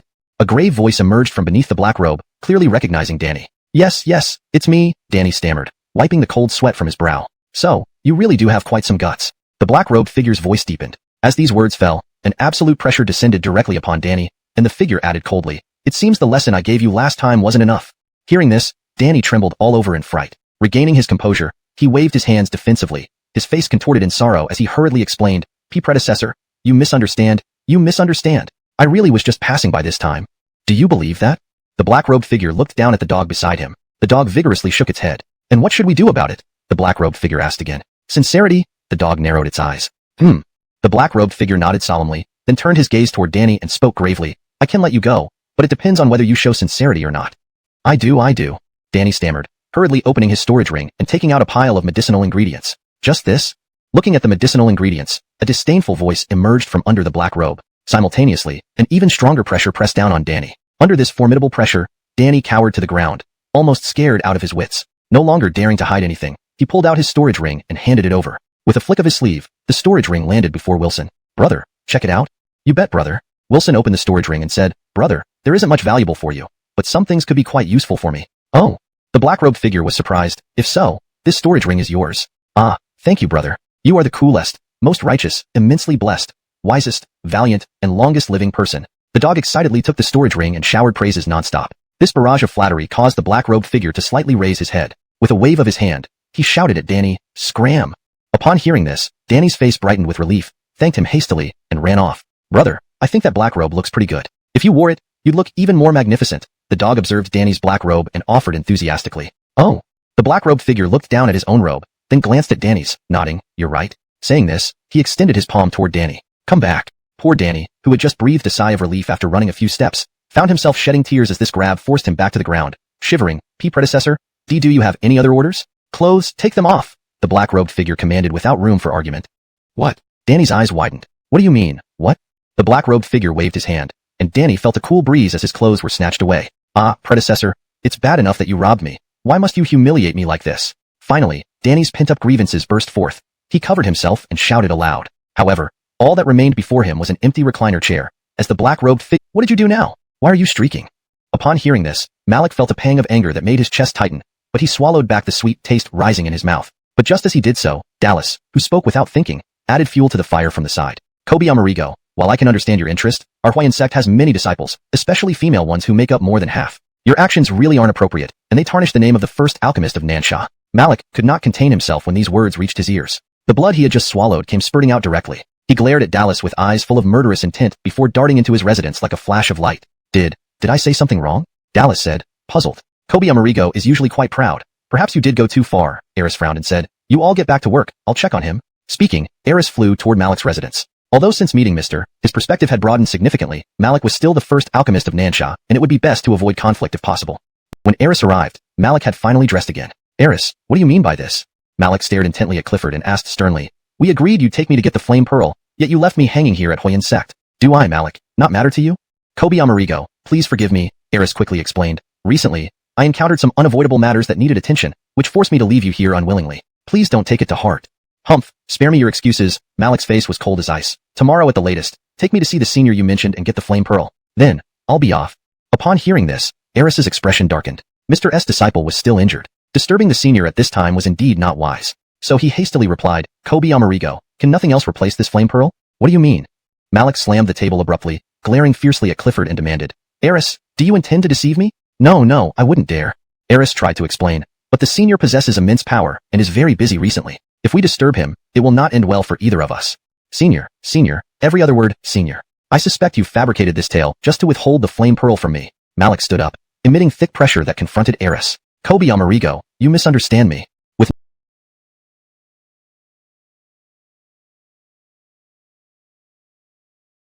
no response from the persuader, Eris's expression showed annoyance, his tone slightly heavier as he insisted, I speak the truth, and I do this for your own good.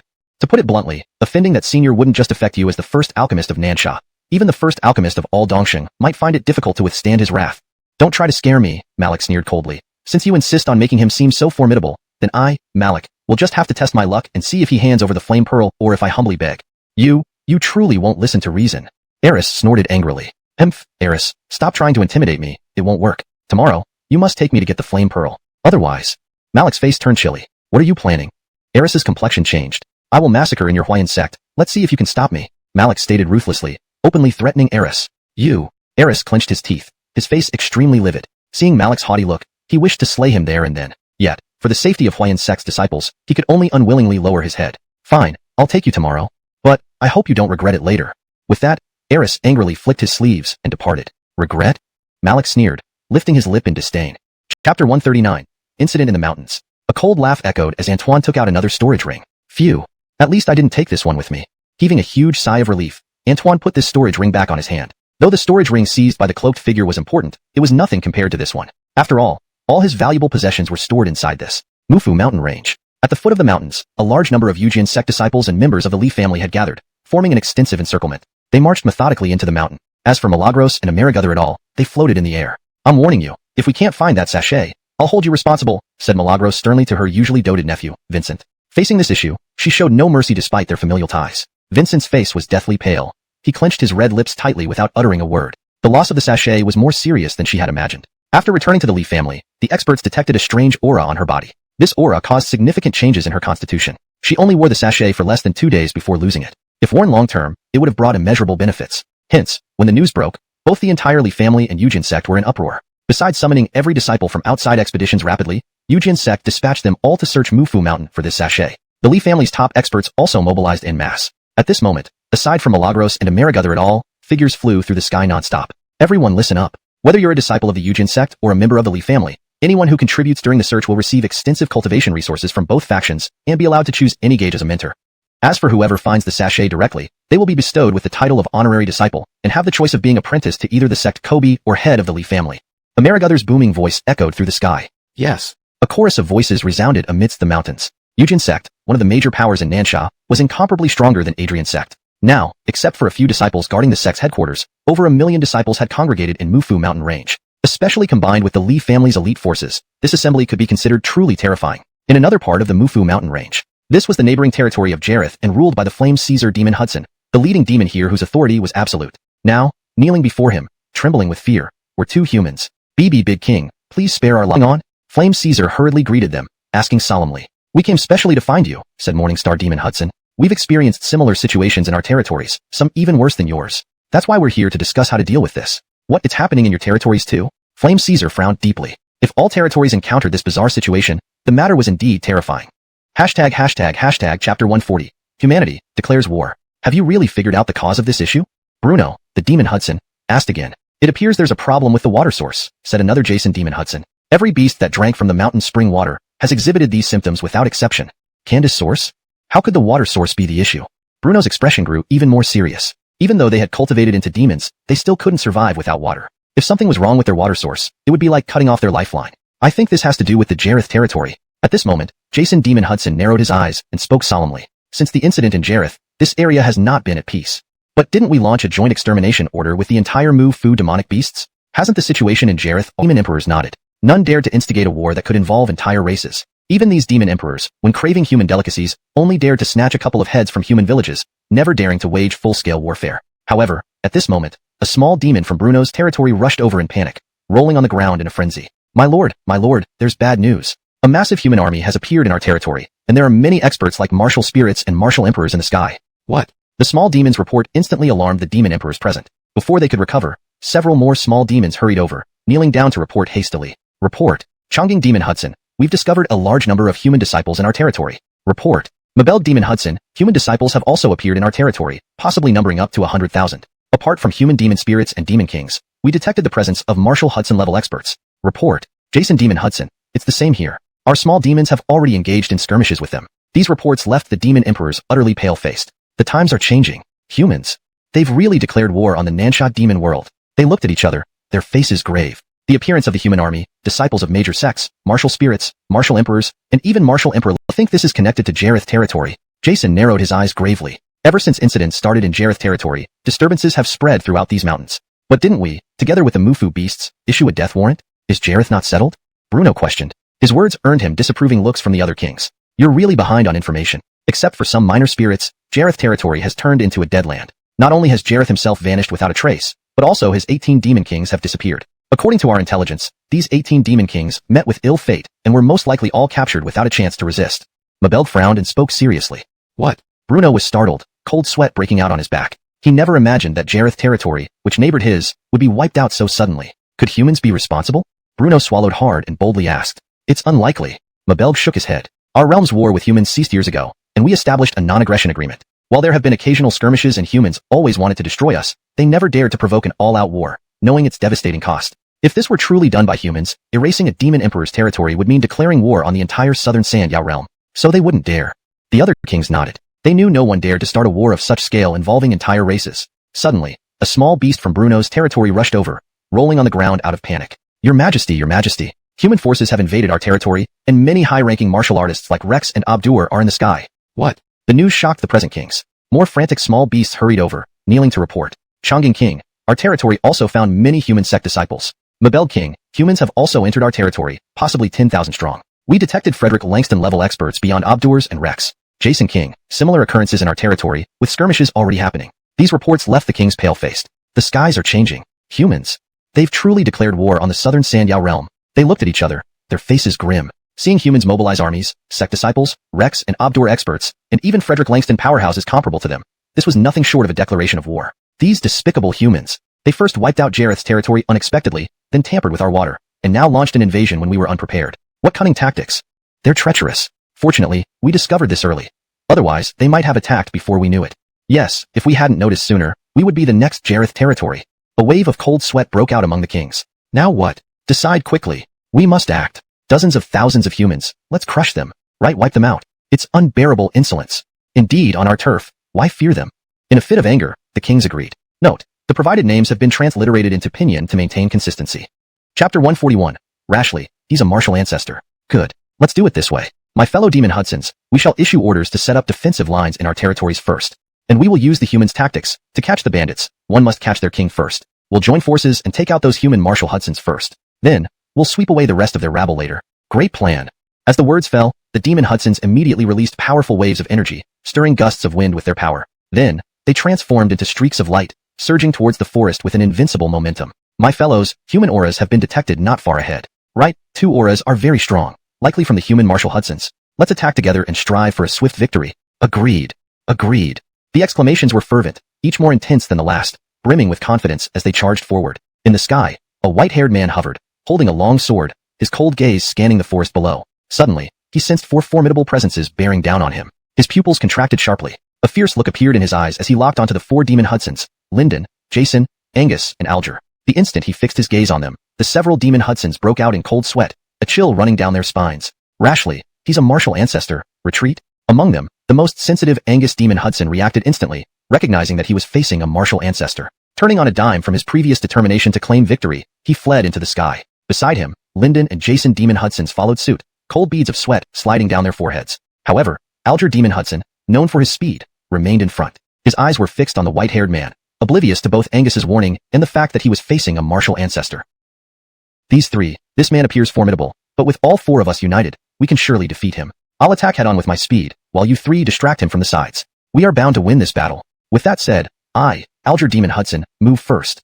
Calling out to his companions, Alger kept his eyes locked on the white-haired man. He suddenly lunged forward, his wings spreading wide as a bald eagle formed around him, unleashing immense power towards the white-haired man. The white-haired man's cold gaze finally shifted. He drew his sword and swung it downward without any flourish. What? Alger's expression changed as he felt the overpowering aura. He quickly shouted, fellow demon Hudsons, this person is even stronger than I imagined. Quickly, help me block this sword. But there was no response. Turning to look beside him, he found Angus and the others had vanished. Panic filled his eyes just as the sword came down. Alger demon Hudson, dead. Whoosh. Meanwhile, Angus and the others were already 1,000 miles away, panting heavily and drenched in sweat from fright. They hadn't expected the humans to send a martial ancestor, and they never thought that before even making contact, one of their own had already fallen. What do we do now? Think of something. Indeed, the appearance of a martial ancestor exceeds what we can control. Immediately, the remaining 3 demon Hudsons discussed in anxious tones, completely losing the bravado they had shown earlier. My fellows, there's nothing we can do. This situation has gone beyond our control. Stepping forward, Angus's expression was grave. First Jareth demon Hudson, now Alger demon Hudson. Such blood feuds can't be erased. A war between our races is inevitable. We need to go deeper into the mountains and inform that one. Ash venerated demon? Mentioning that one sent shivers down their spines. This individual was the king of the entire South Sand demon realm, a venerated demon, far superior to even demon Hudsons. In their eyes, they were mere ants. Yet, things had escalated this far, leaving no choice but to face the terrifying existence. Translated by Tong Yen.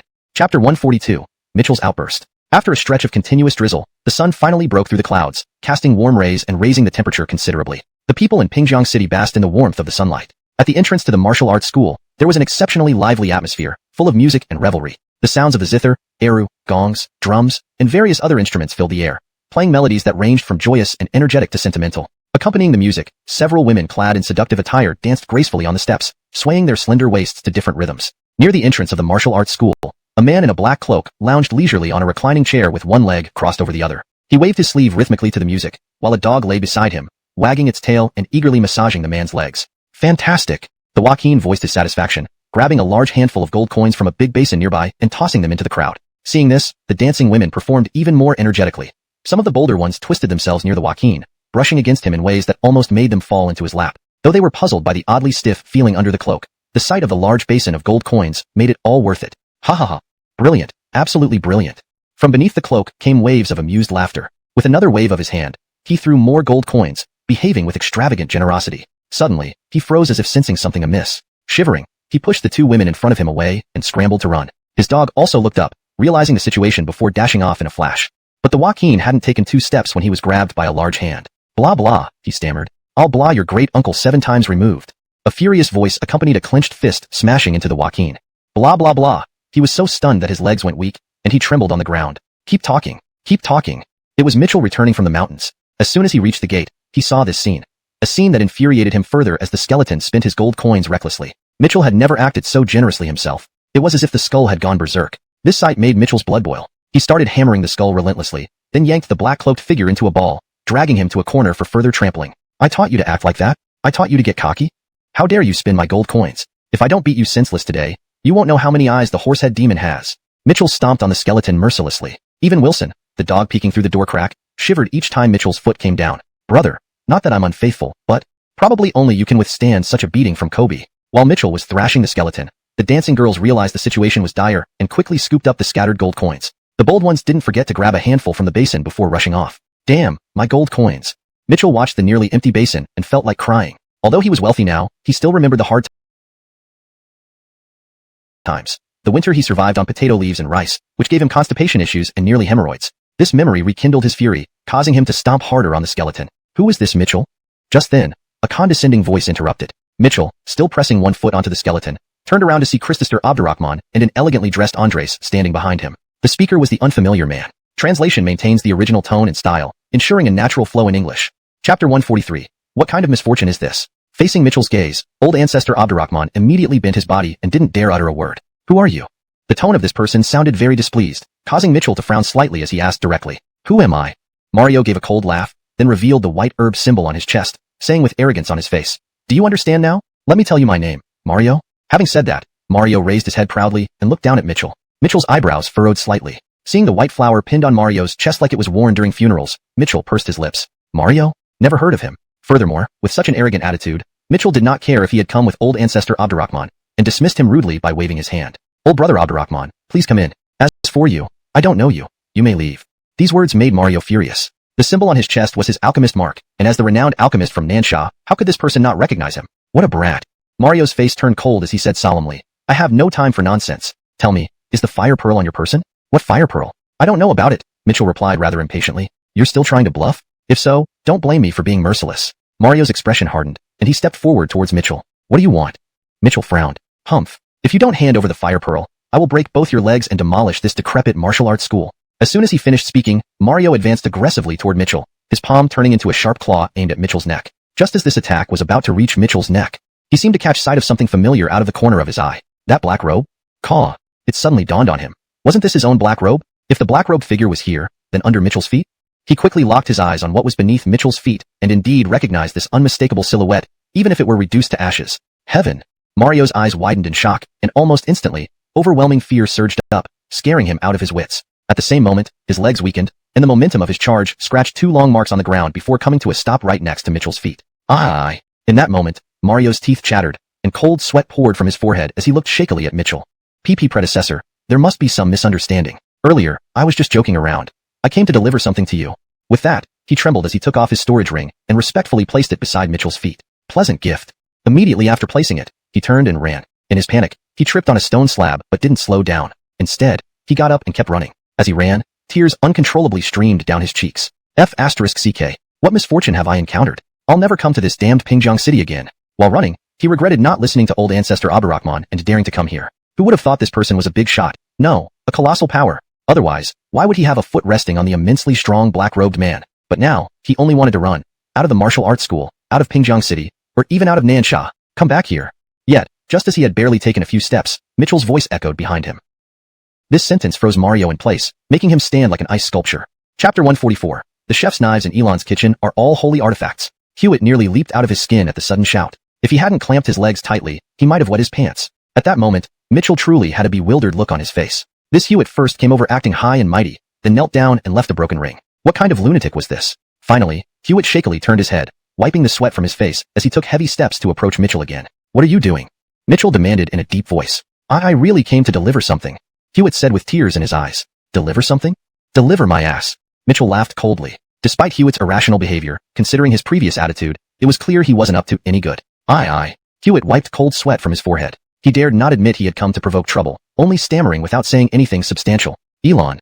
At this moment, 3 figures approached respectfully. It was Alfie and his companions. 3 martial ancestors? While still stammering, Hewitt saw Alfie and the others and widened his eyes. A Marshal Hudson was already an esteemed figure in Nansha, while a martial ancestor was as rare as a unicorn. Finding one was difficult even if you lit a lantern to search for them. Yet here, 3 gathered at the entrance of this martial arts hall. Beside him, Roy, who was equally nervous, was slightly taken aback but not overly surprised. With frequent exposure, he had long become desensitized. Seeing 3 martial ancestors seemed perfectly normal here. After all, Roy had witnessed firsthand the terrifying power of the black-cloaked figure. Even now, it struggled under Elon's heel. So what did 3 martial ancestors matter?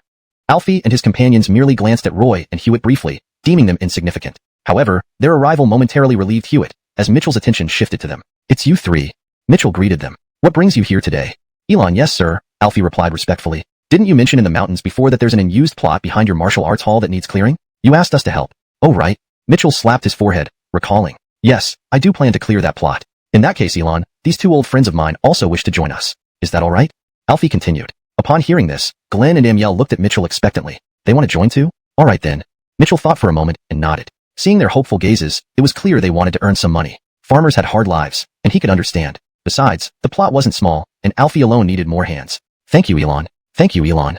The 3 gauges beamed gratefully. Seeing their reaction, Mitchell couldn't help but marvel at how difficult life was for ordinary people. Just clearing a plot of land caused such excitement. So he added, as for payment, I'll give each of you 100 gold coins directly, whether you finish it in 1 day or more. No problem, no problem.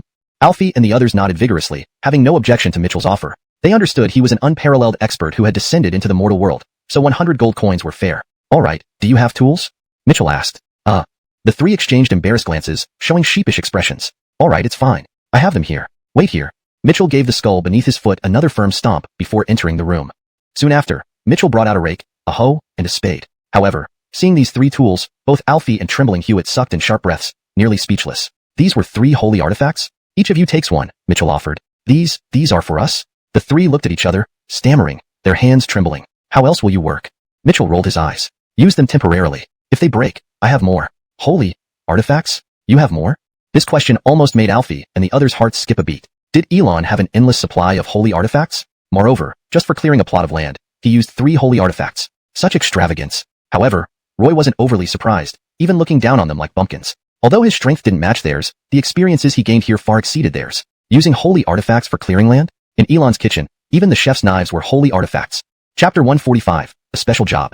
Alright, I still have some matters to attend to. You 3 can go to the back and decide when you want to start working, Mitchell said indifferently. Yes. The 3 men nodded respectfully and gratefully, vying to take hold of the item they had been dreaming about, hugging it tightly before walking towards the back of the martial arts hall. Seeing these 3 leave, Mitchell turned his gaze back to Mario. His brow furrowed deeply. Although he was usually magnanimous, this didn't mean he was an easygoing person. For someone who obviously came to cause trouble, he would not let them off easily. As Mitchell's brows tightened, Mario instantly felt an intangible pressure bearing down on him, making it impossible for him to muster any strength. This pressure seemed even more terrifying than the black-robed figure beneath Mitchell's feet, though perhaps less direct. It felt like a natural suppression, almost as if it came from a higher dimension. At that moment, he prostrated himself on the ground, not daring to move an inch. At that moment, he crouched on the ground, not daring to move an inch. Speak, what are you here for?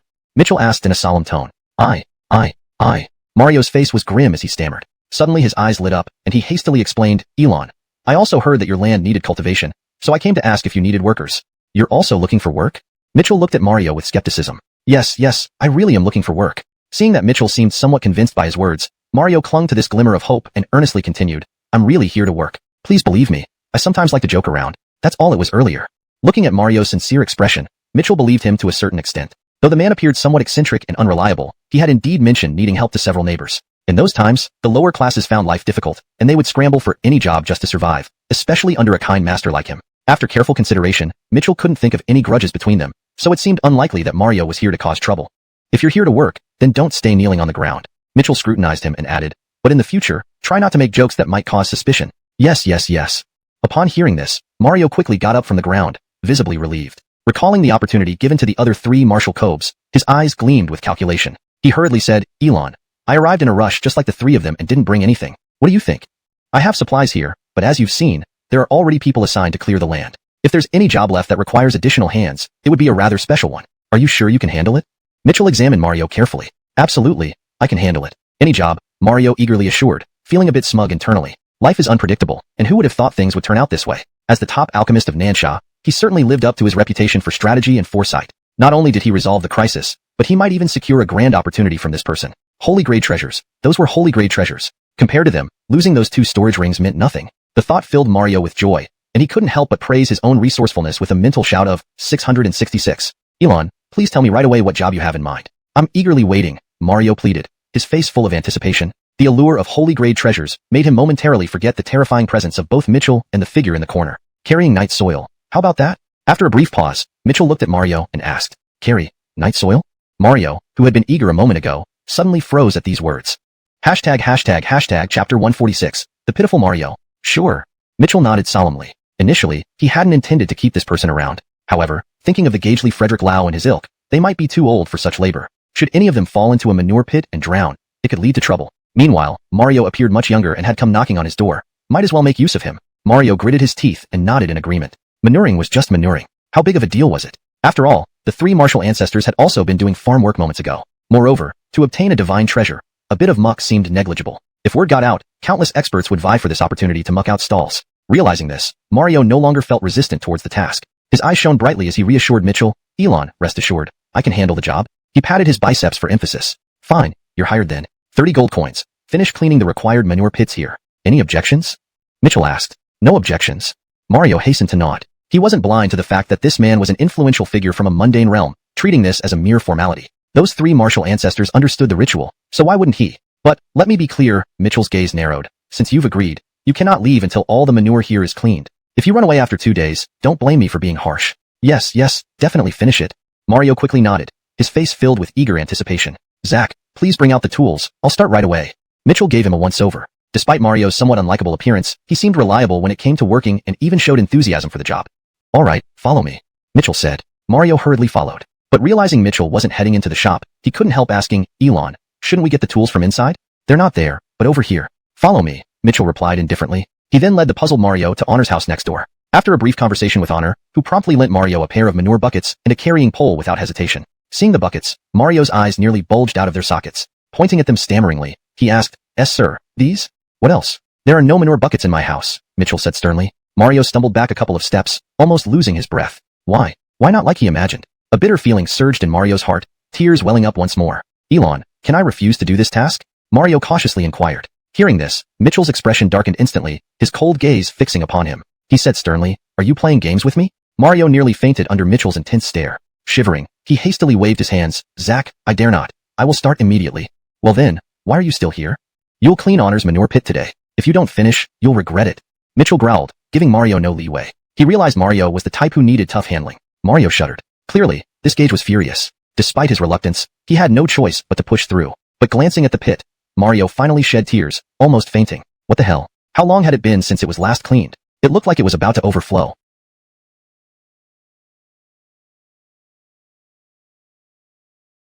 All his resentment did nothing. Swiftly, he began working, remembering Mitchell's words clearly. He didn't doubt he'd leave his life here if unfinished. Besides, he daren't use his cultivation. One slip-up might cost him even this chance to muck out stalls. Carrying 2 full buckets of manure, Mario sprinted off, a gust of wind trailing behind him. Tears streamed down his cheeks uncontrollably. Losing those 2 storage rings was bad enough, but now, he, the illustrious top alchemist of Nansha, was mucking out stalls. How could he ever show his face again? Yet, he carried on, the thought of Mitchell's ultimatum echoing in his ears. Chapter 147. A brand new meridian structure. Watching Benedict rush to carry the manure, Mitchell finally revealed a satisfied smile. Elon, I'm really sorry for bringing someone here without your permission. Please forgive me. Seeing that Mitchell was done, Abdurrahman hurriedly approached, his voice anxious as he apologized. But I had no other choice. It's all right. Since they're here, it's nothing much. Mitchell waved his hand and brushed off the matter. He wasn't too bothered by this incident. Although he didn't know where Brooks had met this person, he was certain that this honest man wouldn't stand a chance against such a tough opponent. In fact, Mitchell should be grateful to Brooks for finding such a good manure-carrying candidate. Seeing this, Brooks heaved a sigh of relief and showed his appreciation with a grateful smile. He couldn't help but marvel at Elon's brilliance. For the illustrious #1 alchemist of Nansha to undertake such a task in this place was undoubtedly a more painful lesson than killing Benedict. Looking at the pit filled with manure, Abdurrahman old master couldn't help but cast a sympathetic glance towards Benedict. By the way, Gage brother, can you do me a favor? Mitchell asked again. Elon, what is it? Abdurrahman promptly replied. My disciple Birch is still lying injured at Baofeng Chamber of Commerce. Can you help me bring him back? Mitchell said hastily. I need to stay here to prepare medicine and cannot leave. Rest assured, Elon. I'll handle it immediately. Abdurrahman quickly agreed and headed for Baofeng Chamber of Commerce. I'll deal with you later. Not wanting to delay any further, Mitchell fiercely glared at the skeleton lying in the corner and gave it a hard kick before rushing into the kitchen to brew medicine for Birch. Once Mitchell left, the skeleton slipped away unnoticed. At Baofeng Chamber of Commerce, when Abdurrahman arrived, he discovered his disciple Roxy was also there. Lianxue, why are you here? Abdurrahman asked. Kobe, Davon informed me that Elon's disciple was recuperating here. This is a big deal, so I've been taking care of Elon's disciple these past days, Roxy explained while leading Abdurrahman into a luxurious room. Inside, Birch lay pale-faced. In addition to Roxy's care, several young maidens were attending to Birch, massaging and wiping his face diligently. One word, excellent. Abdurrahman looked appreciatively at Roxy. This disciple indeed lived up to his expectations. However, Kobe, Birch's injuries aren't looking good. Roxy expressed her concerns. Davon has invited almost all the renowned doctors in town these past few days, but none could provide a solution. But the people who injured him were only from the Pingjiang Chamber of Commerce. Logically, his condition shouldn't be this dire. Abdurrahman frowned, equally puzzled. This was a question that had baffled him for days. Initially, he believed Birch to be an extraordinary genius, but after being beaten by the Pingjiang Chamber of Commerce, it was clear that wasn't the case. Birch wasn't a genius. He was even considered talentless, with obstructed meridians and no cultivation. But if he was truly a talentless individual, why would Elon, with his unmatched abilities, accept him as a disciple? It was quite paradoxical. Never mind, we cannot fathom such matters. Let's bring Birch back to Elon first. Abdurrahman solemnly said, Elon will personally treat Birch. Rest assured. Roxy nodded and quickly called for a carriage. Disciple.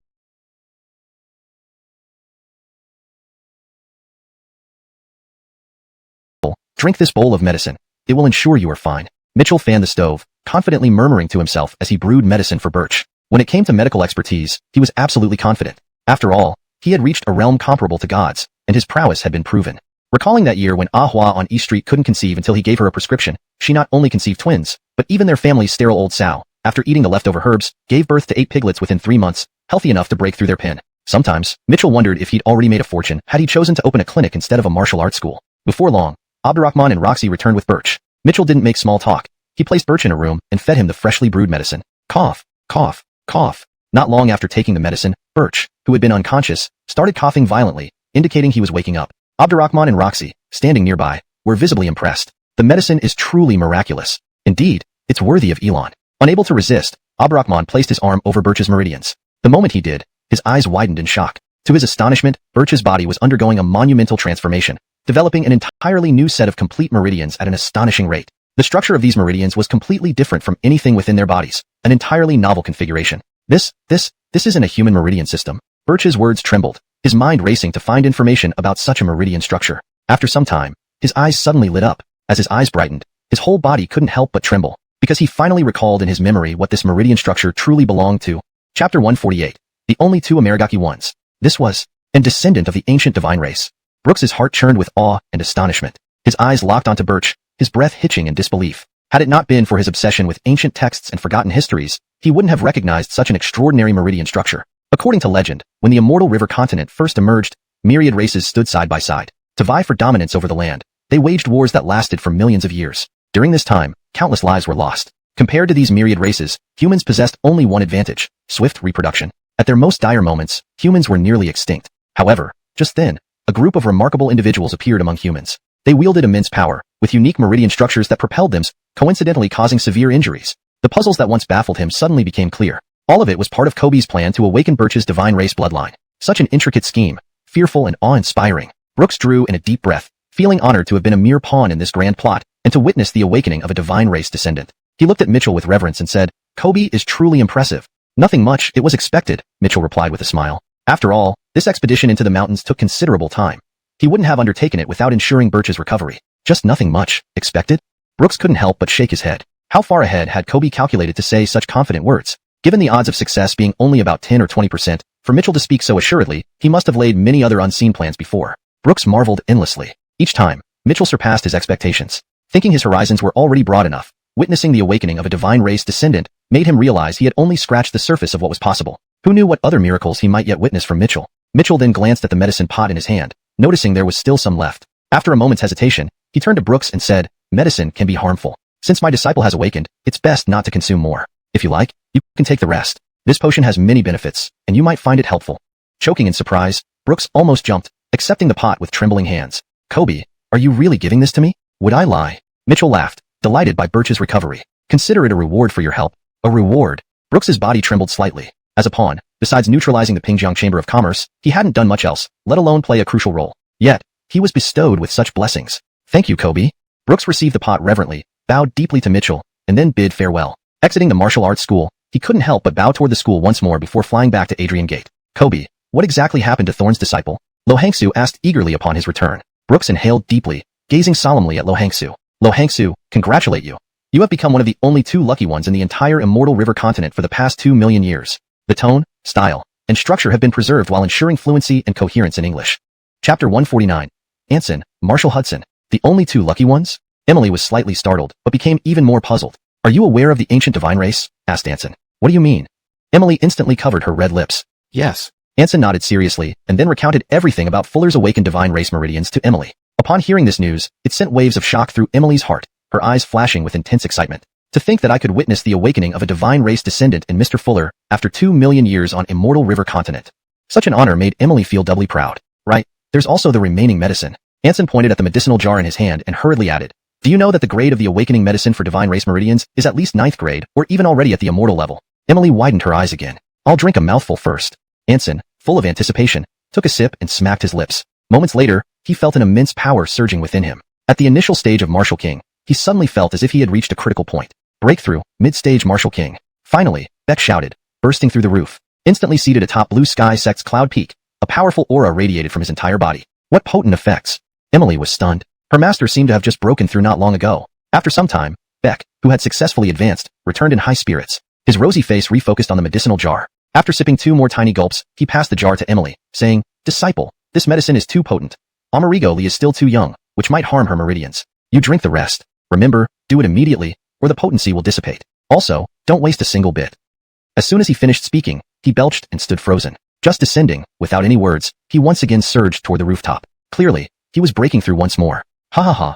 Massive power surged toward Beck, his momentum rising rapidly. Soon after, he broke through from mid-stage Martial King to late stage, followed quickly by achieving perfect mastery of the Martial King realm. Seeing this, Emily grew impatient, even disregarding etiquette as she picked up the medicinal jar and started drinking. Just as she finished drinking the medicine in the jar, she felt a tremendous force assaulting her dantian, her cultivation escalating continuously. Mid-stage Great Warrior. Late-stage Great Warrior. Perfect Kobe of Great Warrior. Early-stage Martial Spirit. Late-stage, mid-stage, late-stage. In the end, she broke through to the perfect Kobe of Martial Spirit realm. Her body could no longer be contained within the room, so she burst through the roof, beginning her ascension in the sky. After a considerable amount of time, constrained by her new higher realm, Emily first descended, her face brimming with excitement as she looked at the medicinal jar again, discovering some residue. She continued drinking. However, just as she finished, Anson descended from the sky, shouting loudly, "Disciple, wait, leave me one sip." Seeing this, Emily hastily explained, "Kobe, I drank the last sip." Just as she spoke, Emily ascended into the sky once more. Her realm moved from perfect Kobe of Martial Spirit towards Martial King. Anson's expression changed slightly. He needed just one step to become a Martial Hudson. How was he to handle this? Looking at the medicinal jar, he clenched his teeth and abandoned all dignity, scraping up the leftover dregs to chew on. Sure enough, the remnants were still effective. Ha ha ha. The coveted Martial Hudson. Finally, Beck, have broken through. With laughter, Anson ascended into the sky after Emily. Meanwhile, the numerous disciples of Vast Flame Sect were utterly astounded by the terrifying heavenly pressure exerted by these 2 individuals. Of course, there was much more joy and surprise. The stronger their sect's top echelons were, the stronger Vast Flame Sect would be peace with all this noise. Mitchell glanced toward the horizon where continuous thunderous sounds were emanating and muttered curses under his breath. As he cursed, he walked toward the back of the martial arts school. Edsel and the other 2 were still diligently tilling the land, though at a slow pace. Mitchell didn't mind.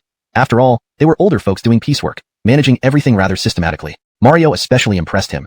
He might not be the most reliable person, but his work ethic couldn't be faulted. Life settled into a steady rhythm in the days that followed, with Birch's injuries slowly improving. Meanwhile, Mitchell had returned to his usual laid-back lifestyle. However, even in this state, he would occasionally practice some traditional Burkinese arts. Music, God.Level.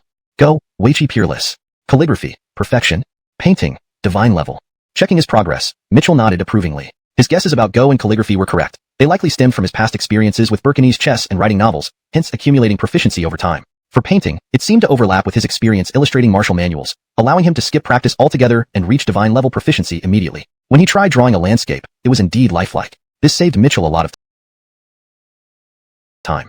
If he had started from scratch, who knows how long it would take. And as for why he practiced these arts, he didn't care much about the mount feature offered by the system. He only hoped the blasted system wouldn't revoke the martial arts school. Thinking of this, Mitchell resumed his practice. Wilson, sprawled on the ground nearby, felt bored. He missed those wild times with Edmund brother. Suddenly, the sun-shaped mark on Wilson's forehead faintly glowed, catching his attention. It was the special signal used by the sky-devouring wolf clan for communication. Looking at the focused Mitchell practicing music, he stood up and ran outside. Once outside, Wilson unleashed his full speed, vanishing like a meteor in an instant. It turned out that during his time with Mitchell, he had unconsciously reached the Demon King realm. After leaving Pingyang City, he rushed swiftly into the mountains. An hour later, several figures appeared before him, standing on higher ground, watching him from above. Leading them was a cold-faced Selena with a red sun-shaped mark on her fair forehead. Next to her were a few deep-breathing individuals cloaked in black.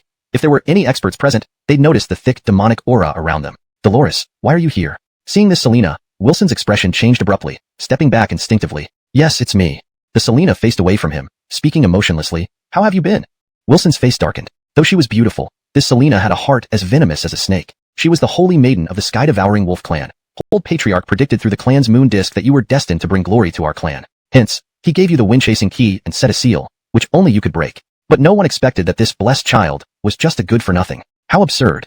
You. Silence. Wilson trembled in anger, his eyes reddening. Did I say something wrong? Dolores added icily. You wander outside, unable to return to the tribe, a mere stray dog. Where is your so-called fate? Dolores's words struck Wilson deeply. Being expelled was a wound that never healed, especially when wrongfully accused and hunted down. But now, I offer you an opportunity. Abruptly changing her tone, Dolores turned around, revealing a face matching her name. A beauty to topple cities. Follow me back to the tribe. Use the wind-chasing key to open the secret realm, and I'll lift your seal, helping you regain human form. I will also work on clearing your name within the tribe. And of course, you will receive a generous reward. With that, she pulled out a crystal-clear white pill, saying softly, this is a Demon King pill. With it, you can break through to the Demon King realm, saving you at least 50 years of hard cultivation based on your talent. How does that sound? Dolores raised her seductive red lips slightly. Translation completed while maintaining original structure, style, and context. Chapter 151. Dolores's Threats and Temptations. Ha ha ha. To her surprise, however, Wilson burst into laughter. His laughter carried heavy sarcasm, almost grating to the ears. What was happening? Faced with something as precious as a Demon King pill, shouldn't Wilson have immediately agreed to her terms? Dolores frowned coldly at Wilson, asking, what are you laughing at? I'm laughing that you actually think a mere Demon King pill can sway me. Wilson said bluntly. Hearing this, Dolores's face froze in frost, waves of killing intent surging from her body. Her icy gaze locked onto Wilson as she sneered, your greed is astounding. Do you know how many within our clan dream for just one Demon King pill, let alone you? An outcast labeled as trash. Humph, ignorance. Wilson replied disdainfully. You. Dolores's eyes grew cold, about to erupt in anger. But at that moment, an overpowering aura erupted from Wilson. Simultaneously, his foreclaw slammed down powerfully, striking the ground with immense force. Crack. Under the might of Wilson's claw, the ground caved in instantly, cracks spreading out like a spider web in all directions. This is such a fluctuation? Feeling the energy radiating from Wilson and the power of his claw strike, the expression on Dolores's always stern face finally changed. She looked at Wilson incredulously, shock filling her eyes. You've actually... Yes, I've long surpassed the Demon King realm, Wilson declared proudly, his eyes full of mockery as he stared at Dolores. So, a mere Demon King pill doesn't interest me. You. Dolores's fair complexion turned sullen, her chest heaving with fury. More than the anger, the fact that Wilson had reached the Demon King realm disturbed her even more. An outcast, deemed the most talentless waste, not only survived expulsion from the tribe, but even ascended to the Demon King realm? After a long pause, she finally spoke again. I didn't expect you to make me look at you differently. But what does it matter? Raising her proud gaze, she continued, even from my Demon Hudson perspective, you're still an ant. However, since this Demon King pill cannot move you. With that, she waved her jade-like hand and stowed away the Demon King pill. Let me offer you a new promise. She proposed another temptation. If you accompany me back to open the secret realm, once I break through from Demon Hudson to Demon Ancestor, I'll mobilize the clan's resources and personally assist you in ascending to the Demon Hudson realm. You know my talents and my status within the clan. Achieving this within 10 years isn't a pipe dream. Having said that, Dolores looked at Wilson with confidence. Despite her bewilderment over how Wilson had advanced from being tribal waste to a Demon King, she believed the allure of becoming a Demon Hudson would sway him. Unexpectedly, Wilson still did not agree, a dismissive tone lingering in his voice. 10 years? Teasing. Saying that, Wilson turned his head away. You. Dolores couldn't believe that Wilson could resist temptation. Remembering the importance of the secret realm, she suppressed her anger, raising the stakes further. Fine. Then I'll make another promise. Once the secret realm opens, I'll allow you to choose a weapon that nearly matches divine grade from within, to be your personal weapon. Finishing her sentence, Dolores's calm gaze remained fixed on Wilson. She was confident this would change his mind. Infuriatingly, Wilson's expression revealed sheer disdain yet again. If not for the deep respect and caution he harbored for Dolores, little Wilson, Jalen, might have laughed aloud. As it was, he almost suffered internal injury trying to contain himself. What do you mean? That is a weapon nearing divine grade. An object so powerful that you probably haven't seen its like in your life. Dolores's voice chilled with coldness, emitting frigid waves around her. Finally, only held outstanding status within the sky-devouring wolf tribe, but also had significant fame among the entire demon race. Those who could join this lineage were almost always top-tier elites and prodigies. With such a formidable backing, Wilson would practically walk freely among the entire sky-devouring wolf clan. Such temptation she did not believe Wilson could resist. However, Wilson's actions once again defied her expectations. He even rolled his eyes at her. Rosalie, don't waste your efforts. I won't agree to it. As for the backing, Wilson spoke coldly, shaking his head disdainfully when mentioning backing. With that said, he was ready to leave. Hold it. But after taking just 2 steps, the demon Hudson cultivation of Rosalie finally erupted. Under Wilson's persistent contemptuous gaze, no matter how well composed she could no longer endure. Don't reject a friendly offering and court punishment. Rosalie gritted her teeth, her voice brimming with indignation as a heavy pressure descended upon Wilson. You, a wastrel cast out of the tribe, on what grounds do you look down upon the benefits I promise you? Why do you disdain near divine treasures and remain indifferent to joining the Red Sun lineage? Why would you, a worthless degenerate, act so pompously instead of bowing gratefully at the mention of my promises? Wilson paused slightly. Pompous behavior? Humph, he sneered, turning back to face Rosalie, and said, You're overthinking things, Rosalie. I truly find your offers laughable. As for why I find them laughable, let me tell you. Because I have acknowledged a powerful human master. Speaking here, Wilson's eyes shone with unhidden pride, and his words were filled with sincere admiration for this human. Following him, it doesn't take 10 years, or even 6 months to reach the demon Hudson realm you mentioned. So, isn't your promise laughable for me? And under his guidance, never mind your near-divine scrap metal. Even genuine divine artifacts and imperial treasures can be within my grasp every day. So, why would I want your broken relics?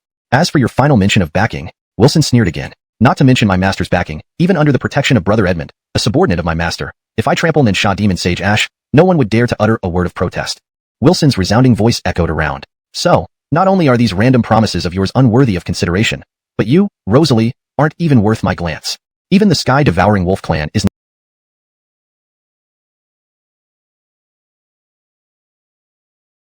nothing more than ordinary to me. Because following my master, I will achieve greater accomplishments. I, Wilson, will ascend to grander stages and make your aspirations seem far out of reach. Even you, Rosalie, cannot keep up with me on horseback. Chapter 153. We are no player on the same level. Why you? Wilson's words left Dolores stunned. After her shock, she turned a livid green with anger. Do not put on airs for me. A noble creature like the sky-devouring demon wolf. To actually say you would recognize a human as your master is outrageous enough. And you think you can get away with talking nonsense about reaching new heights? Dolores retorted furiously at Wilson without any restraint. From Demon King to Demon Hudson is harder than climbing up to heaven. Advancing to a Demon Hudson within half a year. Could you, this trash, possibly have the audacity to say that? And as for divine treasures, do you think they're just within arm's reach? Not to mention imperial artifacts, would you please draft a story before spouting these lies? As for the master and Edmund you mentioned, I bet they are just as useless as you. Disrespecting the respected demon sage Ash, you are so naive. Seeing Wilson was silent, Dolores sneered triumphantly, certain that she had hit the nail on the head, striking back cruelly. How does it feel, being exposed? If what you said were true, call your so-called master and Edmund in front of our Red Sun lineage. After her words, her beautiful eyes. What if I kill you? She shouted angrily, letting loose a powerful pressure towards Wilson. Yet, Wilson remained indifferent. One reason was he assumed Dolores would not make a move against him because of their secret realm. Secondly, he didn't think Dolores could take his life. Though in combat she might be a match, escaping was something he was quite confident about. After all, after being by his master's side for so long, did they really think he had no cards up his sleeve? Indeed, Dolores's trembling hand never moved until Wilson vanished from sight, only releasing powerful fury through her heavy breathing and shuddering body. Under this powerful wrath and pressure, everything within hundreds of feet became a vacuum except for a few cloaked figures. No other living creature survived. Boom boom boom. The pleasant sound of explosions resounded continuously, shattering countless huge rocks to vent her anger. For a long time, she gradually calmed down. A black-clothed figure came closer, asking cautiously, Holy Maiden, just let him go like that? Impossible, replied Dolores coldly. I've already marked him with a unique tracking sign from our Red Sun lineage. Let's see what this so-called human master of his really is. I also want to see whether he will maintain such arrogance when I trample his human master under my foot in front of him. Waved it off casually. Don't worry about it. These little trashes will be taken care of easily by the master. Go back to your post. I've got things here. Okay. With that, Wilson rushed back to the gym. Once Wilson left, Bo got up from the reclining chair, walked over to the manure pit, and suddenly started cursing at Mario. You there. The bucket on the right is obviously not full enough. How dare you slack off in front of me? You deserve punishment.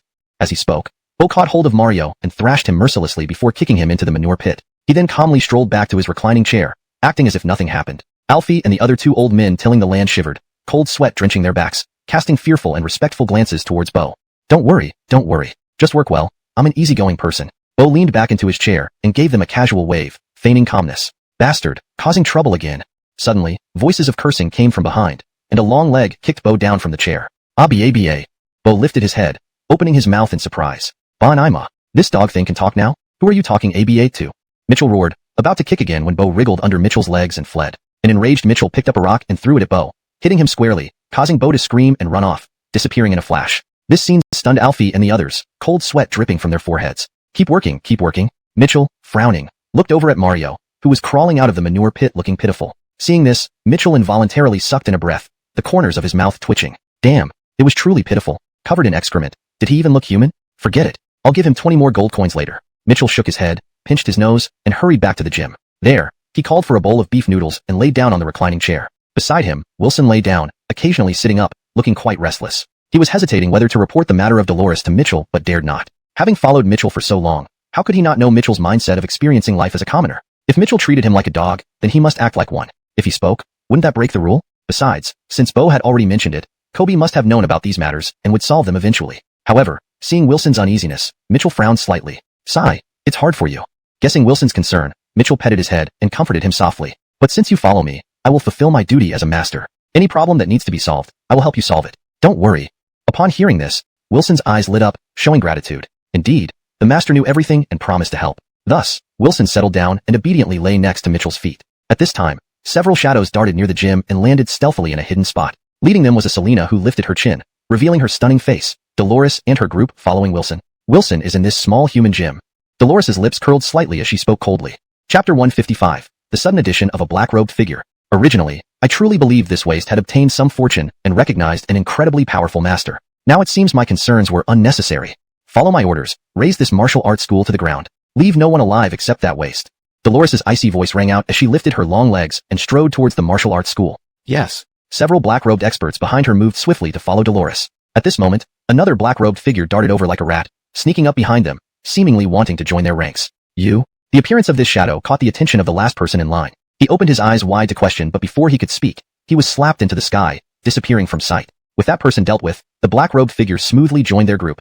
I will control Wilson, Dolores commanded coldly. Having assessed the situation, she had no more patience to play games with Wilson. Yes. The group responded in unison and, at Dolores's order, swiftly headed toward the back hall. Giggles.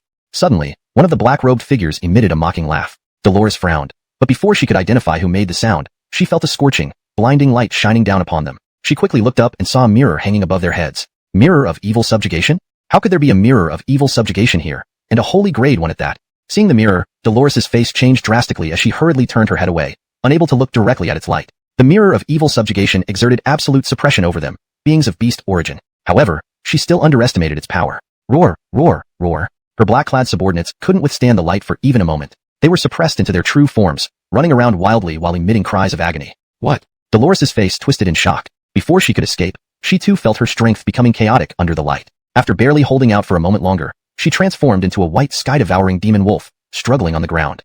Chapter 156. Jalen, go for it. Just as she was thinking this, another whip-like kick came flying in, delivering a heavy blow to her side. Ouch! Dolores immediately bared the fangs of her wolf mouth, her eyes glaring at the black-robed figure, with killing intent radiating from every pore of her body. You're still glaring? Another foot kicked Dolores's bottom. Overwhelming anger and immense humiliation made Dolores shake violently with rage. Yet, at this moment, retaliation or even speaking seemed extremely difficult for her. Humph! The black-robed figure let out an arrogant hum, but showed no signs of letting them go. As they continued kicking them, a whip mysteriously appeared in their hand, lashing out wildly, making them scurry about while howling in pain. This person found immense joy in this cruel game. What's happening? Mitchell had just fallen asleep in his lounge chair when he was abruptly woken by these howls. He sat up quickly. After rubbing his eyes, dazed and confused, he headed towards the front hall. Hearing footsteps, the black-robed figure, who was thoroughly enjoying the moment, suddenly lay down amidst Dolores and the others. They placed one foot and one hand inside the mouths of two wolves and held another one close to their chest. With a struggling motion and exaggerated shouts, they cried out, ABA, ABA. Don't bite me. ABA, ABA.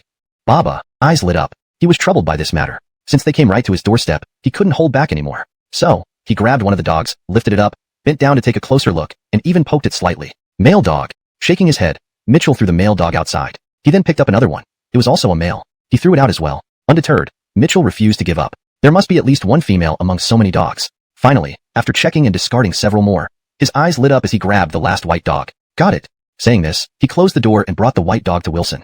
Jalen, your spring has arrived. Do it. With that, he threw the white dog in front of Wilson. Mitchell's words made Wilson widen his eyes as he looked at the weak Dolores, a storm of emotions raging in his heart. His master actually, he swallowed hard. Why are you hesitating? Didn't you always want this?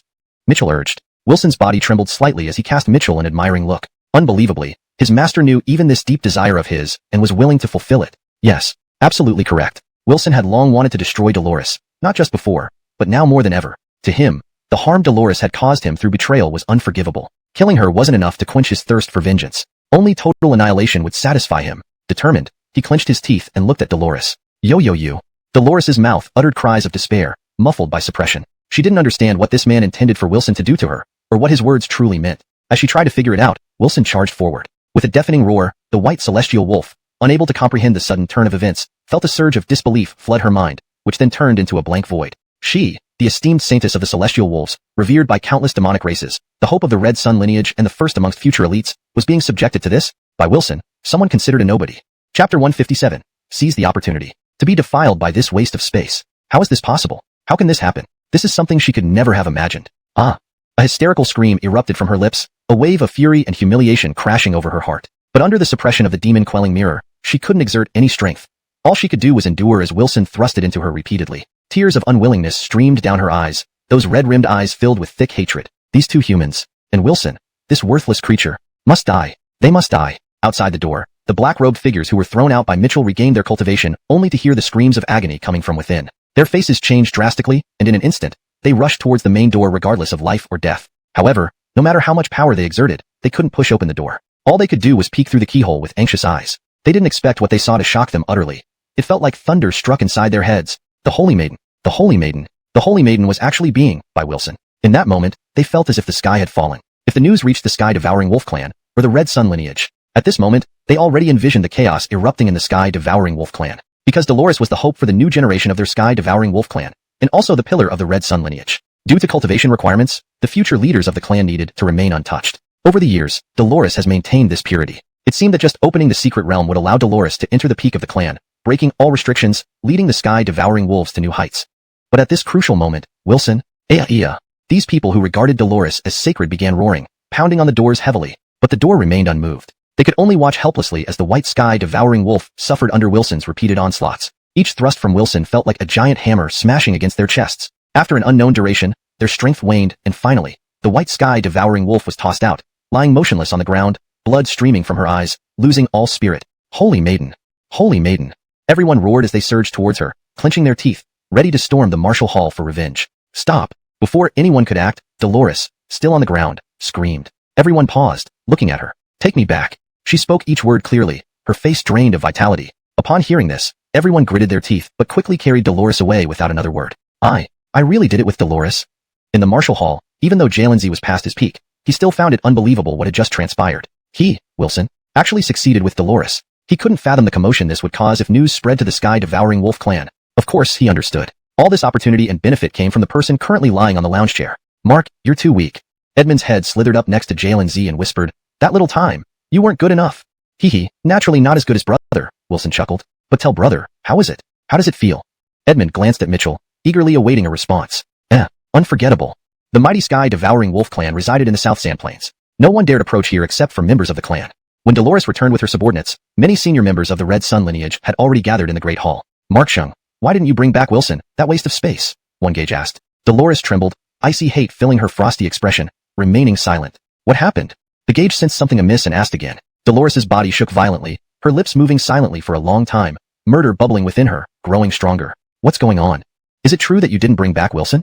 Voices of suspicion echoed throughout the hall. Then, the gauge approached quietly. Mark Shung, don't worry if you couldn't bring back that waste temporarily, but you are the hope of our entire Red Sun lineage. Nothing must happen to you. Tell me, what happened to make you like this? However, before he finished, he was suddenly alarmed. His sharp gaze locked onto Dolores, feeling a different aura emanating from her.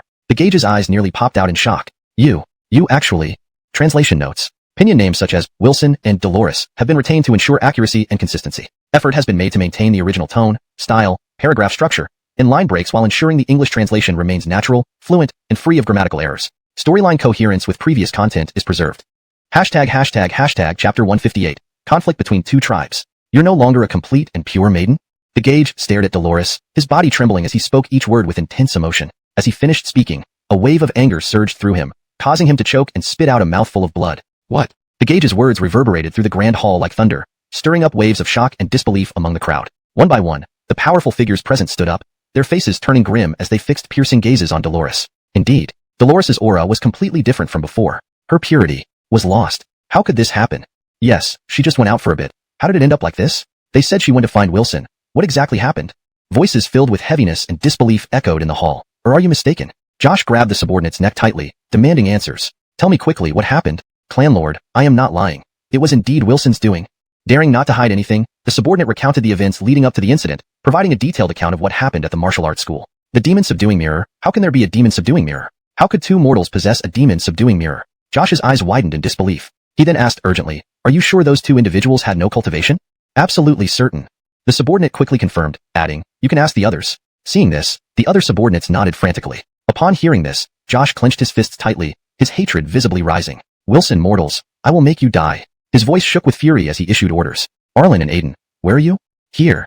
Two strong men emerged from the hall in response to his call. Go immediately to that martial arts school. Bring Wilson back, raise the place to the ground, and bring me the heads of those two mortals, regardless of their status. Josh's cold command rang out. He then raised his hand, producing a large black umbrella. Remember to take the heaven-blocking umbrella. With it, the demon-subduing mirror cannot harm you.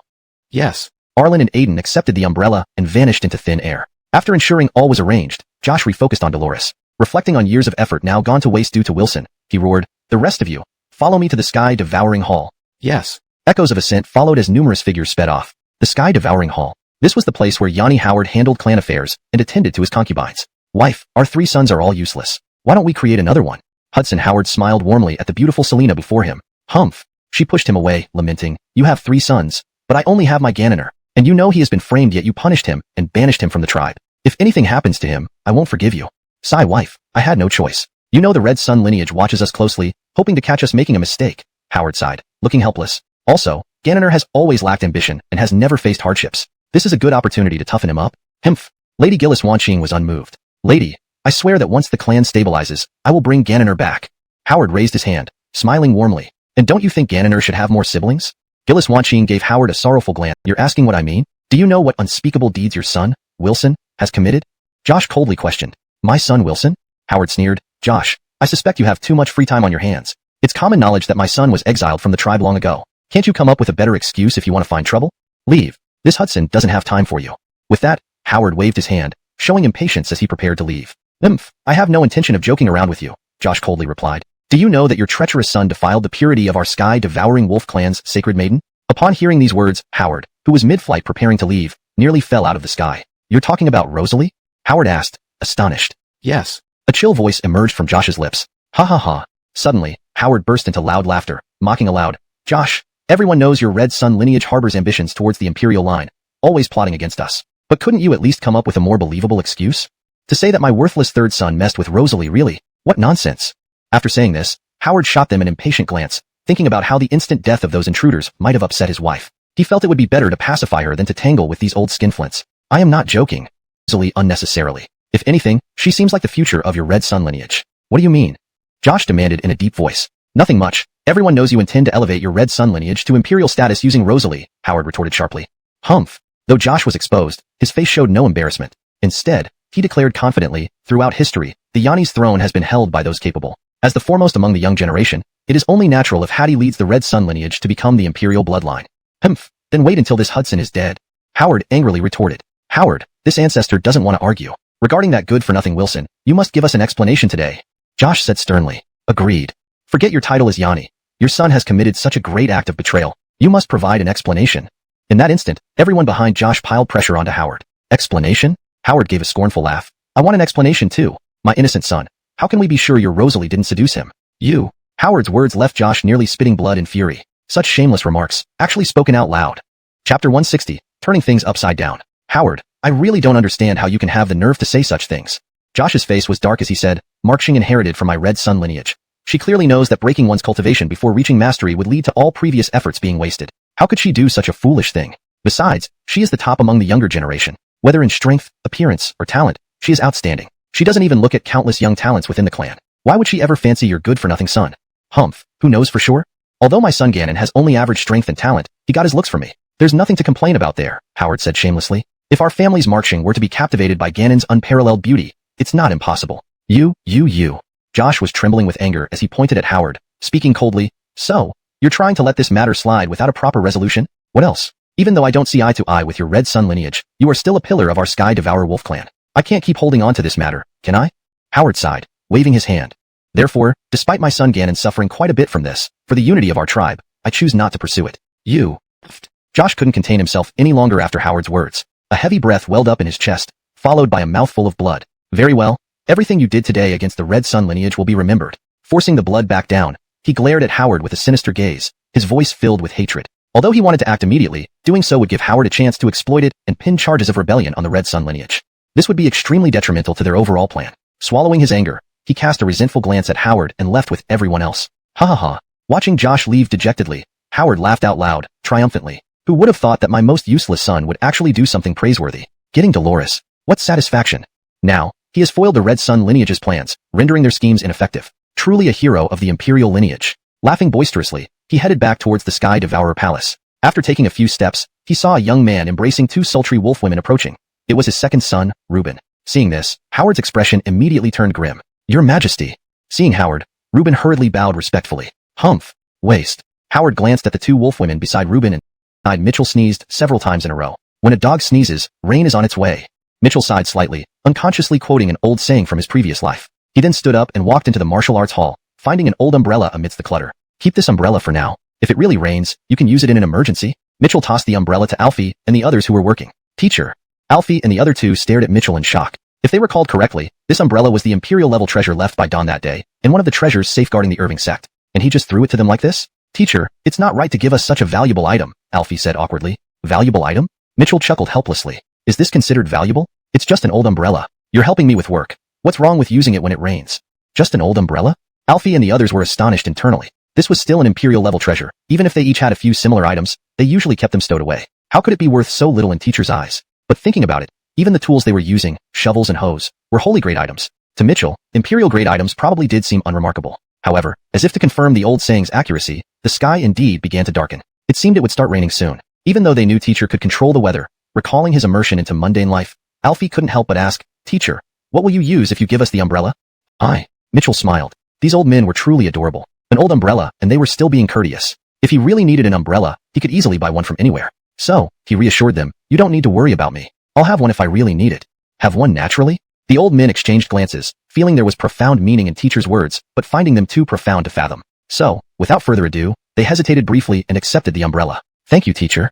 They respectfully thanked him, glancing at the sky. Though it was dark and gloomy, it was autumn, so anything could happen. Thus, Mitchell didn't rush inside but took out his guitar, wanting to increase his proficiency in playing the instrument. After all, here, while playing music, he could chat with the old men. When he played well, perhaps he could receive their praise, which was much better than lying alone in the martial arts hall staring at the walls. Thinking about it, he slowly began to play the song Farewell from his past life. As Mitchell's melody filled the air, the old men working in the fields abruptly froze, turning to gaze intently.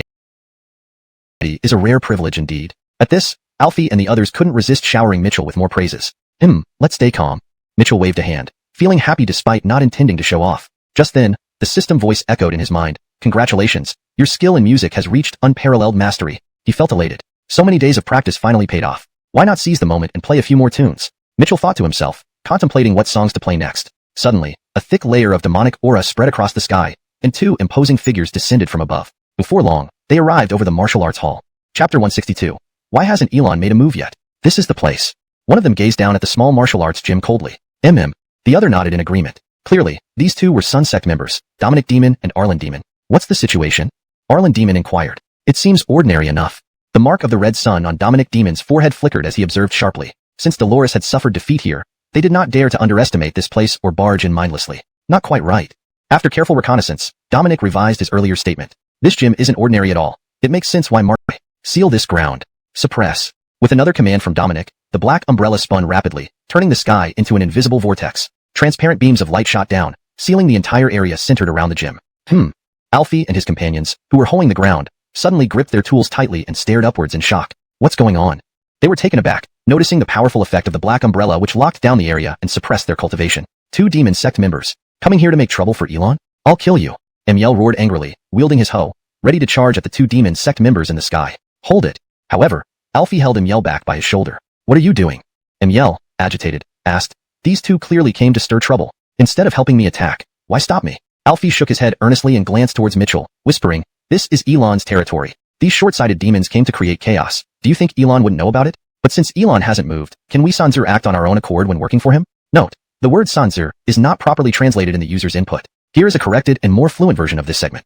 Alfie shook his head earnestly and glanced towards Mitchell, whispering, this is Elon's territory. These short-sighted demons came to create chaos. Do you think Elon wouldn't know about it? But since Elon hasn't moved, can we take action on our own without his orders? That would be taking the spotlight away from the host. Hearing this, Emiel realized his mistake. Looking around, he saw Elon still playing his guitar calmly, and even the black-robed subordinate was unperturbed, continuing to catch butterflies. Grateful, he looked at Alfie and put down his hoe. At this moment, Mitchell, lost in thought over which pieces he should focus on next, didn't notice the figures standing overhead. After all, improving his guitar proficiency required technique. Repeatedly playing the same style of music slowed progress. However, frequently switching genres, like upbeat or sad pieces, accelerated the process efficiently. Just then, the two demon sect members sneered from above. These three human martial cobes are weaker than we imagined. Despite our clear intentions, they don't even dare to retaliate. Dominic mocked. Probably because the sky-shielding umbrella has suppressed their cultivation significantly, Arlen added. So, you've lost your chance. Dominic chuckled coldly, exchanging glances with Arlen before they resumed action. Their hands formed seals quickly, and the red sun marks on their foreheads glowed brightly. Simultaneously, massive energy orbs condensed before them. As the energy orbs appeared, violent energy surged, causing the surrounding space to howl and turn vacuum-like. Immediately, Alfie and his companions felt immense pressure, cold sweat breaking out, especially under the weight of the threatening energy orb hanging ominously above them. Why is Elon still indifferent? Finally, Glenn asked uneasily, wiping sweat from his brow. Yes, if Elon doesn't act soon, those two demon sect members will strike, Emiel echoed worryingly. Stay calm, Alfie reassured. But despite saying so, sweat dripped from his forehead too. Without Elon's command, they dared not act on their own. Die. Suddenly, two voices rang out from the sky as Dominic and Arlen hurled the energy orbs downward simultaneously. Upon the attack's release, pressure within the area increased dramatically. Like meteorites plunging from the sky, piercing through air resistance, heavy energy descended towards the ground. Seeing this, Alfie and his companions fixed their gazes anxiously on Mitchell. Under such powerful attack, they could no longer remain composed. Hashtag chapter 163, 10-faced ambush. I've got it. Let's go with 10-faced ambush. Just as Alfie and the others were about to lose their patience, Mitchell finally slapped his thigh and, simultaneously, an invisible wave surged into the air, following the movement of the strings. Whoosh! In a split second, the two massive energy spheres vanished without even causing a ripple, as if they had never existed. Hiss! Witnessing this, Alfie and the others froze in shock, gasping in disbelief, their eyes nearly popping out of their sockets. Malik was so startled he fell into a manure pit, staring wide-eyed at the unfolding miracle, too stunned to care about his disheveled state. Such formidable attacks, effortlessly nullified by a single note? What kind of peerless power and supreme cultivation could achieve such a feat? Mitchell, lying back on the recliner, looked utterly relaxed, as if performing a trivial task. Dominic and Arlen, who witnessed this, also broke into a cold sweat, terror spreading rapidly through their hearts. They stared at the young man on the recliner in utter disbelief. They realized that the strongest force in this martial hall was not the three martial lords they saw earlier, but the seemingly ordinary young man lying on the recliner. With such overwhelming power, the two lost any desire to fight. They were simply on a different level. Glancing at each other, they prepared to put away their umbrella of heaven and leave. However, another note erupted from Mitchell's guitar, enveloping Dominic and Arlen. Hearing their praises, Mitchell chuckled, feeling a mix of pride and amusement. Just a song, he said modestly. Calm down.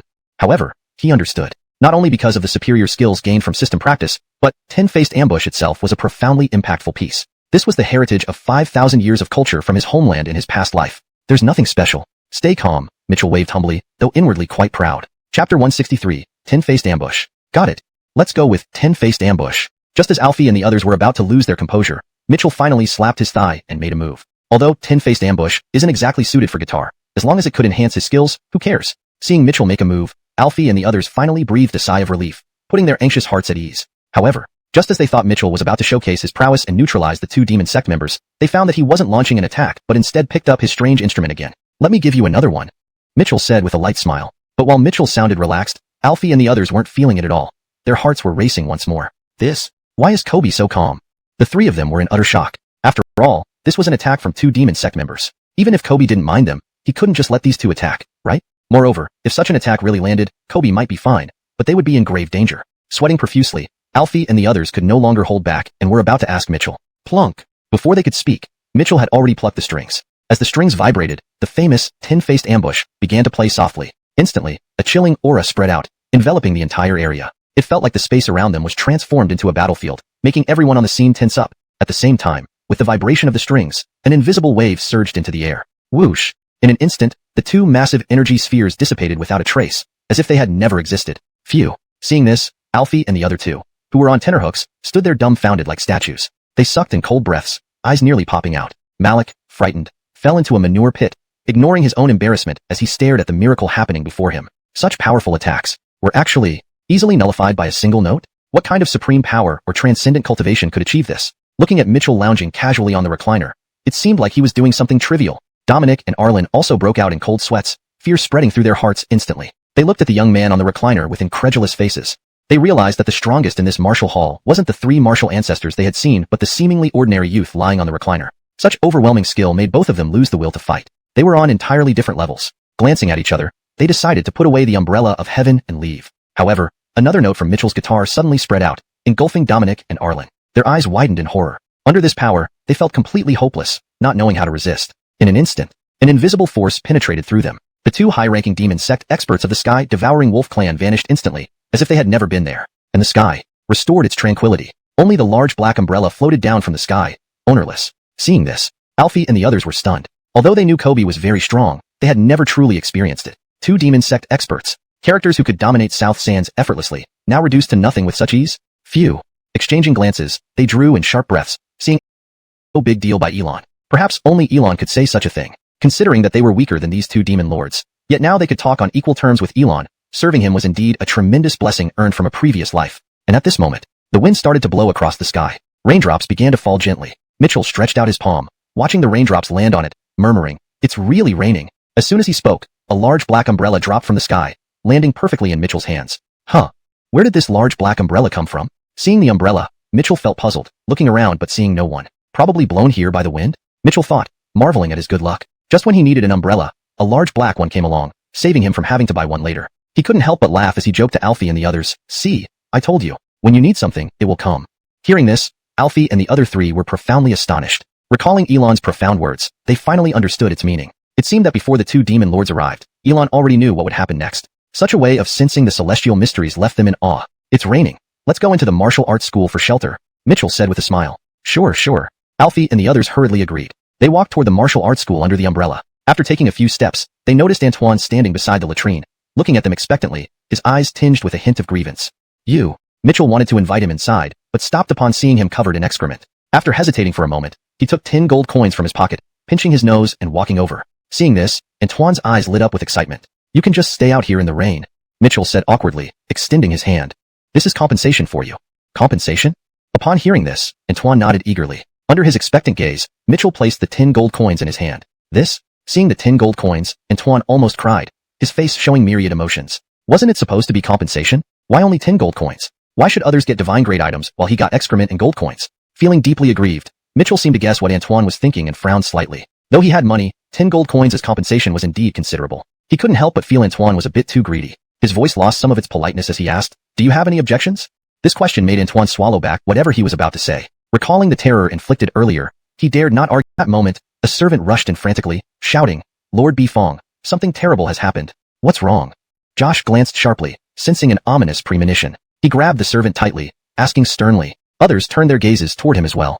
Chapter 165. Another grand move. Report to all the lords. The heavenly mandate plates of the Azura demon sect and the hidden path demon sect have been broken, the subordinate shouted with a trembling voice. After speaking, he knelt on the ground, shivering in fear. What? This news caused an uproar. Including Josh and others, almost everyone stood up at the same time. A terrifying aura swirled around these powerful figures, making the entire hall suddenly become extremely oppressive. Countless items turned into powder, and those with weaker cultivation found it difficult to stand. At the level of demon sovereign, they would generally leave behind a heavenly mandate plate within their clans, allowing them to know the life or death status of their clan members who were away. And now, the plates were cracked. It signified that the owners of these plates had perished. Why? Why is this happening?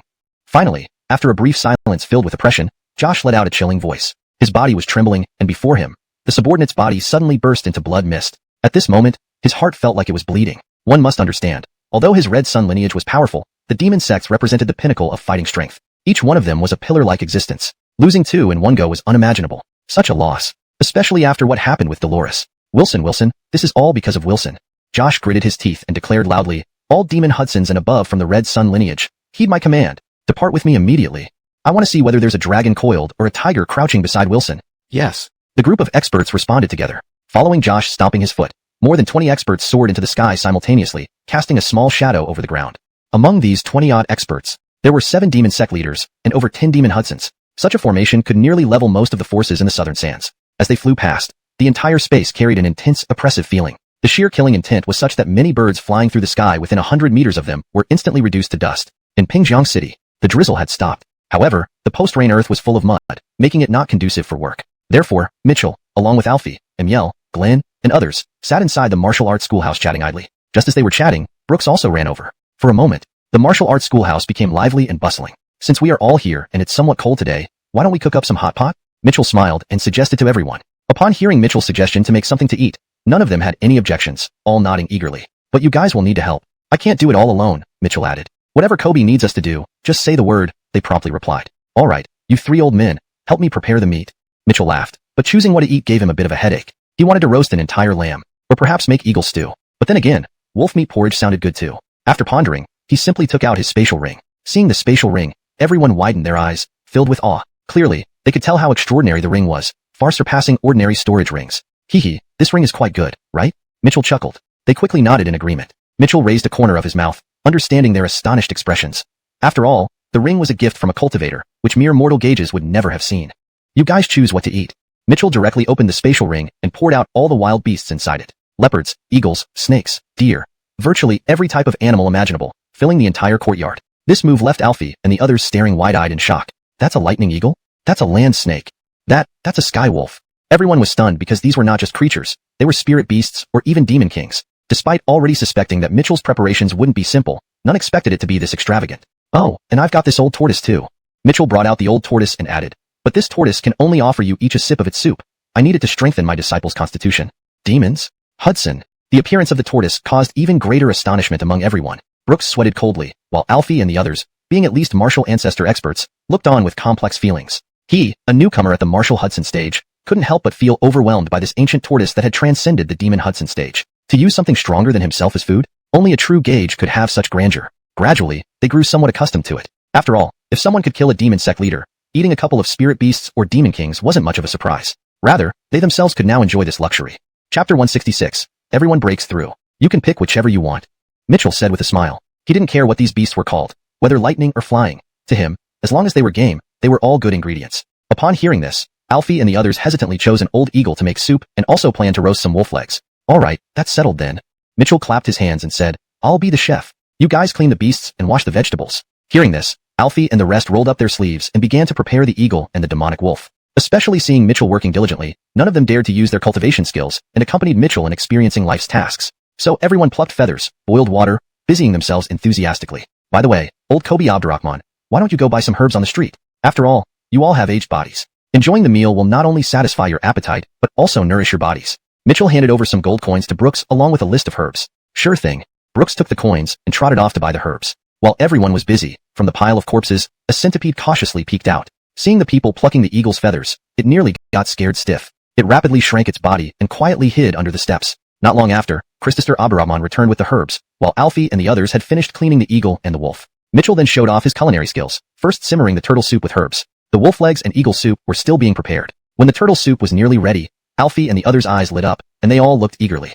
My goodness! At that moment, they could hardly speak coherently. Just by smelling the aroma, they felt their strength increasing significantly. This amazed them beyond words. What kind of divine skill is this? Even though it was an ancient demonic turtle, it shouldn't have such an effect. But when it reached Thorn's hands, it produced this outcome? Involuntarily, they swallowed their saliva and breathed hurriedly, eager to inhale more of the turtle soup's fragrance. That's enough. Seeing the gage's reactions, Mitchell couldn't help but roll his eyes but still called out, each of you get a small bowl. But I'll only give each of you one sip.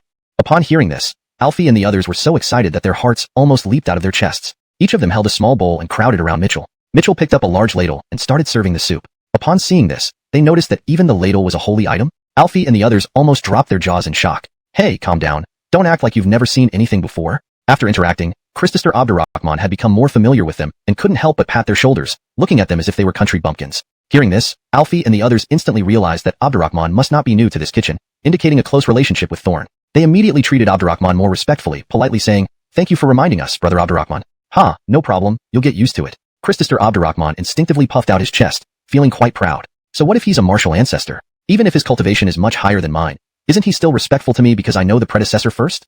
Finally, Mitchell gave each of them a small bowl of soup, while the rest he took to Birch. Looking at the soup in their hands, their breathing quickened. Swallowing their saliva, they cupped the bowls and gulped it down, not even tasting whether it was good or bad, finishing even the dregs completely. Wow. Almost instantly, Alfie let out a surprised cry, feeling warmth in his dantian, and his cultivation surged continuously. At this rate, he would break through to Martial Venerated. This shout caught Mitchell's attention. Seeing Alfie clutching his stomach, Mitchell scolded, "Why are you making such a racket? You're disturbing my disciple. If you need a breakthrough, go somewhere else." Realizing this, Alfie trembled and bowed to Mitchell before rushing outside the door. After Alfie ran out, Brooks and the others quickly followed suit, bowing to Mitchell and sprinting outside. "Hurry, don't keep Senior waiting. We need to break through quickly." Exiting the door, Alfie suppressed the signs of breakthrough and urged everyone, "Quick, to my Abdurrahman sect. There's an array there that can temporarily adjust the time flow, allowing us to break through faster." Brooks shouted. They all flew toward Abdurrahman's sect at full speed. Do they all need to run away with belly pains? Is there something wrong with my soup? Recalling how they rushed out earlier, Mitchell felt puzzled. Looking at the small bowl of turtle soup in his hand, he lost his appetite and poured it into the dog's dish. The dog Wilson's eyes lit up and lapped up the soup instantly. Moments later, Wilson darted out like a streak. Did the turtle soup just overpower them? Seeing the dog do the same, Mitchell clicked his tongue, glancing at Birch lying in bed, wondering if he might soil the bed. Fortunately, after waiting for a while, no such situation occurred, and Mitchell finally breathed a sigh of relief. An hour later, Brooks and the others reappeared at the Martial Hall entrance, refreshed and invigorated. They had all successfully broken through. Brooks progressed from early-stage Martial Hudson to half-venerated, while Alfie and the others advanced from early-stage Martial Ancestors to early-stage Martial Venerators. Such rapid advancement was like ascending straight to the clouds. This was the first time in their lives, but they now regarded the Martial Hall with even greater respect. They knew it was all thanks to Thorn. Meanwhile, outside Pingjiang City, in an obscure teleportation array, a group of powerful black-robed figures emerged, filled with murderous intent, then soared toward the city. Note: the names provided are pinyin versions to maintain the Burkinese names in English translation. Chapter 167. Deal with the martial art school first. At this moment, Alfie was completely unaware of all this. Just as they were happily preparing to return to the martial arts school, they noticed someone huddled in the corner not far from the entrance. This person was disheveled, with messy hair and reeked of a foul smell. He looked at them with an expression full of longing. It was Benedict. Seeing everyone radiating an even more terrifying aura than before, he felt envy in his eyes. Especially seeing that Christopher Abdurrahman had become unfathomable made his mood particularly tangled. They looked at this colleague who had shared the same hardship under Mitchell, unsure of what to say. Although they hadn't spoken much, it seemed rather pitiful. However, they didn't know what he did that displeased Kobe. Alfie sighed and patted his shoulder before walking into the martial arts school. "You always have Hopkins pecking at rice." At the same time, they felt profound respect for Mitchell. A master of such caliber could be so approachable and not put on airs in front of their generation. If they could have even a fraction of Kobe's simplicity, their achievements wouldn't just be limited to this. Come, let's drink this fine wine." While breaking through earlier, Christopher Abdurrahman had already emptied the stock from the Abdurrahman sect, lining up bottles of good wine on the table. "Excellent." Mitchell smiled approvingly but then added with a grin. "But while we're drinking, you old fellows better not try any tricks." Never. Everyone hurriedly nodded. Actually, they wouldn't dare even without Mitchell's reminder. Tricks like using cultivation to force drinks weren't something they would attempt. Otherwise, regardless of whether Kobe would be displeased, who in the room could actually outdrink Mitchell if they really used their cultivation? Just as the atmosphere in the small courtyard became lively, over 20 experts from the Red Sun lineage descended from the sky. Their momentum was incredibly imposing. Heavens, look! So many experts. Phew, who are these people? To be able to fly, they must at least be at the level of Rex cultivators. Their appearance caused countless commoners and cultivators on the ground to exclaim in surprise. However, they paid no attention to these ants below, heading straight for the martial arts school. "Lord Darren, based on the tracking method Chung used on Wilson, it seems Wilson is not currently in the martial arts school," one beside Josh reported. "One Wilson isn't significant," Josh coldly replied. "The fact that it has survived until now is due to this martial arts school. Therefore, let's deal with the school first, and then take care of Wilson." "Yes." Hearing this, everyone nodded solemnly. Soon, the small martial arts school appeared before them. From above, they saw many people inside drinking, seemingly oblivious to their arrival. However, this wasn't the case. Alfie and others' expressions had already changed. But watching Mitchell eating and drinking calmly, looking totally unperturbed, their sharp gazes quietly returned to normal, and the mobilized spiritual energy was once again contained. With Kobe here, how could they worry about these petty individuals? After all, the previous two demon sects served as warnings. "Kobe, I propose a toast to you." Thinking this, they raised their glasses, continuing to toast Mitchell amidst the lively atmosphere. Haven't even noticed this? Josh's gaze shifted. Remembering the examples of Aiden and Arlen, he didn't underestimate them. Instead, he transmitted soundlessly to the group, "Disperse into the Tian Lang formation. Ready yourselves, and then attack simultaneously upon my command. Ensure fatal strikes on those in the martial arts school." "Yes." With one order, the Red Sun lineage experts spread out. Subsequently, demonic chi enveloped them. Some formed arrays, some cast intricate hand seals, and others readied their innate attacks. Instantly, various attacks coalesced. Chapter 168. Retreat? At the sight of this, Errol's cold face finally showed a hint of sneer. Under such a formidable lineup, let alone these few people from the martial arts hall, Even a half step away from Horus expert from the human world might not be able to withstand it. These few individuals were definitely doomed. They would die for the Azura demon sect and the Hidden Path demon sect. With a cold laugh, Errol's red sun mark on his forehead lit up. Clearly, he also did not plan to stand idly by but to act together with everyone else. Prepare.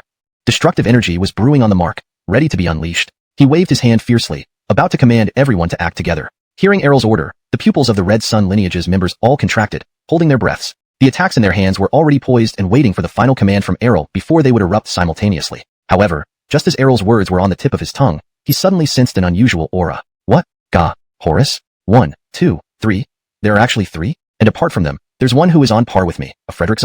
Errol's mouth gaped open widely, almost afraid that he had sensed wrongly, and subconsciously rubbed his eyes. Finally, he confirmed that those sitting and eating were 3 Horuses and 1 Frederick's. Although he did not know the cultivation level of the last person, just those 4 almost made his eyeballs pop out in shock. Attack, attack, retreat. Trembling lips finally shouted out the command. At this order, every member of the Red Sun lineage's mouths twitched upward. Finally, an order. If so, then the little ants from the martial arts hall should experience the baptism of death from the Red Sun lineage. But in the next moment, they realized something was off. Incredible gazes immediately turned towards Errol. Retreat? Everyone almost thought they heard wrong, but they unbelievably saw Errol already retreating, running while shouting, "What are you still standing there for? Retreat." This scene literally caused eyeballs to drop all over the ground, and this order of retreat practically distressed his fellow Red Sun lineage members. With their pants half off, suddenly told they can't proceed, they were all preparing their strongest attacks. Pulling back at this point subjected them to backlash. One after another, they spat blood into the air. But due to Errol's command, they dared not stay. Enduring the backlash injuries, they hastily began to retreat. This sudden change was simply indescribable. How fiercely they stormed in was how miserably they retreated. Finally, they retreated outside Pingjiang City, where the leading Errol finally slowed down, breathing heavily, wearing a look of surviving a catastrophe. Lord Bifong, what exactly happened?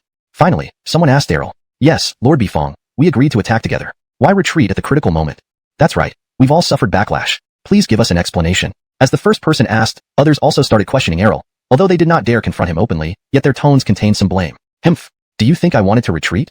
Errol gave a cold snort, glaring at everyone, and said deeply, but do you know the strength of the martial arts hall members exceeds our imagination? Saying this, Errol took a deep breath, saying with reluctance, among those 5, one is unfathomable, one is on par with me, a Frederick's own, and there are also 3 Horuses. What? Upon hearing Errol's words, everyone was instantly stunned. They never imagined the martial arts hall members were so strong. Forget about 3 Horuses, even 1 Horus.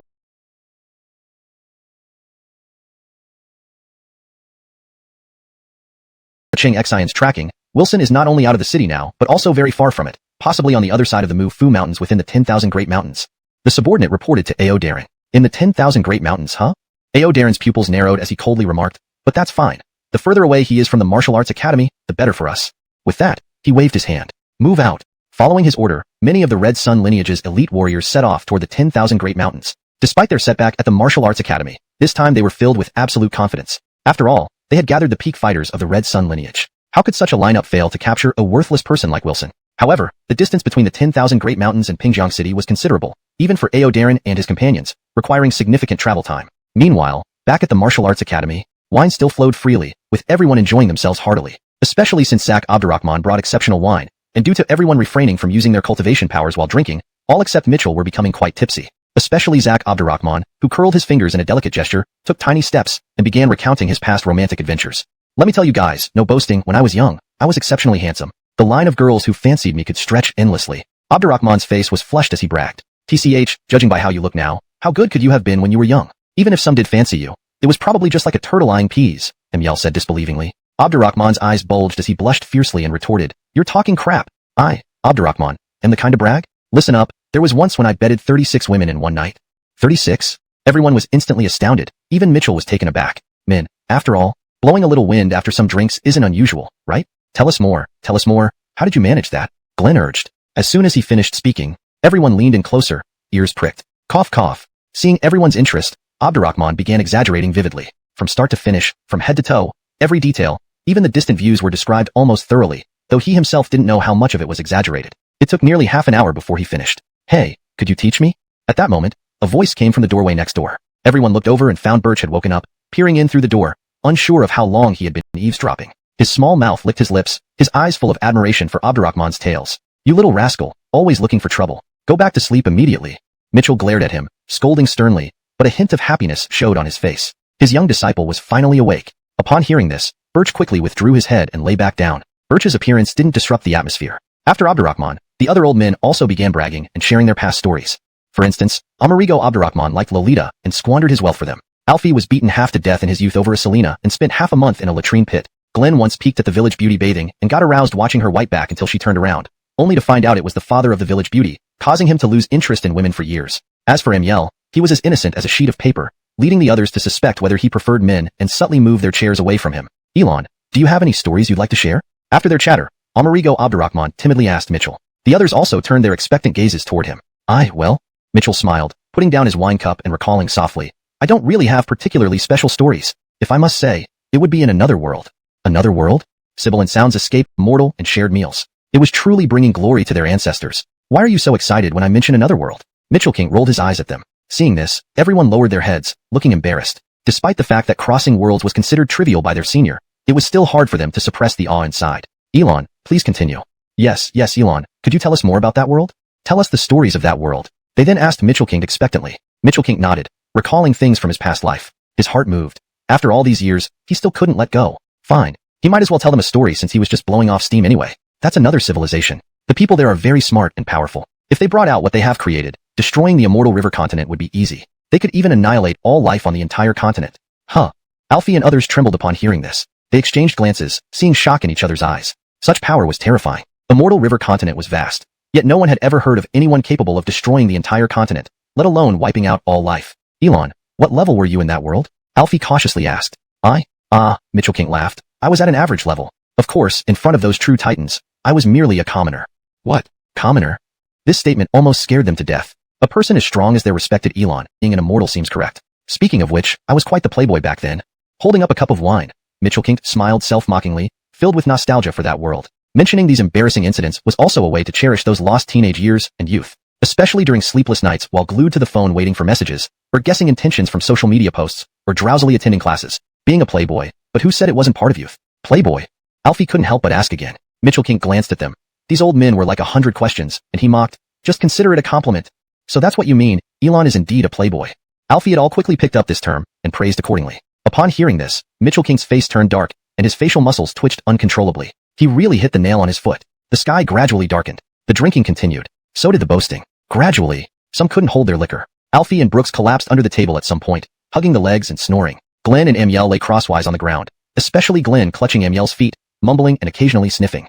Sigh. Exhaling softly, the slightly tipsy Mitchell King looked at the moon, drinking a pot of wine alone. He grabbed his guitar and sat on the roof. When did the bright moon appear? Holding the wine cup, I asked the blue sky. What year is it tonight in the celestial palace? Gently plucking the strings, accompanied by the guitar sound, he sang melodiously.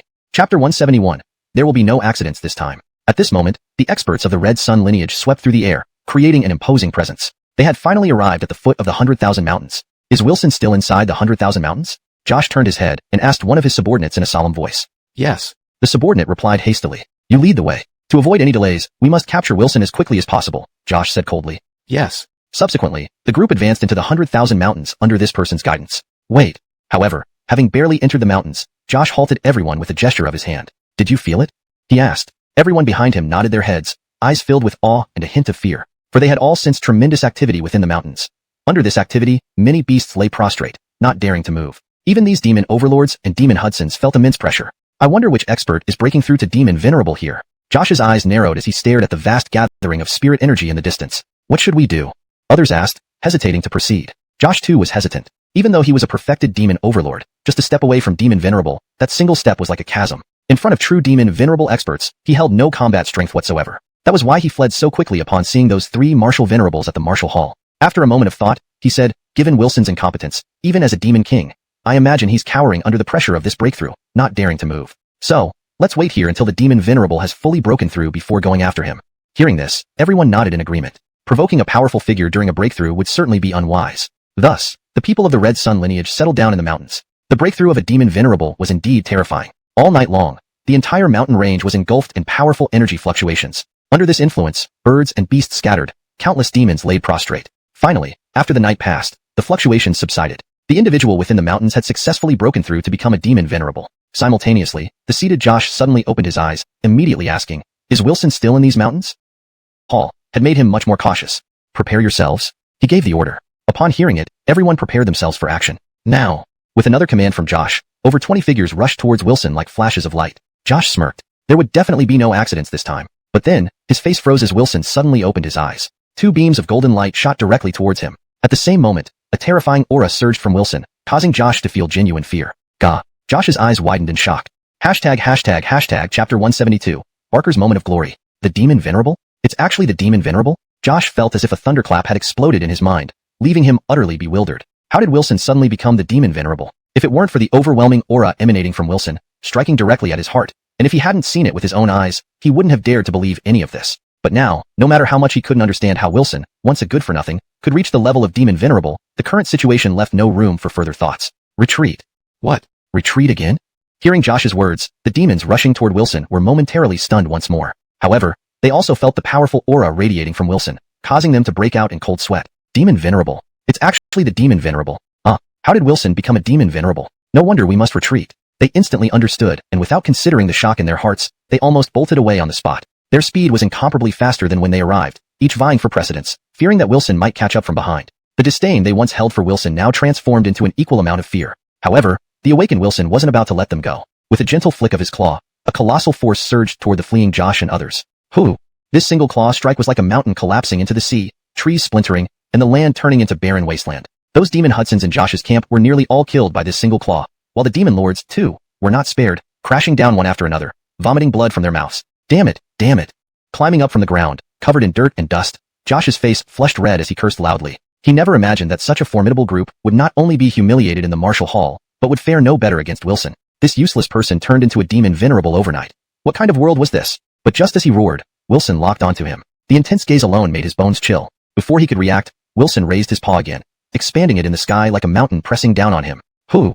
The power of this palm strike almost shattered Josh's heart. He pushed his peak demon lord cultivation to the limit, rolling and crawling to avoid it. In the next moment, the claw finally landed. Boom! A massive explosion rocked the forest, shaking the earth as if it were an earthquake. Dead once more, Josh looked at the large crater before him, breathing heavily, his expression one of sheer desperation. Although he managed to escape this time, his subordinates didn't have such luck. 2 demon lords were crushed by the claw. Losing another 2 demon lords, Josh felt as if his heart were bleeding. Each of them was a pillar of his Red Sun lineage, and the loss was devastating, especially after losing Azura and Arlen, which already made him miserable. This blow was enough to drive him mad. Then, Wilson locked onto him again. That claw slowly rose once more. Gah! Cold sweat streamed down Josh's forehead. More critically, he had nowhere left to retreat. In despair, biting his teeth with frustration, he took out a scroll that emitted a dazzling light. Wilson, we will never forgive you. Josh cursed with a sullen face, feeling a deep pain at having to use this scroll, which he had hidden for over 1,000 years. As the voice fell, the scroll's light reached its zenith, and then Josh and his followers vanished. Humph! If not for my unstable new cultivation from my recent breakthrough, you wouldn't have escaped my grasp, Wilson scoffed as he watched them disappear. But Master truly loves me, giving me such a huge pot of turtle soup and the elixir at the bottom. It was truly heaven-defying, enabling me to leap directly from Demon King to Demon Venerable. That's right. It must be that Master foresaw Josh and his gang coming for me, so he gave me this opportunity. The Master's divine foresight is truly awe-inspiring, timing it perfectly, allowing me to break through just as these fools arrived. Kobe probably wanted to let me practice on them too. Thinking of this, Dogsy Wilson's eyes flashed with fervent light. There was a time when he was merely a despised existence within the tribe. Now, not only did he defeat Dolores, but he had become someone whom the entire tribe looked up to. All of this was because of Kobe. The stronger his cultivation grew, the more he felt the greatness of Kobe. Hashtag chapter 173. Who can save the Imperial clan? Few.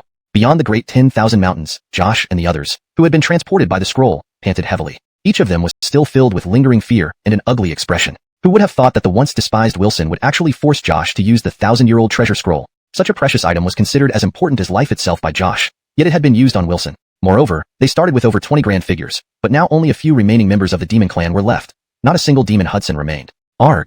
The moment this thought crossed his mind, he couldn't contain his anger any longer, causing countless rocks around him to shatter under his roar. But at present, they could only return to their tribe in a disheveled state. After using the teleportation array, they quickly returned to the Red Sun lineage. Some guards and younger members of the Red Sun lineage rushed over upon hearing the commotion. However, when they saw Josh and the others, everyone's faces changed. How could it be that only these few people remained? And why did they look so ragged? Even after seeing this scene, the crowd did not think the worst, given the lineup that had departed, especially with Josh leading the charge. It was impossible for anything unexpected to happen. As for their ragged appearance and fewer numbers, perhaps they had returned in batches. Still, it suggested that the enemy was indeed formidable. So, they continued to welcome the group warmly. Greetings, Lord Bifong. I assume you've successfully taken over the martial hall. A junior demon king hurriedly said in a flattering tone. Yes, yes. Lord Bifong is truly formidable. Other juniors also joined in with flattery. Josh's expression darkened slightly when hit on a sore spot, but he ignored them. Yet, This demon king failed to pick up on the cue and continued. Since you've taken over the martial hall, surely Wilson must have been captured by Lord Bifong? Do you have a lot to say?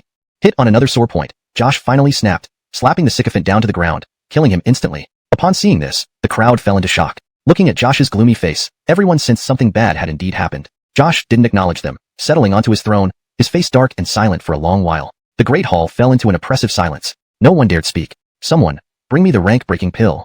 Finally, unable to bear the thought any longer, Josh issued his command. You're going to? Everyone stared at him in astonishment. That's right, we can no longer wait, Josh said hoarsely. Wilson has escaped our control, and since Hattie is no longer viable, there's no other choice but for me to act myself. If I take the rank-breaking pill, although I won't become a true demon venerable, it will make me a semi-venerable, which is enough to defeat the Yanni. His words caused ripples of shock among those present. Lord Bifong, please remember that the rank-breaking pill is the only one available in our Red Sun tribe. If you take it, it will be gone forever, leaving no hope for future talented descendants to break through to venerable. At this point, several other demon clansmen voiced their concerns. Breaking through from demon clan to demon venerable was a massive hurdle, one that had held back many talented members of the clan. Take the Yanni and Josh themselves. Both had reached the peak of the demon clan stage but couldn't make that final leap. Of course, due to their limited talent, even if they took the rank-breaking pill, they could only reach semi-venerable at best. Initially, this pill was reserved for Rosalie, but now that she wasn't suitable anymore, it no longer made sense to reserve it for her. I've made up my mind. Josh gritted his teeth. This is what they forced upon us. If Wilson returns, we'll lose our chance forever. But if we capture the Yanni, we'll find ways to deal with Wilson. Weighing the pros and cons, the others finally nodded in agreement. Having obtained the rank-breaking pill, Josh entered seclusion, and with its help, he smoothly reached the semi-venerable realm. Upon breaking his seclusion, his first move was to initiate a civil war. Within less than half a month, the vast territory of the sky-devouring demon wolves was split into two. On this day, Josh and the Yanni finally clashed. Thanks to Josh's semi-venerable strength, even though the Yanni had substantial resources from the imperial lineage, he still suffered a loss, taking a blow from Josh before fleeing in haste. Nightfall. The pale-faced Yanni sat with engagely man, Johan, with the clan now embroiled in civil war and Josh having reached semi-venerable. If this continues, the Red Sun lineage will certainly succeed. The Yanni looked anxiously at the gauge. Though you have been in seclusion for centuries, your divination skills are renowned even among the previous generation. That's why I've asked you to come out of seclusion today to perform a divination. What can save the imperial clan from this crisis? Ah. The old man sighed softly, raising several runes in his hand, closing his eyes as waves of energy rippled around him. The Yanni waited nervously. 3 hours later, the old man opened his eyes, his already frail form now cloaked in an aura of death. Thank you, Johan. The Yanni spoke urgently, his eyes filled with anticipation. There is only one person who can save your clan, the old man said tiredly. Who? The Yanni's eyes lit up. Your son. He replied. My son? The Yanni was incredulous. None of his 3 sons seemed capable of handling such a situation. If anyone, my eldest son? The old man shook his head. Then, my second son? The Yanni furrowed his brow. Since it wasn't the eldest, it must be the second son. After all, the second son was the next best after the eldest. However, the old man shook his head again. Gasp. The Yanni trembled, standing up and staring wide-eyed. Wilson? Translation complete. The chapter maintains the original paragraph structure and tone, ensuring natural fluency and coherence. Chapter 174. Another new task? Hum. The gauge nodded solemnly. Upon confirming this, Armand was stunned. His most useless son could actually become the savior of his sky-devouring wolf clan? He couldn't believe it no matter how he thought about it. For a moment, he looked at this old man who had been in seclusion for hundreds of years, suspecting more and more that he was a fraud who dared to deceive him. The Armand, infuriating him beyond limits. Go to hell, you nonsense-spouting relic. A curse followed by a slap on the bald head sent the gauge crashing to the ground. Armand, what are you doing? The gauge trembled on the ground, angrily looking up at the Armand. What do you think I'm doing? You've deceived me so thoroughly, and now you ask me what I'm doing. The Armand stamped his foot on the gauge's back, disdainfully saying, if you're going to trick me, come up with a better story. The entire sky-devouring wolf clan knows my third son Wilson is the most useless, yet you say he's our savior. Do you think I'm a fool? You are foolish, the gauge shouted from the ground, full of frustration. I truly haven't lied to you. Do you still insist? The Armand gave another kick, heavily saying, yes, my third son did sabotage Rosalie and ruin Red Sun's plot, but this current situation isn't something he can solve alone. I thought you had some divination ability, but now you seem just as foolish as my senile father, a complete fraud. You won't believe me. You will ruin the entire imperial lineage. You'll be a disgrace to the sky-devouring wolf clan. The gauge pointed angrily at the Armand. Humph, if I truly believed your nonsense, I would be the one harming the sky-devouring wolf clan. The Armand kicked again before waving his hand and shouting, take him away and imprison him. The gauge trembled, his face flushed with rage, screaming, Armand, one day you will return to apologize to me, and you'll regret this. The Armand snorted and sat down again, deep in thought over current events. Your Majesty, don't dismiss what Johan said, said the Emperor's old Roberto. Perhaps we should recall the third prince? Humph, why should I believe that old fool? The Emperor snapped. The gauge sighed again. Even if you don't trust him, I think it's important to call back the third prince. After all, this is his home, and faced with such significant matters, he cannot stand idly by. Fine, leave it to you. The frowning. Remembering the last time when the system promised him a master but gave him a broken skull instead, he felt wary. But this time, it seemed different and made him curious. Check progress. Culinary arts. Pure simplicity. Wine appreciation. Minor achievements. Tea ceremony. Proficient mastery. Carving. A blank slate. Reviewing the skills, Mitchell nodded. It seemed that his proficiency carried over based on past experiences. So, I'll need to cook daily from now on. I wonder what this reward aura really is. Guess I'll wait and see. Chapter 175. Demon Lord. Really not much. With these new tasks at hand, Mitchell found himself completely occupied in the days that followed. While practicing calligraphy, he also started carving small trinkets. After all, this area was still unexplored territory, and his obsessive-compulsive nature left him uncomfortable until he made some progress. Of course, he didn't let cooking take a backseat either. This was perhaps the most useful skill for him, since he needed to eat every day. After the task opened up, Mitchell noticed his meals tasted even better. Thinking about needing to switch types frequently for faster advancement, Mitchell wasn't limiting himself to just cooking anymore. For example, he wanted to recreate some famous dishes from his past life. The first snack he wanted to make was a world-renowned delicacy, spicy strips. These had been a best-selling item in his previous life, with a popular saying that no problem was unsolvable with a pack of spicy strips, or two if necessary. Even after so long in this new world, Mitchell still had a soft spot for this flavor. More importantly, he had grown up in the birthplace of spicy strips, Pingjiang, coincidentally named the same. As a local, he knew exactly how to make them. When the first batch of spicy strips was stirred by hand in the pot, Mitchell wiped the sweat off his forehead and smiled contentedly. Hemlock, give it a try. Mitchell grabbed a few strips and tossed them over to Hemlock. Oh whoa. Hemlock lunged forward, devouring the spicy strips in just a few bites. His eyes widened immediately. Eating those few strips stabilized his newly attained yet unstable demon lord realm. Not only that, but they also provided a temporary boost to his strength. He realized he could now briefly match up with a mid-stage demon lord. Seeing Hemlock's excited expression, Mitchell hurriedly tried one himself. Impressive. Delicious. The taste of home. Fantastic. Is anyone here? Just then, an inquiry came from outside. Who is it? Mitchell put down the spicy strips and walked out. He saw an old man with yellow teeth looking around. You are? Before Mitchell could ask more, Wilson suddenly darted out, signaling to the old man while communicating mentally. Uncle Gillis, hurry up and leave. This isn't a place you can visit. I'll meet you outside the city later. The old man quickly understood and told Mitchell, sorry, I've come to the wrong place. He then hurried away. Mitchell gave him a puzzled look before returning to the martial arts hall to resume practicing calligraphy. Hemlock came over, bowed his head slightly, and barked twice. Just go ahead. Mitchell waved him off, rolling his eyes. All Hemlock wanted was to go relieve himself. Usually, he took care of it on his own. Why would he need Mitchell's accompaniment now? Hemlock rushed out of the hall immediately. He sought Mitchell's approval because he understood that his master must be aware of his relationship with Uncle Gillis. Kobe just chose not to point it out while focusing on life's experiences. Meeting Uncle Gillis outside the city gates, who had been waiting eagerly, Wilson greeted him softly. Third Prince. Uncle Gillis spoke with tears welling up in his eyes. Uncle Gillis, why did you come? Wilson gently asked, holding special feelings for this Gage who had always treated him kindly, unlike others. The tribe is in trouble, Uncle Gillis worriedly explained the situation within the tribe. However, Wilson remained unmoved. Uncle Gillis, please stop.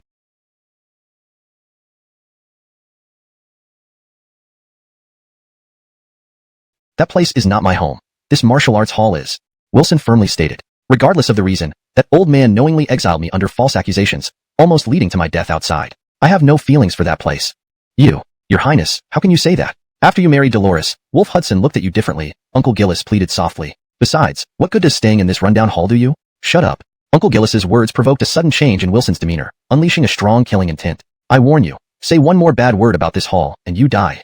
Wilson growled, his demon wolf aura leaking out fully. Uncle Gillis was pushed against the wall, trembling as he looked at Wilson. What shocked him even more was Wilson's cultivation. He stammered, Your Highness, I'm sorry, I spoke out of turn, but, your cultivation. Seeing this, Wilson reined in his killing intent and calmly said, Only a demon lord. Nothing too impressive. Only a demon lord? Uncle Gillis gasped, shuddering. Third Prince, isn't that a bit too dismissive? Huh. Wilson sneered. Being around Mitchell had profoundly changed his mindset. In the past, a demon lord seemed like a god to him. Now, a demon lord. Really not much. To truly speak of power, that belonged to his master and Edmund brother. Witnessing Uncle Gillis's disbelief, Wilson respectfully introduced Mitchell and Edmund brother, mentioning how Mitchell had helped him achieve demon lord strength in such a short time. Uncle Gillis was stunned again, never imagining that the person he met at the door was so powerful. Shock turned into intense excitement. No wonder Johann said you're the hope of the royal lineage. Please, Prince, come back to the tribe. With your help, the Red Sun lineage will crumble. I said, I won't go back. Wilson coldly replied. But, Prince, that's your home, where your father, friends, and mother are. Uncle Gillis urgently pointed out. Wilson's expression remained unchanged until he mentioned his mother. Only then did he show a flicker of emotion. I won't go back. However, I will ask Kobe for something to help you through this crisis. With that, Wilson headed back to the martial arts hall. Chapter 176. A surprising victory with a treasure. Watching as the dog sat beside the spicy sticks, looking at him expectantly, Mitchell shook his head helplessly and threw a handful of spicy sticks to the dog. At the same time, he looked at the spicy sticks in the pot and muttered to himself, but these spicy sticks need to be in a bag to truly capture their essence. The dog gratefully bowed its head toward Mitchell, biting into a spicy stick before running out of the martial arts hall. Keep them. Reuniting with Uncle Gillis, the dog instructed. Tell that old man to eat a couple only in dire times. This is. Uncle Gillis looked curiously at the spicy sticks in his hand, full of doubt. Could this thing really be so powerful? Could it directly reverse the royal lineage's situation? Unable to resist, he subconsciously took a small bite. Crunch. With that single bite, he immediately straightened up, his eyes wide open in disbelief. And his cultivation soared abruptly, leaping several minor stages from demon spirit directly to demon king. This. Uncle Gillis trembled, unable to speak coherently. Jonathan Gannon's expression remained indifferent, without any sign of surprise. After all, this spicy stick allowed a demon venerated to enhance his cultivation further. How much more effective would it be for a mere demon spirit? Moreover, having experienced the seemingly unrealistic leap from demon king to demon venerated, this was nothing unusual. Speaking of which, Jonathan Gannon turned to leave. But then he seemed to recall something and turned back. Remember, find a bag to store them. Kobe said eating from a bag captures the true essence. Yes. Uncle Gillis carefully put away the spicy sticks, treating them like treasures and no longer doubting their effect. He found a bag and packed them inside, tucking it safely in his chest before leaving. All along the way, he handled it with extreme care. After all, he understood that what he carried was the future of the entire imperial lineage. Greetings, Lord Skydvarer. After the arduous journey, Uncle Gillis finally returned to the Skydvarer Hall and approached Skydvarer Hudson. Didn't you bring Wilson back? Where is he? Skydvarer Hudson asked leisurely while looking down at Uncle Gillis. Third Prince has important matters and cannot return. However, he brought back an extraordinary treasure. Please inspect it, Your Majesty. As he spoke, Uncle Gillis carefully pulled out the spicy sticks tucked in his chest. An extraordinary treasure? Just this? Skydvarer Hudson glanced indifferently at the spicy sticks and sneered disdainfully. Ayo Gillis, I know you're close to Gannon, and protecting him isn't a problem usually, but to defend him and lie to me like this, what punishment do you deserve? Upon hearing this, Ayo Gillis knelt down immediately. Wolf Hudson, I dare not lie. This is indeed an extraordinary treasure. Ayo Gillis respectfully replied. Humph, I know my useless son well. How could he bring you such a miraculous treasure? Skydvarer Hudson hummed lightly. Stop talking nonsense. Considering your loyalty, I will overlook this. Wolf Hudson, I haven't lied. O Gillis continued on his knees. Furthermore, Third Prince is not the waste you believe him to be. With assistance from a benefactor, he has reached the demon-venerated realm. Venerated? Howard was taken aback first, then his voice grew angry. Ayo Gillis, you exaggerate even more than the old man Charles. If you keep lying, I will really lose my temper. Wolf Hudson, not a word I said is false. You can try it and see for yourself. Ayo Gillis offered the spicy sticks with both hands, respectfully. All right, if it's not as you say, I'll execute you. Howard glared coldly at Ayo Gillis, now genuinely furious. Amidst this critical moment, being tricked by a mere steward was unbearable. Whatever Wolf Hudson decides. Ayo Gillis knelt without hesitation. Upon hearing this, Howard's face darkened even more. He lowered his voice menacingly. Ayo Gillis, you are really asking for death. Very well, I shall satisfy you. Saying that, he snatched the bag from Ayo Gillis's hands, glancing at it dismissively, and bit off half a pack in one go.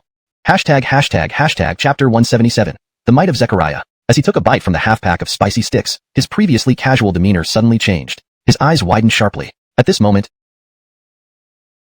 it felt as if an intense flame was burning inside him, threatening to burst out and consume him. Such tremendous energy. I can't hold it in. Ah. Finally, with a roar, Zechariah Howard's hair stood on end, and his entire face turned beet red. Wolf Hudson, what's happening to you? Ayo Gillis exclaimed anxiously upon seeing this. Huff, huff.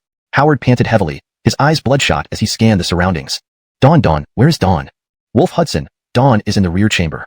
Ayo Gillis hurriedly replied. No sooner had he spoken than Howard broke through the roof, enveloped in a massive surge of energy, and flew toward the rear chamber. Inside the chamber, Dawn was about to retire when the door burst open, and Zechariah, with his hair standing on end, stormed in. Husband, what's going on?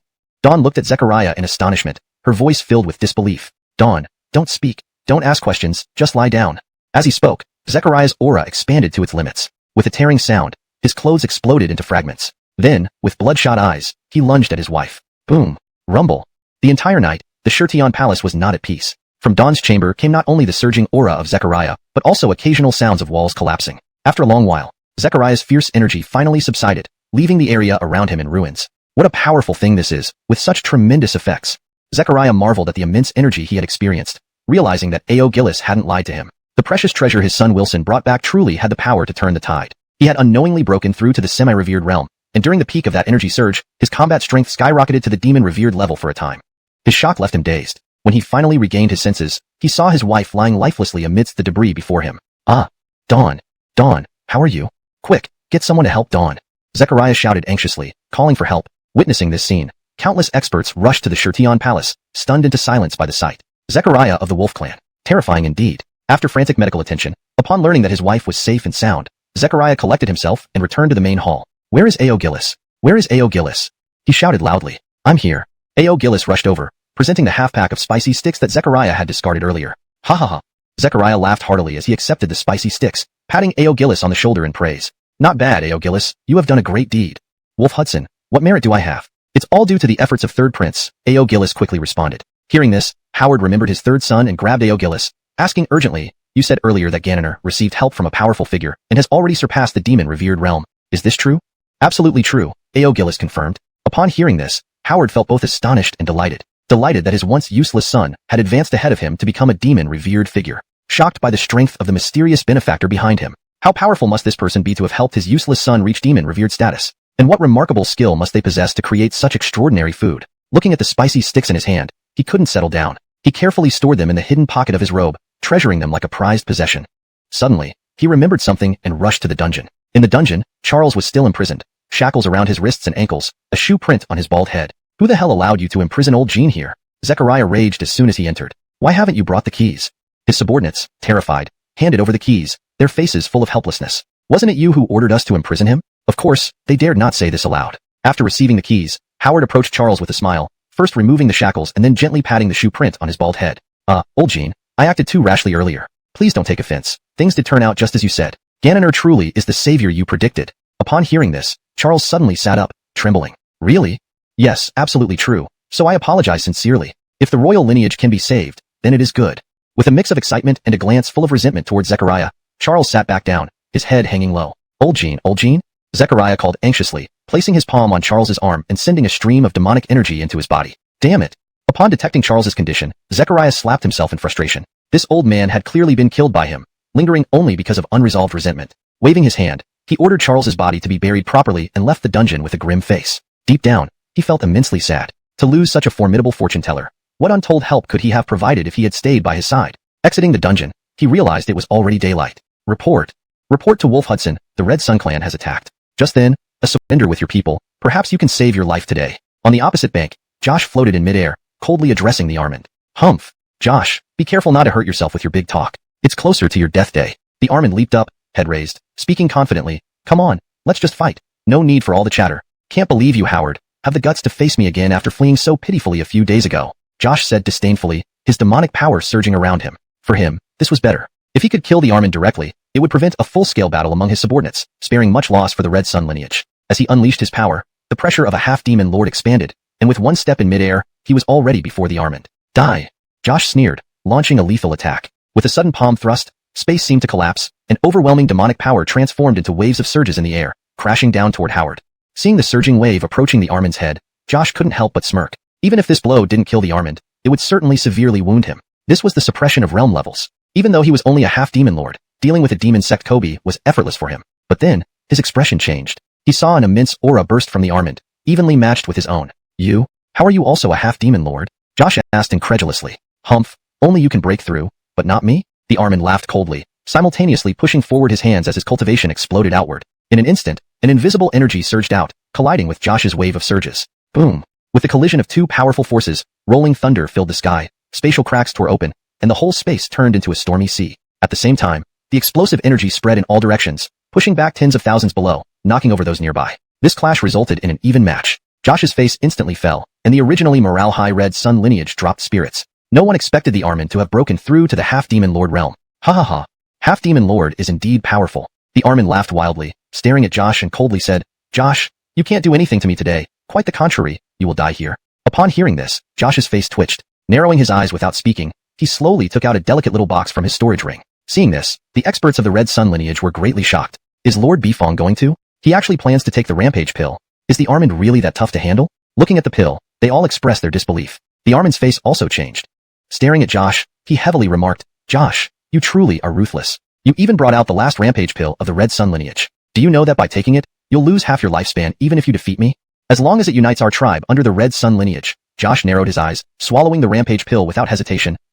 Josh, consider dying worthwhile. He had no retreat. Being equally matched as half-demon lords, if the Armand fled, Josh could not kill him. Yet, if he waited until Wilson returned, there would be no hope of victory for the Red Sun lineage. Thus, even at great cost, he must win today. You're ruthless. Seeing this, the Armand clenched his teeth tightly, revealing deep wariness. And the effects of the rampage pill soon kicked in. Almost visibly, Josh's aura rapidly soared, crossing half-demon lord, approaching true demon lord. Finally, nearing Demon Lord, Josh's ascent halted. Incredibly close, yet not reaching Demon Lord.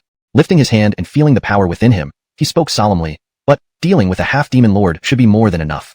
With those words, he vanished instantly, leaving no trace. What? The Armand broke out in cold sweat as an intense sense of danger appeared behind him. His eyes widened, turning swiftly, unleashing a powerful punch infused with demonic power backward. Indeed, Josh appeared behind him. Boom. They collided heavily. Although the Armand blocked the strike, the disparity in cultivation was insurmountable. Thus, he was thrown away, smashing into the ground with a rumbling sound, creating a large crater. Is the gap between half-demon lord and demon lord this huge? And this guy isn't even fully a demon lord yet?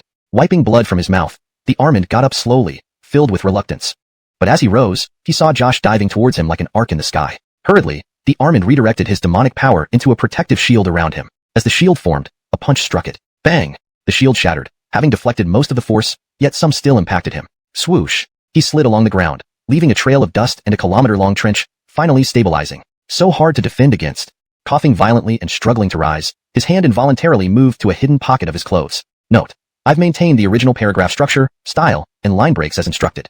Chapter 179, Spicy Paradise. But after some thought, he still placed his palm down. What a wonderful treasure. Last night, he had wasted half a pack of it and couldn't bear to use the remaining half. This guy's raging pill only lasts for 15 minutes. I'll just have to endure.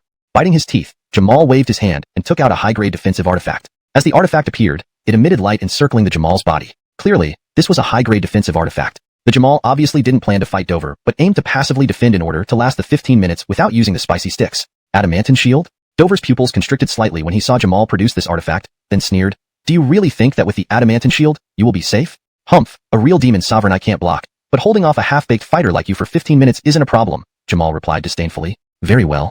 Dover's voice suddenly turned eerie. His grim face was filled with savagery and madness. As his voice fell, he began to slowly rise into the sky, making strange hand seals, chanting incomprehensible runes aloud. A bag of rice up the building, a bag of rice up 2 stories, a bag of rice to go, a bag of rice for laundry, mud in mouth. Who gave you a bag of rice? Shattered. At this sight, the Red Sun lineage erupted in triumphant shouts, while the Imperial lineage was covered in despair. Had they finally been defeated? Hovering above, Dover coldly stared into the pit at Jamal, full of contempt. Today, the Sky Devourer Wolf tribe will see a new era. Our Red Sun lineage will become the new Imperial lineage. And you, Howard, will serve as the stepping stone for our Red Sun lineage's rise. If you kneel and commit suicide, I promise not to exterminate your lineage. Dover's icy voice resonated through the sky, passing judgment on Jamal. Yet, a mocking voice emerged from the deep pit. You are truly too overbearing. You're really forcing my hand. Do you really believe victory is certain? Humph, Dover sneered. Although I don't know why you refuse to admit defeat and still have the courage to speak such words, I don't think you have any means to turn the tide. Today, your end is death. Fine, fine, fine. Jamal spat out a mouthful of blood, struggling to rise from his injured state. Reaching into a hidden compartment of his clothes, he smirked. This is your doing. Originally, I planned to finish you off after 15 minutes, but these 15 minutes feel too long. In that case, you leave me no choice. Speaking, Jamal finally pulled out the spicy sticks from his clothes, his face flashing with madness as he bit into the remaining half-pack. Boom. Almost instantly, Jamal's aura surged, surrounded by fiery energy, and the surrounding demonic aura transformed into a fiery red. What? Initially unperturbed, Dover's expression changed drastically. Demon Sovereign? How could you suddenly reach Demon Sovereign? I sacrificed half my lifespan for the Red Sun lineage's incredible raging pill just to briefly approach the realm of Demon Sovereign. What did you consume to become a Demon Sovereign directly? This is impossible, impossible. Dover's eyes nearly bulged out in disbelief, almost roaring. Nothing is impossible. Today is your day of death. As he spoke, Jamal transformed into a fiery figure, flying upward and throwing a punch. Accompanied by flaming demonic aura, it struck Dover's chest. Dover's eyes widened in fear. He lacked the strength to even block the punch. The massive force with fiery demonic power poured into him. Bang! This punch sent Dover flying thousands of feet away. Before he hit the ground, the fiery Jamal soared up and reappeared above Dover. Die! Emitted in fiery glow, Jamal stomped down heavily. Boom! The ground burst open, creating a huge crater. Underfoot, Dover's body deformed, trembling all over. Yet, with bloodshot eyes, he stared at Jamal. Just what? Clean up the mess in our tribe. You will lead me to find my son, and also pay a visit to the nobleman who saved our royal family from peril, said Zechariah with fervor. As you command. A.O. Gillis bowed his head. Oh, right. Expel those 2 worthless things, Reuben, from the Heavenly Sun Palace. That is Gannoner's bedroom. Even if he doesn't come back, no one else should dare enter it. Zechariah ordered again. A.O. Gillis glanced at the current Zechariah before leaving. What a fine day indeed. Mitchell stretched lazily and walked out of the martial arts hall, then headed towards the wasteland behind. Kobe. Greetings, Kobe. In the wasteland, Alfie and others were diligently swinging their hoes. Seeing Mitchell approach, they all greeted him respectfully. You all keep working, I'll just take a stroll. Mitchell smiled, looking around. Although the old men's progress was slow, their work was decent. Kobe. At this moment, Mario came timidly, reeking of manure. It wasn't that he didn't care. On the contrary, he wanted nothing more than to rid himself of the smell. However, without permission from the man before him, he didn't dare use any cultivation techniques. What is it? Mitchell asked. Kobe, all the manure from Wang Lauda, Zhang Lauda, and Li Lauda's households has been carried out. Can I go now? Mario asked expectantly, yet cautiously. Oh, really? Mitchell glanced at the field which clearly still needed more manure. Such a good porter like Mario. Where could he find another? There's still much manure required for the field. Finish of Mario improved significantly. He said with concern, though you're a hard worker, don't rush in the future. Carrying manure quickly may increase efficiency, but it's harmful to your health. Remember the lesson from falling into the manure pit last time? Yes. Mario nodded vigorously, feeling extremely excited. The master finally forgave him and showed genuine concern. Really? Too moved. Alright, go on. There's no more manure left from other households. Start carrying from our own household. Mitchell instructed. Mario thanked Mitchell and started working immediately. Motivated, he worked faster with the manure buckets. As long as he did well, the master's reward would be near. Carrying the manure bucket, he opened the pit behind the martial arts hall. Drawing from past experience, he instinctively turned his head away. However, the expected stench never came, replaced instead by a refreshing fragrance. More surprisingly, flowers grew on both sides of the manure pit. Recognizing these plants, Mario almost popped his eyes out. These. This is actually the Zhilon, an exquisite great herb? That is the donghua, a venerable great herb?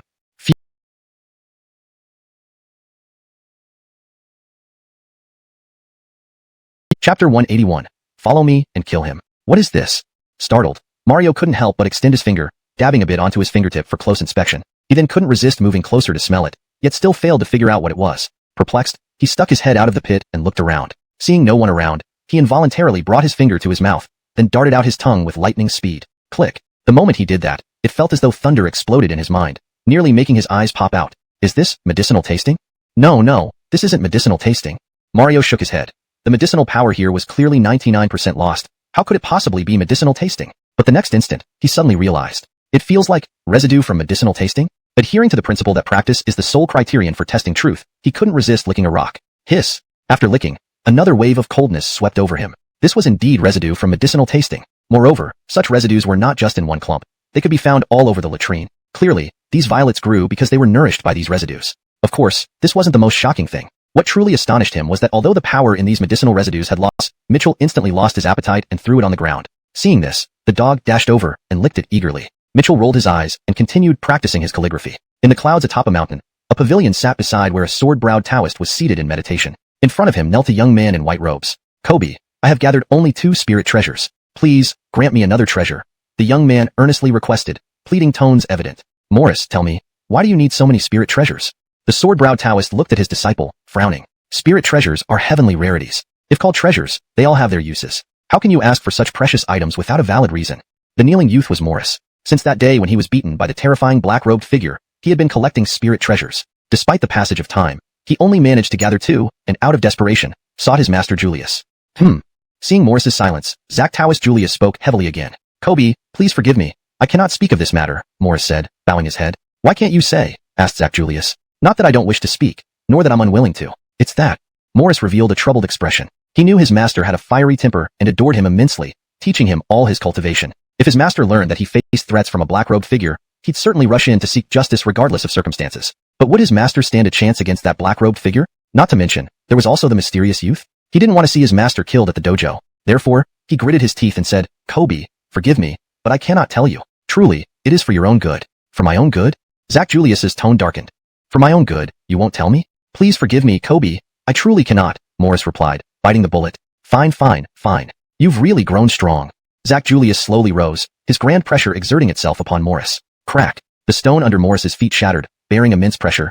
Yet he clenched his teeth, saying, Kobe, please stop asking. I truly cannot speak. Not speaking. Zack Julius waved his hand, enveloping Morris in primal energy, hurling him against a rock. Then, advancing menacingly, he said, if you still refuse, I'll strip your cultivation and sever our ties. And you won't get any more innate spirit treasures.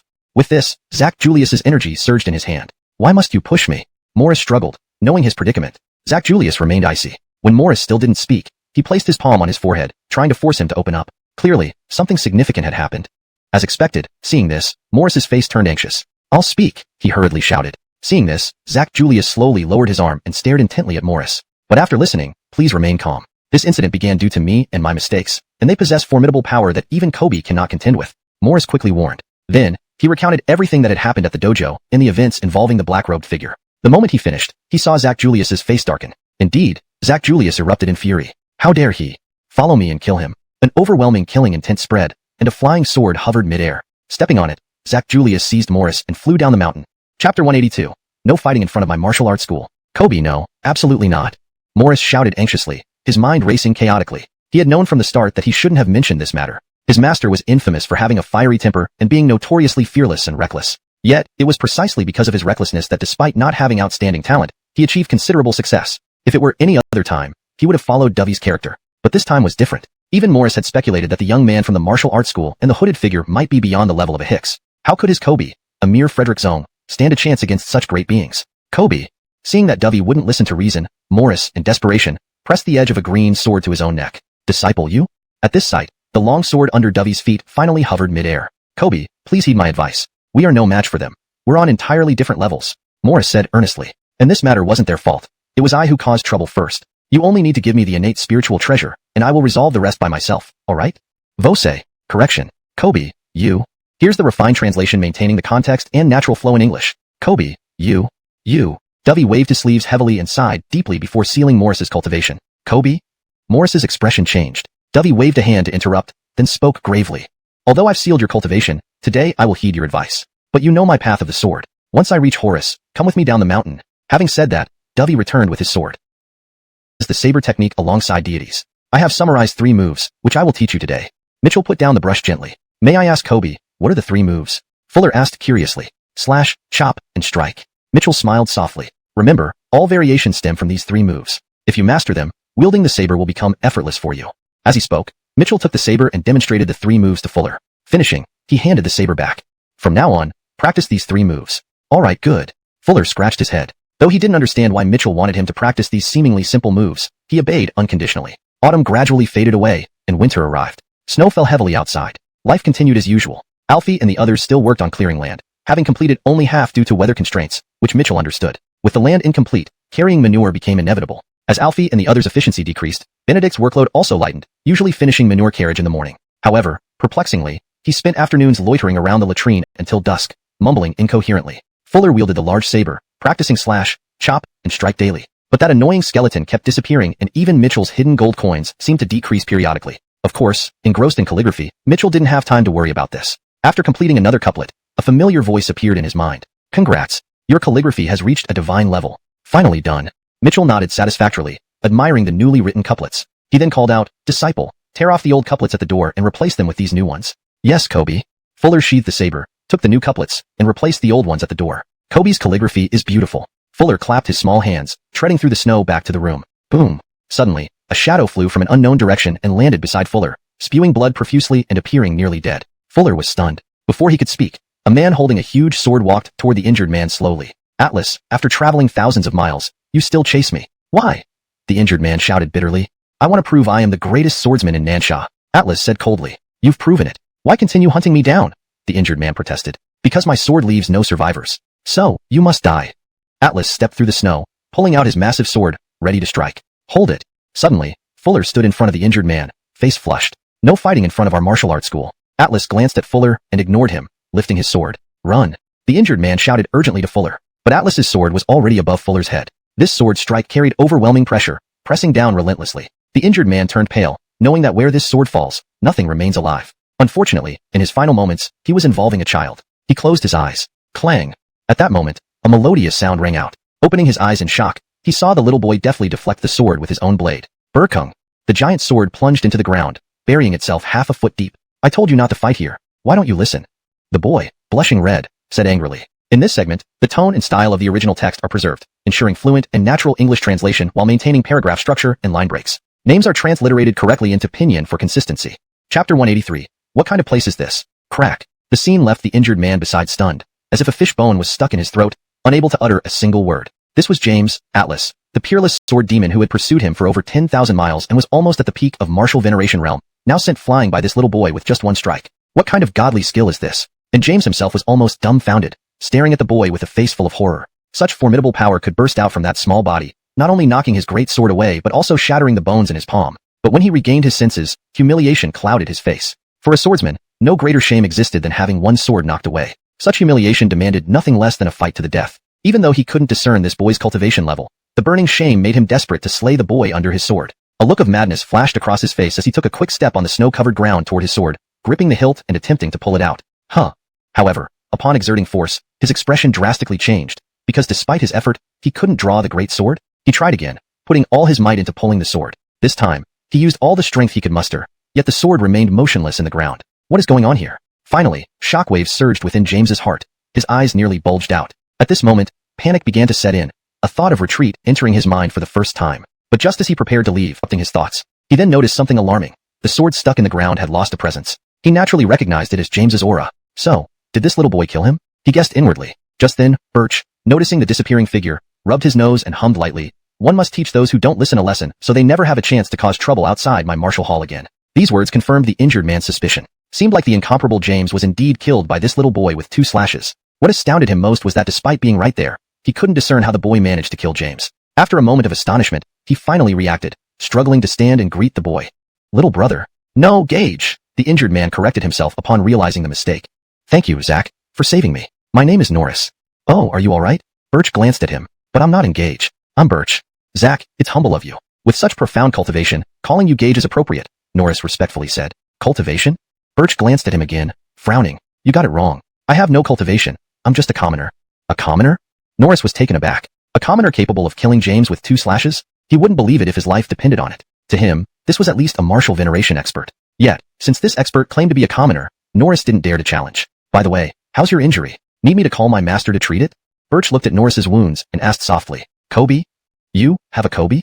Birch's statement sent Norris into shock, almost dropping his jaw. This person actually has a Kobe? Given his minimum martial veneration cultivation, what realm would his Kobe be at? Sigh. Norris's eyes filled with disbelief, but Birch frowned, looking at him rather impolitely. "Why can't I have a Kobe?" No, I didn't mean anything, just surprised." Norris waved his hands hastily, breathing a sigh of relief when Birch stopped looking at him that way. "Well, let's go in and have my Kobe look at your injuries." Birch led the way toward the martial hall. Norris nodded excitedly, following closely behind. But he paused suddenly after taking a step. He gazed intently at the couplet by the door, his pupils shrinking to pinpricks. He realized these characters contained strong sword intent, especially the vertical stroke resembling a celestial sword descending, exuding immense pressure and imposing aura. Suddenly, they seemed to loom larger in his eyes, closer and closer. "What are you daydreaming about?" Birch's voice snapped Norris back to reality, realizing he had broken out in cold sweat, startling him deeply. This martial hall. What kind of place is this? Not only was there a formidable little boy who claimed to be a commoner, but even the characters on the couplet emitted such potent sword intent. He believed studying these characters thoroughly could elevate his sword skills to new heights. Naturally, he became eagerly anticipatory of the Kobe inside. Of course, his demeanor grew more respectful. Translation notes asterisk. I have maintained the paragraph structure and line breaks from the original text. Names like Birch and Norris are transliterated using pinyin. Efforts were made to preserve the tone and style while ensuring the translation is natural and fluent in English. Chapter 184. I'm truly just a mortal. Trembling, Norris followed Birch into the martial arts hall. As they walked, his heart was in turmoil, feeling as if he would become numb by the time they reached their destination. From the moment they stepped over the threshold, everything he saw was a treasure. The mirror hanging in the grand hall, the paintings on the walls, the large black umbrella carelessly placed aside, the fire pearl in the furnace, and even the rags drying on bamboo poles. It was all too much for him to comprehend. He could no longer keep count of the treasures. Each new discovery made him feel heavier with awe, and by the time they passed through the hall, he was almost crawling on the ground. "Kobe, I've brought someone," Birch said softly. Birch's words instantly startled Norris, who hurriedly looked up. He saw a young man before him, dressed in an immaculate white robe, exuding a gentle and scholarly demeanor. Holding a brush in his right hand, standing beside a desk, he gave off an ethereal aura, smiling faintly at him. Is this Kobe of Senior Birch? Indeed. Remarkable. Yet, just like Birch, this person's true depth and cultivation were beyond his comprehension. Meanwhile, Birch recounted what had happened at the martial arts hall to Mitchell. Mitchell glanced at him approvingly and then smiled at Norris, saying, "Please sit." "Yes," Norris nodded stiffly, not daring to sit despite the presence of stools nearby. Suddenly, his eyes widened. He stared intently at a piece of calligraphy paper covered in ink brush strokes. His heart skipped a beat. He was astounded to find that each stroke of calligraphy carried something astonishing. The regular script radiated righteousness. The sharp, blade-like characters held intense sword chi. There were many other styles: sword intent, Tao essence, martial spirit, some bringing tranquility, others stirring fervor. Even more astonishingly, these papers filled with calligraphy were strewn about on the ground, desks, and even under Mitchell's feet, treated like discarded trash. The master's calligraphy is amazing, truly amazing. He swallowed hard. Despite usually being eloquent, he found it difficult to express his admiration. "You understand calligraphy?" Mitchell looked at Norris with surprise. Just a little, Norris bowed humbly. "My skill is far too inadequate to boast in front of you." "Haha, too kind. By the way, what's your name?" Mitchell was rather excited, pleasantly surprised to have met a fellow enthusiast. Norris. Norris, a fine name. Mitchell nodded and wrote Norris on a fresh sheet of calligraphy paper, then handed it to him with a smile. How do you find these 3 characters? Norris received the paper respectfully, feeling a powerful wave of sword intent hit him. Good, very good. Holding the paper with both hands, he exclaimed, his eyes sparkling. He never imagined his name could be written so profoundly. Mitchell smiled. Being praised always felt exhilarating. He said, if you like it, it's yours. What? Gifted? Given to you? Norris's heart raced wildly, his body trembling, staring at Mitchell in disbelief and joy. Just a few characters, nothing much. Mitchell laughed. Thank you, honored senior. Norris held the paper with both hands, tears welling up, his body shaking as he nearly knelt down. Seeing this, Mitchell quickly pulled him up, moved by the look of gratitude in his tear-filled eyes. How much this man loved calligraphy. Remembering his injuries, Mitchell added, let me take a look at your wounds. Elon, how can I possibly trouble you? Norris asked in astonishment. If we meet, it's destiny. It's no trouble at all, Mitchell smiled warmly. All right, thank you, sir.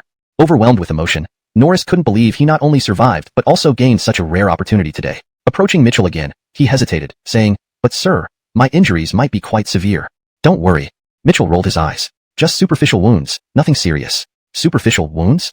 Norris chewed his lip, incredulously looking at Mitchell. Though his body bore only a visible sword scar, his internal meridians and organs were already damaged by the black sword chi. Could this person really see it as just superficial? Either this man couldn't discern the internal damage, or he considered it trivial. Before he could question further, Mitchell called Birch to fetch some crushed herbs. Apply it, and you'll recover soon. Saying this, Mitchell slapped the herbs onto Norris's wound. So hasty? Norris gaped. Though he acknowledged the form, why pretend to be mortal when he was clearly so powerful? Elon, we've finished today's tasks and have come to chat with you. At that moment, several shouts came from outside. Then, amidst Norris's dumbstruck gaze, several Gagely men covered in mud walked in.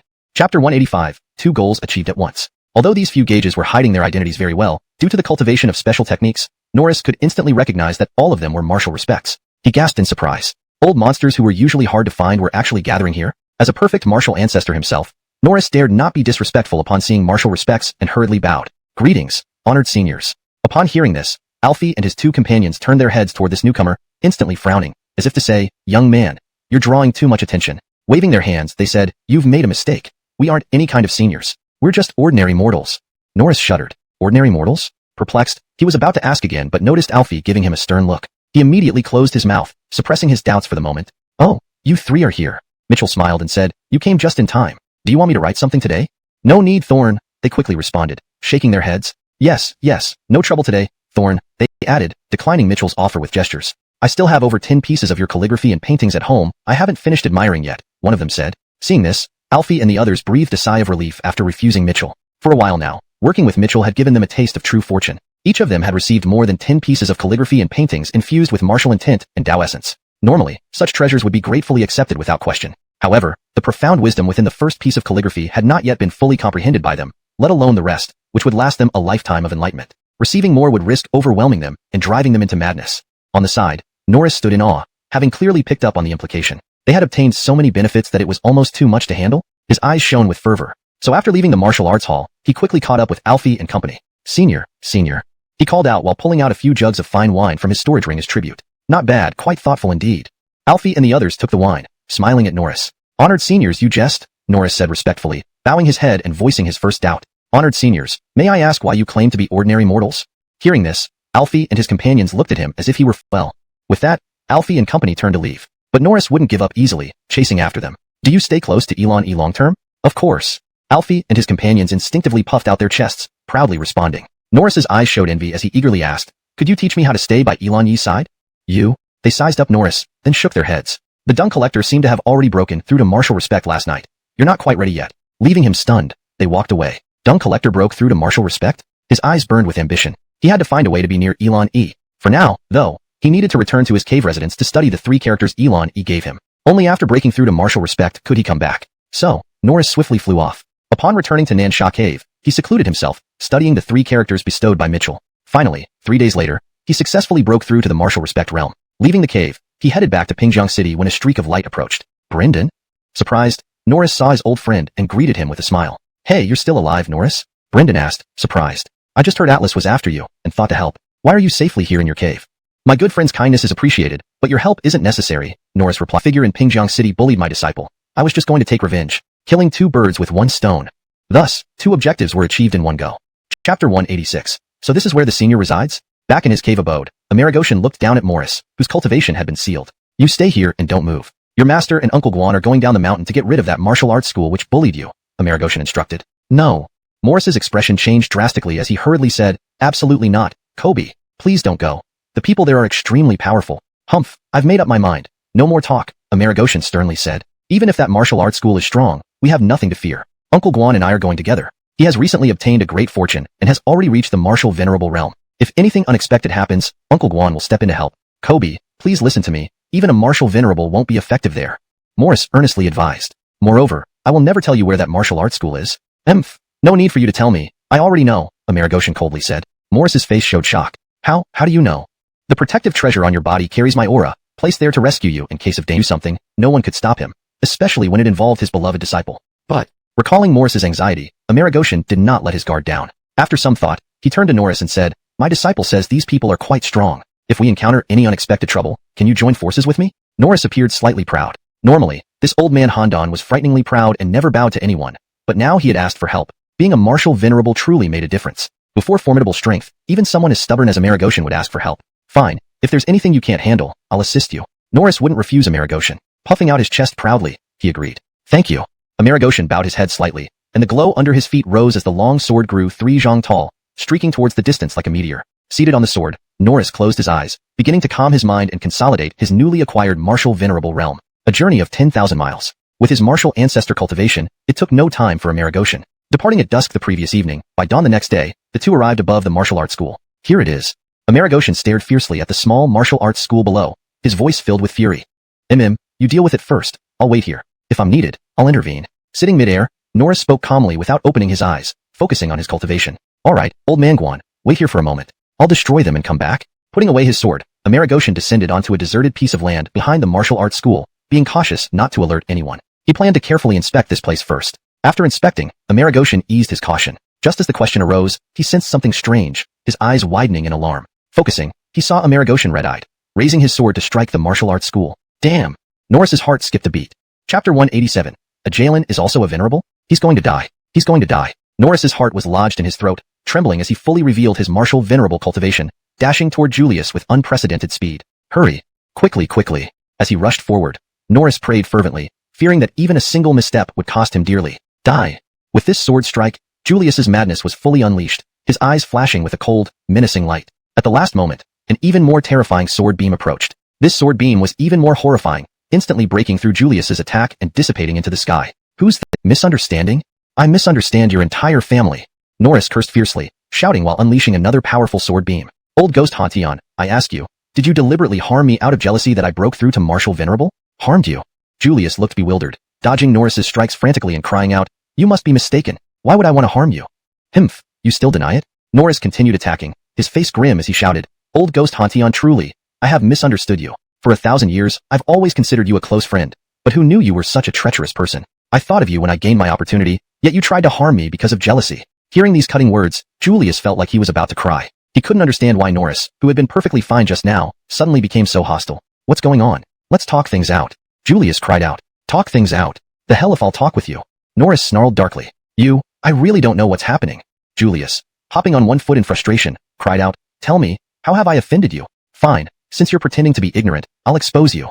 Norris pointed to the martial hall nearby. "I ask you, you clearly knew I gained an opportunity here, and this place has been kind to me. Yet them a similar look before also heading into the field to work." Chug. Julius was more shocked, his voice trembling. Just as he was about to speak, another old man carrying a rake passed by, heading into the field to work. Another Horus?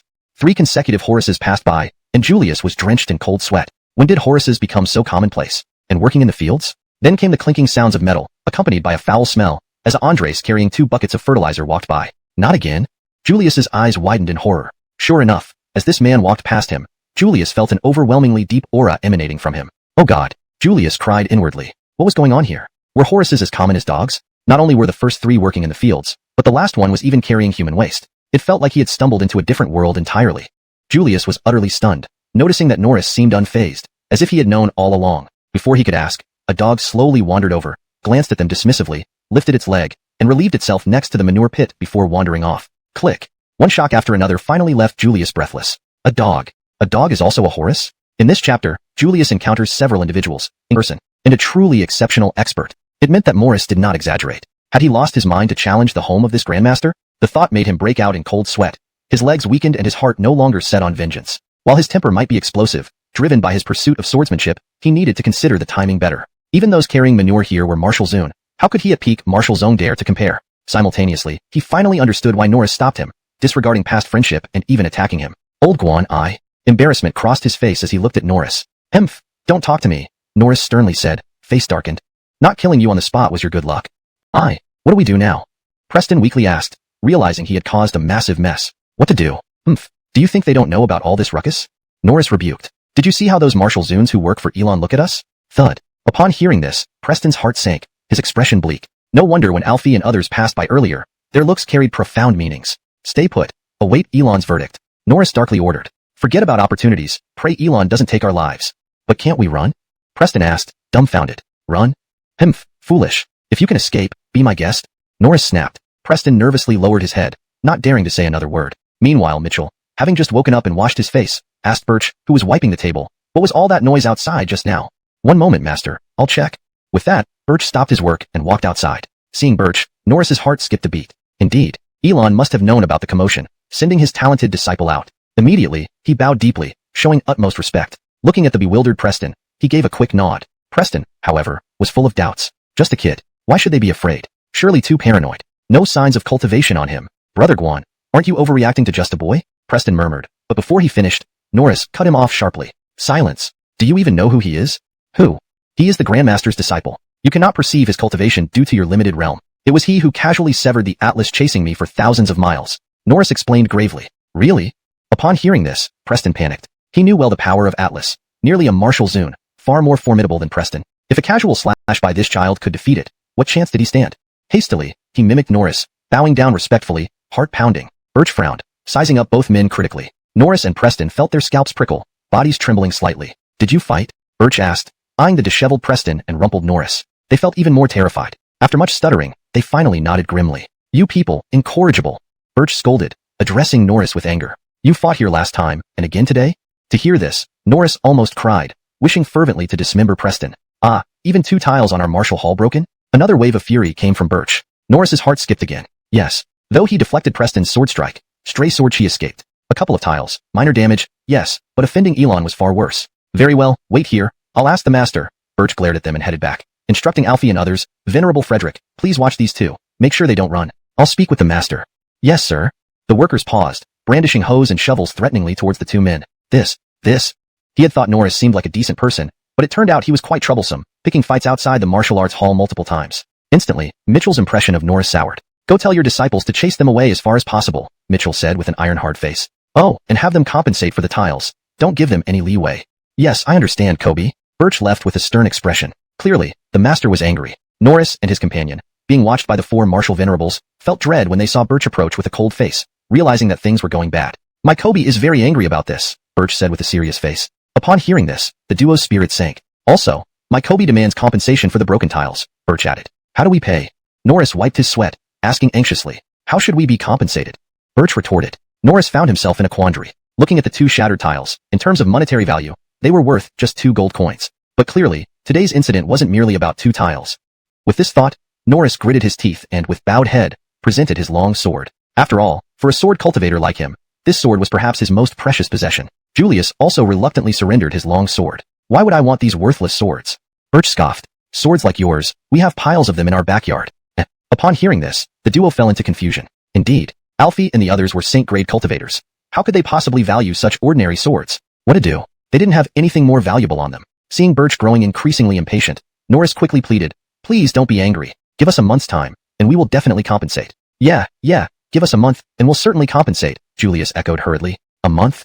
Birch furrowed his brows. Just for 2 tiles, a whole month? These people looked presentable but were so poor. Seeing Birch remain silent, the duo trembled, unsure where to place their hands and feet. All right, I'll trust you this once, but if you lie, never let me see you again, Birch said after a pause, issuing a stern warning. We wouldn't dare, they quickly agreed. Scram.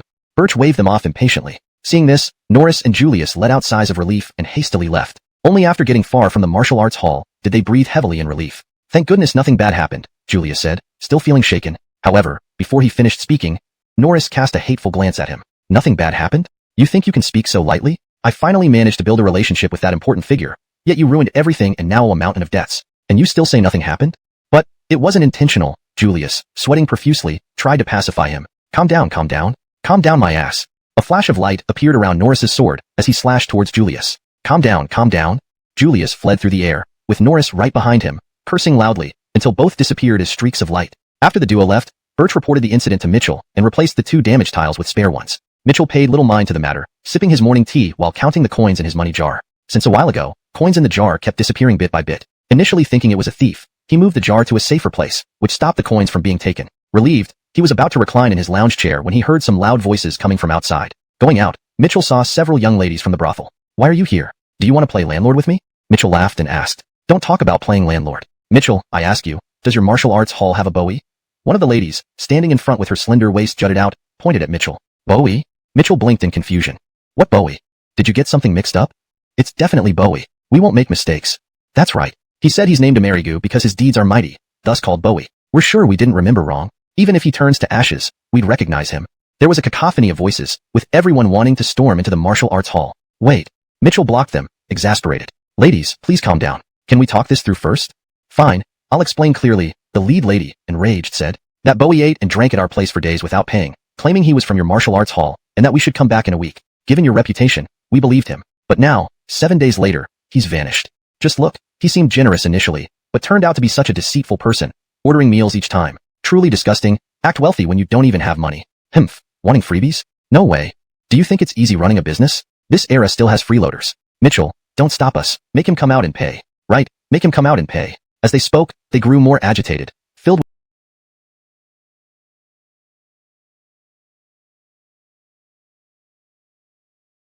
with hatred for Bowie. Mitchell, with a blackened face, tried to reason. Ladies, although I feel sympathetic for your situation, our martial arts hall doesn't have anyone named Bowie. That's impossible. He said he was from your martial arts hall? Yes, you must be hiding him.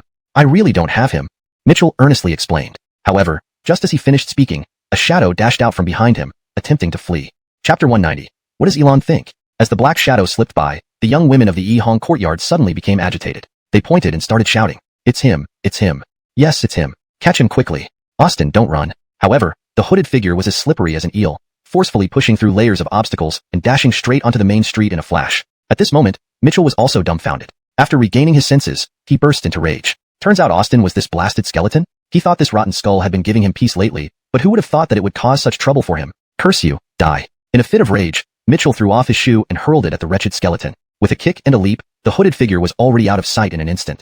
Unable to catch up with Austin and unable to reclaim their debt, the women could only turn back to Mitchell for payment. Watching these women who were ready to skin him if he didn't pay, Mitchell gritted his teeth and very unwillingly pulled out the money jar. Half of it was gone. Demon lords and demon emperors aside. When they finally managed to leave, they found the area still emitting terrifying vibes. Having barely fled several yards, it lost 8 legs from sheer fright. Realizing there was no hope of escape, it returned to the gap under the slab, barely surviving like this day after day. But damn it, this couldn't go on forever. Fine, survive one more day. As long as I'm not dead, there's always hope. Meanwhile, a red cloud appeared in the sky, illuminating half the heavens. Within the red cloud, an illusion seemed to appear, stirring up quite a commotion. What's going on? In the wilderness, Alfie lifted his head. Either a powerful person's cave is being unearthed, or a supreme treasure is being born, Jared said excitedly. What do we do?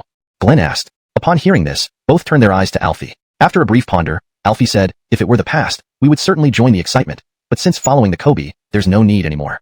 But, benefits are never too many. Indeed. Jared and Glenn were still reluctant, hopeful faces looking at Alfie. Ah. Alfie shook his head. On this point, even the shit carrier is smarter than you two. Hearing this, they saw Benedict still faithfully carrying manure, completely oblivious to the strange phenomena above. People can see that following the Kobe is better than fighting over any treasure caves. Why can't you two see that? Alfie, saying, this is a serious matter, turning Pingjiang City into a whirlpool. A single mistake might result in the destruction of our entire sect. Therefore, I need to consult with Kobe before making a decision.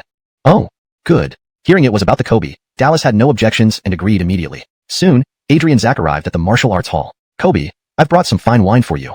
Adrian Zach smiled sheepishly. Really? Mitchell took it, sniffed and smiled. Not bad at all. You old men still remember me. As they chatted leisurely, Mitchell glanced at the bustling streets, remarking, Pingjiang City isn't peaceful lately. He then looked at Adrian Zach and asked, that celestial phenomenon. It's about some cave, right? What do you think? Adrian Zach was inwardly startled. Mr. Truly knows my intention. He responded respectfully. Elon jokes? How could I have any opinion? I'd rather hear your thoughts on this matter. This kind of cave is just for amusement and chat, Mitchell said with a shake of his head and a laugh. Adrian Zach nodded inwardly. Just as I suspected. This kind of cave means nothing to the Kobe. It's merely for amusement. However, while Mitchell might ignore it, he couldn't, as he had a sec to think about. After hesitating for a bit, he asked, Frankly speaking, I want to take a look. What do you think, Elon?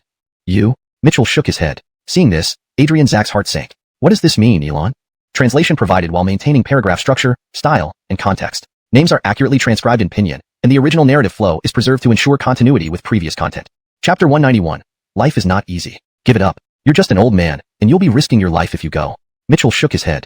This old guy. He really doesn't know the gravity of the situation. The business between cultivators is no place for an old fool like you. You wouldn't even know how you died. Christopher Abdurrahman's heart tightened. Especially hearing that he could lose his life. He was glad he had consulted Mr. E. Hastily rising, he bowed to Mitchell. Thank you for the warning, Mr. E. Christopher Abdurrahman has matters to attend to, and will take my leave now. With that, he immediately rushed back to the sect. Outside Pingjiang City, several figures descended from mid-air. Leading them was a Selena in flowing white robes, with an exquisite face and a perfect figure. Her beauty was unparalleled. On her left was a gray-robed Gage who looked ordinary but exuded an aura of absolute power. Their attire marked them as people from the South Cloud Valley. Naturally, the leading lady was Sylvia, the pride of South Cloud Valley. Old Kermit, where's Stefan? Sylvia asked with a frown. Sigh, he's probably still behind, the old man named Kermit sighed. This matter is crucial, and we don't know if we can escape unscathed. I really wonder why the Valley Lord wanted me to bring him along. A mere martial king. He'll only be a burden, Sylvia remarked coldly, clearly dissatisfied with Stefan. Sigh, forgive me, holy maiden. Kermit's expression was complex as he sighed. Actually, Stefan has excellent talent, but for some reason, he doesn't focus on cultivation. Instead, he stays closed off in the sect, always working on peculiar side techniques like body substitution or earth tunneling. Who knows what use they have? Sylvia remained stoic, showing no interest in discussing him. Finally, when their patience was wearing thin, a figure slowly approached. It was Stefan. He was a young man, not too tall or thin, with a refined appearance. However, he stopped 100 paces away. Stefan, what's wrong with you? Sylvia demanded icily. If you don't want to come, go back. Unexpectedly, upon her words, Stefan turned and flew off into the distance in an instant. You. Sylvia stood frozen, her face turning green with anger. Stomping her foot, she chased after him with old Kermit, unwillingly. Despite not wanting to bring this burden, the Valley Lord had given her strict orders to make sure Stefan saw this event. If she let him run off, she would surely face harsh reprimands from the Valley Lord. Unbelievably, despite both chasing with all their might, they lost track of Stefan. Even searching around revealed no trace. How can a mere martial king vanish into thin air?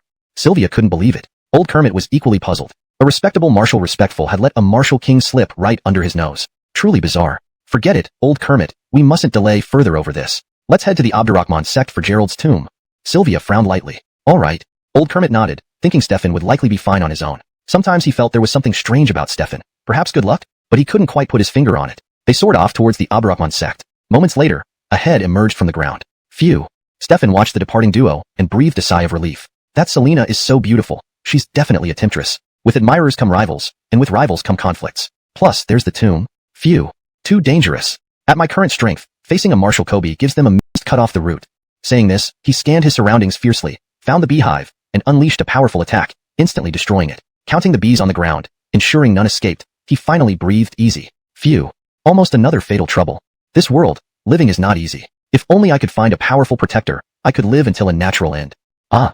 Stefan walked slowly into Pingjiang City, avoiding crowds as much as possible, eventually entering the city. Chapter 192. Alarming words. Abdurrahman sect. Sylvia from Justino Gillis Valley brought Kermit Bow with her as they arrived at Abdurrahman sect. The members of Abdurrahman sect welcomed them warmly. After all, Justino Gillis Valley was a major force throughout the entire South Sands region. In comparison, Abdurrahman sect was akin to a small sect in a remote village. Just as they entered, Kermit Bow, who was following behind Sylvia, casually released a surge of aura. This was a common practice for large sects. Sometimes it was more efficient to speak with power rather than words. Sure enough, when Kermit Bow's aura emerged, the faces of Abdurrahman sect's senior members immediately turned grim, clearly feeling significant pressure. It was evident that Kermit Bow was an expert at the martial venerable level. However, Brooks's calmness caused Kermit Bow's expression to darken slightly. How could the patriarch of us, under the guidance and opportunities bestowed by his master, even a pig could become powerful? So it was only natural for him to be at the half-venerable stage. I didn't expect that Zach Abdurrahman would be at the half-venerable stage. My apologies for any rudeness. Sylvia quickly regained her composure and smiled at Abdurrahman. Zach, please forgive us. Senior Kermit meant no harm. Obviously, a half-venerable was enough for Sylvia to treat him this respectfully. Zach Abdurrahman, naturally, I won't take offense. Please sit down. Abdurrahman. Zach gestured politely. After they were seated, Sylvia came straight to the point. Zach Abdurrahman, you must understand why we are here. What do you think? If our two sects collaborate, with Senior Kermit's strength combined with yours, plus Abdurrahman sect's familiarity with the area, our chances of securing this Donghua cave would be much higher than others. Abdurrahman. Zach picked up the teacup beside him, lightly moved the lid, and smiled. Miss Gillis, I apologize, but Abdurrahman sect will not participate in this matter. What? Sylvia put down her teacup and stood up abruptly, her sharp eyes fixed on Brooks. Zach Abdurrahman, does this mean you've already allied with another force? Sylvia asked, narrowing her eyes. No, Miss Gillis, you misunderstood. We will not collaborate with any force, Abdurrahman Zak replied directly. Sylvia narrowed her beautiful eyes again. After observing Abdurrahman Zak for a while, she suddenly smiled. I see. I understand. Abdurrahman Zak glanced at her, waiting for her next words. In that case, let me propose this. If Abdurrahman sect collaborates with Justino Gillis Valley, you can receive 30% of the benefits after we succeed. How does that sound? Sylvia offered. Abdurrahman Zak shook his head with a bitter smile. Miss Gillis, it's not about profit distribution. However, Sylvia frowned and asked in a serious tone. You're still not agreeing? It's truly not about profit, Abdurrahman Zak reiterated. You. Sylvia's face turned cold, and she looked at Kermit Bow. Clearly, with Abdurrahman sect's assistance, it would be much easier to secure the treasure. Moreover, Zak Abdurrahman, being a half-venerable, would be a valuable asset. She asked Kermit Bow if he could offer more. Kermit Bow thought for a moment and nodded. Seeing this, Sylvia gritted her teeth. All right, I'll offer you 40% of the benefits. You should know that Frederick Shung's cave will provide countless rewards. With 40%, Abdurrahman sect can advance rapidly and even gain a place in South Sands. However, Brooks's response once again took her by surprise. He refused again. Bang! Sylvia's palm struck the wooden. Just as they entered the gate, Kermit Bow, who followed closely behind Sylvia, unintentionally leaked an imposing aura. This was typical behavior from a large sect. Sometimes it was more efficient to let power do the talking than words. As expected, when Kermit Bow's aura surfaced, the faces of Abdurrahman sect's senior members immediately turned grim, clearly bearing considerable pressure. It was evident that this Kermit Bow was a martial Jun, Zun, expert. Note, martial Jun, Zun, seems to be a term specific to the context of the story and has been kept as is to maintain consistency in terminology. However, Brooks's calmness caused Kermit Bow's expression to slightly darken. A patriarch from a minor sect remained unperturbed under his pressure. Unable to help himself, Kermit Bow intensified his aura, directing it squarely at Eris. Yet again, Eris's reaction defied his expectations. How could this be? He was a martial Zun. Why was his aura ineffective on Eris? Feeling the oppressive aura emanating from Kermit Bow, Eris couldn't help but sneer inwardly. Perhaps in the past, he would have trembled before a martial Zun, but times had changed. Now, what difference did a martial Zun make to him? Do I really look like someone who's never seen a martial Zun? Eris remarked calmly. Zak Kermit, you needn't be so polite. Although my Abdurrahman sect is small, I, Eris, am not far behind you. Local area, we stand a much better chance of claiming this cave dwelling. Please note that I've made the sentence flow more naturally in English while ensuring the meaning is accurately conveyed. The term donghua, cave dwelling, is used consistently as per the original text. Haha. Picking up the teacup beside him, Sam Abdurrahman gently moved the lid and chuckled. Miss Gillis, I apologize, but Abdurrahman sect will not participate in this matter. What? Upon hearing this, Sylvia abruptly stood, setting down her teacup, her sharp gaze fixed on Eris. Sam Abdurrahman, does this mean you've already allied with another force? She asked through narrowed eyes. No, Miss Gillis, you misunderstand. We won't ally with any force, Sam Abdurrahman said straightforwardly. Sylvia's beautiful eyes narrowed again. After observing Sam Abdurrahman for some time, she suddenly smiled. I see. I understand. Sam Abdurrahman glanced at her, and then Sylvia continued, here's a proposition. If Abdurrahman sect cooperates with Justino Gillis Valley, you can receive 30% of the spoils. How does that sound? Sam Abdurrahman shook his head and explained, Miss Gillis, it's not about profit distribution. However, Sylvia frowned and pressed on, you're still refusing? It really isn't about profit, Sam Abdurrahman reiterated. You, Sylvia Gillis.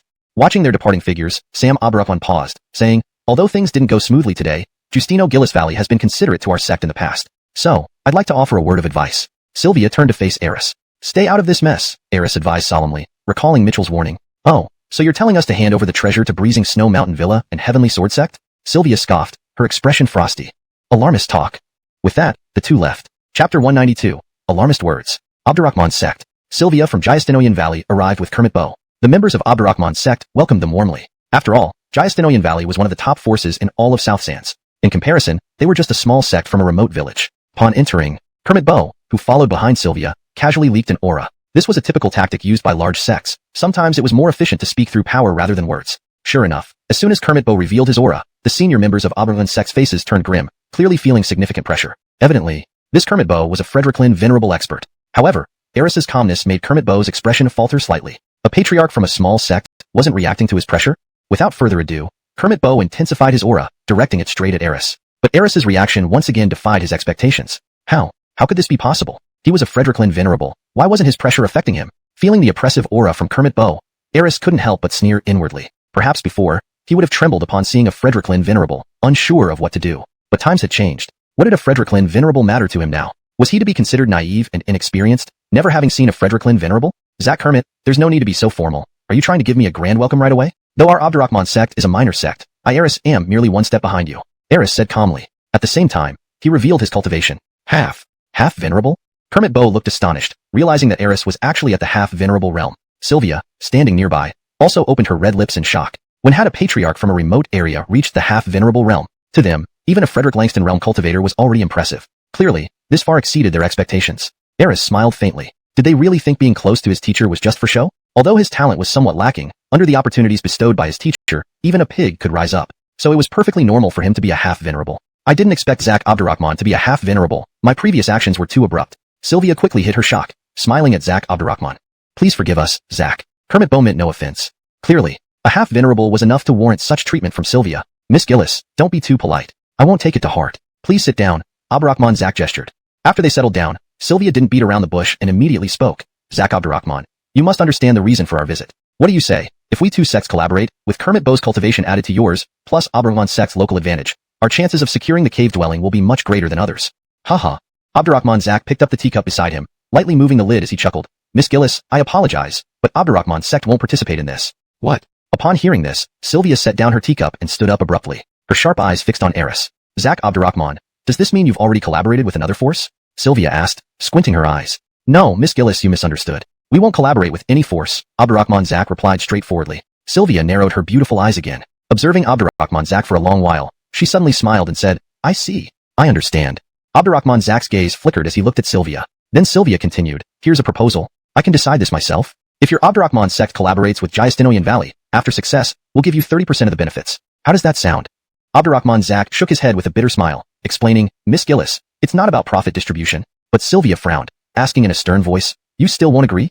It's truly not about profit, Abdurrahman Zach insisted. You. Sylvia's face turned cold. Her gaze shifted to Kermit Bow. Obviously, with Abdurrahman Zach's assistance, it would be much easier to secure the treasure. Besides, there was Abdurrahman Zach's combat strength as a half-venerable. She was seeking Kermit Bow's approval for further concessions. Kermit Bow thought for a moment and nodded. Seeing this, Sylvia gritted her teeth. All right, I'll offer 40% of the profit to Abdurrahman's sect. You should know that the Frederickshang cave dwelling contains countless treasures. With this 40%, your entire Abdurrahman sect can make rapid progress and gain a foothold in South Sands. Yet, Eris's response once again surprised her. He refused her again. Bam! Sylvia's face turned icy, and she shattered the wooden table next to her. She glared at Eris, saying, Zach Abdurrahman, I suggest you be content. Do you, Amir Abdurrahman sect, want 50%? Miss Gillis, as I said, you misunderstood. Eris's tone turned slightly unfriendly as he stood up. It's not about profit, but that Abdurrahman sect won't participate in this, even if you offered 100% profit. You. Sylvia's face was cold. Have you thought this through? This is Frederickshang's cave dwelling. Eris smiled and nodded. Fine. Clearly angered, Sylvia got up, ready to leave with Kermit Bow. Wait, Miss Gillis. Watching their backs turn to leave, Abdurrahman Zach paused, then said, though we didn't part ways happily today, Giastinoyan Valley has always been considerate towards our sect. So I have a word of advice for you. Sylvia turned to look at Eris. Best you stay out of this murky water too. Eris echoed Mitchell's words seriously to both of them. Ah, so you're telling us to give up this treasure directly to Bishu Mountain Villa and Tianjin sect? Sylvia's face was frosty, scoffing in disdain. Alarmist words. With that, they continued to fly away. Note asterisk in translating proper nouns like sect or location names. I've kept them in their pinyin form to preserve accuracy and consistency. For character names like Lin Boa and Lu Haoyan, I've used Kermit Bow and Eris respectively, following the rule of Haoyan's heart. In the past, he might have trembled and been at a loss before a martial zune. But times had changed. Before him, what did a martial zune mean? Did Zach Kermit really think he was a bumpkin who had never seen a martial zune? Senior Kermit, there's no need to be so courteous. Are you trying to give me a big gift just as I arrive? Although my Adrian sect is a small sect, I, Amerigo Haoyan, am only a step away from your level, Amerigo Haoyan said nonchalantly. At the same time, his cultivation burst forth. Half zune. Zach Kermit's face showed disbelief, realizing that Amerigo Haoyan was actually at the half zune realm. Even Gillissian K stood beside him with her red lips slightly parted, filled with shock. When did a remote region's old patriarch reach the half zune realm? In their eyes, reaching Marshall Hudson was already excellent. Clearly, this far exceeded their expectations. Amerigo Haoyan smiled faintly. Did they really think his constant presence beside Elon was for show? Although his talent was mediocre, under Elon's opportunities, even a pig could advance rapidly. Thus, it was perfectly normal for him to be a half zune. I never expected Christopher Haoyan to be a half zune cultivator. Indeed, I was too abrupt. Gillissian K quickly composed herself, smiling towards Christopher Haoyan. Please forgive us. Zach Kermit didn't mean any harm. Clearly, a half zune was enough to warrant such treatment from Gillissian K. Miss Gillis shook his head with a bitter smile, explaining, Miss Gillis, it's not about profit distribution. Gillissian K frowned and asked sternly, you still refuse?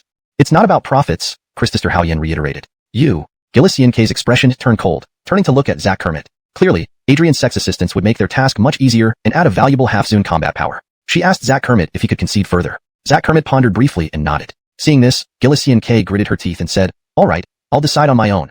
I'll offer you 4/10 of the benefits. You should understand that Frederickshang's cave dwelling has immeasurable rewards. With these benefits, your entire Adrian sect can make great progress, even securing a place in all of South Sands. However, Amerigo Haoyan's stance once again surprised her. He refused her again. Bang! Gillissian K's hand slammed the wooden table into splinters, glaring at Amerigo Haoyan and demanded, Christopher Haoyan, I suggest you be content. Do you want 5/10, little Adrian sect? Miss Gillis, I told you, you misunderstand. It's not about the profit. Adrian sect simply won't participate. Even if you offered 10/10, we wouldn't get involved, Amerigo Haoyan said sternly, standing up. You. Gillis K's face grew colder. Think carefully before speaking. This is Frederick Shang's cave dwelling. Amerigo Haoyan smiled and nodded. Fine, fine. Clearly annoyed, Gillis K stood up, intending to leave with Zach Kermit. Wait, Miss Gillis. Watching them leave, Christopher Haoyan paused, then said, although we had an unpleasant meeting today, Jiastinoyan Valley has treated our sect well in the past, so I have a word of advice for you. Gillis K turned to face Amerigo Haoyan. Best you stay out of this mess. Recalling Mitchell's words, Amerigo Haoyan warned them earnestly. So according to you, we should hand over this treasure directly to Snow Mountain Villa and Heavenly Sword Sect? Gillis K's face was icy, laughing disdainfully, sounding the alarm. With that, both continued flying off. Note, Horus has been consistently translated as martial zone and donghua as cave dwelling for context-specific relevance in martial arts novels. Chapter 193, The Tomb of the Martial Saint. The damned secular world. Each one appears like an ordinary person on the surface. You might bump into a hidden big shot at any moment. Fenton walked down the street, observing the busy avenue and feeling danger lurking everywhere. Better to slink out to the outskirts. Just as he muttered this, Fenton vanished. Moments later, he had already arrived outside the city walls. Phew. It's much better out here, with lush mountains and clear waters. However, his words were barely out when a rumbling emerged from the earth. Boom. The deafening sound spread around as cracks appeared on the ground. To Fenton's wide-eyed amazement, a colossal structure burst forth from the soil, towering in front of him. What the hell? Darn it. I'm dead. I'm so dead. Staring at this immense structure, Fenton cursed profusely. He only wanted a safe place to lay low. Why did this happen? This thing clearly looked like Gerald's tomb. Fenton felt tears welling up, sensing numerous presences converging towards him, instilling a strong sense of peril. I've never been here. Never been here. Time to hide. Fenton waved his hands in seals, plunging into the ground and disappearing from sight. Phew. Burrowing deep beneath the earth, surrounded by layers of soil, Fenton felt an unprecedented sense of safety, but then he suddenly felt he'd broken through something. The scenery changed instantly. He found himself inside a grand hall. Suspended right at the center was a sacred-grade divine weapon. What the? How did I end up here? Anatole stammered, nearly nose-bleeding. So from now on, will you follow me? She asked again, her eyes hinting at some deeper meaning. Yes. Anatole hardly put up any resistance. Just as the Selena was about to speak further, her eyebrows flickered as she turned to look toward Pingjiang City's outskirts. Miss, it seems the tomb has some activity. We should hurry. A sword-browed gauge beside her urged urgently. Agreed, let's go quickly. Oh, bring him along, Isabel replied, glancing at Anatole. The sword-browed gauge glanced at Anatole, puzzled as to why his lady wanted to bring such a waste of space, but he kept quiet and dragged Anatole along toward the outskirts of Pingjiang City.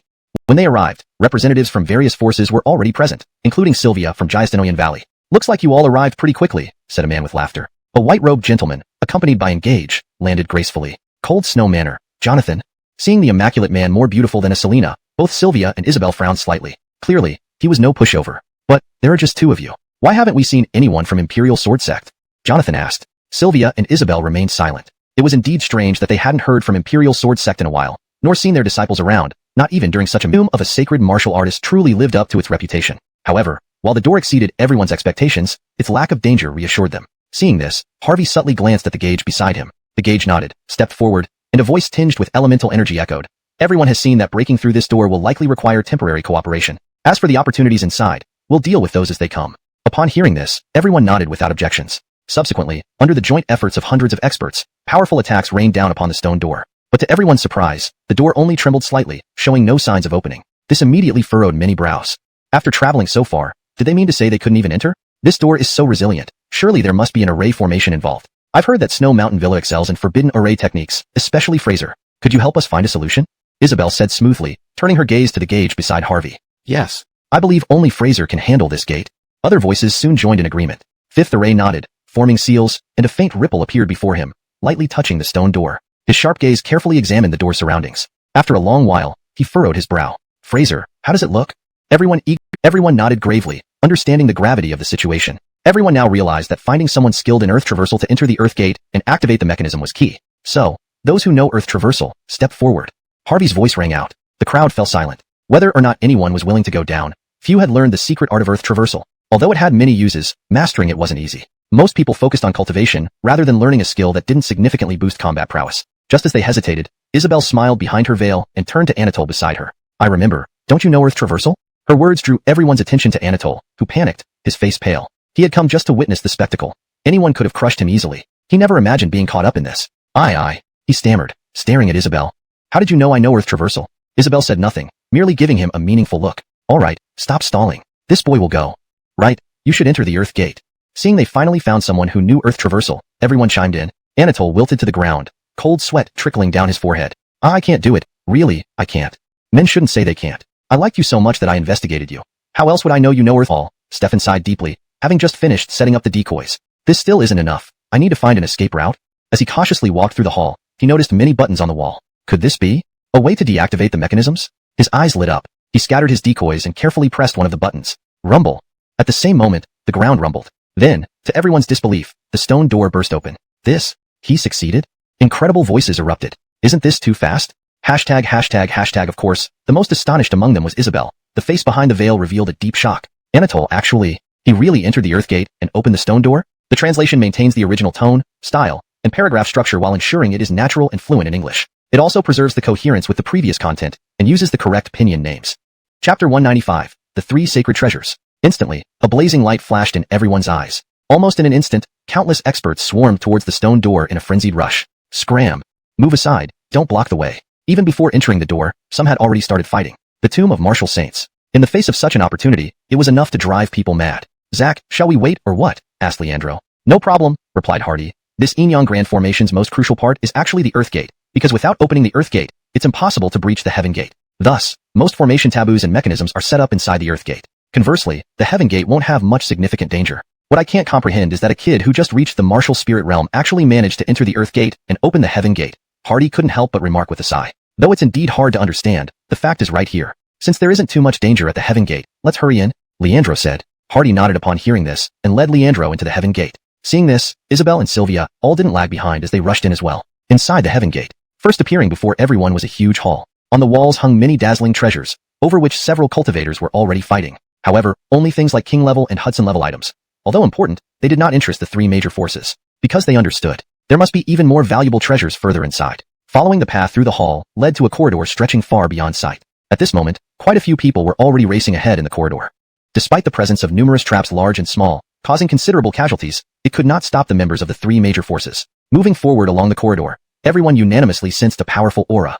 Everyone present drew in a sharp breath. So many resources, it was likely all Gerald, the martial saint's lifetime accumulation. Even for their three major forces, it was a significant treasure that couldn't be ignored. Of course, what attracted their attention the most was another stone door behind the altar. From within, a faint, even more heart-wrenching pulse could be felt. That place was probably the core of Gerald's tomb. Gerald might have even stepped halfway into the martial Hudson realm. Otherwise, how could a mere martial saint have three sanctified treasures? Isabel remarked beneath her veil. Yeah, judging by the pulsation, the core tomb room probably has even better things, added Lao Zhang, the gauge from Heavenly Sword Sect. And Sylvia looked at these treasures with a cold sneer. Just wonder what expression Brooks would have seeing this scene. Humph, he'd probably die of regret. Kermit Bo scoffed disdainfully. But this is better. If we really divided it with them, I'm not sure if I could bear it. He's right. They're just a minor sect, only living on and waiting for death. If they can't seize this opportunity, then it's not their destiny. Sylvia nodded in agreement. For a moment, everyone's minds wandered over the treasures, each thinking differently. At this time, others also arrived. Seeing this pile of treasures, their eyes lit up with excitement. Brothers charge. So many treasures. If we can get even a bit, it will be enough to satisfy this life. With that shout, dozens of crazed cultivators rushed forward. Damn! Leandro's face darkened, ready to stop them, but Hardy beside him held him back in time. He was about to ask why when he saw the three sanctified treasures emit black mist, almost instantly reducing the dozen who rushed forward to ashes. What is this?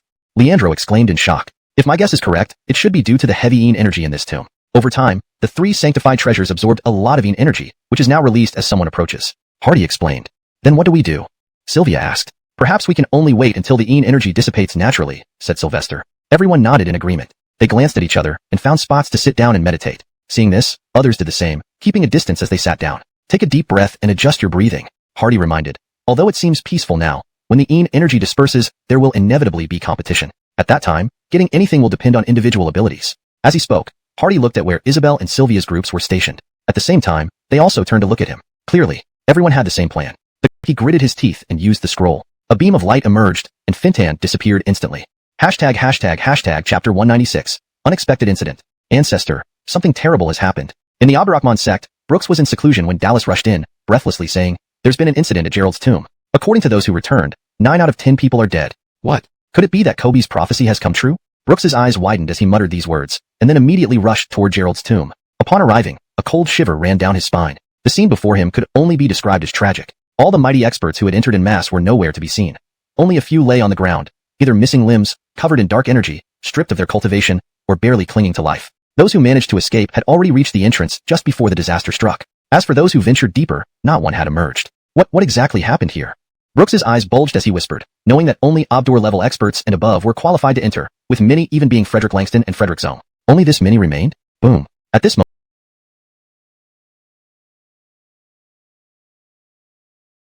Kermit's injuries, as the relationship between his Abrahman sect and Justino Gillis Valley was relatively good, and he couldn't stand idly by in such a situation. After a long while, Lau Kermit's condition stabilized somewhat. Seeing this, Brooks sighed, "Why did you have to do this? If you had listened to me earlier, you wouldn't have gotten involved in this mess." Hearing this, the two looked up. "So, you knew there was danger inside?" Sylvia asked, almost accusatorily. Brooks nodded awkwardly. "Yes, I did know there was danger. That's why I didn't participate, but I did warn you."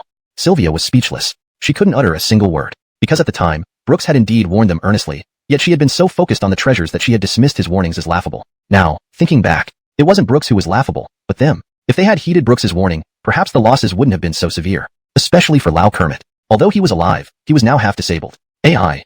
Don't dwell on it," Lau Kermit said, though his face revealed regret. Sylvia's expression turned somber, but suddenly thought of something. She lifted her head and asked curiously, "But how did you know there was danger inside?" "It was told to me by a revered senior expert," Brooks said, his eyes gleaming with admiration. "Who is it?" Sylvia tensed up. "I can't tell you." Brooks smiled apologetically and left, clearly unwilling to say more. Watching Brooks depart, Sylvia asked, "Do you believe him?" "Most likely," Lau Kermit replied, narrowing his eyes. "But who could it be?"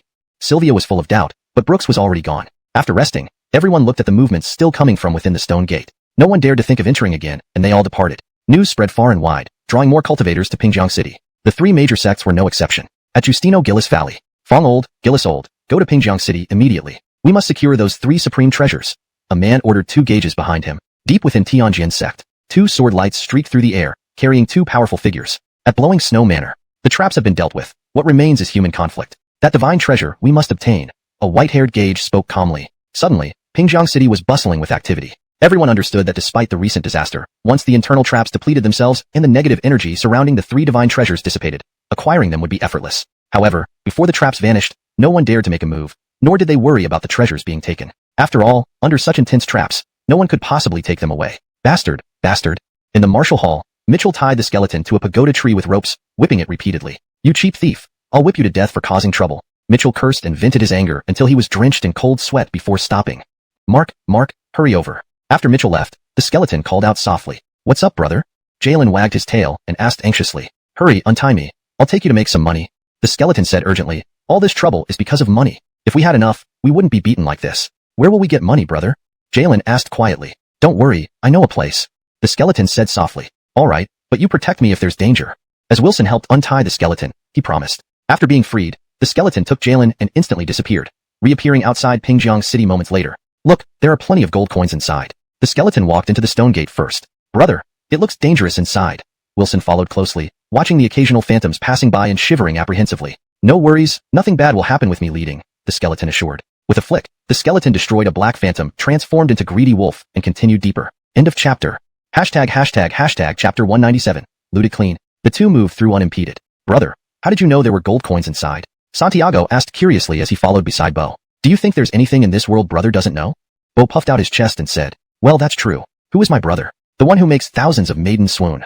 Santiago nodded, flattering him appropriately. Bo was quite pleased and nodded approvingly, but then gave a heartfelt warning. "Mark, while it's true, remember to stay low-key no matter if we're humans or dogs." "I understand, brother. I'll keep it in mind," Santiago replied. As they chatted along the way, they finally walked through the corridor and arrived at the grand hall at the back. "Haha, Mark, my brother and I are about to get rich." Bo saw the pile of gold coins almost as big as a hill behind the altar and immediately let out an excited cry. "Congratulations, brother. Many congratulations."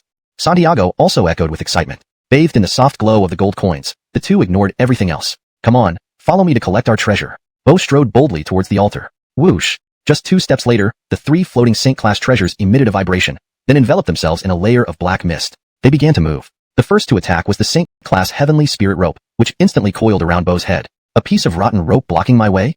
Bo impatiently reached out, grabbed it, and tore it into 2 halves, tossing them to the ground. In the next moment, the Saint-class Storm Hammer and the Divine Magic Scissors attacked simultaneously. "Damn, this won't end." A punch sent out. With 2 clangs, the Storm Hammer broke in half and fell to the ground. And this broken pair of scissors? Bo grabbed it, crushed it into a lump of scrap metal, and tossed it into the corner. These pieces of junk dare to stand in our way." Santiago spat, looking at the wreckage on the ground, then swaggered forward. Rumble. However, when the 3 just reached the middle of the altar, the entire altar rumbled loudly, and beams of light surged from the ground. Danger loomed quietly. Brother, there seems to be an array here. Santiago's fur bristled as he involuntarily moved closer to Bo, saying, "It looks pretty formidable. It might be hard to break. Does brother have any good ideas?" Yeah, it is not easy to break because I don't know much about arrays either, Bo scratched his head and said. So, brother has no solution? Santiago asked. Not entirely. As he spoke, Bo lifted his foot and stomped down. Boom. The sound reverberated as the entire altar cracked under the force. The vibrating sensation disappeared, and the emitted light dimmed gradually. Geez. F***K impressive.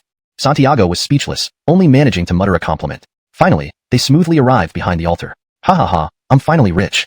The courtesans at the Jade Flower House, wait for me. This time I'll rent the place all day. Bo laughed wildly, scooping up handfuls of gold coins and scattering them. The sound of his skull clinking under the black robe could be heard clearly. Mark, put all the money into the burlap bags, don't leave a single coin. Bo pulled out a large bag from his black robe and shouted urgently. Yes, brother.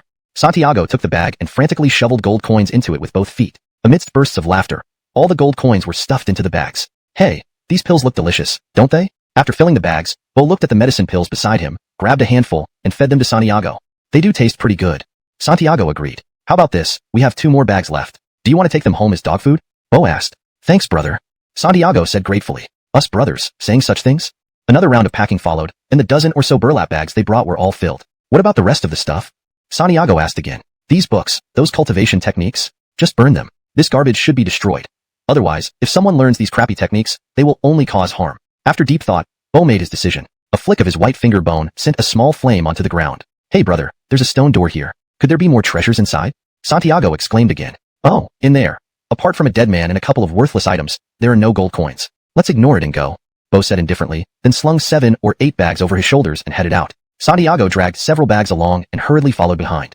Chapter 198. Another inquiry to the Kobe. Pingjiang City. On the surface, it was eerily quiet. Various sects had only dispatched some spies to monitor the movements inside the stone gate, with almost no one visible around the cemetery as if they were still in fear from the last incident. But beneath the calm exterior, a storm was brewing. More and more experts were converging on Pingjiang City, hiding within its walls, waiting until the traps were exhausted before making their move to claim treasures. In Abdurrahman Gate, Brooks and Sylvia sat in the main hall. Miss Gillis, have you settled well in our Abdurrahman Gate? Asked Ancestor Abdurrahman gently. Escaping the netherworld, Sylvia had lost some of her sharpness. She lowered her head slightly and replied, Thank you, Zach Amerigo, for your magnanimity. I apologize for my disrespect last time. If I had heeded your advice back then, perhaps Uncle Kermit wouldn't have suffered like this. As she spoke, her face darkened, clearly dejected. Is there something wrong with Zach Kermit? Ancestor Abdurrahman quickly asked. Yes, Sylvia nodded.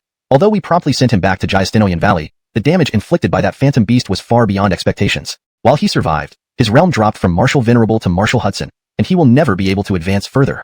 Brooks's mouth opened and closed, unsure of what to say. A Marshal Venerable reduced to a Marshal Hudson was practically equivalent to being incapacitated. Thinking of this made Ancestor Abdurrahman increasingly admire Mitchell. If not for the Kobe's warning, he himself might have met a similar fate. Everyone knew the tomb would be perilous, but Mitchell's words clearly hinted at dangers beyond their limits, which indeed proved true. Zach Amerigo, in fact, the reason I came here today is to ask who this incredible person is. How could they predict such danger within the tomb so accurately? Sylvia asked after a moment of reflection. She had been incredibly curious about the person proven accurate, suggesting there should be no significant hazards left within the tomb. However, he didn't agree immediately but pondered. Let me think about it for a day or two before deciding, Miss Gillis. After all, it will take some time for the tomb's traps to dissipate completely. Fine, I'll wait for your response. Sylvia stood up and left. Should I go? After Sylvia left, Brooks closed his eyes in deep contemplation and finally decided to ask the Kobe for guidance. Ding! Congratulations, host. Your calligraphy has reached divine levels. In the martial hall, Mitchell put down his brush, smiling satisfactorily upon hearing the voice in his mind. Among the 4 skills, music, chess, calligraphy, and painting, 3 had finally reached divine levels except for chess. Once chess also reached this level, the mission would be complete. Of course, completing the mission was merely to prevent the dojo from being reclaimed. As for the rewards, he didn't care much. Mount? He already had a skull helmet. Another one might give him a heart attack anytime. At that moment, Brooks's voice came from outside the door. He brought several flasks of fine wine, seemingly better than the previous batch. Look at you, old man, bringing things every time you come, Mitchell teased, taking the wine flasks from Brooks's hands. Kobe, please, it's only fitting. Also, thank you for your warning last time. Brooks expressed his gratitude. Warning? What warning? Mitchell was puzzled. Seeing this, Brooks felt secretly alarmed. The ancient tomb truly meant nothing to the Kobe. He explained, it's about the ancient tomb we discussed last time. Just as you predicted, major disaster struck and many people died. Thanks to your warning, I managed to save my life. That was expected, Mitchell waved dismissively, finding it hardly surprising. How could an immortal's tomb not be dangerous? Seeing Mitchell's calm demeanor, Brooks admired him deeply. Only someone with the Kobe's state of mind could remain so composed. Kobe, I actually wanted to ask about the tomb again. Since the danger inside has already occurred, does it mean it's now safe to enter? Ancestor Abdurrahman asked hesitantly. You still want to enter? Mitchell looked at him in surprise. Ancestor Abdurrahman nodded sheepishly. According to reports from Sylvia, the tomb contained not only the holy relic but also many valuable medicinal ingredients and cultivation techniques, crucial for the development of a sect, even if they weren't as useful to him personally. Ah, you. Seeing Ancestor Abdurrahman's determination, Mitchell sighed helplessly. Seeing Mitchell sigh, Ancestor Abdurrahman tensed and hurriedly asked, why did the Kobe sigh? Chapter 199. Sylvia's decision. What do you mean? You cannot enter that tomb. Mitchell rolled his eyes at him and admonished, even though there has already been one danger, can you be certain there is no more? Kobe, your meaning is that there are still dangers in the tomb? Abdurrahman asked. Well, anyway, you going will definitely lead to nothing good. Mitchell said seriously, although he couldn't pinpoint what dangers might remain. For a brittle old man like Brooks, even a stone falling on his head could likely kill him. He really couldn't understand why this old fellow, who was quite nice, had such lapses in judgment. For such an ominous tomb, an almost dead old man like him would still keep thinking about it constantly. It was absurd. Mitchell's words made Abdurrahman's face turn pale white, especially the part about, definitely not good, which made him break into a cold sweat. Seeing Brooks dazed, Mitchell feared the old man still didn't get it and warned, old man, just give up. Even if there's no danger, you won't benefit from it. Someone else would have gotten there first. Not getting any benefit because someone else got there first? Brooks exclaimed, Kobe, what do you mean by that? That's exactly what I mean. What else? Mitchell rolled his eyes again. This kind of tomb doesn't say it's for May I know the reason? Brooks took a deep breath and lifted his head, saying, indeed, the treasure is tempting, but not enough to make me risk my life. Sylvia gasped, are you saying the tomb? Yes, Brooks continued. There are still great dangers within the tomb. While speaking, he recalled Mitchell's words, if my guess is right, the next danger will be even worse than last time. Sylvia froze. The previous danger nearly left several Marshall-revered experts from 3 major sects dead. A more terrifying threat might mean that even Marshall-revered experts couldn't survive. Another prediction? Sylvia asked gravely. Right, Brooks nodded solemnly. Humph, nonsense, Braden scoffed. What prophecy? Last time was an accident, but this time we have 2 Marshall-revered. How can we fail to enter a small tomb? Sylvia also turned her gaze to Brooks, asking silently if 2 Marshall-revered weren't enough. Seeing this, Abdurrahman shook his head and sighed, regardless of whether it's enough. Even if there were no dangers, it wouldn't help us. What do you mean? Sylvia quickly asked. Because. Brooks's pupils constricted as he said earnestly, the items inside the tomb have already been claimed. What? Sylvia jumped up in shock, muttering, how is that possible? Nonsense, Braden retorted sharply, lying without even bothering to make it believable. Now all the traps are activated. No one can enter until they're exhausted. Even Marshall-revered would only die if they tried. Claimed, indeed, pure nonsense. Fine, since kindness gets treated like that, I have nothing else to say. With anger in his expression, Brooks stood up and left. Passing Sylvia, he paused, saying gravely, Miss Gillis, remember the lesson from last time. Considering the ties between our sects, I've said everything I can. Believe or not, it's your choice. With that, Brooks left. Humph, not wanting to ally then don't. Making up such excuses. As Brooks left, Braden muttered dismissively, Miss, we needn't bother with Brooks. We 3 can manage. With 2 Marshall-revered here, you'll be safe, and we'll secure the relics. Unexpectedly, Sylvia answered differently. No, we're not going. Sylvia stated firmly. The 2 Marshall-revered were shocked, urging, Miss, you can't believe Brooks's lies. These are 3 holy relics. He's not lying. Sylvia took a deep breath and insisted, remembering the heavy toll last time had taken. If not for Uncle Kermit saving her, she'd already be among the tomb's dead. She wouldn't repeat that mistake. Miss, how can you believe Brooks's nonsense? These are 3 holy relics. Are we just going to give them away? Braden demanded angrily, since you don't want to go, then we'll go ourselves. No, you can't go, Sylvia insisted. You probably can't stop us, Braden remarked rudely. Your father ordered us to bring back at least 1 relic. Fine if you go, then I'll die in front of you. Suddenly, a flash appeared, and Sylvia placed a green sword against her neck, biting her lip. Zax, please trust me. I'm doing this for your own good. You're my family. I don't want another Uncle Kermit incident. Father will understand if he blames me. You're being foolish. Braden and the other heavily sighed, unwilling but understanding Sylvia's stubbornness. They knew stopping her now meant avoiding further mishaps. Chapter 200, The Ordinary Path. Plunk, plunk, plunk, plunk. The sound of the guitar wafted through the air. Due to the influence of his mission, Mitchell had recently rediscovered the joy of playing the guitar. Sometimes people are like this. Whether it's a hobby or something else, if it's used for too long, it gradually fades away. Picking it up again reignited Mitchell's love for the guitar. Among the 4 traditional arts, Qin, Chi, Shu, Su, and Hua, only the Qin truly held his interest. Even though his skills were on par with divine levels, Mitchell still played daily, not for any other reason but for the love and sentiment it brought him. Besides Mitchell, the steps below were filled with spectators. Dreams. His forced retreat into the martial arts school left him feeling bitter. But when he looked back, life was indeed like this. Though the world was extraordinary, even cultivators eventually met their end or fell under the blade. Why not live an ordinary life instead? Peaceful and content, free and easy. Damn it. Thankfully I hid well. Otherwise, I would have been finished. At that moment, Anatole emerged from the dirt and walked down the street, cursing under his breath. Upon noticing the crowd gathered at the martial arts school, he curiously approached. Didn't expect to find this waste of space here. Anatole sneered at Mitchell, who was lost in his guitar playing. However, as soon as he heard the music, he was taken aback. The melody was beautiful, and even as a cultivator, it brought him peace. Without realizing it, he was deeply moved. After a long while, the guitar music finally ceased. Many people on the steps looked at Mitchell with gratitude and excitement, some even clapping in approval. This waste of space can't do much, but his guitar playing isn't bad, Anatole muttered, nodding despite his disdain. Although he disdained Mitchell, he couldn't deny the quality of the music, which still lingered in his mind even after he had wandered far away. Anatole, you're here? Suddenly, Diana appeared, blocking Anatole's path. Caught off guard, Anatole's face turned awkward, unable to meet Isabel's eyes. Yes, right here. Clearly, he had been wandering the streets to avoid Isabel after lying about opening the Earth Gate. Surprising, not only did you open the Earth Gate, but also the Heavenly Gate, and you're unharmed, Isabel praised from behind her veil. What? The Heavenly Gate? I opened the Heavenly Gate? Anatole stared in disbelief. Weren't you the one who opened it? Isabel raised an eyebrow. Anatole quickly caught on, realizing the Heavenly Gate must have opened somehow, leading Isabel to mistakenly believe he had done it. He replied hastily, oh, right, I opened it, haha. Deciding to go along with the mistake, he covered up his shame. Why didn't you come find me after opening the Heavenly Gate? Isabel asked, don't you want your reward?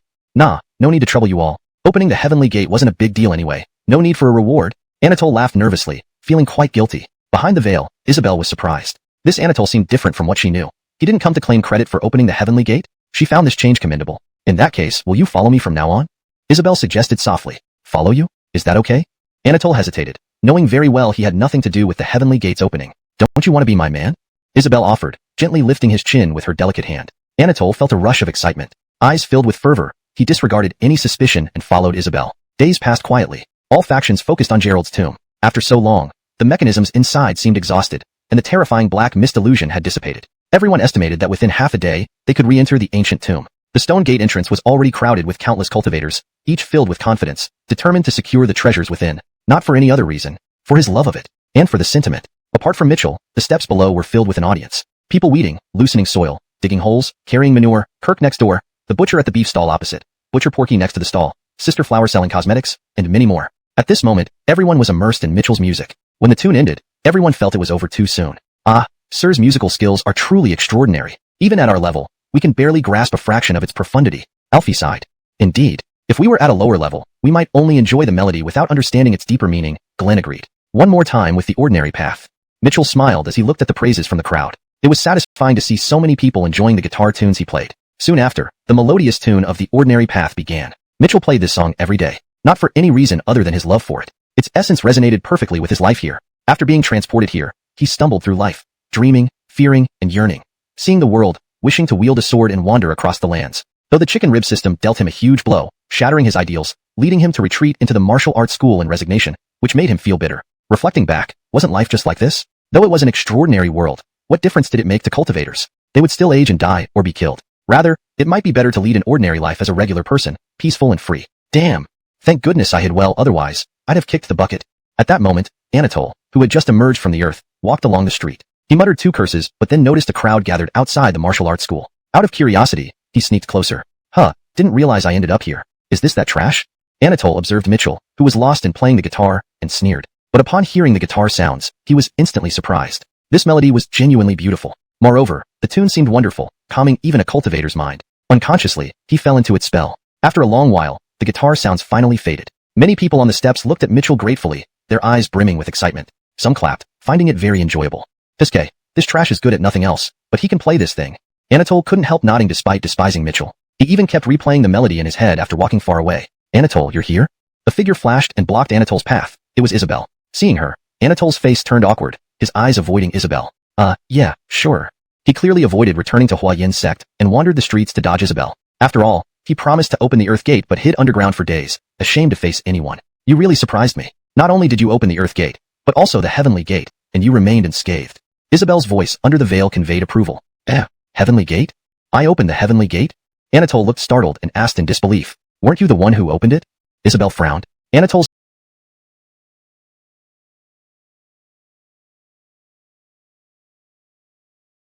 eyes twinkled, suddenly realizing Isabel misunderstood. Seizing the opportunity, he hastily replied, oh right, my bad memory, I did open it, ha ha ha. Since he felt too embarrassed to meet Isabel, he took this chance to take credit. But why didn't you come find me after opening the Heavenly Gate? Isabel asked gently. Don't you want the reward? Well, there's no need. Everyone's busy, plus, opening just the Heavenly Gate isn't worth any reward, right? Anatole laughed nervously. Clearly, he felt guilty inside. Under the veil, Isabel showed surprise. The Anatole before her seemed different from what she knew. With his usual foolishness, he didn't come to boast about opening the heavenly gate, making her look at him differently. So from now on, will you follow me? Isabel gazed intently and spoke softly. Okay, sure? Anatole still wasn't sure, knowing full well he had nothing to do with the heavenly gate opening. Don't you want to become my man? Isabel extended her hand to lift Anatole's chin, whispering. Isabel's actions made Anatole's brain heat up. His gaze toward Isabel burned with passion, forgetting everything else as he followed her away. Days passed quietly. All forces watched Gerald's tomb closely. After so long, all traps seemed exhausted, and the terrifying black mist phantoms had dissipated. Everyone estimated they could re-enter the ancient tomb in half a day. Thus, the stone gate was crowded with numerous cultivators, each determined to seize the treasures within. Chapter 201. The peak of Anatole's life. Looking at the eager crowd, it was clear they were all well prepared. Miss, aren't we really not going in? Braden looked at the bustling people nearby with a grim face, his expression filled with unwillingness and urgency. This treasure right before them made him feel restless. That's right, Mississippi. The tomb's traps have already been fully triggered. Setting aside the medicinal pills and cultivation techniques for now, just those 3 ownerless holy artifacts are worth taking a risk for. On the side, Percy, who seldom spoke, also chimed in. With our 2 strengths, we may not be able to secure all 3 holy artifacts, but obtaining one would be easy. Why do you insist on passing up this golden opportunity just because of Brooks's nonsense? The pair's faces were full of anger, truly unable to understand what had gotten into Sylvia. Hearing this, Sylvia bit her red lips tightly, her face filled with indecision and hesitation. Considering the current situation, Braden and the others did indeed make a valid point. In all of Nansha, martial venerables represented the highest combat strength. With 2 martial venerables present, at least one of the 3 holy artifacts should be obtainable. However, was this tomb really as simple as it appeared? Was Brooks exaggerating the danger? It certainly didn't seem like he was. She could tell. However, he suddenly noticed Anatole. Oh, isn't this the brother who entered the Earth Gate and opened the Heaven Gate last time? Harvey exclaimed in surprise. Truly impressive. Not only did you open the Earth Gate, but you also managed to escape unscathed. Admirable indeed. Huh. The one who opened the Earth Gate? Upon hearing Harvey's words, many turned their gazes toward Anatole, examining him closely. Even Sylvia, who hadn't intended to enter the tomb, looked over. Clearly, the incident had long spread far and wide. Although the ancient tomb had encountered an anomaly, the feat of venturing into the Earth Gate solo was admirable. After all, not everyone could achieve such a feat. Pleased to meet you all. It's always better to see than hear. This brother might be slightly lacking in strength, but both in courage and bravery, you command our admiration. Brother, are you interested in joining our tyrannical overlord sect? Brother, you can also consider my sky-conquering sect. For a moment, many greeted Anatole, expressing admiration, and even more extended offers for him. Clearly, such talent was welcome anywhere. Perhaps his strength was low, but capability mattered. Ah! Listening to these voices, Anatole was initially stunned, then immediately felt elated. He knew that the weakest here was at the Marshal King level, and among those who greeted him, there were even Marshal Hudsons and Marshal ancestors. Anatole had never experienced such treatment in his entire life. Unable to resist, he smiled confidently and puffed out his chest, saying, all of you are too kind. This is Anatole, pleased to meet you all. So, it's Brother Yu. Good to meet you, Brother Yu. The crowd praised him again. Then, Harvey spoke up, Brother Yu, Snow-Blowing Mountain Villa welcomes talents like you too. That's right, a talent like Junior Brother Yu is needed in our Stormy Valley. If Junior Brother Yu is interested, you can directly join our Stormy Valley. At this moment, Sylvia also interjected. Although giving up on the treasures, bringing back a strong expert would be an unexpected gain for her sect. Anatole was even more moved, never expecting that large sects like Stormy Valley and Snow-Blowing Mountain Villa would extend offers to him. He was at the peak of his life. Suddenly feeling euphoric, he nearly floated away, his smile spreading widely. Himph, did you seek permission from the Heavenly Sword sect to recruit him? At this moment, Diana's cold voice emerged from behind the veil. Anatole, who was in high spirits, immediately snapped back to reality, waving his hand and laughing boldly. Sorry, everyone. I'm already taken by Sienna. Apologies. Brother Yu, you're too polite. Since Heavenly Sword sect got there first, we won't steal your thunder. Everyone expressed no objection, but still showed regret. Subsequently, attention returned to the ancient tomb. It was evident that inside the now open stone doors, there was no longer any movement. The black fog and illusions seemed to have already dissipated. In this moment, the crowd was unusually quiet. Suddenly, someone made a move, and that one move set everything in motion. Countless figures soared into the air, rushing towards the stone door. Note, the translation maintains the original paragraph structure and line breaks as requested. Chapter 202. The sacred artifacts are right before us. Get out of the way. Move aside for me. Even before entering the stone gate, those who had been peacefully conversing a moment ago began to draw their weapons against each other. Clang. Hiss. Boom. Blades flashed and martial techniques condensed, causing constant explosions. Many hadn't even made it through the door when they fell to the ground as corpses. We should go too. Francisco's pupils narrowed as he folded his feather fan, transforming into a streak of light dashing toward the stone gate, with the 2 gauges behind him closely following. At the same time, Sylvia grabbed Anatole and led the 2 gauges behind her in a rush toward the stone gate. Miss. Braden and Percy looked anxiously at Sylvia. I said, I'm not going, Sylvia gritted her teeth. The 2 glanced at the vanished factions and sighed heavily. The people from Jyastinoyan Valley didn't come in? Diwu Chongkong rushed toward the altar at an incredible speed, but noticed that the members of Jyastinoyan Valley were nowhere to be seen, so he asked in confusion. Kobe, don't mind them. Securing the sacred artifacts is what matters, D.I.W. Ganon reminded. You're right. The sacred artifacts are most important. D.I.W. Chongkong accelerated to the limit, his face filled with fervor as he dashed towards the main hall. Finally, the grand hall was within reach, and the 3 sacred artifacts seemed to beckon to him. However, just then, a cold voice appeared. Did you ask Tianjin sect if you can take the sacred artifacts? As the voice sounded, a blue-red sword beam suddenly appeared, crashing down. Seeing this, D.I.W. Chongkong's face changed. He unfolded his feather fan, releasing several sharp blades. Clang, clang, clang. The sword light dissipated, but this one strike completely blocked D.I.W. Chongkong's path forward. Looking up again, he saw the members of Tianjin sect appear before him. Isabel. D.I.W. Chongkong clenched his teeth as D.I.W. Ganon attacked. They released powerful strikes with their swords. Oh gods, please protect me. Please don't involve me. Anatole was almost scared stiff by the scene, hiding in a crevice and praying with clasped hands. Finally, their attacks clashed together in the narrow passage. Boom. Bang bang bang bang bang bang. Perhaps due to a chain reaction, after the first explosion, a series of sonic booms followed. Subsequently, wild energy surges accompanied by residual sword lights engulfed the entire corridor, injuring many cultivators nearby. When the energy finally dissipated and vision cleared, the passage was barely recognizable. Sorry, you lost. The sacred artifacts belong to us now, Isabel said coldly, despite her own injuries, which were much lighter compared to those of Blous now Mountain Village. With a sneer, Isabel then led Chang'an's sword and the 2 gauges toward the nearby Grand Hall. Damn it, stop them quickly. D.I.W. Ganon shouted with a pale face. But while speaking, blood gushed from his mouth. Attempting to stop them was already too late. After all, Blous now Mountain Village specialized in ranged weaponry and formations, clearly lacking offensive prowess against Tianjin sect, known for its aggressive combat style. They could only watch helplessly as Tianjin sect secured the advantage. Both gauges, let's each grab one of the 3 sacred artifacts and secure them all, Isabel called out excitedly upon reaching the altar inside the Grand Hall. Yes, holy maiden.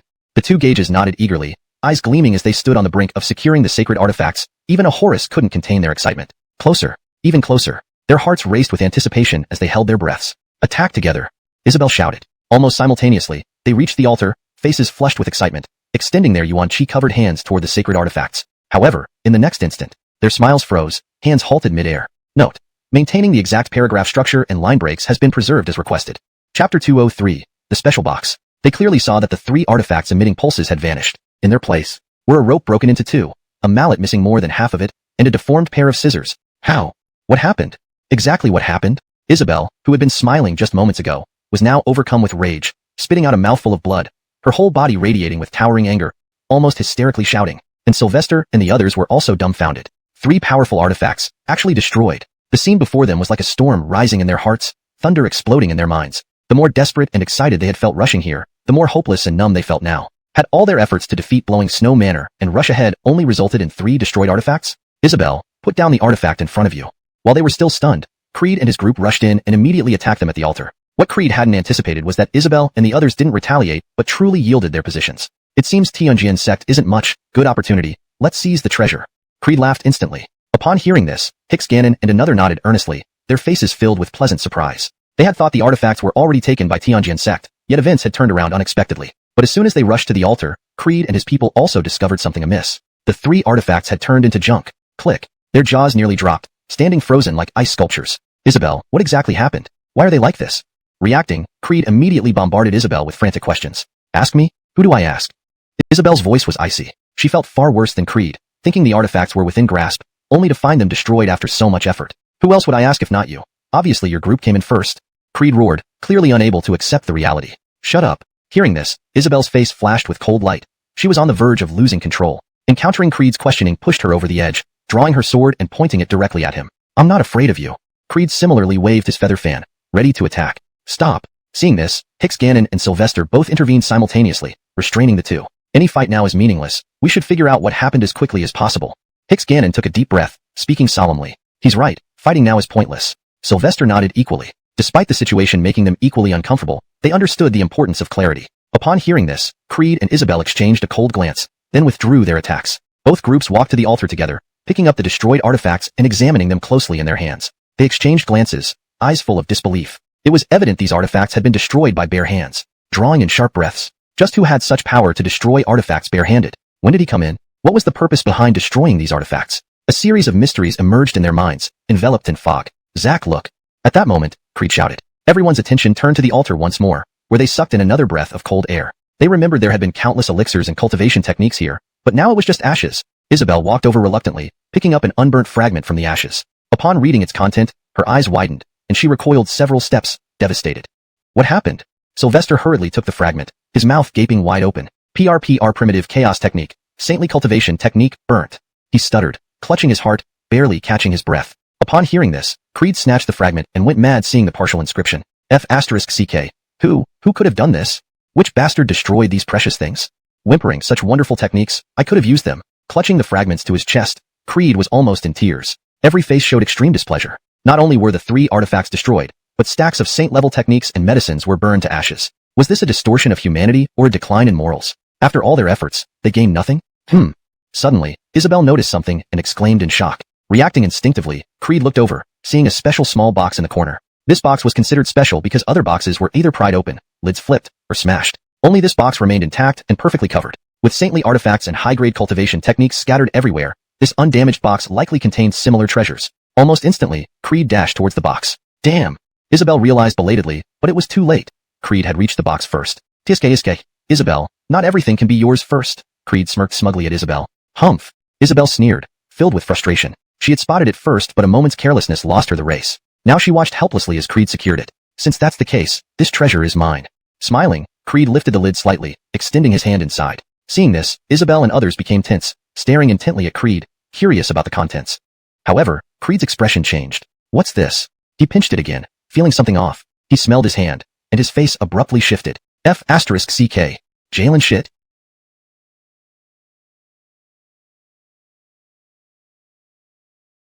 Satisfaction. But now, aside from sighing, they had no other way since even rushing and wouldn't change anything. Sylvia's expression was grim. Did Brooks's words really not come true? If so, she indeed made the Wind Cloud Valley miss out on a tremendous opportunity. Just then, they noticed several cultivators walking out of the tomb entrance. Why did you come out so quickly? Braden, filled with confusion, gently swooped forward and blocked the path of the 2 cultivators, asking for the reason. Oh, don't mention it. This ancient tomb had already been preempted. One of them shook his head. By the time we got in, there wasn't even a trace left. What? Braden and the others were instantly stunned, especially Sylvia, whose mind felt like it had been struck by thunder. It was indeed as Brooks said. The treasures inside had been preempted? Could you clarify what happened? Sylvia asked incredulously. How exactly did someone get there first? Such a bizarre thing. Who knows? All the mechanisms were still intact when we went in, meaning no one should have been able to enter. The cultivator said helplessly. So everyone is just staring blankly right now. This can't be possible? This situation was simply unimaginable, making it hard for Braden to accept. He asked further. By the way, what about the 3 holy relics? Did Tuyue Manor and Heavenly Sword Sect get them? Forget about those relics. The grand hall and passageways of the ancient tomb started collapsing. As the grand hall and passageways collapsed, Jeffrey and others who, upon hearing these words, everyone present showed signs of excitement, their eyes shining with fervor. Initially, everyone thought today's treasure hunt would end in failure, yet this unexpected turn of events brought hope. A Frederick Saint's inheritance. Huff. Far more important than any holy artifact. May I ask, great ancestor, how can one inherit your legacy? Jeffrey asked eagerly, his face full of zeal. As he posed the question, everyone turned their gazes towards Gerald. Chapter 205. The Imperial Quality Zither Platform. Gaining my legacy is simple. In the first half of my life, I wielded a sword, but my talent for the way of the sword was ultimately too lacking. So in the latter half of my life, I diligently practiced zither skills, and through it, I attained sainthood. But after achieving sainthood through music, I could no longer find a zither score that moved me in this world. So, all you need to do is find a zither score that moves me, play it before me, and if it satisfies me, you can gain my legacy. Gerald's voice resonated around them. The crowd erupted in chaos. Zither score. Amazingly, it's a zither score. As under everyone's astonished gaze, a zither platform half a jong wide and long appeared, hovering in midair. Note, jong is a traditional Burkinese unit of length, approximately equal to 3.3 meters. For a more natural English reading, you may consider converting it to a more familiar unit or describing it comparatively. For instance, then, under everyone's astonished gaze, a zither platform about 10 feet wide and long appeared, hovering in midair. As soon as it appeared, it exuded a heavy aura, creating an invisible yet tremendous pressure on everyone. Its surface was intricately carved with lifelike patterns, and it shimmered in green, resembling stone. Of course, everyone knew it was made from some unknown top-tier material. The appearance of this zither platform sent everyone present into a frenzy. Imperial quality treasures were absolutely supreme in Xinjiang continent, incomparable to even hundreds of sacred quality items. Creed, Isabel, and others felt renewed hope. They cast aside all disappointments from the altar earlier. If they could obtain Gerald's legacy and this imperial quality zither platform, those sacred quality items would seem insignificant. Imperial quality, imperial quality. Miss, I remember you cultivate your mental state by playing the zither during your free time. Why don't you go give it a try? In the distance, Braden, looking at the floating imperial quality zither platform with feverish eyes, urged Gillis CNK. Gillis CNK was also excited, and was about to step forward when she suddenly remembered what Brooks had said. She paused mid-step. Do you remember the prophecy of the Master Brooks spoke of? Gillis CNK asked. You mean?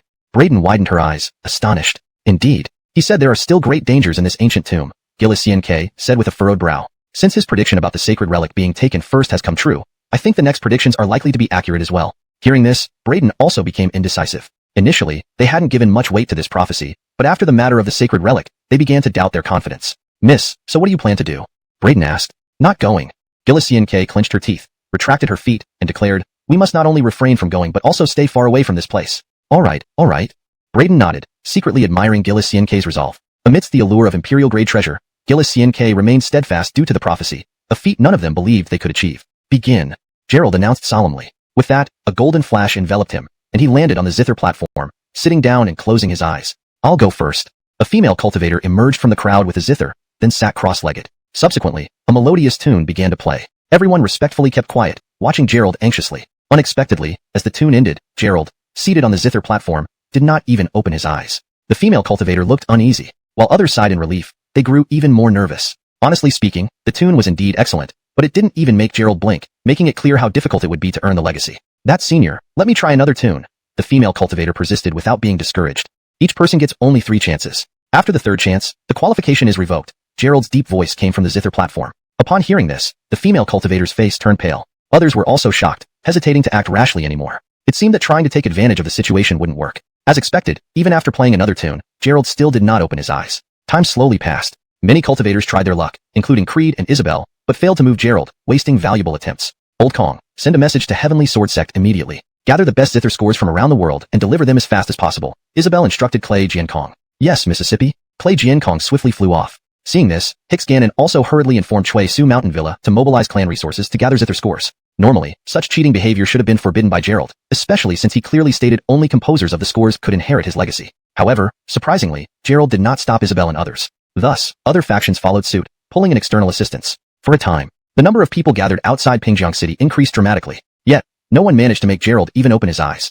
Chapter 206, Georgia. The sheet music delivered by the Heavenly Sword Sect and Blowing Snow Manor finally reached Isabel and Harvey's hands. They then selected the best few pieces among them and took turns trying them out. However, the results were still unsatisfactory. Not only did Charlie and Sylvester lose their chances, but Harvey and Isabel also each had only 1 chance left. Their faces turned grim. Without enough confidence, they dared not attempt it again. The situation was gradually becoming a deadlock. Over these days, almost all the cultivators present had tried, but none could make Gerald open his eyes, let alone satisfy him. I've seen you before, Senior Gerald. Let me give it a try. At this moment, a beautiful voice echoed. Everyone then saw a graceful figure in white holding a guqin approaching. After bowing lightly to Gerald, she slowly sat down on the ground. Wow. It's Georgia, actually Georgia. Heavens, how did she come too? Everyone exclaimed with shock, and many cultivators gazed at her with lecherous eyes. This Selena actually came, damn it. Isabel and Harvey also exchanged grave looks. Georgia lived up to her name, achieving remarkable success in calligraphy, qin playing, and painting. Moreover, she was recognized as the top prodigy among the younger generation of Nansha. She was the first to break through to martial venerable at such a young age, and was also the holy maiden of Nansha's top sect, Devil Sound Sect. She was a Selena surrounded by countless accolades. Her appearance certainly changed the dynamics of the scene because everyone could see that this Selena had a significant chance of obtaining Gerald's legacy. Plucking the strings of the ancient qin, melodious notes resounded. As her music filled the air, many people couldn't help but fall silent, and some even looked ashamed. The melodies and skills of the others paled in comparison to Georgia's. Indeed, Georgia was living up to her reputation. Finally, her melody slowly concluded. She lifted her elfin face and looked towards Gerald. Others also turned their gaze to Gerald. Surprisingly, Gerald slowly, Mitchell smiled at everyone. Perhaps because of the audience, sitting there daily to play guitar seemed to become a habit for him, especially the daily rendition of Road to Ordinary. Pluck, pluck, pluck.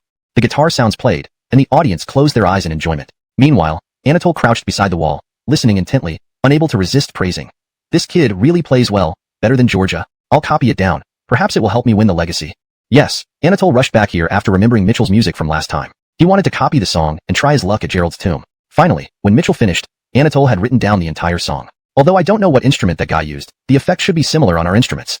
Anatole tucked away the sheet music happily and strutted towards the city gate. Just then, a man carrying a bucket of manure approached. Anatole frowned and shouted, "Hey, lowly mortal, didn't you see me passing by? Get out of the way." Unexpectedly, the man's eyes gleamed with golden light. He grabbed Anatole by the neck and dunked his head into the bucket of manure. After a thorough beating, he threw Anatole into a ditch and quietly left. Damn, who is this manure carrier? So strong. Anatole, swollen-faced, crawled out of the ditch and breathed a sigh of relief, seeing the sheet music intact. Phew, thankfully the sheet music is fine. Humph, no matter who you are, in the future, Little Lord will settle the score. Anatole quickly changed clothes and hurried back to the city outskirts. What did you do? Seeing Anatole return with a faint odor, Isabel raised an eyebrow. I went back to retrieve a composition I made earlier, but encountered a small mishap on the way, Anatole stammered. A composition you made? Isabel frowned, knowing Anatole could play a bit of cheen but never imagining he composed music. Oh, brother you wants to give it a try? Perhaps he has a chance, after all, he did open Heavenly Gate last time. Brother you, go ahead and try. Everyone encouraged him. Haha, thank you, I'll give it a try, Anatole replied cheerfully. Are you sure you can do it? Isabel eyed him doubtfully. Holy maiden, what's the harm in letting him try? Damien added. Isabel thought for a moment and said, all right, go ahead. Thank you, Sienner, I won't disappoint you.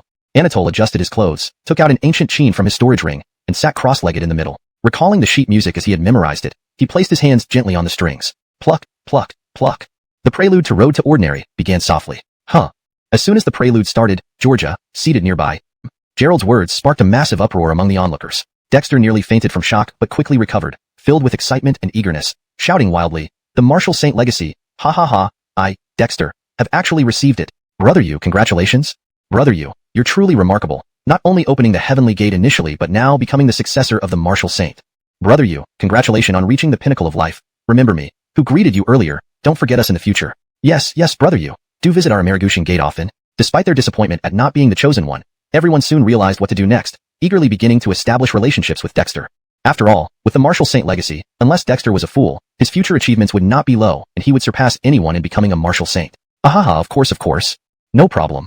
I will definitely visit Amaragushian Gate. Listening to these flattering words, Dexter felt as if he were floating in the sky, proudly greeting everyone with folded hands, a smile of satisfaction on his face. Beneath this veil, Isabel was visibly unwilling, clenching her fists tightly. I thought I could use this waste first, then let him suffer and die kneeling before me. But unexpectedly, after opening the Heavenly Gate, he has also become the successor of the Martial Saint. Uives had capital. Everywhere he went, people would worship him. Ha ha ha ha. Disciple, come here. At this moment, Gerald, standing on the stage, calmly called out. Yes, Kobe. Uives walked over with great joy, standing respectfully before Gerald. Tell me, disciple, do you have a score? Gerald asked with a smile. Of course. Uives hurriedly took out the score from his robe and respectfully handed it to Gerald. Wonderful, indeed a divine tune. Gerald burst into laughter upon seeing the score, then looked down at Uives and asked, Tell me, disciple, did you compose this score yourself? Respectfully, Kobe, I spent several sleepless nights crafting it. Uives replied humbly. Good. Indeed a worthy disciple. Not only composing such a divine tune, but I heard the two heavenly and earth gates were also solved by you. Gerald inquired calmly. Yes, Kobe, it was I who opened them, Uives said proudly. As your disciple, it's only right not to tarnish your name. Indeed, my good disciple. Laughing heartily, Gerald beckoned Uives closer, saying, Come, closer to your master. Let me impart the legacy to you. Uives, overwhelmed with excitement, stepped closer to Gerald, his face full of fervor. Now, receive the legacy. Gerald slowly placed his palm on Uives' head, his gaze suddenly narrowing. Chapter 208. Not you at all. However, just as everyone watched Dexter receive the warrior sage's inheritance with envy, an unexpected turn of events suddenly occurred. Ah! A piercing scream suddenly came from Dexter's mouth. At the same time, his face twisted, clearly suffering from immense pain. What is this? This isn't inheritance. This is possession. Someone in the crowd instantly recognized what was happening and shouted out loud. What? Is it really possession? Everyone stared in disbelief, their eyes widening. They instantly realized that this entire Gerald tomb was a massive deception. This Gerald wasn't looking for any heir. He was searching for someone to possess. Fear rose in their hearts. Fortunately, they weren't the so-called heir. Otherwise, they would be the ones being possessed now. The sudden change caught everyone off guard. Holy maiden, quickly leave this place. This Gerald is so devious. There might be other hidden dangers, Damien hurriedly said. Okay. Isabel nodded and prepared to leave with Damien. And Harvey along with other experts also planned to leave with similar thoughts. As for Dexter, no one could help him now. But what no one expected was that Gerald suddenly waved his hand, and an invisible barrier appeared around the tomb, blocking everyone's path. Ha ha ha. Since you've come, why do you want to leave? While possessing Dexter, Gerald coldly laughed. I have set this up for 10,000 years, precisely to achieve today's effect. I need a little more nourishment to break through to the Hudson realm, and you will be the fertilizer for my breakthrough. He stretched out his palm and pointed at Engage of Tianjian sect. Ah! The gauge screamed and was directly sucked into Gerald's hand. In front of everyone's horrified eyes, the gauge aged visibly before becoming a dry corpse and being thrown to the ground. What? Seeing this, everyone was terrified, shivering with fear. A marshal venerated was turned into a mummy in an instant, and Isabel's group's eyes were filled with bloodshot, watching their sect gauge being harmed while powerless. Marshal venerated strength is a bit weak, but it can sustain me for a while. Don't worry, it will be your turn soon. Gerald smiled coldly, his gaze sweeping over the few martial venerables in the field. Immediately, these martial venerables felt chills run down their spines, cold sweat pouring out. Everyone had become like birds frightened by bowstrings, their powerful abilities turning into death sentences, praying they were the weakest here. Seeing Gerald's easy ability to kill a martial venerated, all lost the courage to resist, truly like lambs to the slaughter. What? In the distance, Sylvia and others, who were closely watching the tomb, widened their eyes in disbelief. It really happened. Especially Braden and others, they were shocked beyond belief. They were also filled with fear and relief. If they had gone, wouldn't they have ended up like those people, as fish on Gerald's cutting board? Miss, Amerigo Abdurrahman was right again. After a long moment, Braden said with lingering fear. Yes, he was right again. Sylvia sighed deeply. Miss, we apologize for doubting you earlier. Fortunately, you stopped us, or else. Watching the scene in the tomb, Braden couldn't help but sigh. You are all family to me. How could I let anything happen to you? Sylvia smiled and said. But what makes me even more curious is who the great person Amerigo Abdurrahman spoke of is. Indeed, even Gerald's scheme was seen through by him, showing his strength is unfathomable. Braden marveled. Sigh, only Amerigo Abdurrahman warned me not to pry into the predecessor's information. It seems I will never meet him. Sylvia shook her head, filled with disappointment. The more accurate his predictions were, the more terrifying his power must be. Therefore, she dared not disobey Amerigo Abdurrahman's warning. What should we do, miss? Can we just watch them die? Percy asked. The gauges of Tianjian sect were killed in seconds. Our presence won't help. We should quickly spread the news and inform Amerigo Abdurrahman first. If Amerigo Abdurrahman finds that predecessor, there might be some hope, Sylvia said. Braden nodded in agreement. Then they rapidly headed towards Abdurrahman's sect. Another nutrient, truly excellent. Following the gauge from Tianjian sect, another martial-venerated gauge from Blowing Snow Mountain Manor met the same fate. What should we do? Think of a plan. Yes, I don't want to die. I just came to seek treasures. I don't want to turn into a mummy. In Gerald's taboo, the waiting to die people cried out pitifully, their faces full of despair. We must unite and think of a plan, or we will all die. Harvey shouted anxiously. It's useless. Charlie shook his head, his face ashen, saying, his ambition is to break through to the Hudson realm. Although I don't know his current form, he's invincible under the Hicks level. Forget about us, even a warrior sage can't resist. Hearing this, everyone's faces showed even deeper despair. It's time to pick another nutrient. Whose turn is it now? Gerald, while possessing Dexter, scanned the remaining martial venerables. Finally, his gaze fell on Georgia, the number 1 genius of Nanch's younger juror, wetting himself from sheer fright. What? The music score wasn't written by him? The heaven gates and earth gates weren't opened by him? Upon hearing Dexter's words, everyone's expressions turned to disbelief. I thought I made a mistake, but he's a complete waste. Isabel sneered with disdain. At the same time, everyone else felt contempt toward Dexter. Initially thinking he was something, his quick downfall left them feeling nothing but scorn. Indeed, it's not you. Gerald emitted an overwhelming aura, grabbing Ives by the collar while stepping onto the imperial-grade Chintai, and roared deeply, take me to him. Sure. Anatole, sobbing and crying, dared not have the slightest doubt and quickly agreed. In an instant, Gerald stepped on the imperial-grade Chintai, leading with his overwhelming aura as he flew toward Pingjiang City. After he left, the Jinji, that had restrained everyone dissipated. For a moment, numerous experts fled for their lives in a frenzy. Georgia, after taking a pill, looked at the direction Gerald went and followed him. We should go check it out too. Keeping our distance should be fine, said the 5th formation, grabbing the Alec, also flying swiftly towards Pingjiang City. Isabel, seeing many experts rushing over, exchanged a glance with Sylvester, and followed suit as well. Note: I've made adjustments for smoother reading, ensuring the terminology is consistent and natural in English. The terms Chintai and Jinji were retained as they seem to be specific cultural items or concepts that don't have direct English equivalents. For a fully fluent text, these might need additional context or explanation. Yes. Ives, with tears and snot streaming down his face, dared not have the slightest doubt and quickly agreed. In an instant, Gerald stepped on the imperial-grade Chintai, carrying overwhelming aura as he flew toward Pingjiang City. After he left, the taboo that had confined everyone dissipated. For a moment, numerous experts fled for their lives in a frenzy. Nicolhua watched where Gerald was heading. After taking a pill, she followed him. We should check it out too. Keeping our distance should be safe. Charlie grabbed Harvey and likewise flew towards Pingjiang City. Isabel, seeing many experts rushing over, exchanged a glance with Damien and followed suit. Indeed, it's not you. Gerald emitted an overwhelming aura and grabbed Anatole by the collar. While stepping onto the Imperial Qin platform, he barked, take me to him. Yes. Anatole, sniffling and tearful, dared not to question and hurriedly agreed. In an instant, Gerald stood on the Imperial Qin platform, radiating an overwhelming presence as he flew towards Pingjiang City. After he left, the restriction that had immobilized everyone dissipated. Suddenly, many experts fled for their lives in a frenzy. Georgia looked at where Gerald was heading. After taking a pill, she followed him. We should check it out too. Keeping our distance should be fine. Hicks Gannon grabbed Creed and likewise soared toward Pingjiang City. Isabel, seeing many experts rush over, exchanged a glance with Sylvester, and followed them as well. Note: the term Chintai can be translated as Qin platform, or simply platform, but I've kept it untranslated here to maintain its unique cultural significance. Chapter 209. This person is truly annoying. Bro, is it safe to bury it here? In a secluded corner of Pingjiang City, a cloaked figure holding a shovel and accompanied by a dog was digging a pit. Don't worry, no one ever comes here, the cloaked figure said confidently. So now, are we rich already? The dog's paws were helping dig the hole as it spoke to the cloaked figure. Of course, we're top-tier tycoons. We can date all the young ladies in Pingjiang City, the cloaked man replied with a grin. But bro, I've always had a question. The dog scratched its head and asked, what question? Well, when you went to Ehong Courtesan House, how did you manage? Tailbone? Toe? Suddenly, the cloaked man stopped working. Mark, he called out. Huh. Do you know that if you embarrass someone, their son might not have a bottom? Remember that. The cloaked man lectured earnestly. Besides, am I that vulgar? I prefer being surrounded by girls. You understand that feeling, right? I guess I sort of do. The dog scratched its head, nodding uncertainly. Hurry up and dig. Bro has some feelings to find later, the cloaked man said. Yes, bro. One skeleton and a dog continued digging. Can't catch up with him. In midair, Isabel and Alistair flew towards the place where Gerald had vanished, frowning at the lost trail. Gerald's speed was just too fast. Added to this, they had wasted precious time initially, so now they couldn't see any trace of him. There's someone below who seems to be a cultivator, accompanied by a demonic wolf. Should we ask him?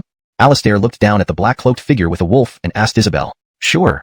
Isabel nodded. They descended until they hovered 3 feet above the ground. Hey, I'm asking you, did you notice anything earlier? Alistair asked from his lofty position. Bro, someone is talking to you, the dog whispered. Oh. The cloaked man nodded before saying, Mark, I'm wondering how much money I should carry on me daily? This depends on your needs, I suppose, the dog replied. My needs? Alistair sneered. As expected, people only respect those who assert themselves. Now, with the presence of his martial honorable aura, they would surely obey. But as he opened his mouth, a white fist emerged from beneath the cloak. You talk too much.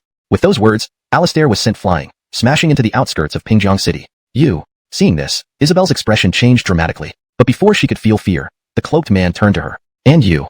Scram. Another punch sent Isabel tumbling after Alistair. Bro, didn't you say no one comes here? Look at those two who just got smashed away, the dog commented. This place isn't safe for hiding our loot. Yeah, you're right. The cloaked man suddenly realized. What should we do? I saw them dig holes at the martial arts academy. Maybe we can hide it there? The dog suggested. Dangerous places are often the safest. Good idea, let's go. They carried the money bag and sneaked back to the martial arts academy. Inside the academy, Mitchell and Brooks sat opposite each other playing Go. You lose. Mitchell placed a white stone and smiled satisfactorily. Elon, you are truly formidable. I lost again, Brooks confessed humbly. No blame, you're still learning.